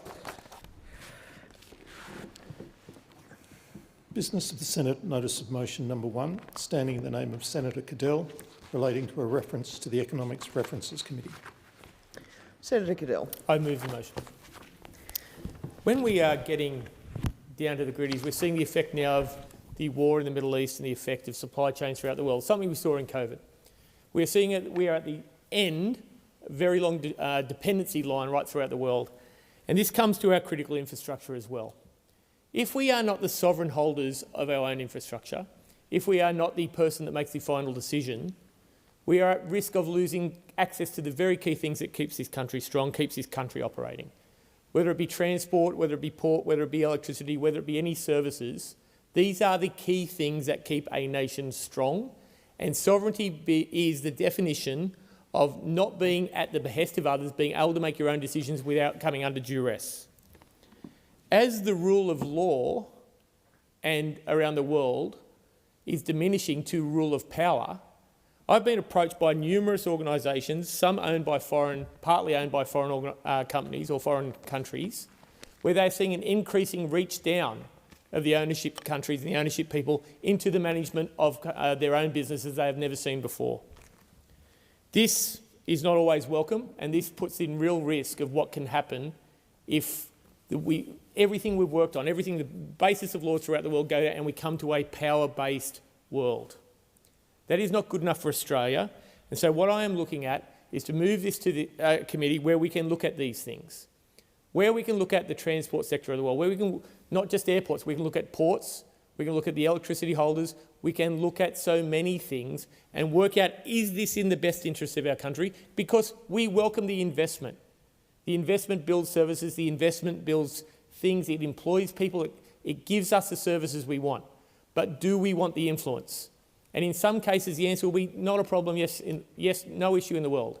It's not targeting any one nation, it's not targeting any group or ownership structures, it's targeting the very influence right throughout it. Because I can tell you there are 2 specific countries that I've been approached about, and they couldn't be further on the spectrum in the world order. They are very different in what they do. It is no longer good enough for us to trust just our security services to look after the protection of our nation. Every board across this nation, every management structure, every CEO is being put under increasing pressure as countries look to protect their own interest. Australia is no different. And if we are not out there with a strong country, with strong systems, with strong companies that can stand up to this, we can lose everything we have. We've heard about things, the great worlds when we found out that half or more than half of our CCTV cameras around military bases could be controlled by other people and they had to be replaced. We go through this, we're talking about cars being able to be turned off. We're seeing all this throughout the world. We are not masters of our own domain. And so all I'm asking is a referral to the committee to look at this, to examine this in depth over time, not alarmist. I'm not saying we have to change this. I'm not going out there beating the doors. We've seen in the commitment by this government, which has gone silently about the sale of the Port of Darwin because of concerns around that. So if we are so concerned about an infrastructure piece that the government is moving forward with a compulsory disposal of that, although it has gone quiet, I'm wondering if that's still on the agenda, why are we not concerned by other things, not necessarily owned by the same country, owned by other organisations? Is it in our interest to have our water owned by super funds of other nations and our productive use? Is it good to have our electricity distribution owned by corporations of other nations? And as I said, while we welcome the investment, if the control is being increased and the fingers are reaching down simply because the world is turning to a different world than it was 10 years ago, then we need to be ready for it. And if we are not examining that, we run the exact risk we're running now on the fuel supply. If we are not prepared for the changes and things to happen when they happen, we'll be playing catch-up football just as we are on oil, just as we are on power, and in COVID, just as we were on our medicine and our safety supply chains. So we can go one of 2 ways. We can say she'll be right and do nothing, or we can actually start making plans for what we should do and weaknesses we have. I like to quote, and I'll quote again in this from Sun Tzu, prevention against defeat lies in oneself. We have no one to blame for being weak except ourselves. And if we say no to this, if we say nothing to see here, we'll move it aside. I'm not out there bringing alarm bells. It is a safety check, an audit, a check-up on Australia's sovereignty, on the strength of our country, the strength of our services. If we are saying, no, she's all right, don't worry about that, and something happens, that is on us. And I am sick of sitting in a parliament, of sitting in an organisation where things happen and we blame other people. The price of this is on Ukraine, the price of this is on the Middle East. Any action, we always blame someone else. It is time to take responsibility and own these things ourselves. So if we say no, and I can count, I think the chances are we do say no to this referral today, the next thing that happens because of foreign influences is on this parliament. It's not on any country or any organisation that tends to do it. We've already had, all sorts of fingers down for the first time last year, and the government was strong on this, the IRGC involvement in attacks in Australia. We are seeing governments and organisations doing more, being more active, having more influence in Australia. So it will be on the government, it will be on those that vote against this if we do nothing and things happen to our infrastructure. So I urge the Senate to support it. It is not an alarm bell. I have been approached, as I said before, by people on boards and CEOs of organisations in this country who are concerned, who have reached out to agencies of this government for assistance. That is the level of concern they have. They are reaching out to agencies between our security organisation and our Home Affairs to gather assistance in this, to gather resources in this, because it has never happened before and they are uncomfortable. So I thank the Senate for the time. I urge their support, and all I want is an Australian community that can stand on its own when times get tough, because we increasingly find we don't know who we can trust. Senator Collins. Thank you, Acting Deputy President. And I rise to speak in favour of my good colleague, Senator Goodell, and for the Senator's motion to refer to the Economics References Committee an inquiry into the impact of foreign influence in Australia's critical infrastructure sectors. Australia's critical infrastructure is not just an economic asset. It is the backbone of our national sovereignty. It underpins our energy security, our water security, communications, supply chains, and the functioning of everyday Australian life. In an increasingly uncertain world, this Parliament has a clear responsibility, and that is to protect Australians from those who would do us harm. And we must ask whether our existing safeguards are strong enough, and we must be honest about the risks that we face. This Labor government has its head in the sand on national security, and Australians are paying the price. We live in a time of heightened strategic circumstances. War in Europe, conflict and tension in our region, pandemics that shut borders and cripple supply chains, natural disasters that strain energy, transport and communication systems. And these events have taught us one clear lesson. Resilience cannot be piecemeal. It must be whole of government, and it must be built into our economy, our infrastructure and our decision-making. A resilient nation needs an advanced and diverse economy that can withstand shocks, one that can keep food moving, power flowing and communications running when it matters most. And critical infrastructure assets are fundamentally different from ordinary investments. Sovereign ownership and oversight of these assets is key to our resilience. And that is why these assets require a higher level of scrutiny. And that is what this inquiry would do. It is against the national, economic and infrastructure security to vote against this motion. So let that be a message for the Australians watching today. Those acting in your interest will be on one side of the chamber, and those against it, the other. Australia has benefited greatly from productive international investment, and this inquiry is not about opposing that. Foreign investment has helped build our economy, but it must align with Australia's long-term national interest. And according to ASIO's annual threat assessment, foreign interference and espionage are now at unprecedented levels. Corporate espionage is at an all-time high. Foreign adversaries attempting to infiltrate our institutions and industries at unprecedented levels. They have surpassed terrorism as Australia's principal security concern. That is a reality we cannot ignore. Australians expect us in this and the other place to be proactive, not complacent. Political or economic convenience cannot come ahead of national security, and I implore those opposite to act in the interests of Australians, not our adversaries. And when it comes to food production, freight, energy and communications, we must legislate defensively and act responsibly. There is no better time for this conversation as we face fuel and fertiliser pressures, global instability and increasing competition for essential resources. It is a core responsibility of government to protect Australians, and that protection must be across the whole government, private sector and with industry partnership. To walk away from that responsibility is to abandon the public interest.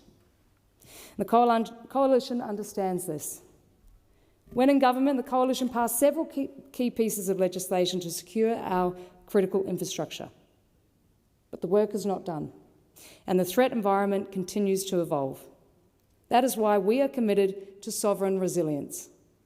And that is why only the Coalition has a portfolio dedicated to this task, and why only the Coalition has put this inquiry to the Senate. Foreign investment is vital to our economy, but without scrutiny, Australians will be taken advantage of. And that is why I support this motion and ask all other senators to do so too. Okay, if there are no other speakers on this motion, I will put the question, that is the reference of foreign influence and critical infrastructure, to the Economics References Committee. All those in favour say aye. All those against say no. I believe the noes have it. The ayes have it. Is a division required? A division is required. Ring the bells for 4 minutes.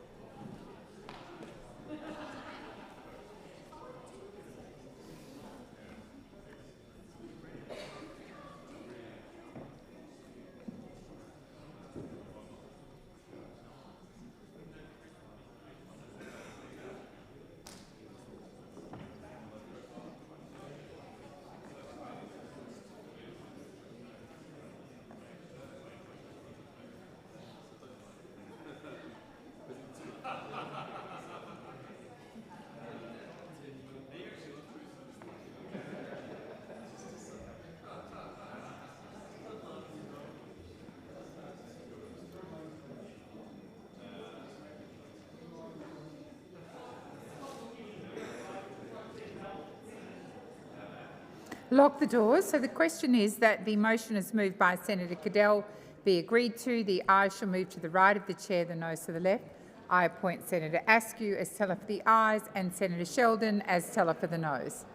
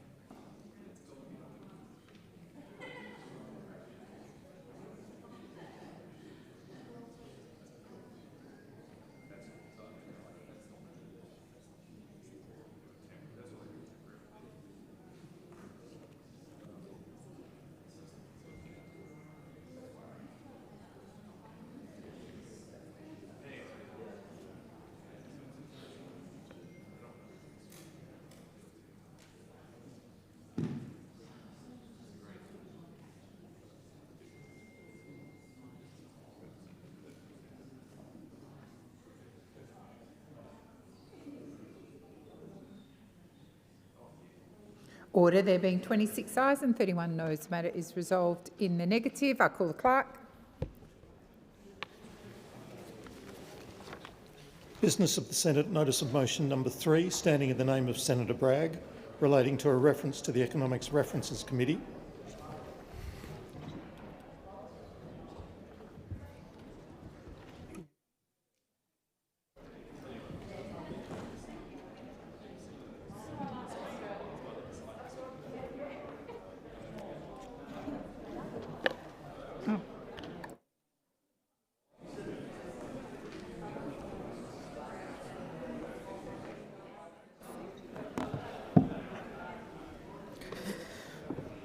I'll just give a moment for senators to leave the chamber.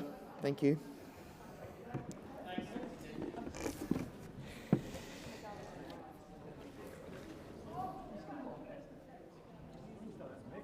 Senator Bragg.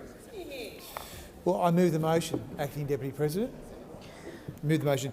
And in moving this motion, I make the point that the government have established a behemoth in housing in Australia.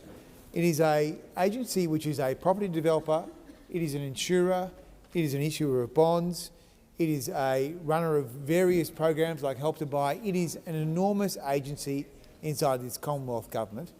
And in the main, it is undertaking the activities that would usually be run by the private sector. It is spending literally billions of dollars of taxpayer funds, and it will do even more things over the next few years as per the government's policy. So even though we don't agree with having this agency doing these things, we stand for integrity in public finances and proper administration of public programs. Those would be reasonable things for an opposition to pursue. Now, I would say that the dysfunction at Housing Australia has totally destroyed its capacity to actually undertake its functions.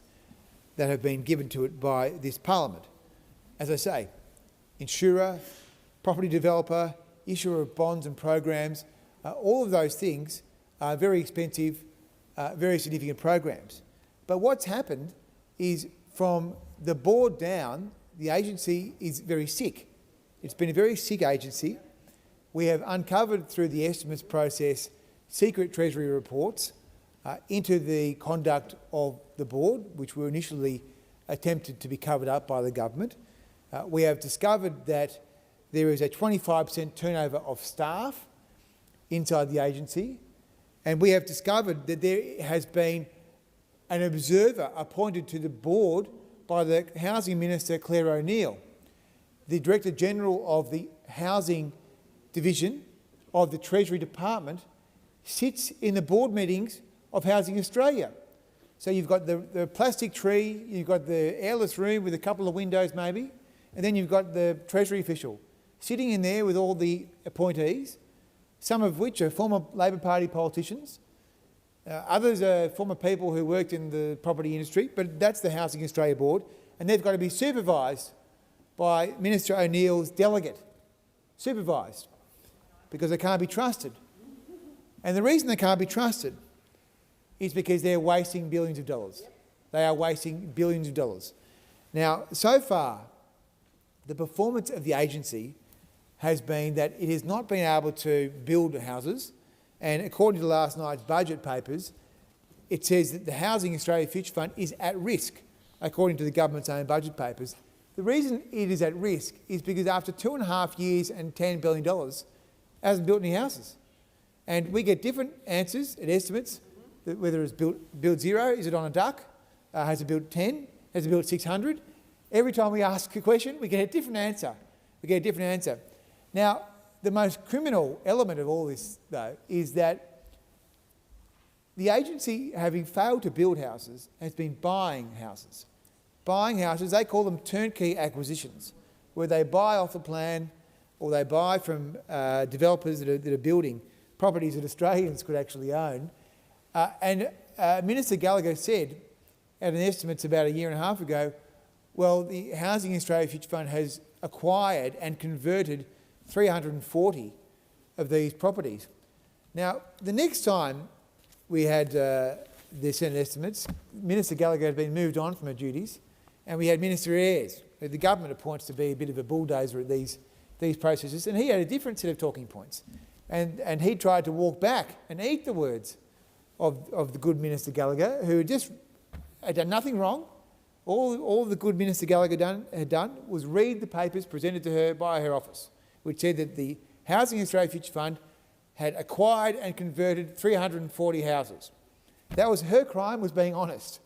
Then we have Minister Ayres come in and obfuscate with a totally different set of talking points, and then the Treasury official trying to explain that in fact what Minister Gallagher had said was wrong and that it wasn't doing that at all. But unfortunately for these efforts, they have run aground because the budget has made it very clear that the Treasury actually does regard this as an at-risk program. I mean, fancy in a housing crisis the idea that you've got constrained supply, so you've gone from 200,000 houses a year under the last government down to 170,000 houses a year overall. The government's housing fund is now buying houses that Australians could own and now trying to cover that up when the Parliament tries to inquire into whether that's a good idea. I mean, who could believe that the government housing scheme would be actually on the demand side, actually making the problem worse? It's actually quite hard to believe. But of course, the reason they're doing this is because they're worried about their numbers. Because after 2.5 years, most people would think that with $10 billion, you could build something. Now, then you look at the spending quality, the commitments that they've made in round one of the HAF. So in some cases, they're spending up to $1.5 million per dwelling. The average cost of a new build in this country is $500,000. So they're paying 3 times the price that the average home builder would be charging to build a new home. 3 times the price. Extraordinary. And an average of about $750,000 across HAF round one. So this is an agency which is also committing a large amount of taxpayer funds with very expensive builds. So we have asked for all the information to be provided. How much money is being promised in half round 1, round 2, round 3, what's the progress on building? It's very hard to get to the bottom of how many have actually been progressed, how many have actually been completed. We imagine that at some stage, the $10 billion will actually result in a few thousand houses being built. We imagine that may be the case.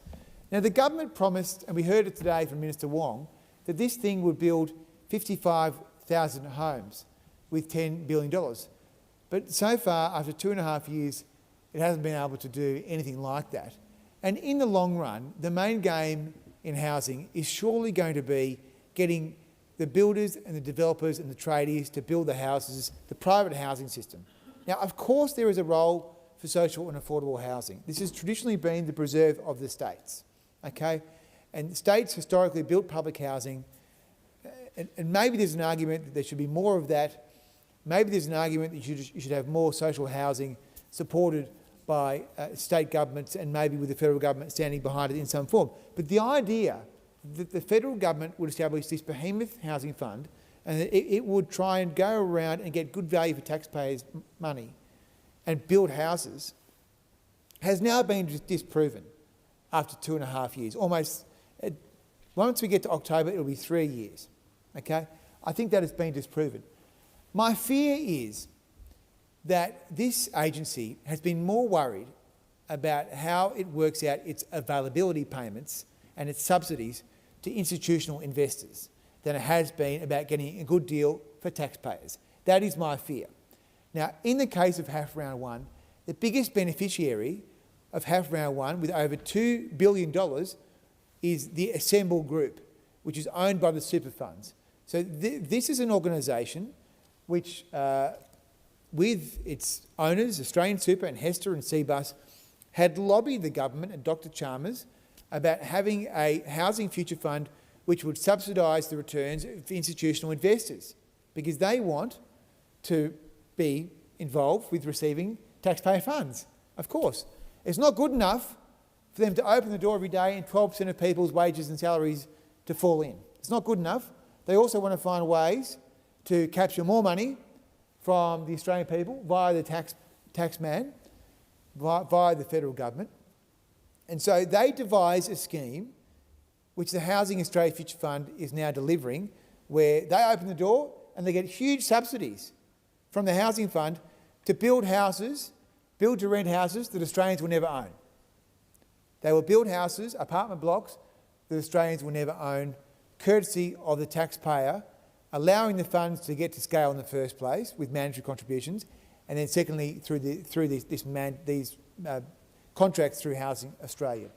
Now, my great fear, as I said, is that the agency has been much more focused on supporting the subsidies for institutional investors than it has been on supporting the taxpayer getting the best value for money. The Australian National Audit Office is about to finish, its performance audit into this agency. This is going to be a very important audit.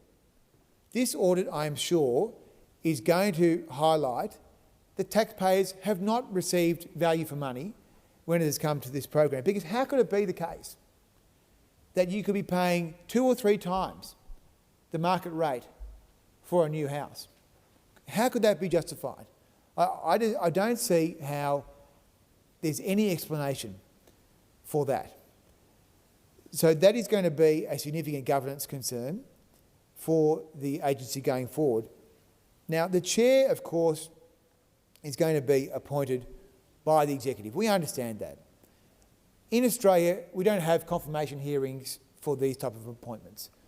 But I think it's only reasonable that we consider the type of skills and the capability of the person and people that will be on the board of this agency. It's not good enough to have more Labor mates in the unions being dumped onto this board that's going to be spending billions of dollars, tens of billions of dollars. If we have to have this program, we have to have someone that has some brains and some experience that's going to screw down the money and get the best value for taxpayers. Because whether we agree with these programs or not, We're all Australians. We all want to see Australian taxpayers get the best possible value for money. And so if we have another situation where the board is descending into infighting and maladministration, then this program will stagger on.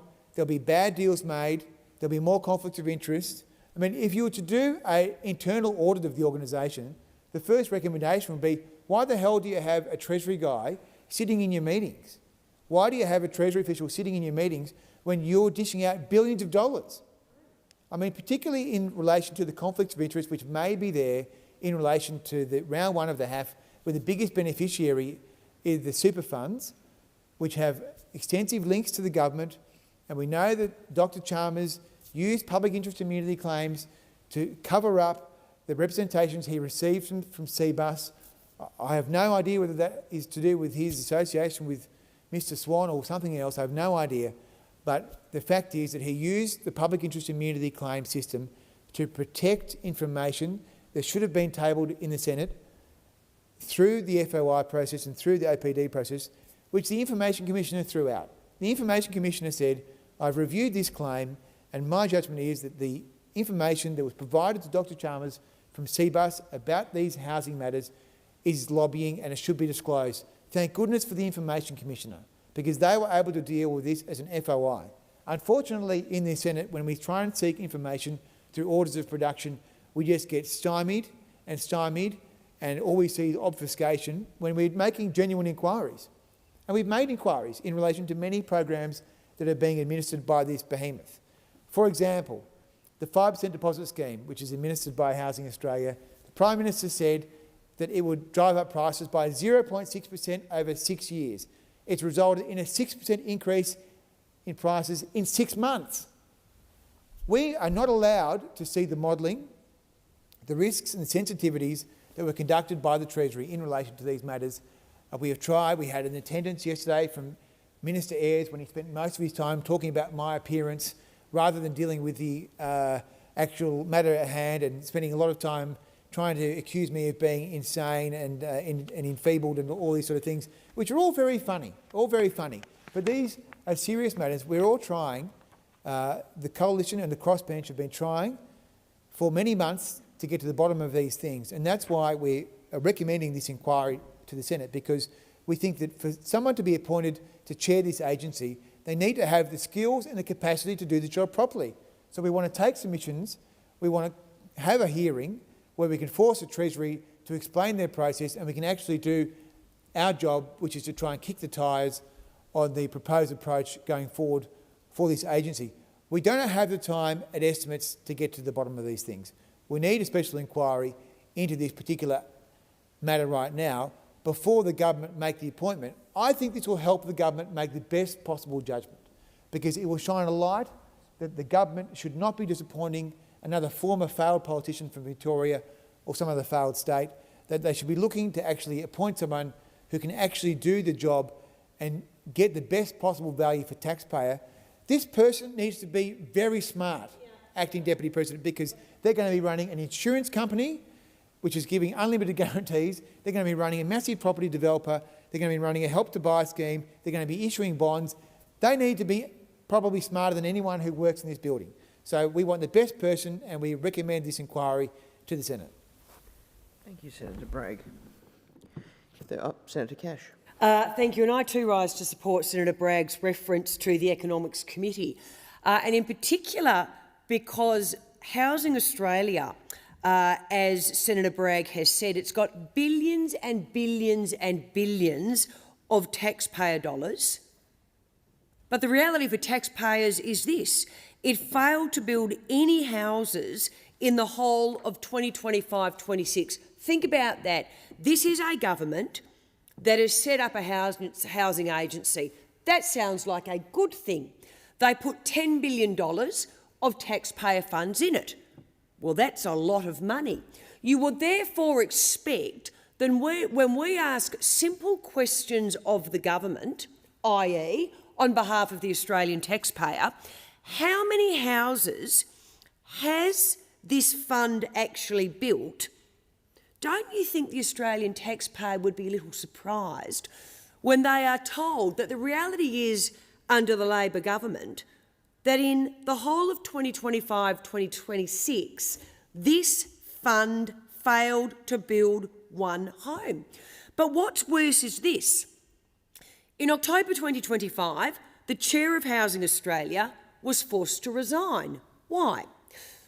Well, it was forced to resign after it was revealed that there was a secret 24,000 Treasury report into the former chair's alleged conduct. On top of that, you have dysfunction in the agency. The staff are quite literally walking out the door.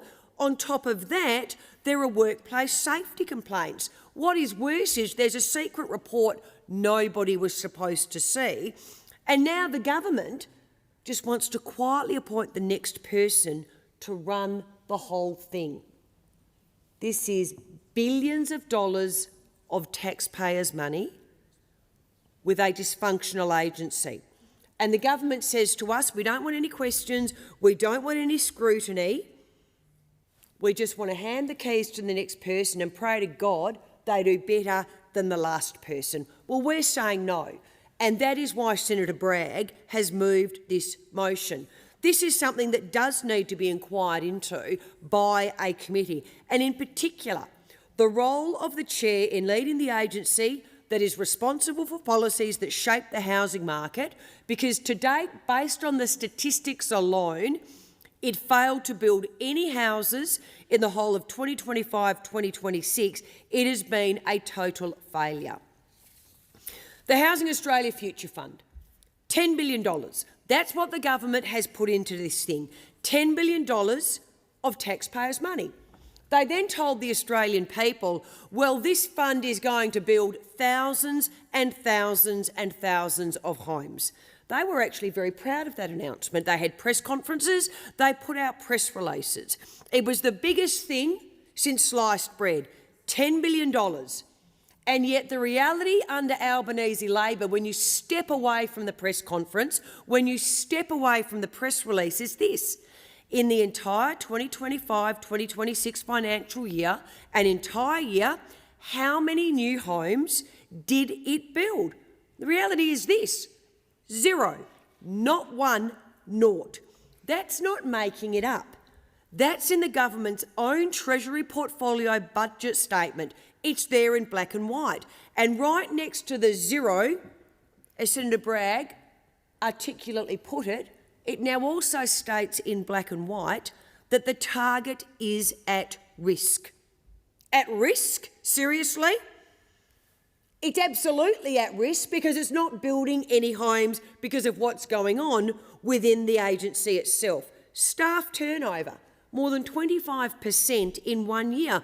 1 in 4 people walking out the door in a 12-month period to August 2025. What is worse is their own staff survey confirmed this. The people who work at this agency are saying to the government and the Australian people, the agency is broken. We might have $10 billion of your money. We've built no homes in that financial year, but what is worse, we are telling you that the agency itself is broken. It also has 4 work health and safety cases, 4. What's strange about that? Well, it's a housing bureaucracy. These are not tradies on a building site. They are office workers, and there are 4 safety complaints. Quite frankly, that tells you about the culture in this place. And then obviously, what's worse is the person who headed up the agency, the chair of Housing Australia, was forced to resign. Why? Because it came out that Treasury, the government's Treasury Department, had secretly commissioned a $24,000 report into allegations about the chair's conduct. A secret report, 24 grand of taxpayers' money to investigate the person who was supposed to be running what is now, as we know, a dysfunctional show. So this is the summary. The government spent $24,000 on a secret report investigating the chair of their own housing agency. The chair's gone, the staff are leaving, no homes are being built, and they want the taxpayer to trust them with the next appointment. Well, Senator Bragg, you're right. It needs to be inquired into, and we need that transparency. But it actually does get worse, because as Senator Bragg said, what did the government do when it found all this out? Because the government actually has this information. Did they actually clean up the agency? Did they overhaul the agency? No. No, they didn't. They sent in a person known as an observer. Now, the bad news is this, though, for the Australian taxpayer. Nobody has a clue what this observer actually does. We think they sit in a room and they observe, but we're not sure what they're observing. But when a government feels the need to put someone in a room just to watch what the board is doing, quite frankly, that tells you everything.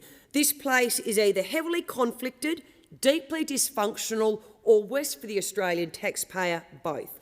So that's Housing Australia. Billions in, zero homes out in 2025-26, boss forced out, staff fleeing, safety complaints, secret reports, a mystery observer, and the government can't even pretend it's working anymore. And that's why shame on the government today if they are not supporting Senator Bragg's motion, which does nothing more than demand transparency on behalf of the Australian taxpayer. But no, they probably won't support this motion. But Senator Bragg has been absolutely right on this, and this is what he said. We cannot continue to fund a housing bureaucracy in Canberra that brags about spending billions while building fewer houses. The next head of Housing Australia should have to front to the Senate and prove they are up to the task before they get the job. You're absolutely right, Senator Bragg. It is time for transparency. It's overdue time for supply, and it's time to restore the Australian dream of home ownership. And sadly, these are facts. Senator Bragg and I aren't making these up. This is in the budget paper. This is the reality of the Housing Australia Fund agency. That's why we need the transparency. But let's put this now into context, because it actually sadly gets worse for the Australian taxpayer in the context of what the government dropped last night in the budget. Because sadly for the Australian taxpayer, if you think Housing Australia is bad, it gets a whole lot worse in the budget. The budget in 3 words: broken promises everywhere. The Prime Minister promised 50 times he would not touch negative gearing or capital gains tax. He said that to the Australian people prior to the election. And yet on Tuesday night, last night, he did both. He didn't bend the truth, he didn't stretch it. Quite frankly, he snapped it in half and threw it in the bin. 50 times prior to the election, he looked Australians in the eye and he said no. And then last night, he broke every one of those 50 promises, and he did it anyway. Every Australian who bought a property, invested in shares, or made a plan for their retirement in the last 12 months did it based on what the Prime Minister told them. And yet the centrepiece of this budget is a $77.2 billion tax hike over the next decade. $77 billion ripped out of the economy. A brand new minimum 30% capital gains tax on everything. The 50% discount, it's gone. So if you're a young person and you're investing in crypto, EFT, etc., guess what? He's going to tax you. The Prime Minister is now coming after your aspiration and he is taxing you. $77 billion in new taxes over 10 years. That is not reform. That is the biggest broken promise in Australian political history. And does it even work? Does it fix housing? Because this is what Mr Albanese wants the Australian people to believe. Well, the answer is pretty obvious. All of the experts were out there today saying, no, it makes it worse. And we actually don't even have to guess. The government's own numbers say so. This is something the government today, they just want to turn their backs on it. What is in black and white in their own budget papers? Their own modelling says these tax changes will mean, and I quote, 35,000 fewer homes over the next decade. Not more, fewer. For those listening into this broadcast, go to page 158 of Budget Strategy and Outlook, budget paper number 1. In the final paragraph, it says this: over the next decade, the increase in supply is expected to be around 35,000 dwellings fewer. That is what is said in the government's budget papers.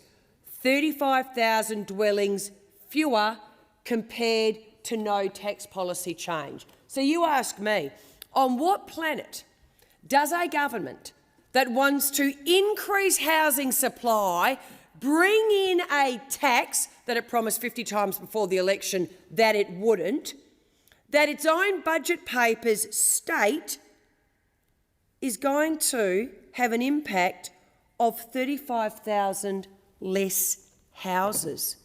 Well, quite frankly, a government that doesn't know what they are doing.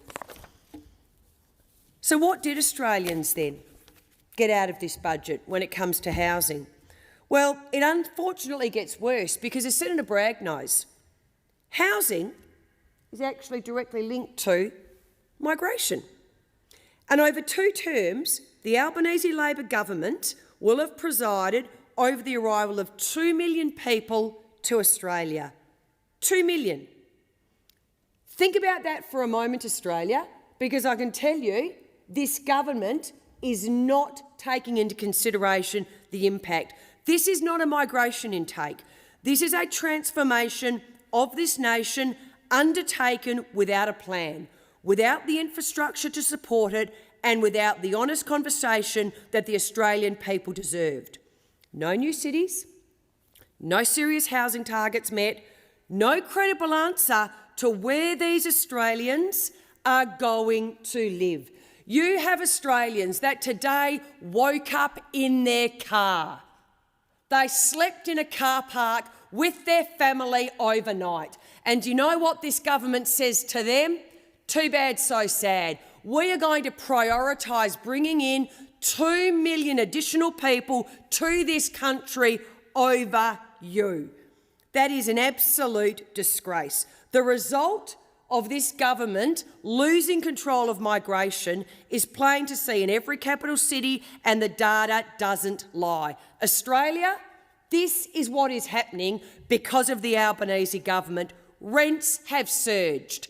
Don't take my word for it. If you're a renter, you know you can't afford to pay your rent. Vacancy rates have collapsed. Young Australians who did everything right, saved, worked, waited, they are now being priced out of the market, not by bad luck, but by deliberate policy decisions of the Albanese government. This is a simple economic fact.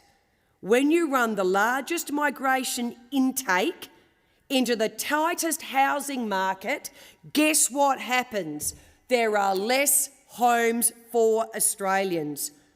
And this government doesn't care because it is continuing to bring in more people. That is an absolute disgrace. We have people in Australia waking up in cars every single morning, and the government laughs at them and says in its published migration statistics, we're steaming full steam ahead and bringing in more people. So your broken promises, higher taxes, more debt, lower living standards and fewer homes. The Australian Senator people can see it and they won't forget it. There are no other speakers on this motion. I will put the question, which is the Housing Australia Board Chair reference to the Economic References Committee. All those in favour say aye. Aye. All those against? No. I believe the noes have it. The ayes have it. Is a division required? Yes. A division is required. However, it being after 6:30, we will defer that division until tomorrow.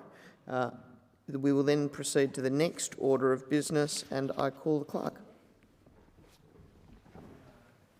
Business of the Senate, Order of the Day number 1, concerning a reference to the Economics References Committee in relation to Housing Australia. Resumption of the debate on the motion moved by Senator Bragg.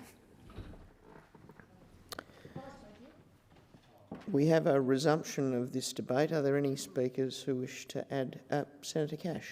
I do not believe that I've spoken on this, and so I would be absolutely delighted to speak again on this reference. And again, I commend Senator Bragg for the work that he is doing as the Shadow Minister for Housing.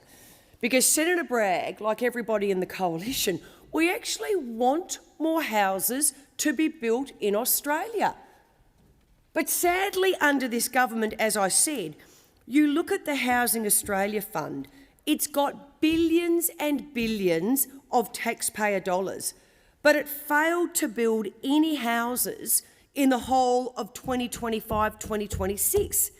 How can a government get up every day and tell the Australian people that they have a plan for housing, that they have a plan to make their lives better, when the reality is the actual reality of the lived experience of Australian people is under this government, it just doesn't matter how hard they try, they can't get into the housing market. But what's worse is they have to live with the fact that this is a government that makes a huge announcement when it comes to the Housing Australia Fund. As I said, $10 billion. $10 billion of taxpayers' money put into the Housing Australia Fund.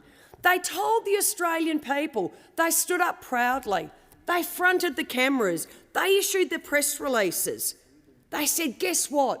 We're creating this fund, and this fund is going to build tens of thousands of homes.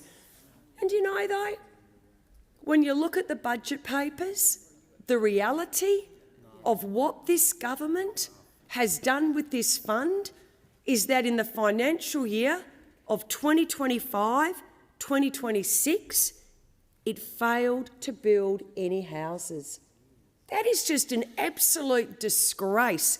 But what is worse, as I said in a previous speech, what is worse now is next to that figure of zero, and that's not me making it up, that's not Senator Bragg making it up, that's in the government's own Treasury portfolio budget statement.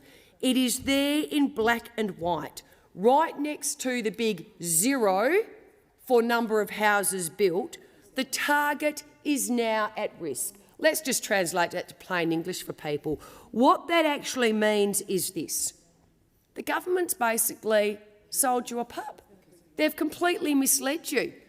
They've taken $10 billion of your hard-earned money and they have put it into what is now a dysfunctional agency with little to no transparency.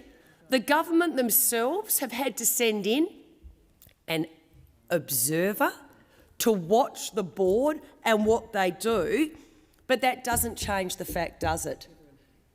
That they made an announcement that this fund was going to build tens of thousands of homes, and yet in 2025-2026, in that financial year and entire year, how many new homes did it build? As I said, it's there in black and white, zero. But what is worse, as I said as well, to compound this last night, to add insult to injury, despite the Prime Minister looking the Australian people in the eye and promising 50 times prior to the election that he would not touch negative gearing or capital gains tax, last night he did both. He didn't bend the truth, he didn't stretch it, he snapped it in half and threw it in the bin. 50 times he looked the Australian people in the eye. In fact, he snapped at journalists when they dared ask him the question, Prime Minister, if you are re-elected, will there be any changes to negative gearing or capital gains in Australia? And he snapped. He snapped at them, the audacity of a journalist asking the Prime Minister such a question, and said no. We're not allowed to say that word in the Senate. It begins with an L, ends with an E and has an I in the middle of it. But that's what reality is. That's what it was, fairly and squarely, 50 times over. But to add insult to injury is what is said at page 158 of the government's own budget paper number 1. You see, the government are trying to deny this because they don't want Australians to know what the actual reality of the broken promise is. This is a reality. I'm reading it out.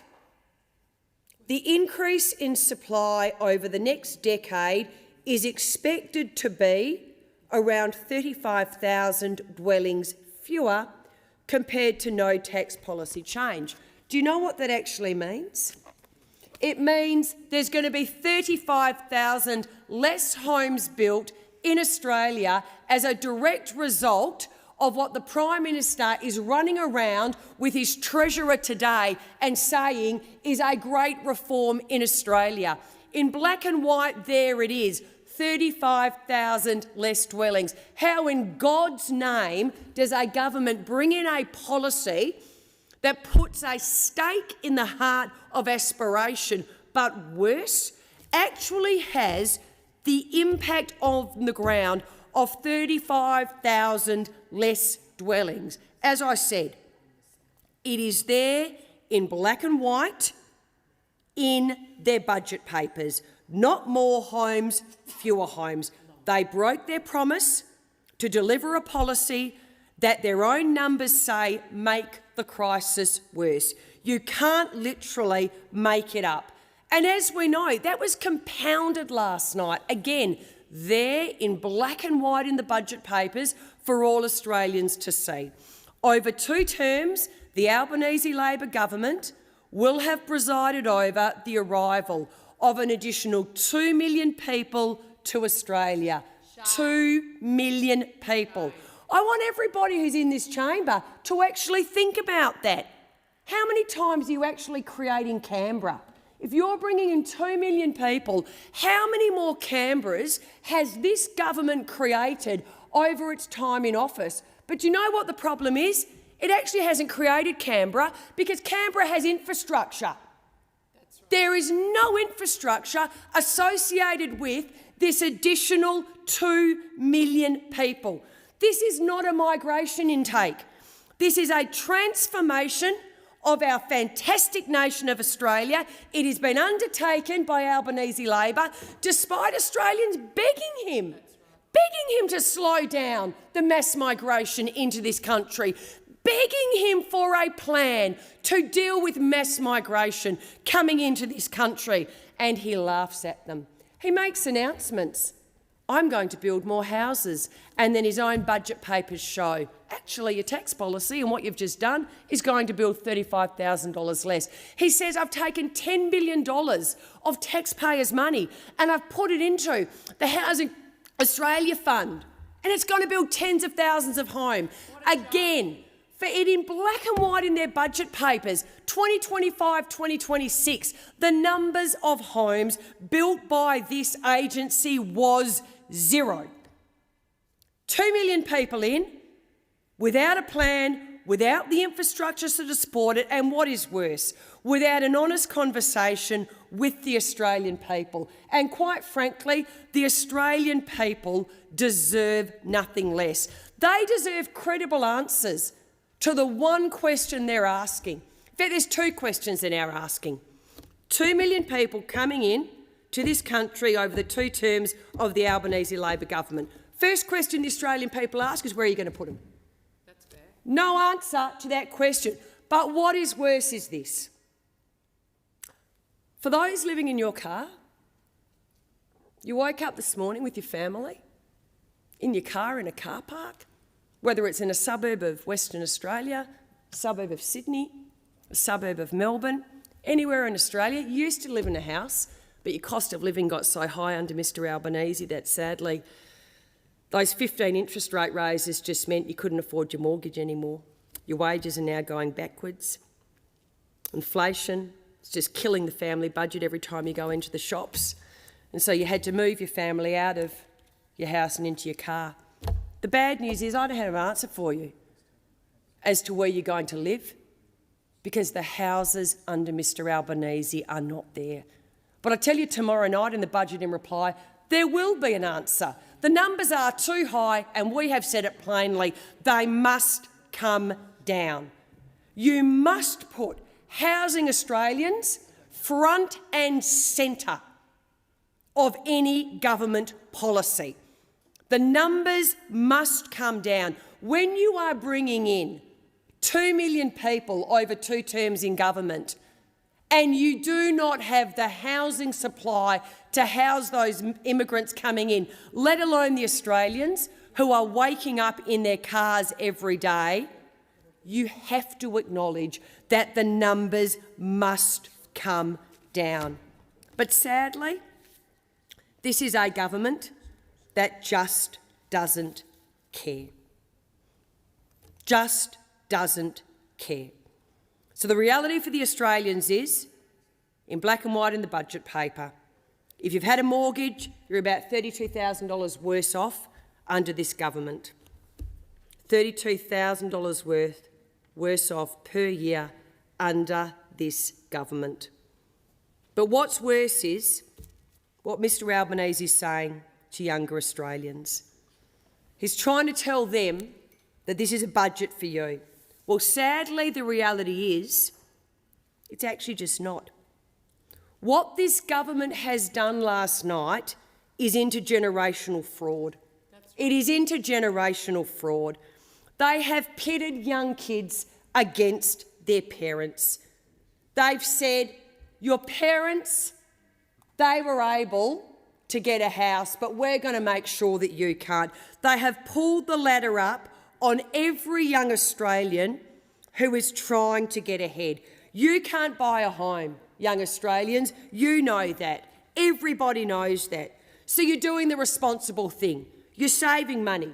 You're putting money into shares. You're putting money into EFTs. You're putting money into crypto. You're putting money into a managed fund. You're trying to build something for yourself because the housing market under Mr Albanese has shut you out.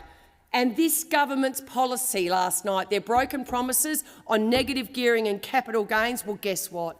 They've just whacked you for it. Because your reality is this. The capital gains changes don't just hit property.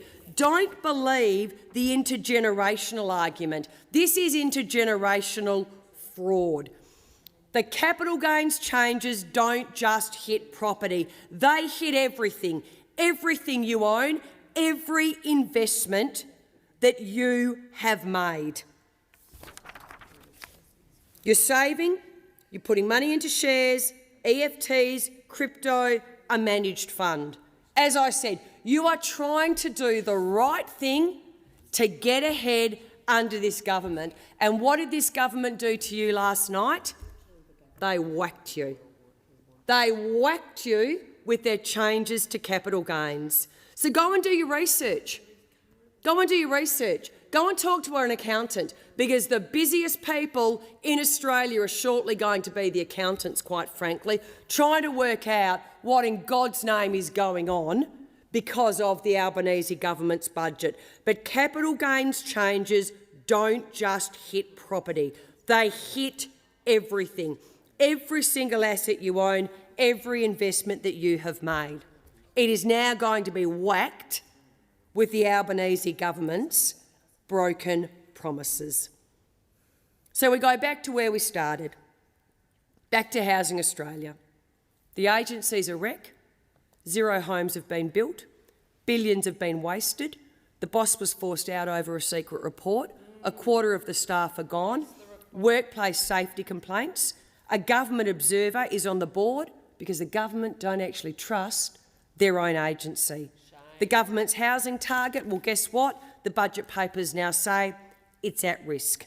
But worse than that, the Prime Minister, who looked you all in the eye, the Australian people, prior to the election over 50 times, and said to you he wouldn't make any changes to capital gains or negative gearings, last night he did.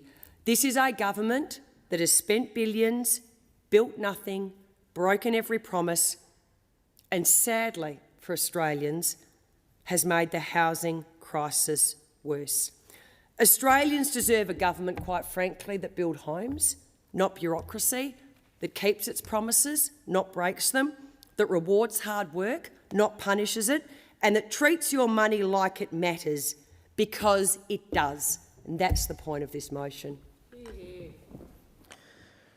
All right, if there are no further speakers on this motion, I will put the motion, that is the reference of Housing Australia, to the Economic References Committee. All those in favour say aye. Aye. All those against? No. Believe the noes have it. Is a division required? Okay, it being after 6:30, we will proceed to that division tomorrow. Thank you. We will now move on to the next item in Senate business, which is a continuation of the debate in relation to the Competition and Consumer Amendment Responding to Exceptional Circumstances Bill 2026. And Senator Cadell, you are in continuation.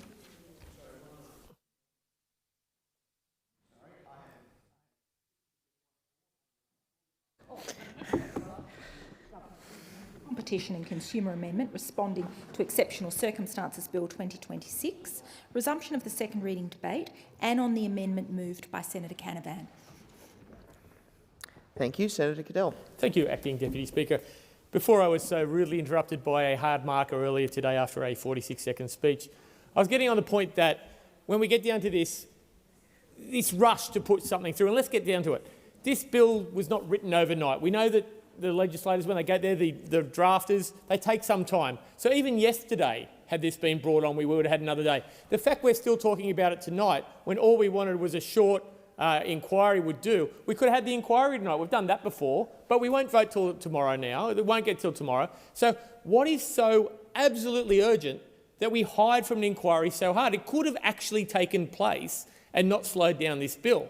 That's what's really getting to us. And I came out this morning that it's in Labor's DNA, the government, to actually push things through, run things through, guillotine, not have inquiries, not know what to do it. What I don't get on this specifically is the Greens' support for this, because it is the Greens who are normally like accountability and like this sort of stuff. And on the ACCC of all things, I said how I was on the supermarket inquiry with Senator McKim, and he loved the ACCC having extra powers to prosecute, to go after them. He wants to talk about price gouging. He wants to talk about breaches of the ACCC.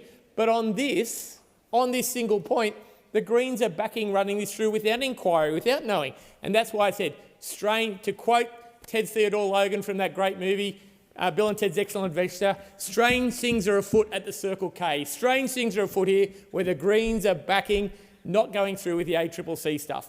And when we come through, it was a great point today.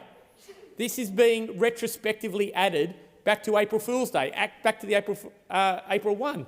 So what would matter if it went down another 3 weeks, another 4 weeks, another day to have the inquiry? It wouldn't matter, because everything back to that day is covered anyway. Why do you rush when you have retrospectivity? When everything that has happened will be forgiven, you don't need to rush it through. And that is why the amendment by Senator Canavan to have an inquiry is so important. What are the motivating points that this needs to be pushed through, that this needs to be rushed through, and why has it done? Are we aware of circumstances already where the ACCC are aware of actions that have taken in a non-competitive manner that they don't want to disclose? Has this taken place? Has a nod and a wink been given to organisations, go and do this and we'll clean it up, and they don't want that to discover? Something is crook in Trebrook when there was the capability of inquiry tonight without holding up the bill, when the Greens have been offered something so fabulous as part of a deal that they walk away from their key principles of transparency, of inquiries, and giving the ACCC powers.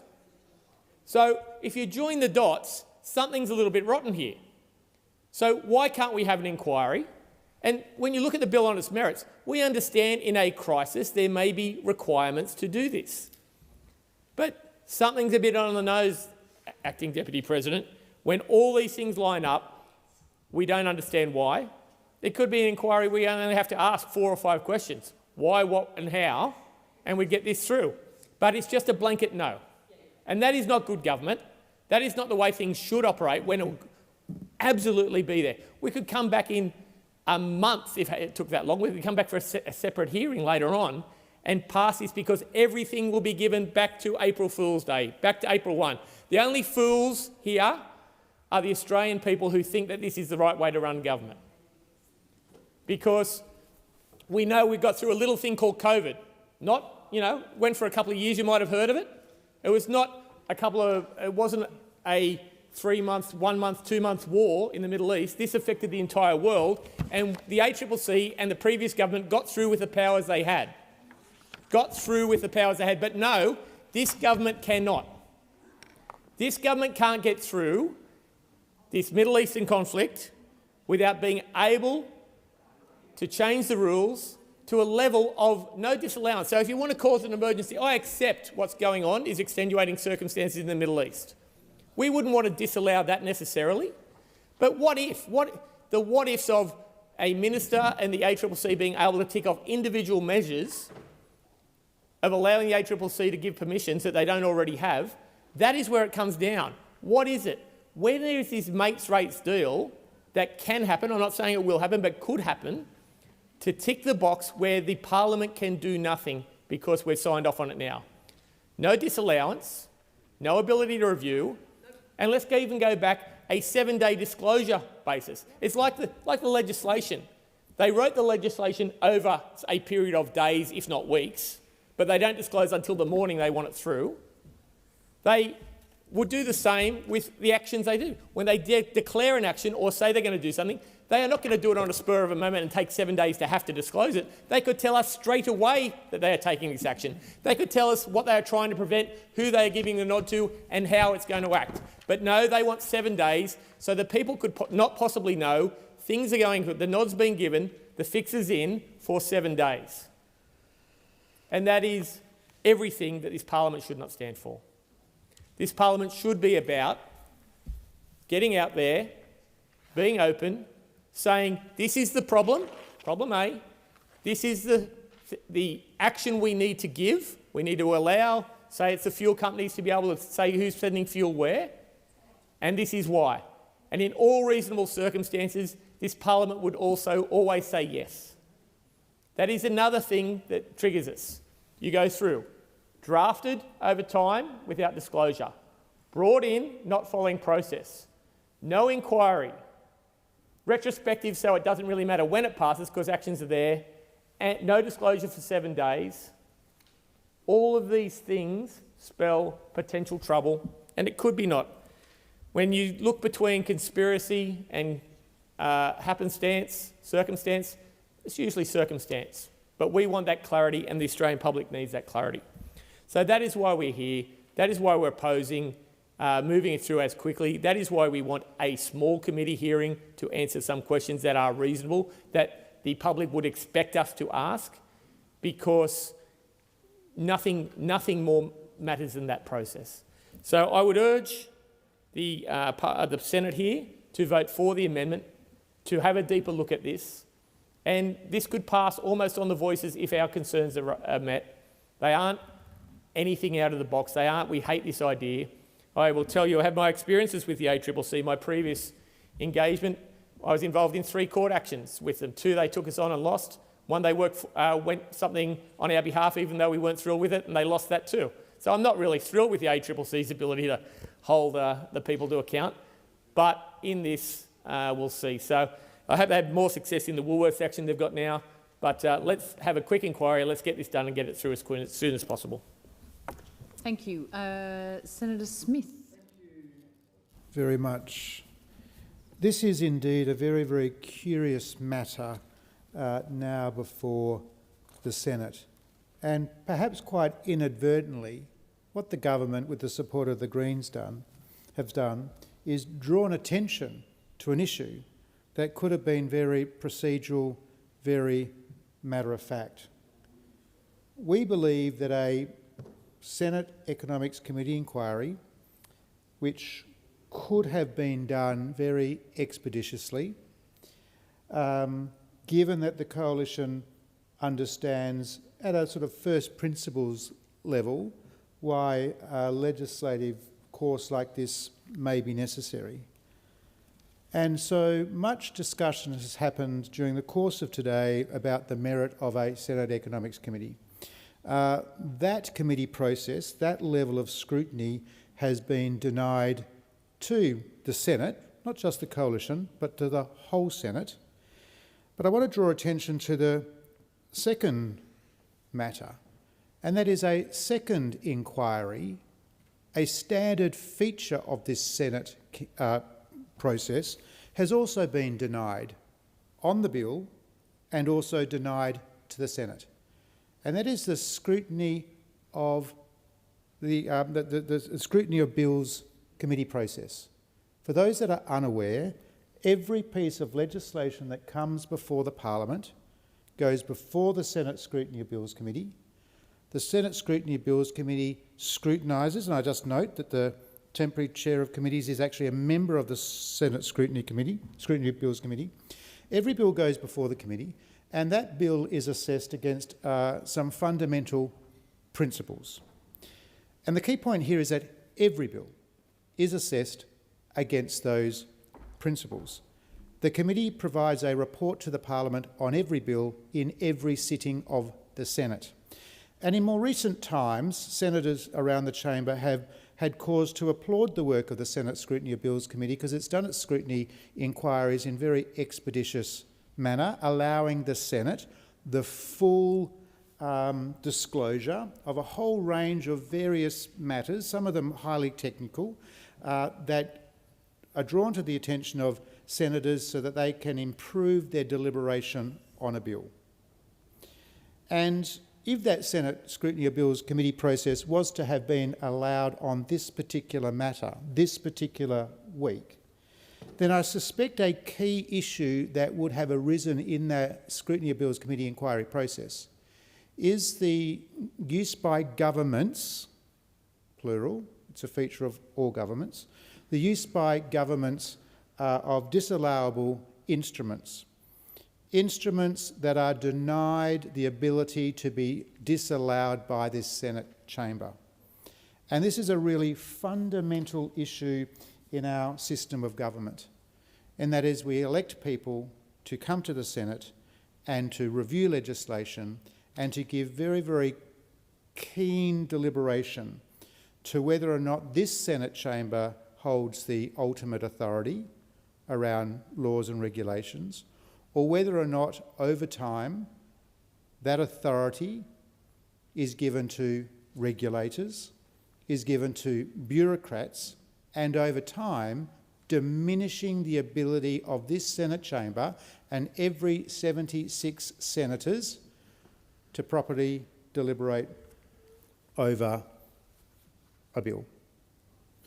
So I thought I would use the brief time that's available to me. Others have canvassed the importance of the bill, others have canvassed other issues, but I thought I would use this moment just to re-emphasise to the Senate why it's the absence of the Senate Scrutiny of Bills Committee process that I think is the more serious omission in regards to how the government has chosen to do this. I might make this observation also. When proper parliamentary scrutiny is observed, confidence is maintained. Confidence in regulators is maintained. Confidence in the decision-making of the Senate is maintained. Confidence amongst stakeholders in the laws that this particular chamber makes and passes is maintained. Transparency and scrutiny is always a good thing. Very, very hard to recall instances where lack of transparency, lack of scrutiny has been a public good. So conversely, when scrutiny is diminished or transparency is denied, then suspicion is born. And I might just say that in this particular case, I'm someone who, keen observer of the work of the Australian Consumer and Competition Commission, quite an enthusiast for the work that it does.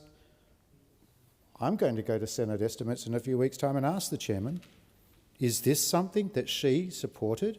Did she actively support the denial of the Senate to have proper scrutiny over this particular piece of legislation?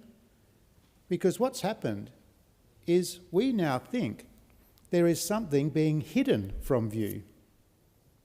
And that's demonstrated by the fact that much of the Senate's time tonight has been taken up on this matter, and we will be back here tomorrow.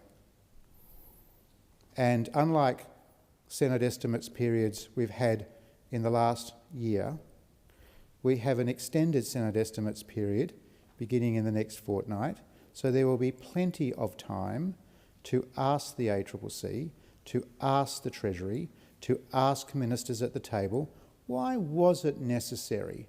Why was it necessary to deny the Senate scrutiny?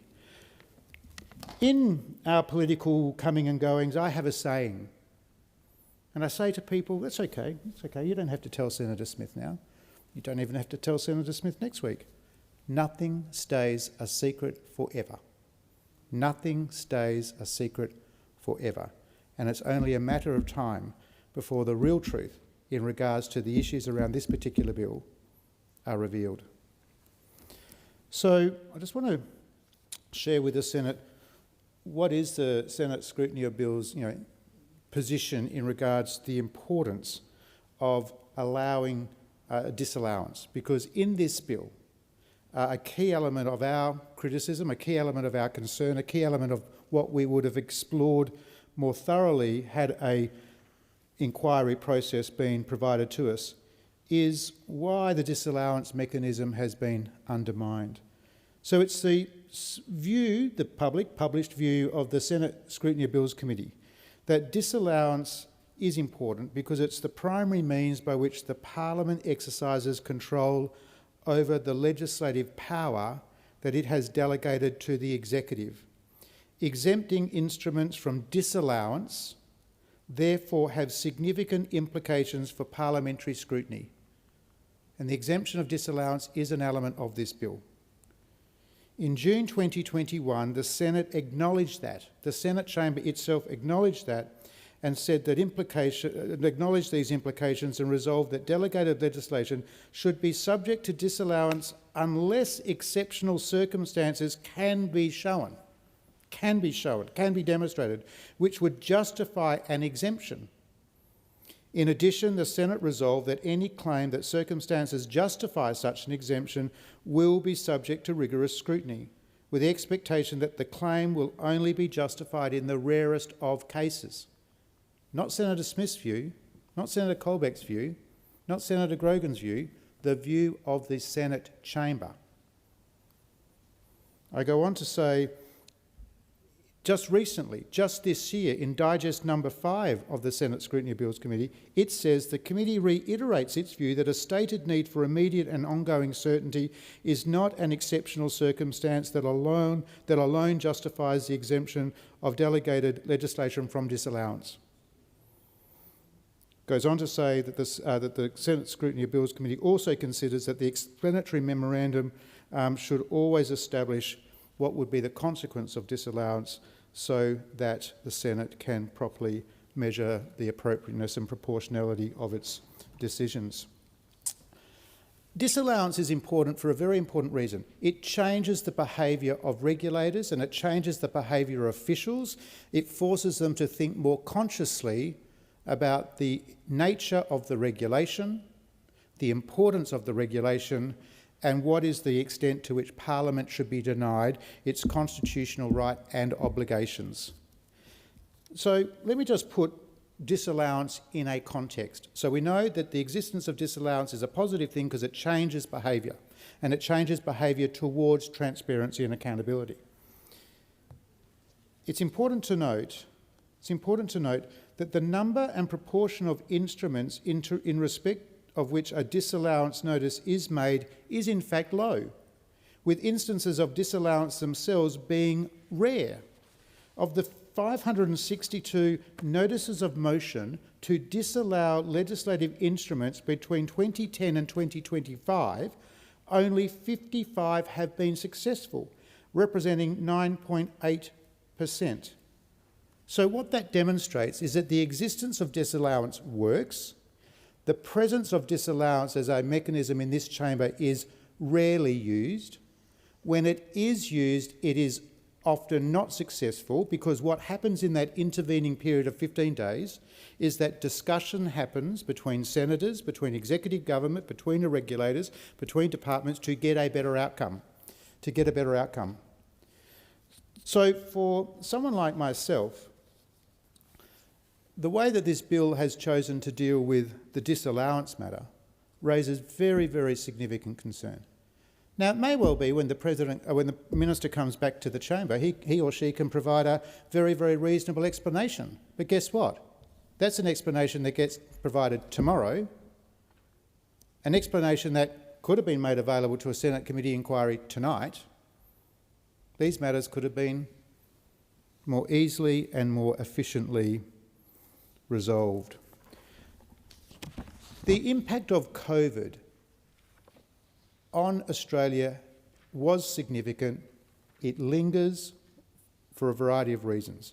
My personal view is that the impact on COVID on our country, its greatest impact and its most lingering impact, is the level of trust that citizens have in governments, citizens have in government decision-making, the level of trust that people have in regulators, and the regulatory decision-making that gets done by regulators.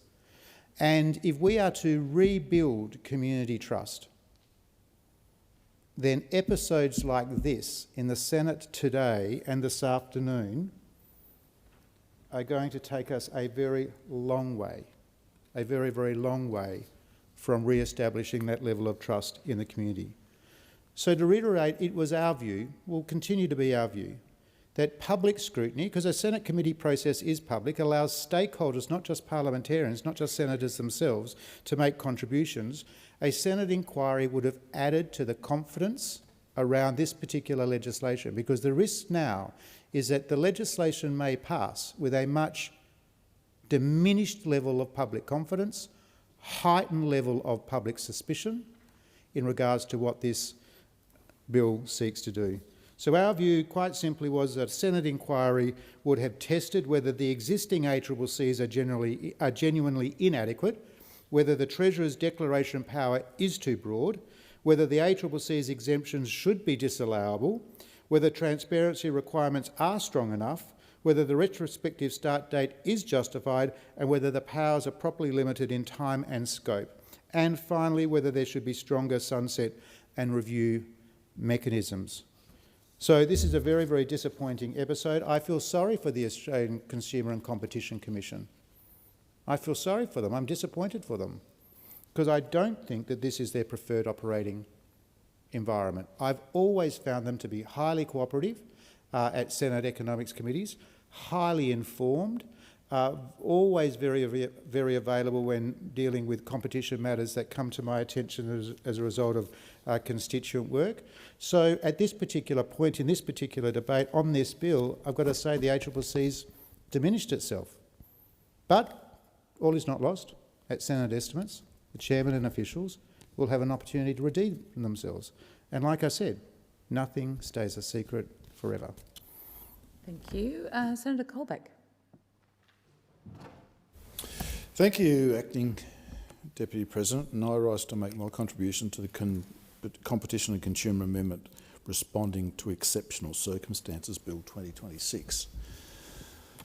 And it's very pertinent to note the way that the government is conducting the debate on this piece of legislation, which provides an exceptional circumstances section within the Consumer and Competition Act. Now, having been in this place for a long time, been engaged with my local farmers, food manufacturers, the supermarkets, a number of dairy inquiries, a number of beef inquiries, the importance of the Consumer and Competition Act and the fairness of that Act is not lost on me. And I don't know how many debates or discussions or inquiries that I've been involved around the Act, and plenty even within my own party about changes to the Act. And it's a complex piece of legislation, but it's a really important piece of legislation to protect consumers, but also ensure fairness in supply chains. And this government has made a lot of promises to farmers about the way that they will be protected in supply chains and how they'll make sure that consumers get a better deal and farmers get a better deal and the supermarkets will be managed properly. And so any changes to this Act are always scrutinised closely by anyone who has any engagement with them. And I certainly know that's the case with growers that I work with at home in Tasmania. And the fact that this government isn't prepared to provide any level of scrutiny for these changes, which are important but are also substantial in that they give the Treasurer significant powers to make a declaration, and then the ACCC significant powers to operate, is something that I'm keenly interested in, and I know that my constituencies are keenly interested in. And pieces of legislation like this should be jealously guarded. I have to say, the fact that no government senator has come to put a perspective on this piece of legislation is of great concern to me. They haven't had even somebody come in to trot out the talking points. So what is the story? Why won't the government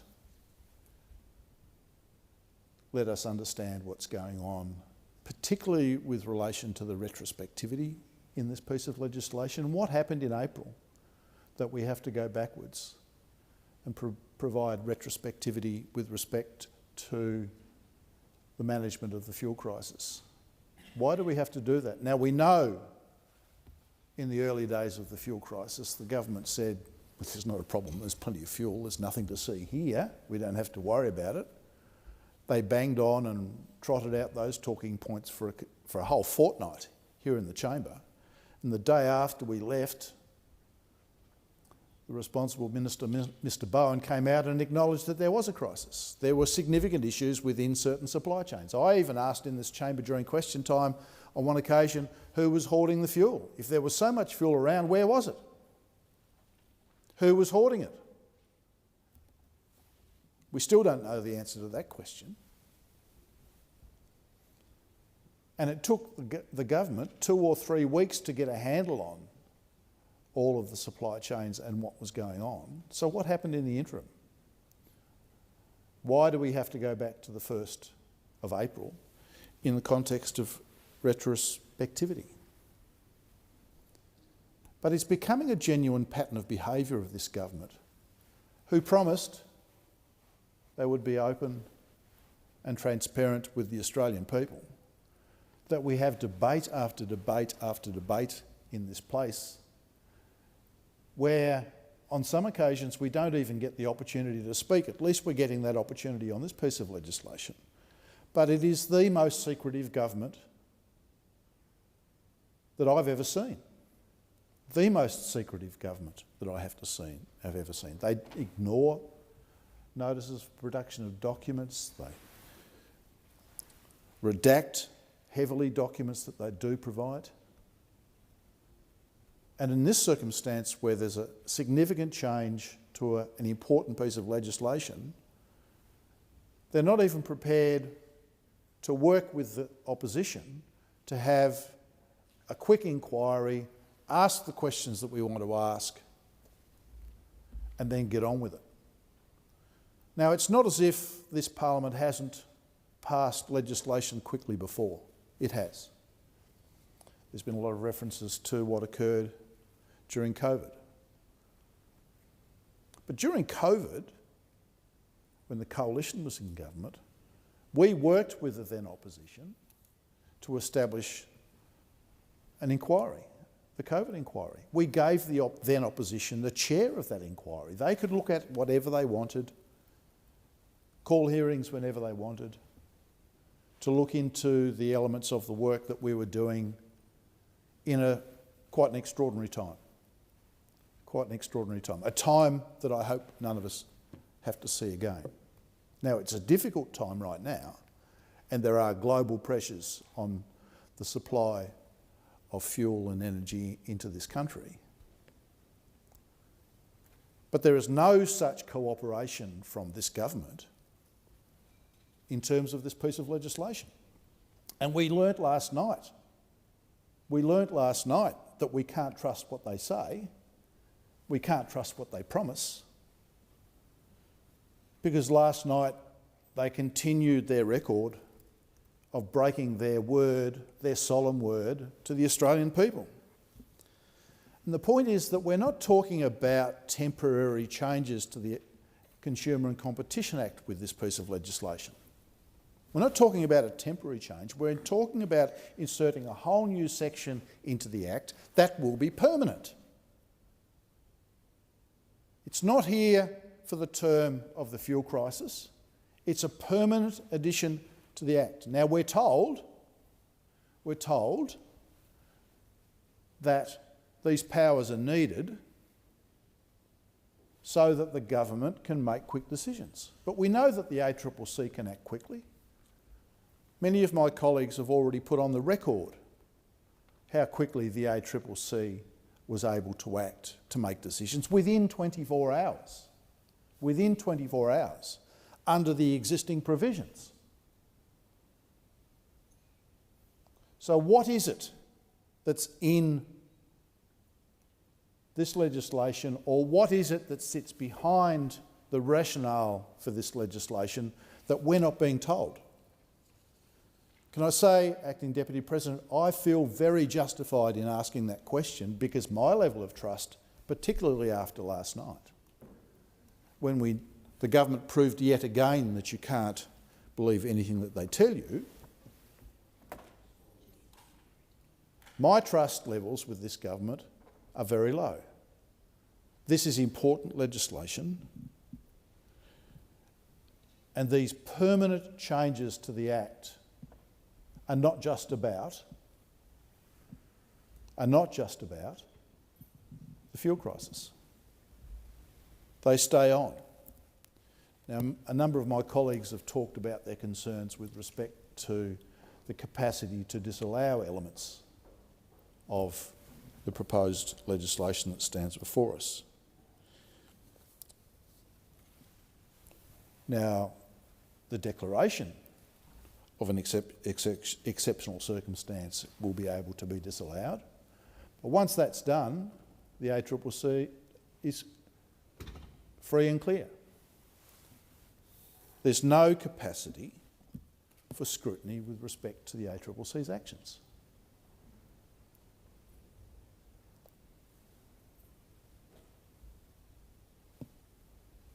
We know that there's a need to be able to move quickly at times, but as I said earlier in my presentation, the ACCC has proven before that it can act nimbly. It did so under the coalition when we were in government, and a number of decisions were made within a day, within 24 hours, 2, 3, 4 days a week. But what is critical and why do we need to be retrospective with this legislation without some insights as to why that's going to be the case? When is the government going to come clean with not only the chamber, but the Australian people with respect to that? As I said, there's not been one single government senator step into the chamber to make a contribution on this piece of legislation to explain to us what's going on, particularly with respect to retrospectivity. It's an important matter. Competition laws in this country have been hugely contested over a long time, from both sides, particularly smaller operators who are wanting to make sure the big end of town can't do them over. They are genuinely concerned about that.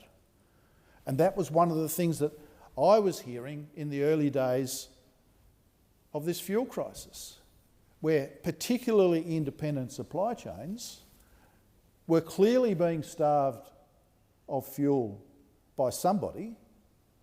We were told there was plenty of fuel in the country, but there were hundreds of fuel stations around in different jurisdictions that either had no diesel, no petrol, or nothing at all. So what was going on and what were the drivers of that? We still haven't received any data on those elements. And I want to be assured, so that I can assure my constituents who are concerned about the way that this piece of legislation operates, that those protections that are important for consumers and particularly also for small business aren't undermined by this process. And it doesn't matter whether you're selling fuel, whether you're a farmer, you're a fisher, you're a vegetable grower, you're a small business operating in a centre close to a big supermarket. We've all heard and we've all seen the complaints and the concerns about the way the supermarkets can operate to impact on the trade of a small business. And I think it's only reasonable that the government lets this place use the toolkit that is available to us to confirm to ourselves as elected representatives in this place that we're comfortable with this piece of legislation.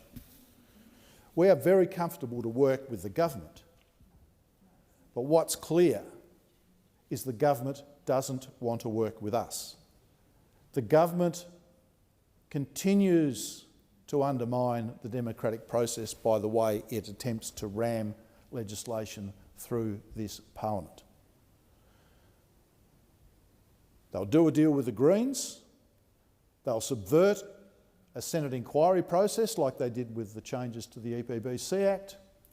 They're all about the politics. They're all about the deal. And they don't care about the people who are being impacted by the legislation. They just want to have another tick on the sheet to say that we've achieved this outcome. This legislation is too important for us to just roll over, have our tummies tickled and say we'll give this a tick and flick. We want to ensure that our constituencies are receiving the protections that they deserve and that they demand from this important piece of legislation, from these permanent changes Senator to the bill. Colbeck, the time for this debate has expired. You will be in continuation for 37 seconds when the debate resumes. I now propose that the Senate adjourn, and I'll call Senator McAllister. Thank you, Acting Deputy President. I was unable to be in the chamber at the time appointed for the condolence for Peter Morris, and I seek to make a contribution this evening. Peter Morris was one of Newcastle's great Labor figures, representing the people of Shortland from 1972 to 1998 and serving as a Cabinet Minister in the Hawke government from 1983 to 1990. Now, when Peter Morris came into the Parliament, Newcastle was a big industrial city and BHP was at the centre of it, and its streets were filled with steel workers, stevedores, seamen, skilled tradespeople and their families. Newcastle has always been a union town and a Labor town, but during the 1970s, Labor politics in Newcastle was something else. Its political culture was genuinely unique and everything was hard fought. Peter Morris came to the Parliament with the support of Newcastle's rank-and-file Labor membership, and they backed him relentlessly through a very hard battle, a pre-selection with ballot after ballot that went all the way to the federal executive, an epic battle in the history of the New South Wales branch. But having entered in that way, he then had the privilege of serving for some 30 years, representing the people of Shortland and serving the country as a Cabinet Minister who delivered the upgrade of 16,000 kilometres of national highway, which at the time was the largest civil works program in Australian history. He was a big player during the major program of reform which took place during the Hawke period. He led reform of the interstate trucking industry, revitalised the railways and opened up commercial aviation by terminating the 2-airline agreement. And for Peter Morris, these reforms weren't about the infrastructure or about the lines on a spreadsheet. They were always about creating a better standard of living for ordinary people right across the country. After his time as Transport Minister, he put together the Ships of Shame report, a piece of work that shone a light on the outrageous conditions faced by seafarers in international shipping. And that report changed people's lives for the better too, not just for Australian seafarers, but for maritime workers all around the world. I should say that the City of Newcastle also had the great privilege of being served by 2 Morrises in the House of Representatives at the same time, with Peter's brother Alan serving as the member for Newcastle from 1983 to 2001. As a parliamentarian, Peter Morris was a person who had a reputation for being incredibly proper. He was always in a suit, and no matter the intensity of the debate or some of the more robust internal struggles that Labor went through in that era, was unfailingly polite and courteous to all. And as a result, he was someone very well respected across the Parliament and in his community. That's something he shares with his niece, Julia Morris, a good friend to me, and someone many senators and members will know due to her extensive work in the parliamentary committee system over the years.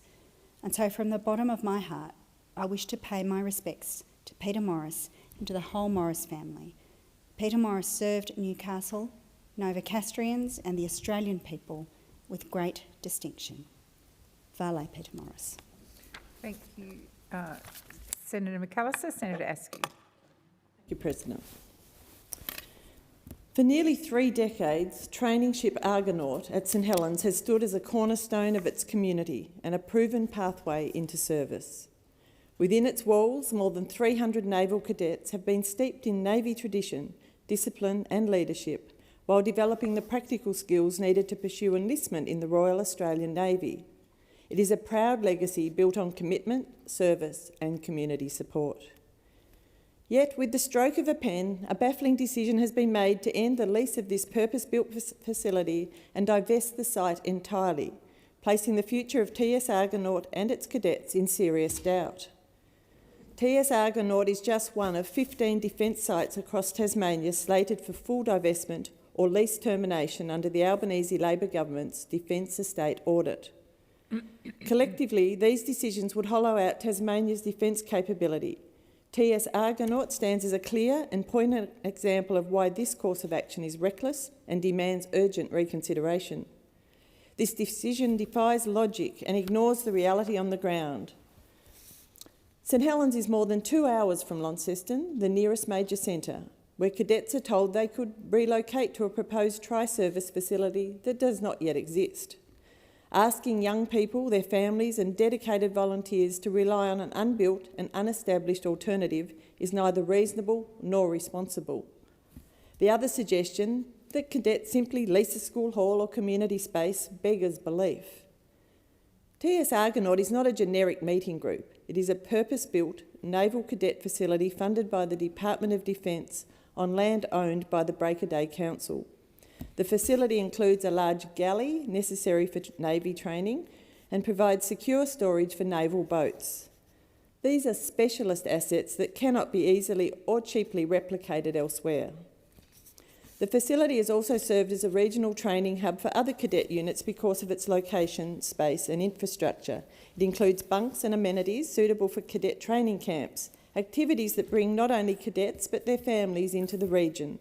These visits support local accommodation providers, retailers and businesses in injecting valuable funds into the local economy. Removing TS Argonaut from its home would undermine decades of investment and community goodwill. More than that, it would place unnecessary barriers in front of young people in regional Tasmania who wish to serve their country. This decision must be reconsidered. President, the loss of TS Argonaut would affect far more than cadets alone. It would also strike at the heart of the Break a Day community itself. During recent bushfires, TS Argonaut opened its doors and was staffed around the clock by cadets to support elderly residents displaced by the fires. They provided hot meals from their industrial galley, a safe place to stay, and fellowship and care for some of the most vulnerable members of their community. That is service in its truest form. Tasmania has a proud military history, yet we are disproportionately vulnerable to the divestment decisions being pursued by this government. Beyond the impact on cadets, Defence has also recommended full divestment of the Stony Head and Buckland military training areas, both of which are currently used for live fire training. Serious questions remain about the rationale behind these decisions. The Albanese Labor government claims it is delivering record defence spending, but what message does it send when the Defence Minister, Richard Marles, and Assistant Minister, Peter Khalil, announce cuts that strip away critical defence infrastructure? What message does it send to young cadets seeking to enlist when the government will not even guarantee them a permanent home? The next generation of soldiers, naval officers and Air Force pilots comes from the cadet ranks, forcing these young Australians to choose between unsuitable school halls or facilities that are geographically out of reach will only discourage participation and erode confidence in the cadet system. Cadet units are far more than four walls. They are community hubs that instil leadership, resilience, discipline and practical skills. Former and serving cadets are widely recognised as valued employees and responsible citizens, people who give back to their communities.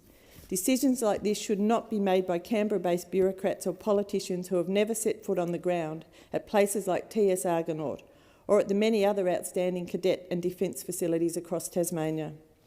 I challenge the Labor members for Bass and Lyons, Jess Teasdale and Rebecca White, to stand up for their communities, to advocate on their behalf, and to ensure that vital cadet facilities, especially in remote and regional areas, are not lost.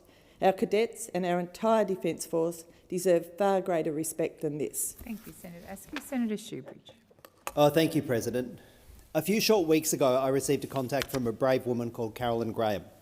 Carolyn had lived a full and passionate life. She was a retired senior lecturer in international politics at the UTS in Sydney and had for decades been a staunch supporter of the Free Palestine movement.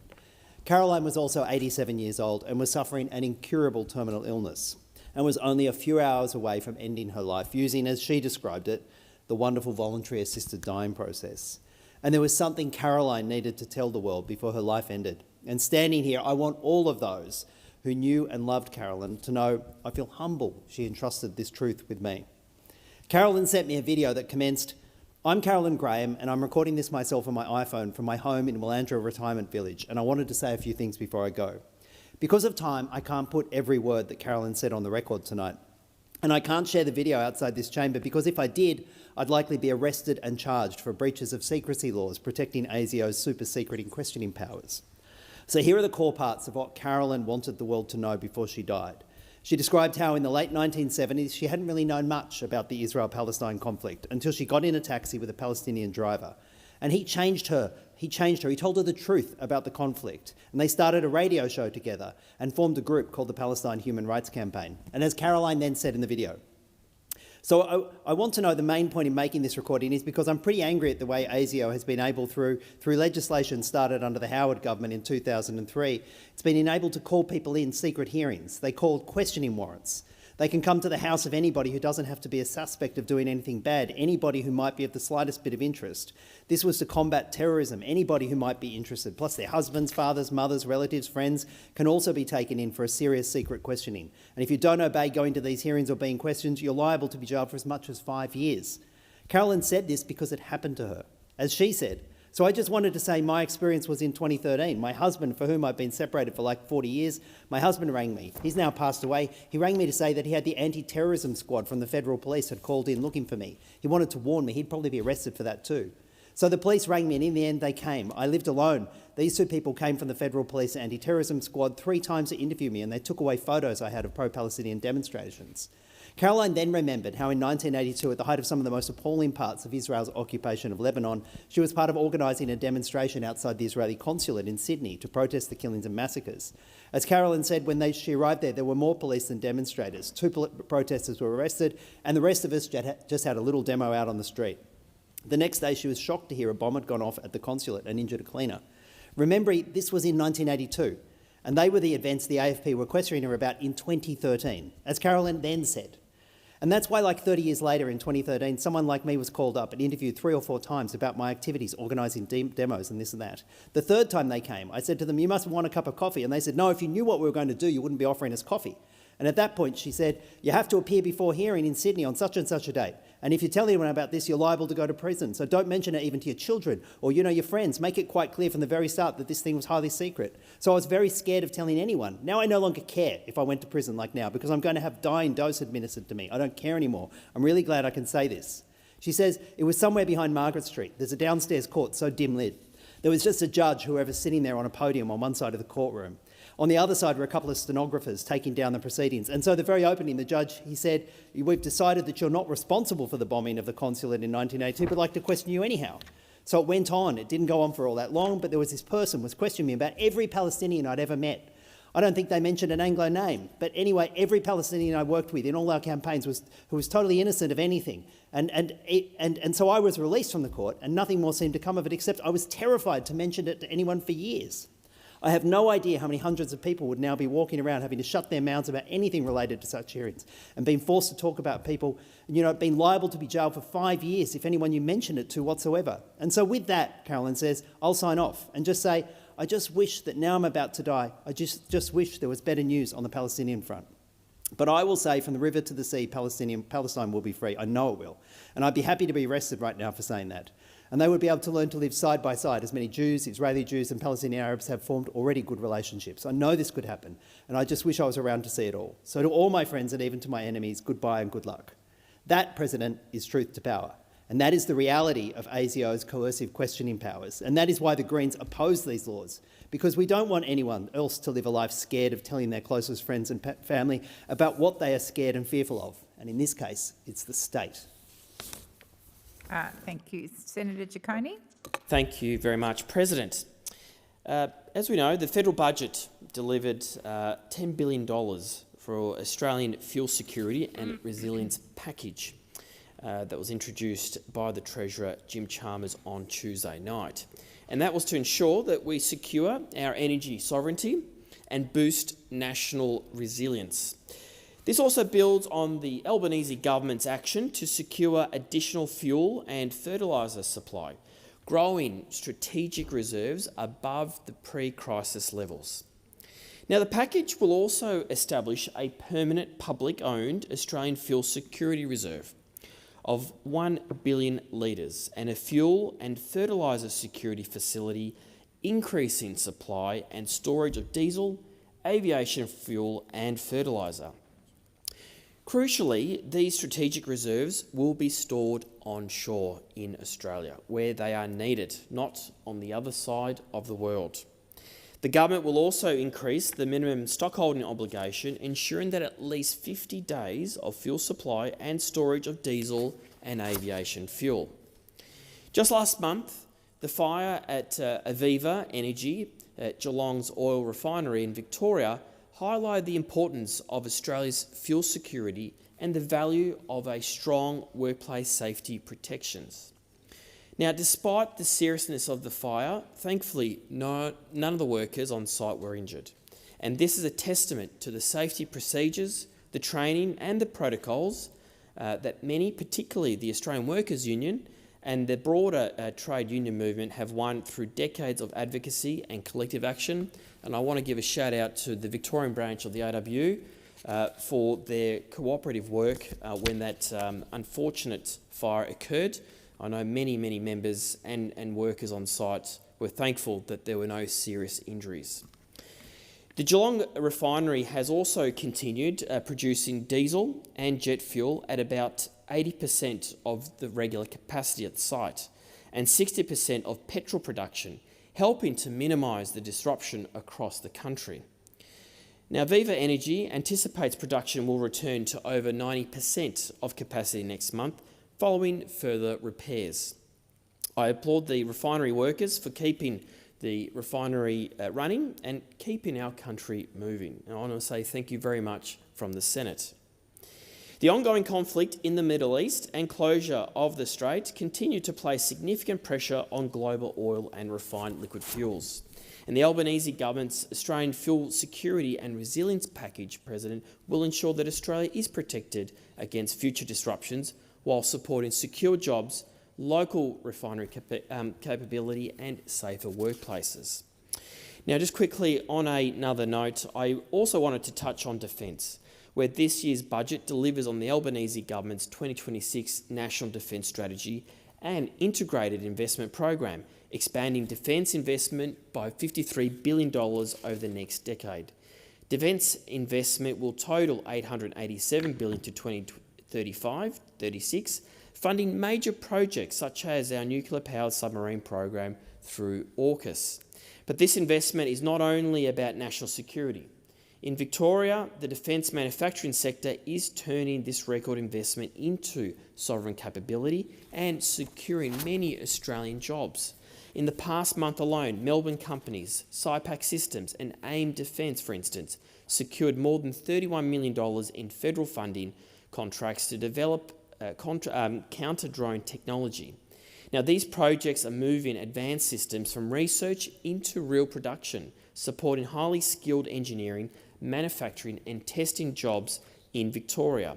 In Bendigo, the government also committed $750 million for 268 new Bushmaster vehicles.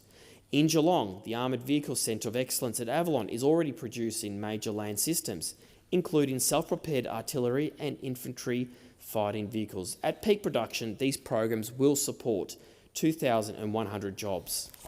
These investments are important. They're important because they form an integrated defence manufacturing network that is supported by suppliers across Victoria, from small businesses to major contractors. In fact, Victoria's defence industry contributes around $10.9 billion annually to our economy and supports over 29,000 workers, and these figures will only continue to grow. Thank you for the work that you are doing, and I want to say it is important that we continue investing in our defence manufacturing. Thank you, Senator Ciccone. Senator Sharma. A budget of broken promises, an ambush on aspiration and an assault on Australian standard of living. This is what we had from the Treasurer, Jim Chalmers, and his budget last night. We have had in that budget paper a future foretold of new and higher taxes, of surging inflation, of declining real wages, of higher debt, and all up a fundamental demolition of the Australian dream. This is a budget that will not only make Australians worse off, it destroys their dreams of ever getting ahead. Previous generations have been able to use our tax system to save, invest and get ahead. People like the Prime Minister, Anthony Albanese, and many of his colleagues. But after this budget, Australians will have amongst the highest tax rate on investment anywhere in the world. This Labor budget is increasing the tax on every class of investment, on housing, on shares, on ETFs, on managed funds, on crypto, on small business, on startups. If you're a young Australian and you've just started work, or maybe you're working part-time and you've been buying shares or putting money in an ETF as a way to save, that when it comes time to sell them, you are going to be paying more tax on their sale, a minimum of 30%, than you do on your wages. How does that encourage savings and investment? How does that promote aspiration? How does that give young Australians the hope for a better future? If you've got an idea for a small business or a startup, it's even worse. The tax outlook that you will face there is nothing short of punitive. Rather than helping young people get ahead and providing them with the opportunities that their parents enjoyed, what this budget does is pull the ladder up. It relegates younger people to a future of wage servitude. Not only does this budget destroy the Australian dream, hacking away the hopes of young people for a better future, it will leave Australians worse off in the here and now. This is the future we are facing. Higher taxes, $77 billion in new taxes over the next decade. Income tax receipts growing by another $27 billion over the next year and accounting for the highest share of tax receipts on record. Higher inflation. The budget papers confirm that government spending will be growing at a real rate at twice the rate of the economy. Government spending already at a 40-year high outside the pandemic will continue to grow. And all that extra spending will add to inflationary pressures, making further interest rate rises, we've already had 15 under this government, making further interest rate rises almost inevitable. Real wages continuing to fall. Real wages, which are already lower than they were 4 years ago when this Labor government came to office, are set to shrink another 2% over the next year on the Treasury papers. And higher debt, government debt set to hit $1 trillion this financial year, and then set to hit $1.25 trillion, $1.25 trillion in the next 4 years. Interest on this debt alone is now the fastest growing item in the government spending. Now, we hear from this government, we keep hearing that this budget is going to help younger Australians, but how does saddling them with more debt help younger Australians? How does higher inflation and falling real wages, how does that help younger Australians? How do higher interest rates help younger Australians? How do higher taxes on investment, the very pathway their parents used to get ahead, how do higher taxes on investment help younger Australians? And where is the intergenerational equity in all of this? Saddling young people with the debt for out-of-control government spending is not intergenerational equity, it's intergenerational larceny. Denying younger people the investment opportunities afforded to older Australians is not intergenerational equity, it's intergenerational theft. Condemning younger people to stagnant real wages, a flatlining an economy, is not intergenerational equity, it's an abdication of leadership. This is a budget of broken promises, yes, and that alone condemns it, but it is also a budget of broken dreams, and that is its cruelest feature. Thank you, Senator Sharma. The Senate stands adjourned and will meet again tomorrow at 9 a.m. Good night, Senators.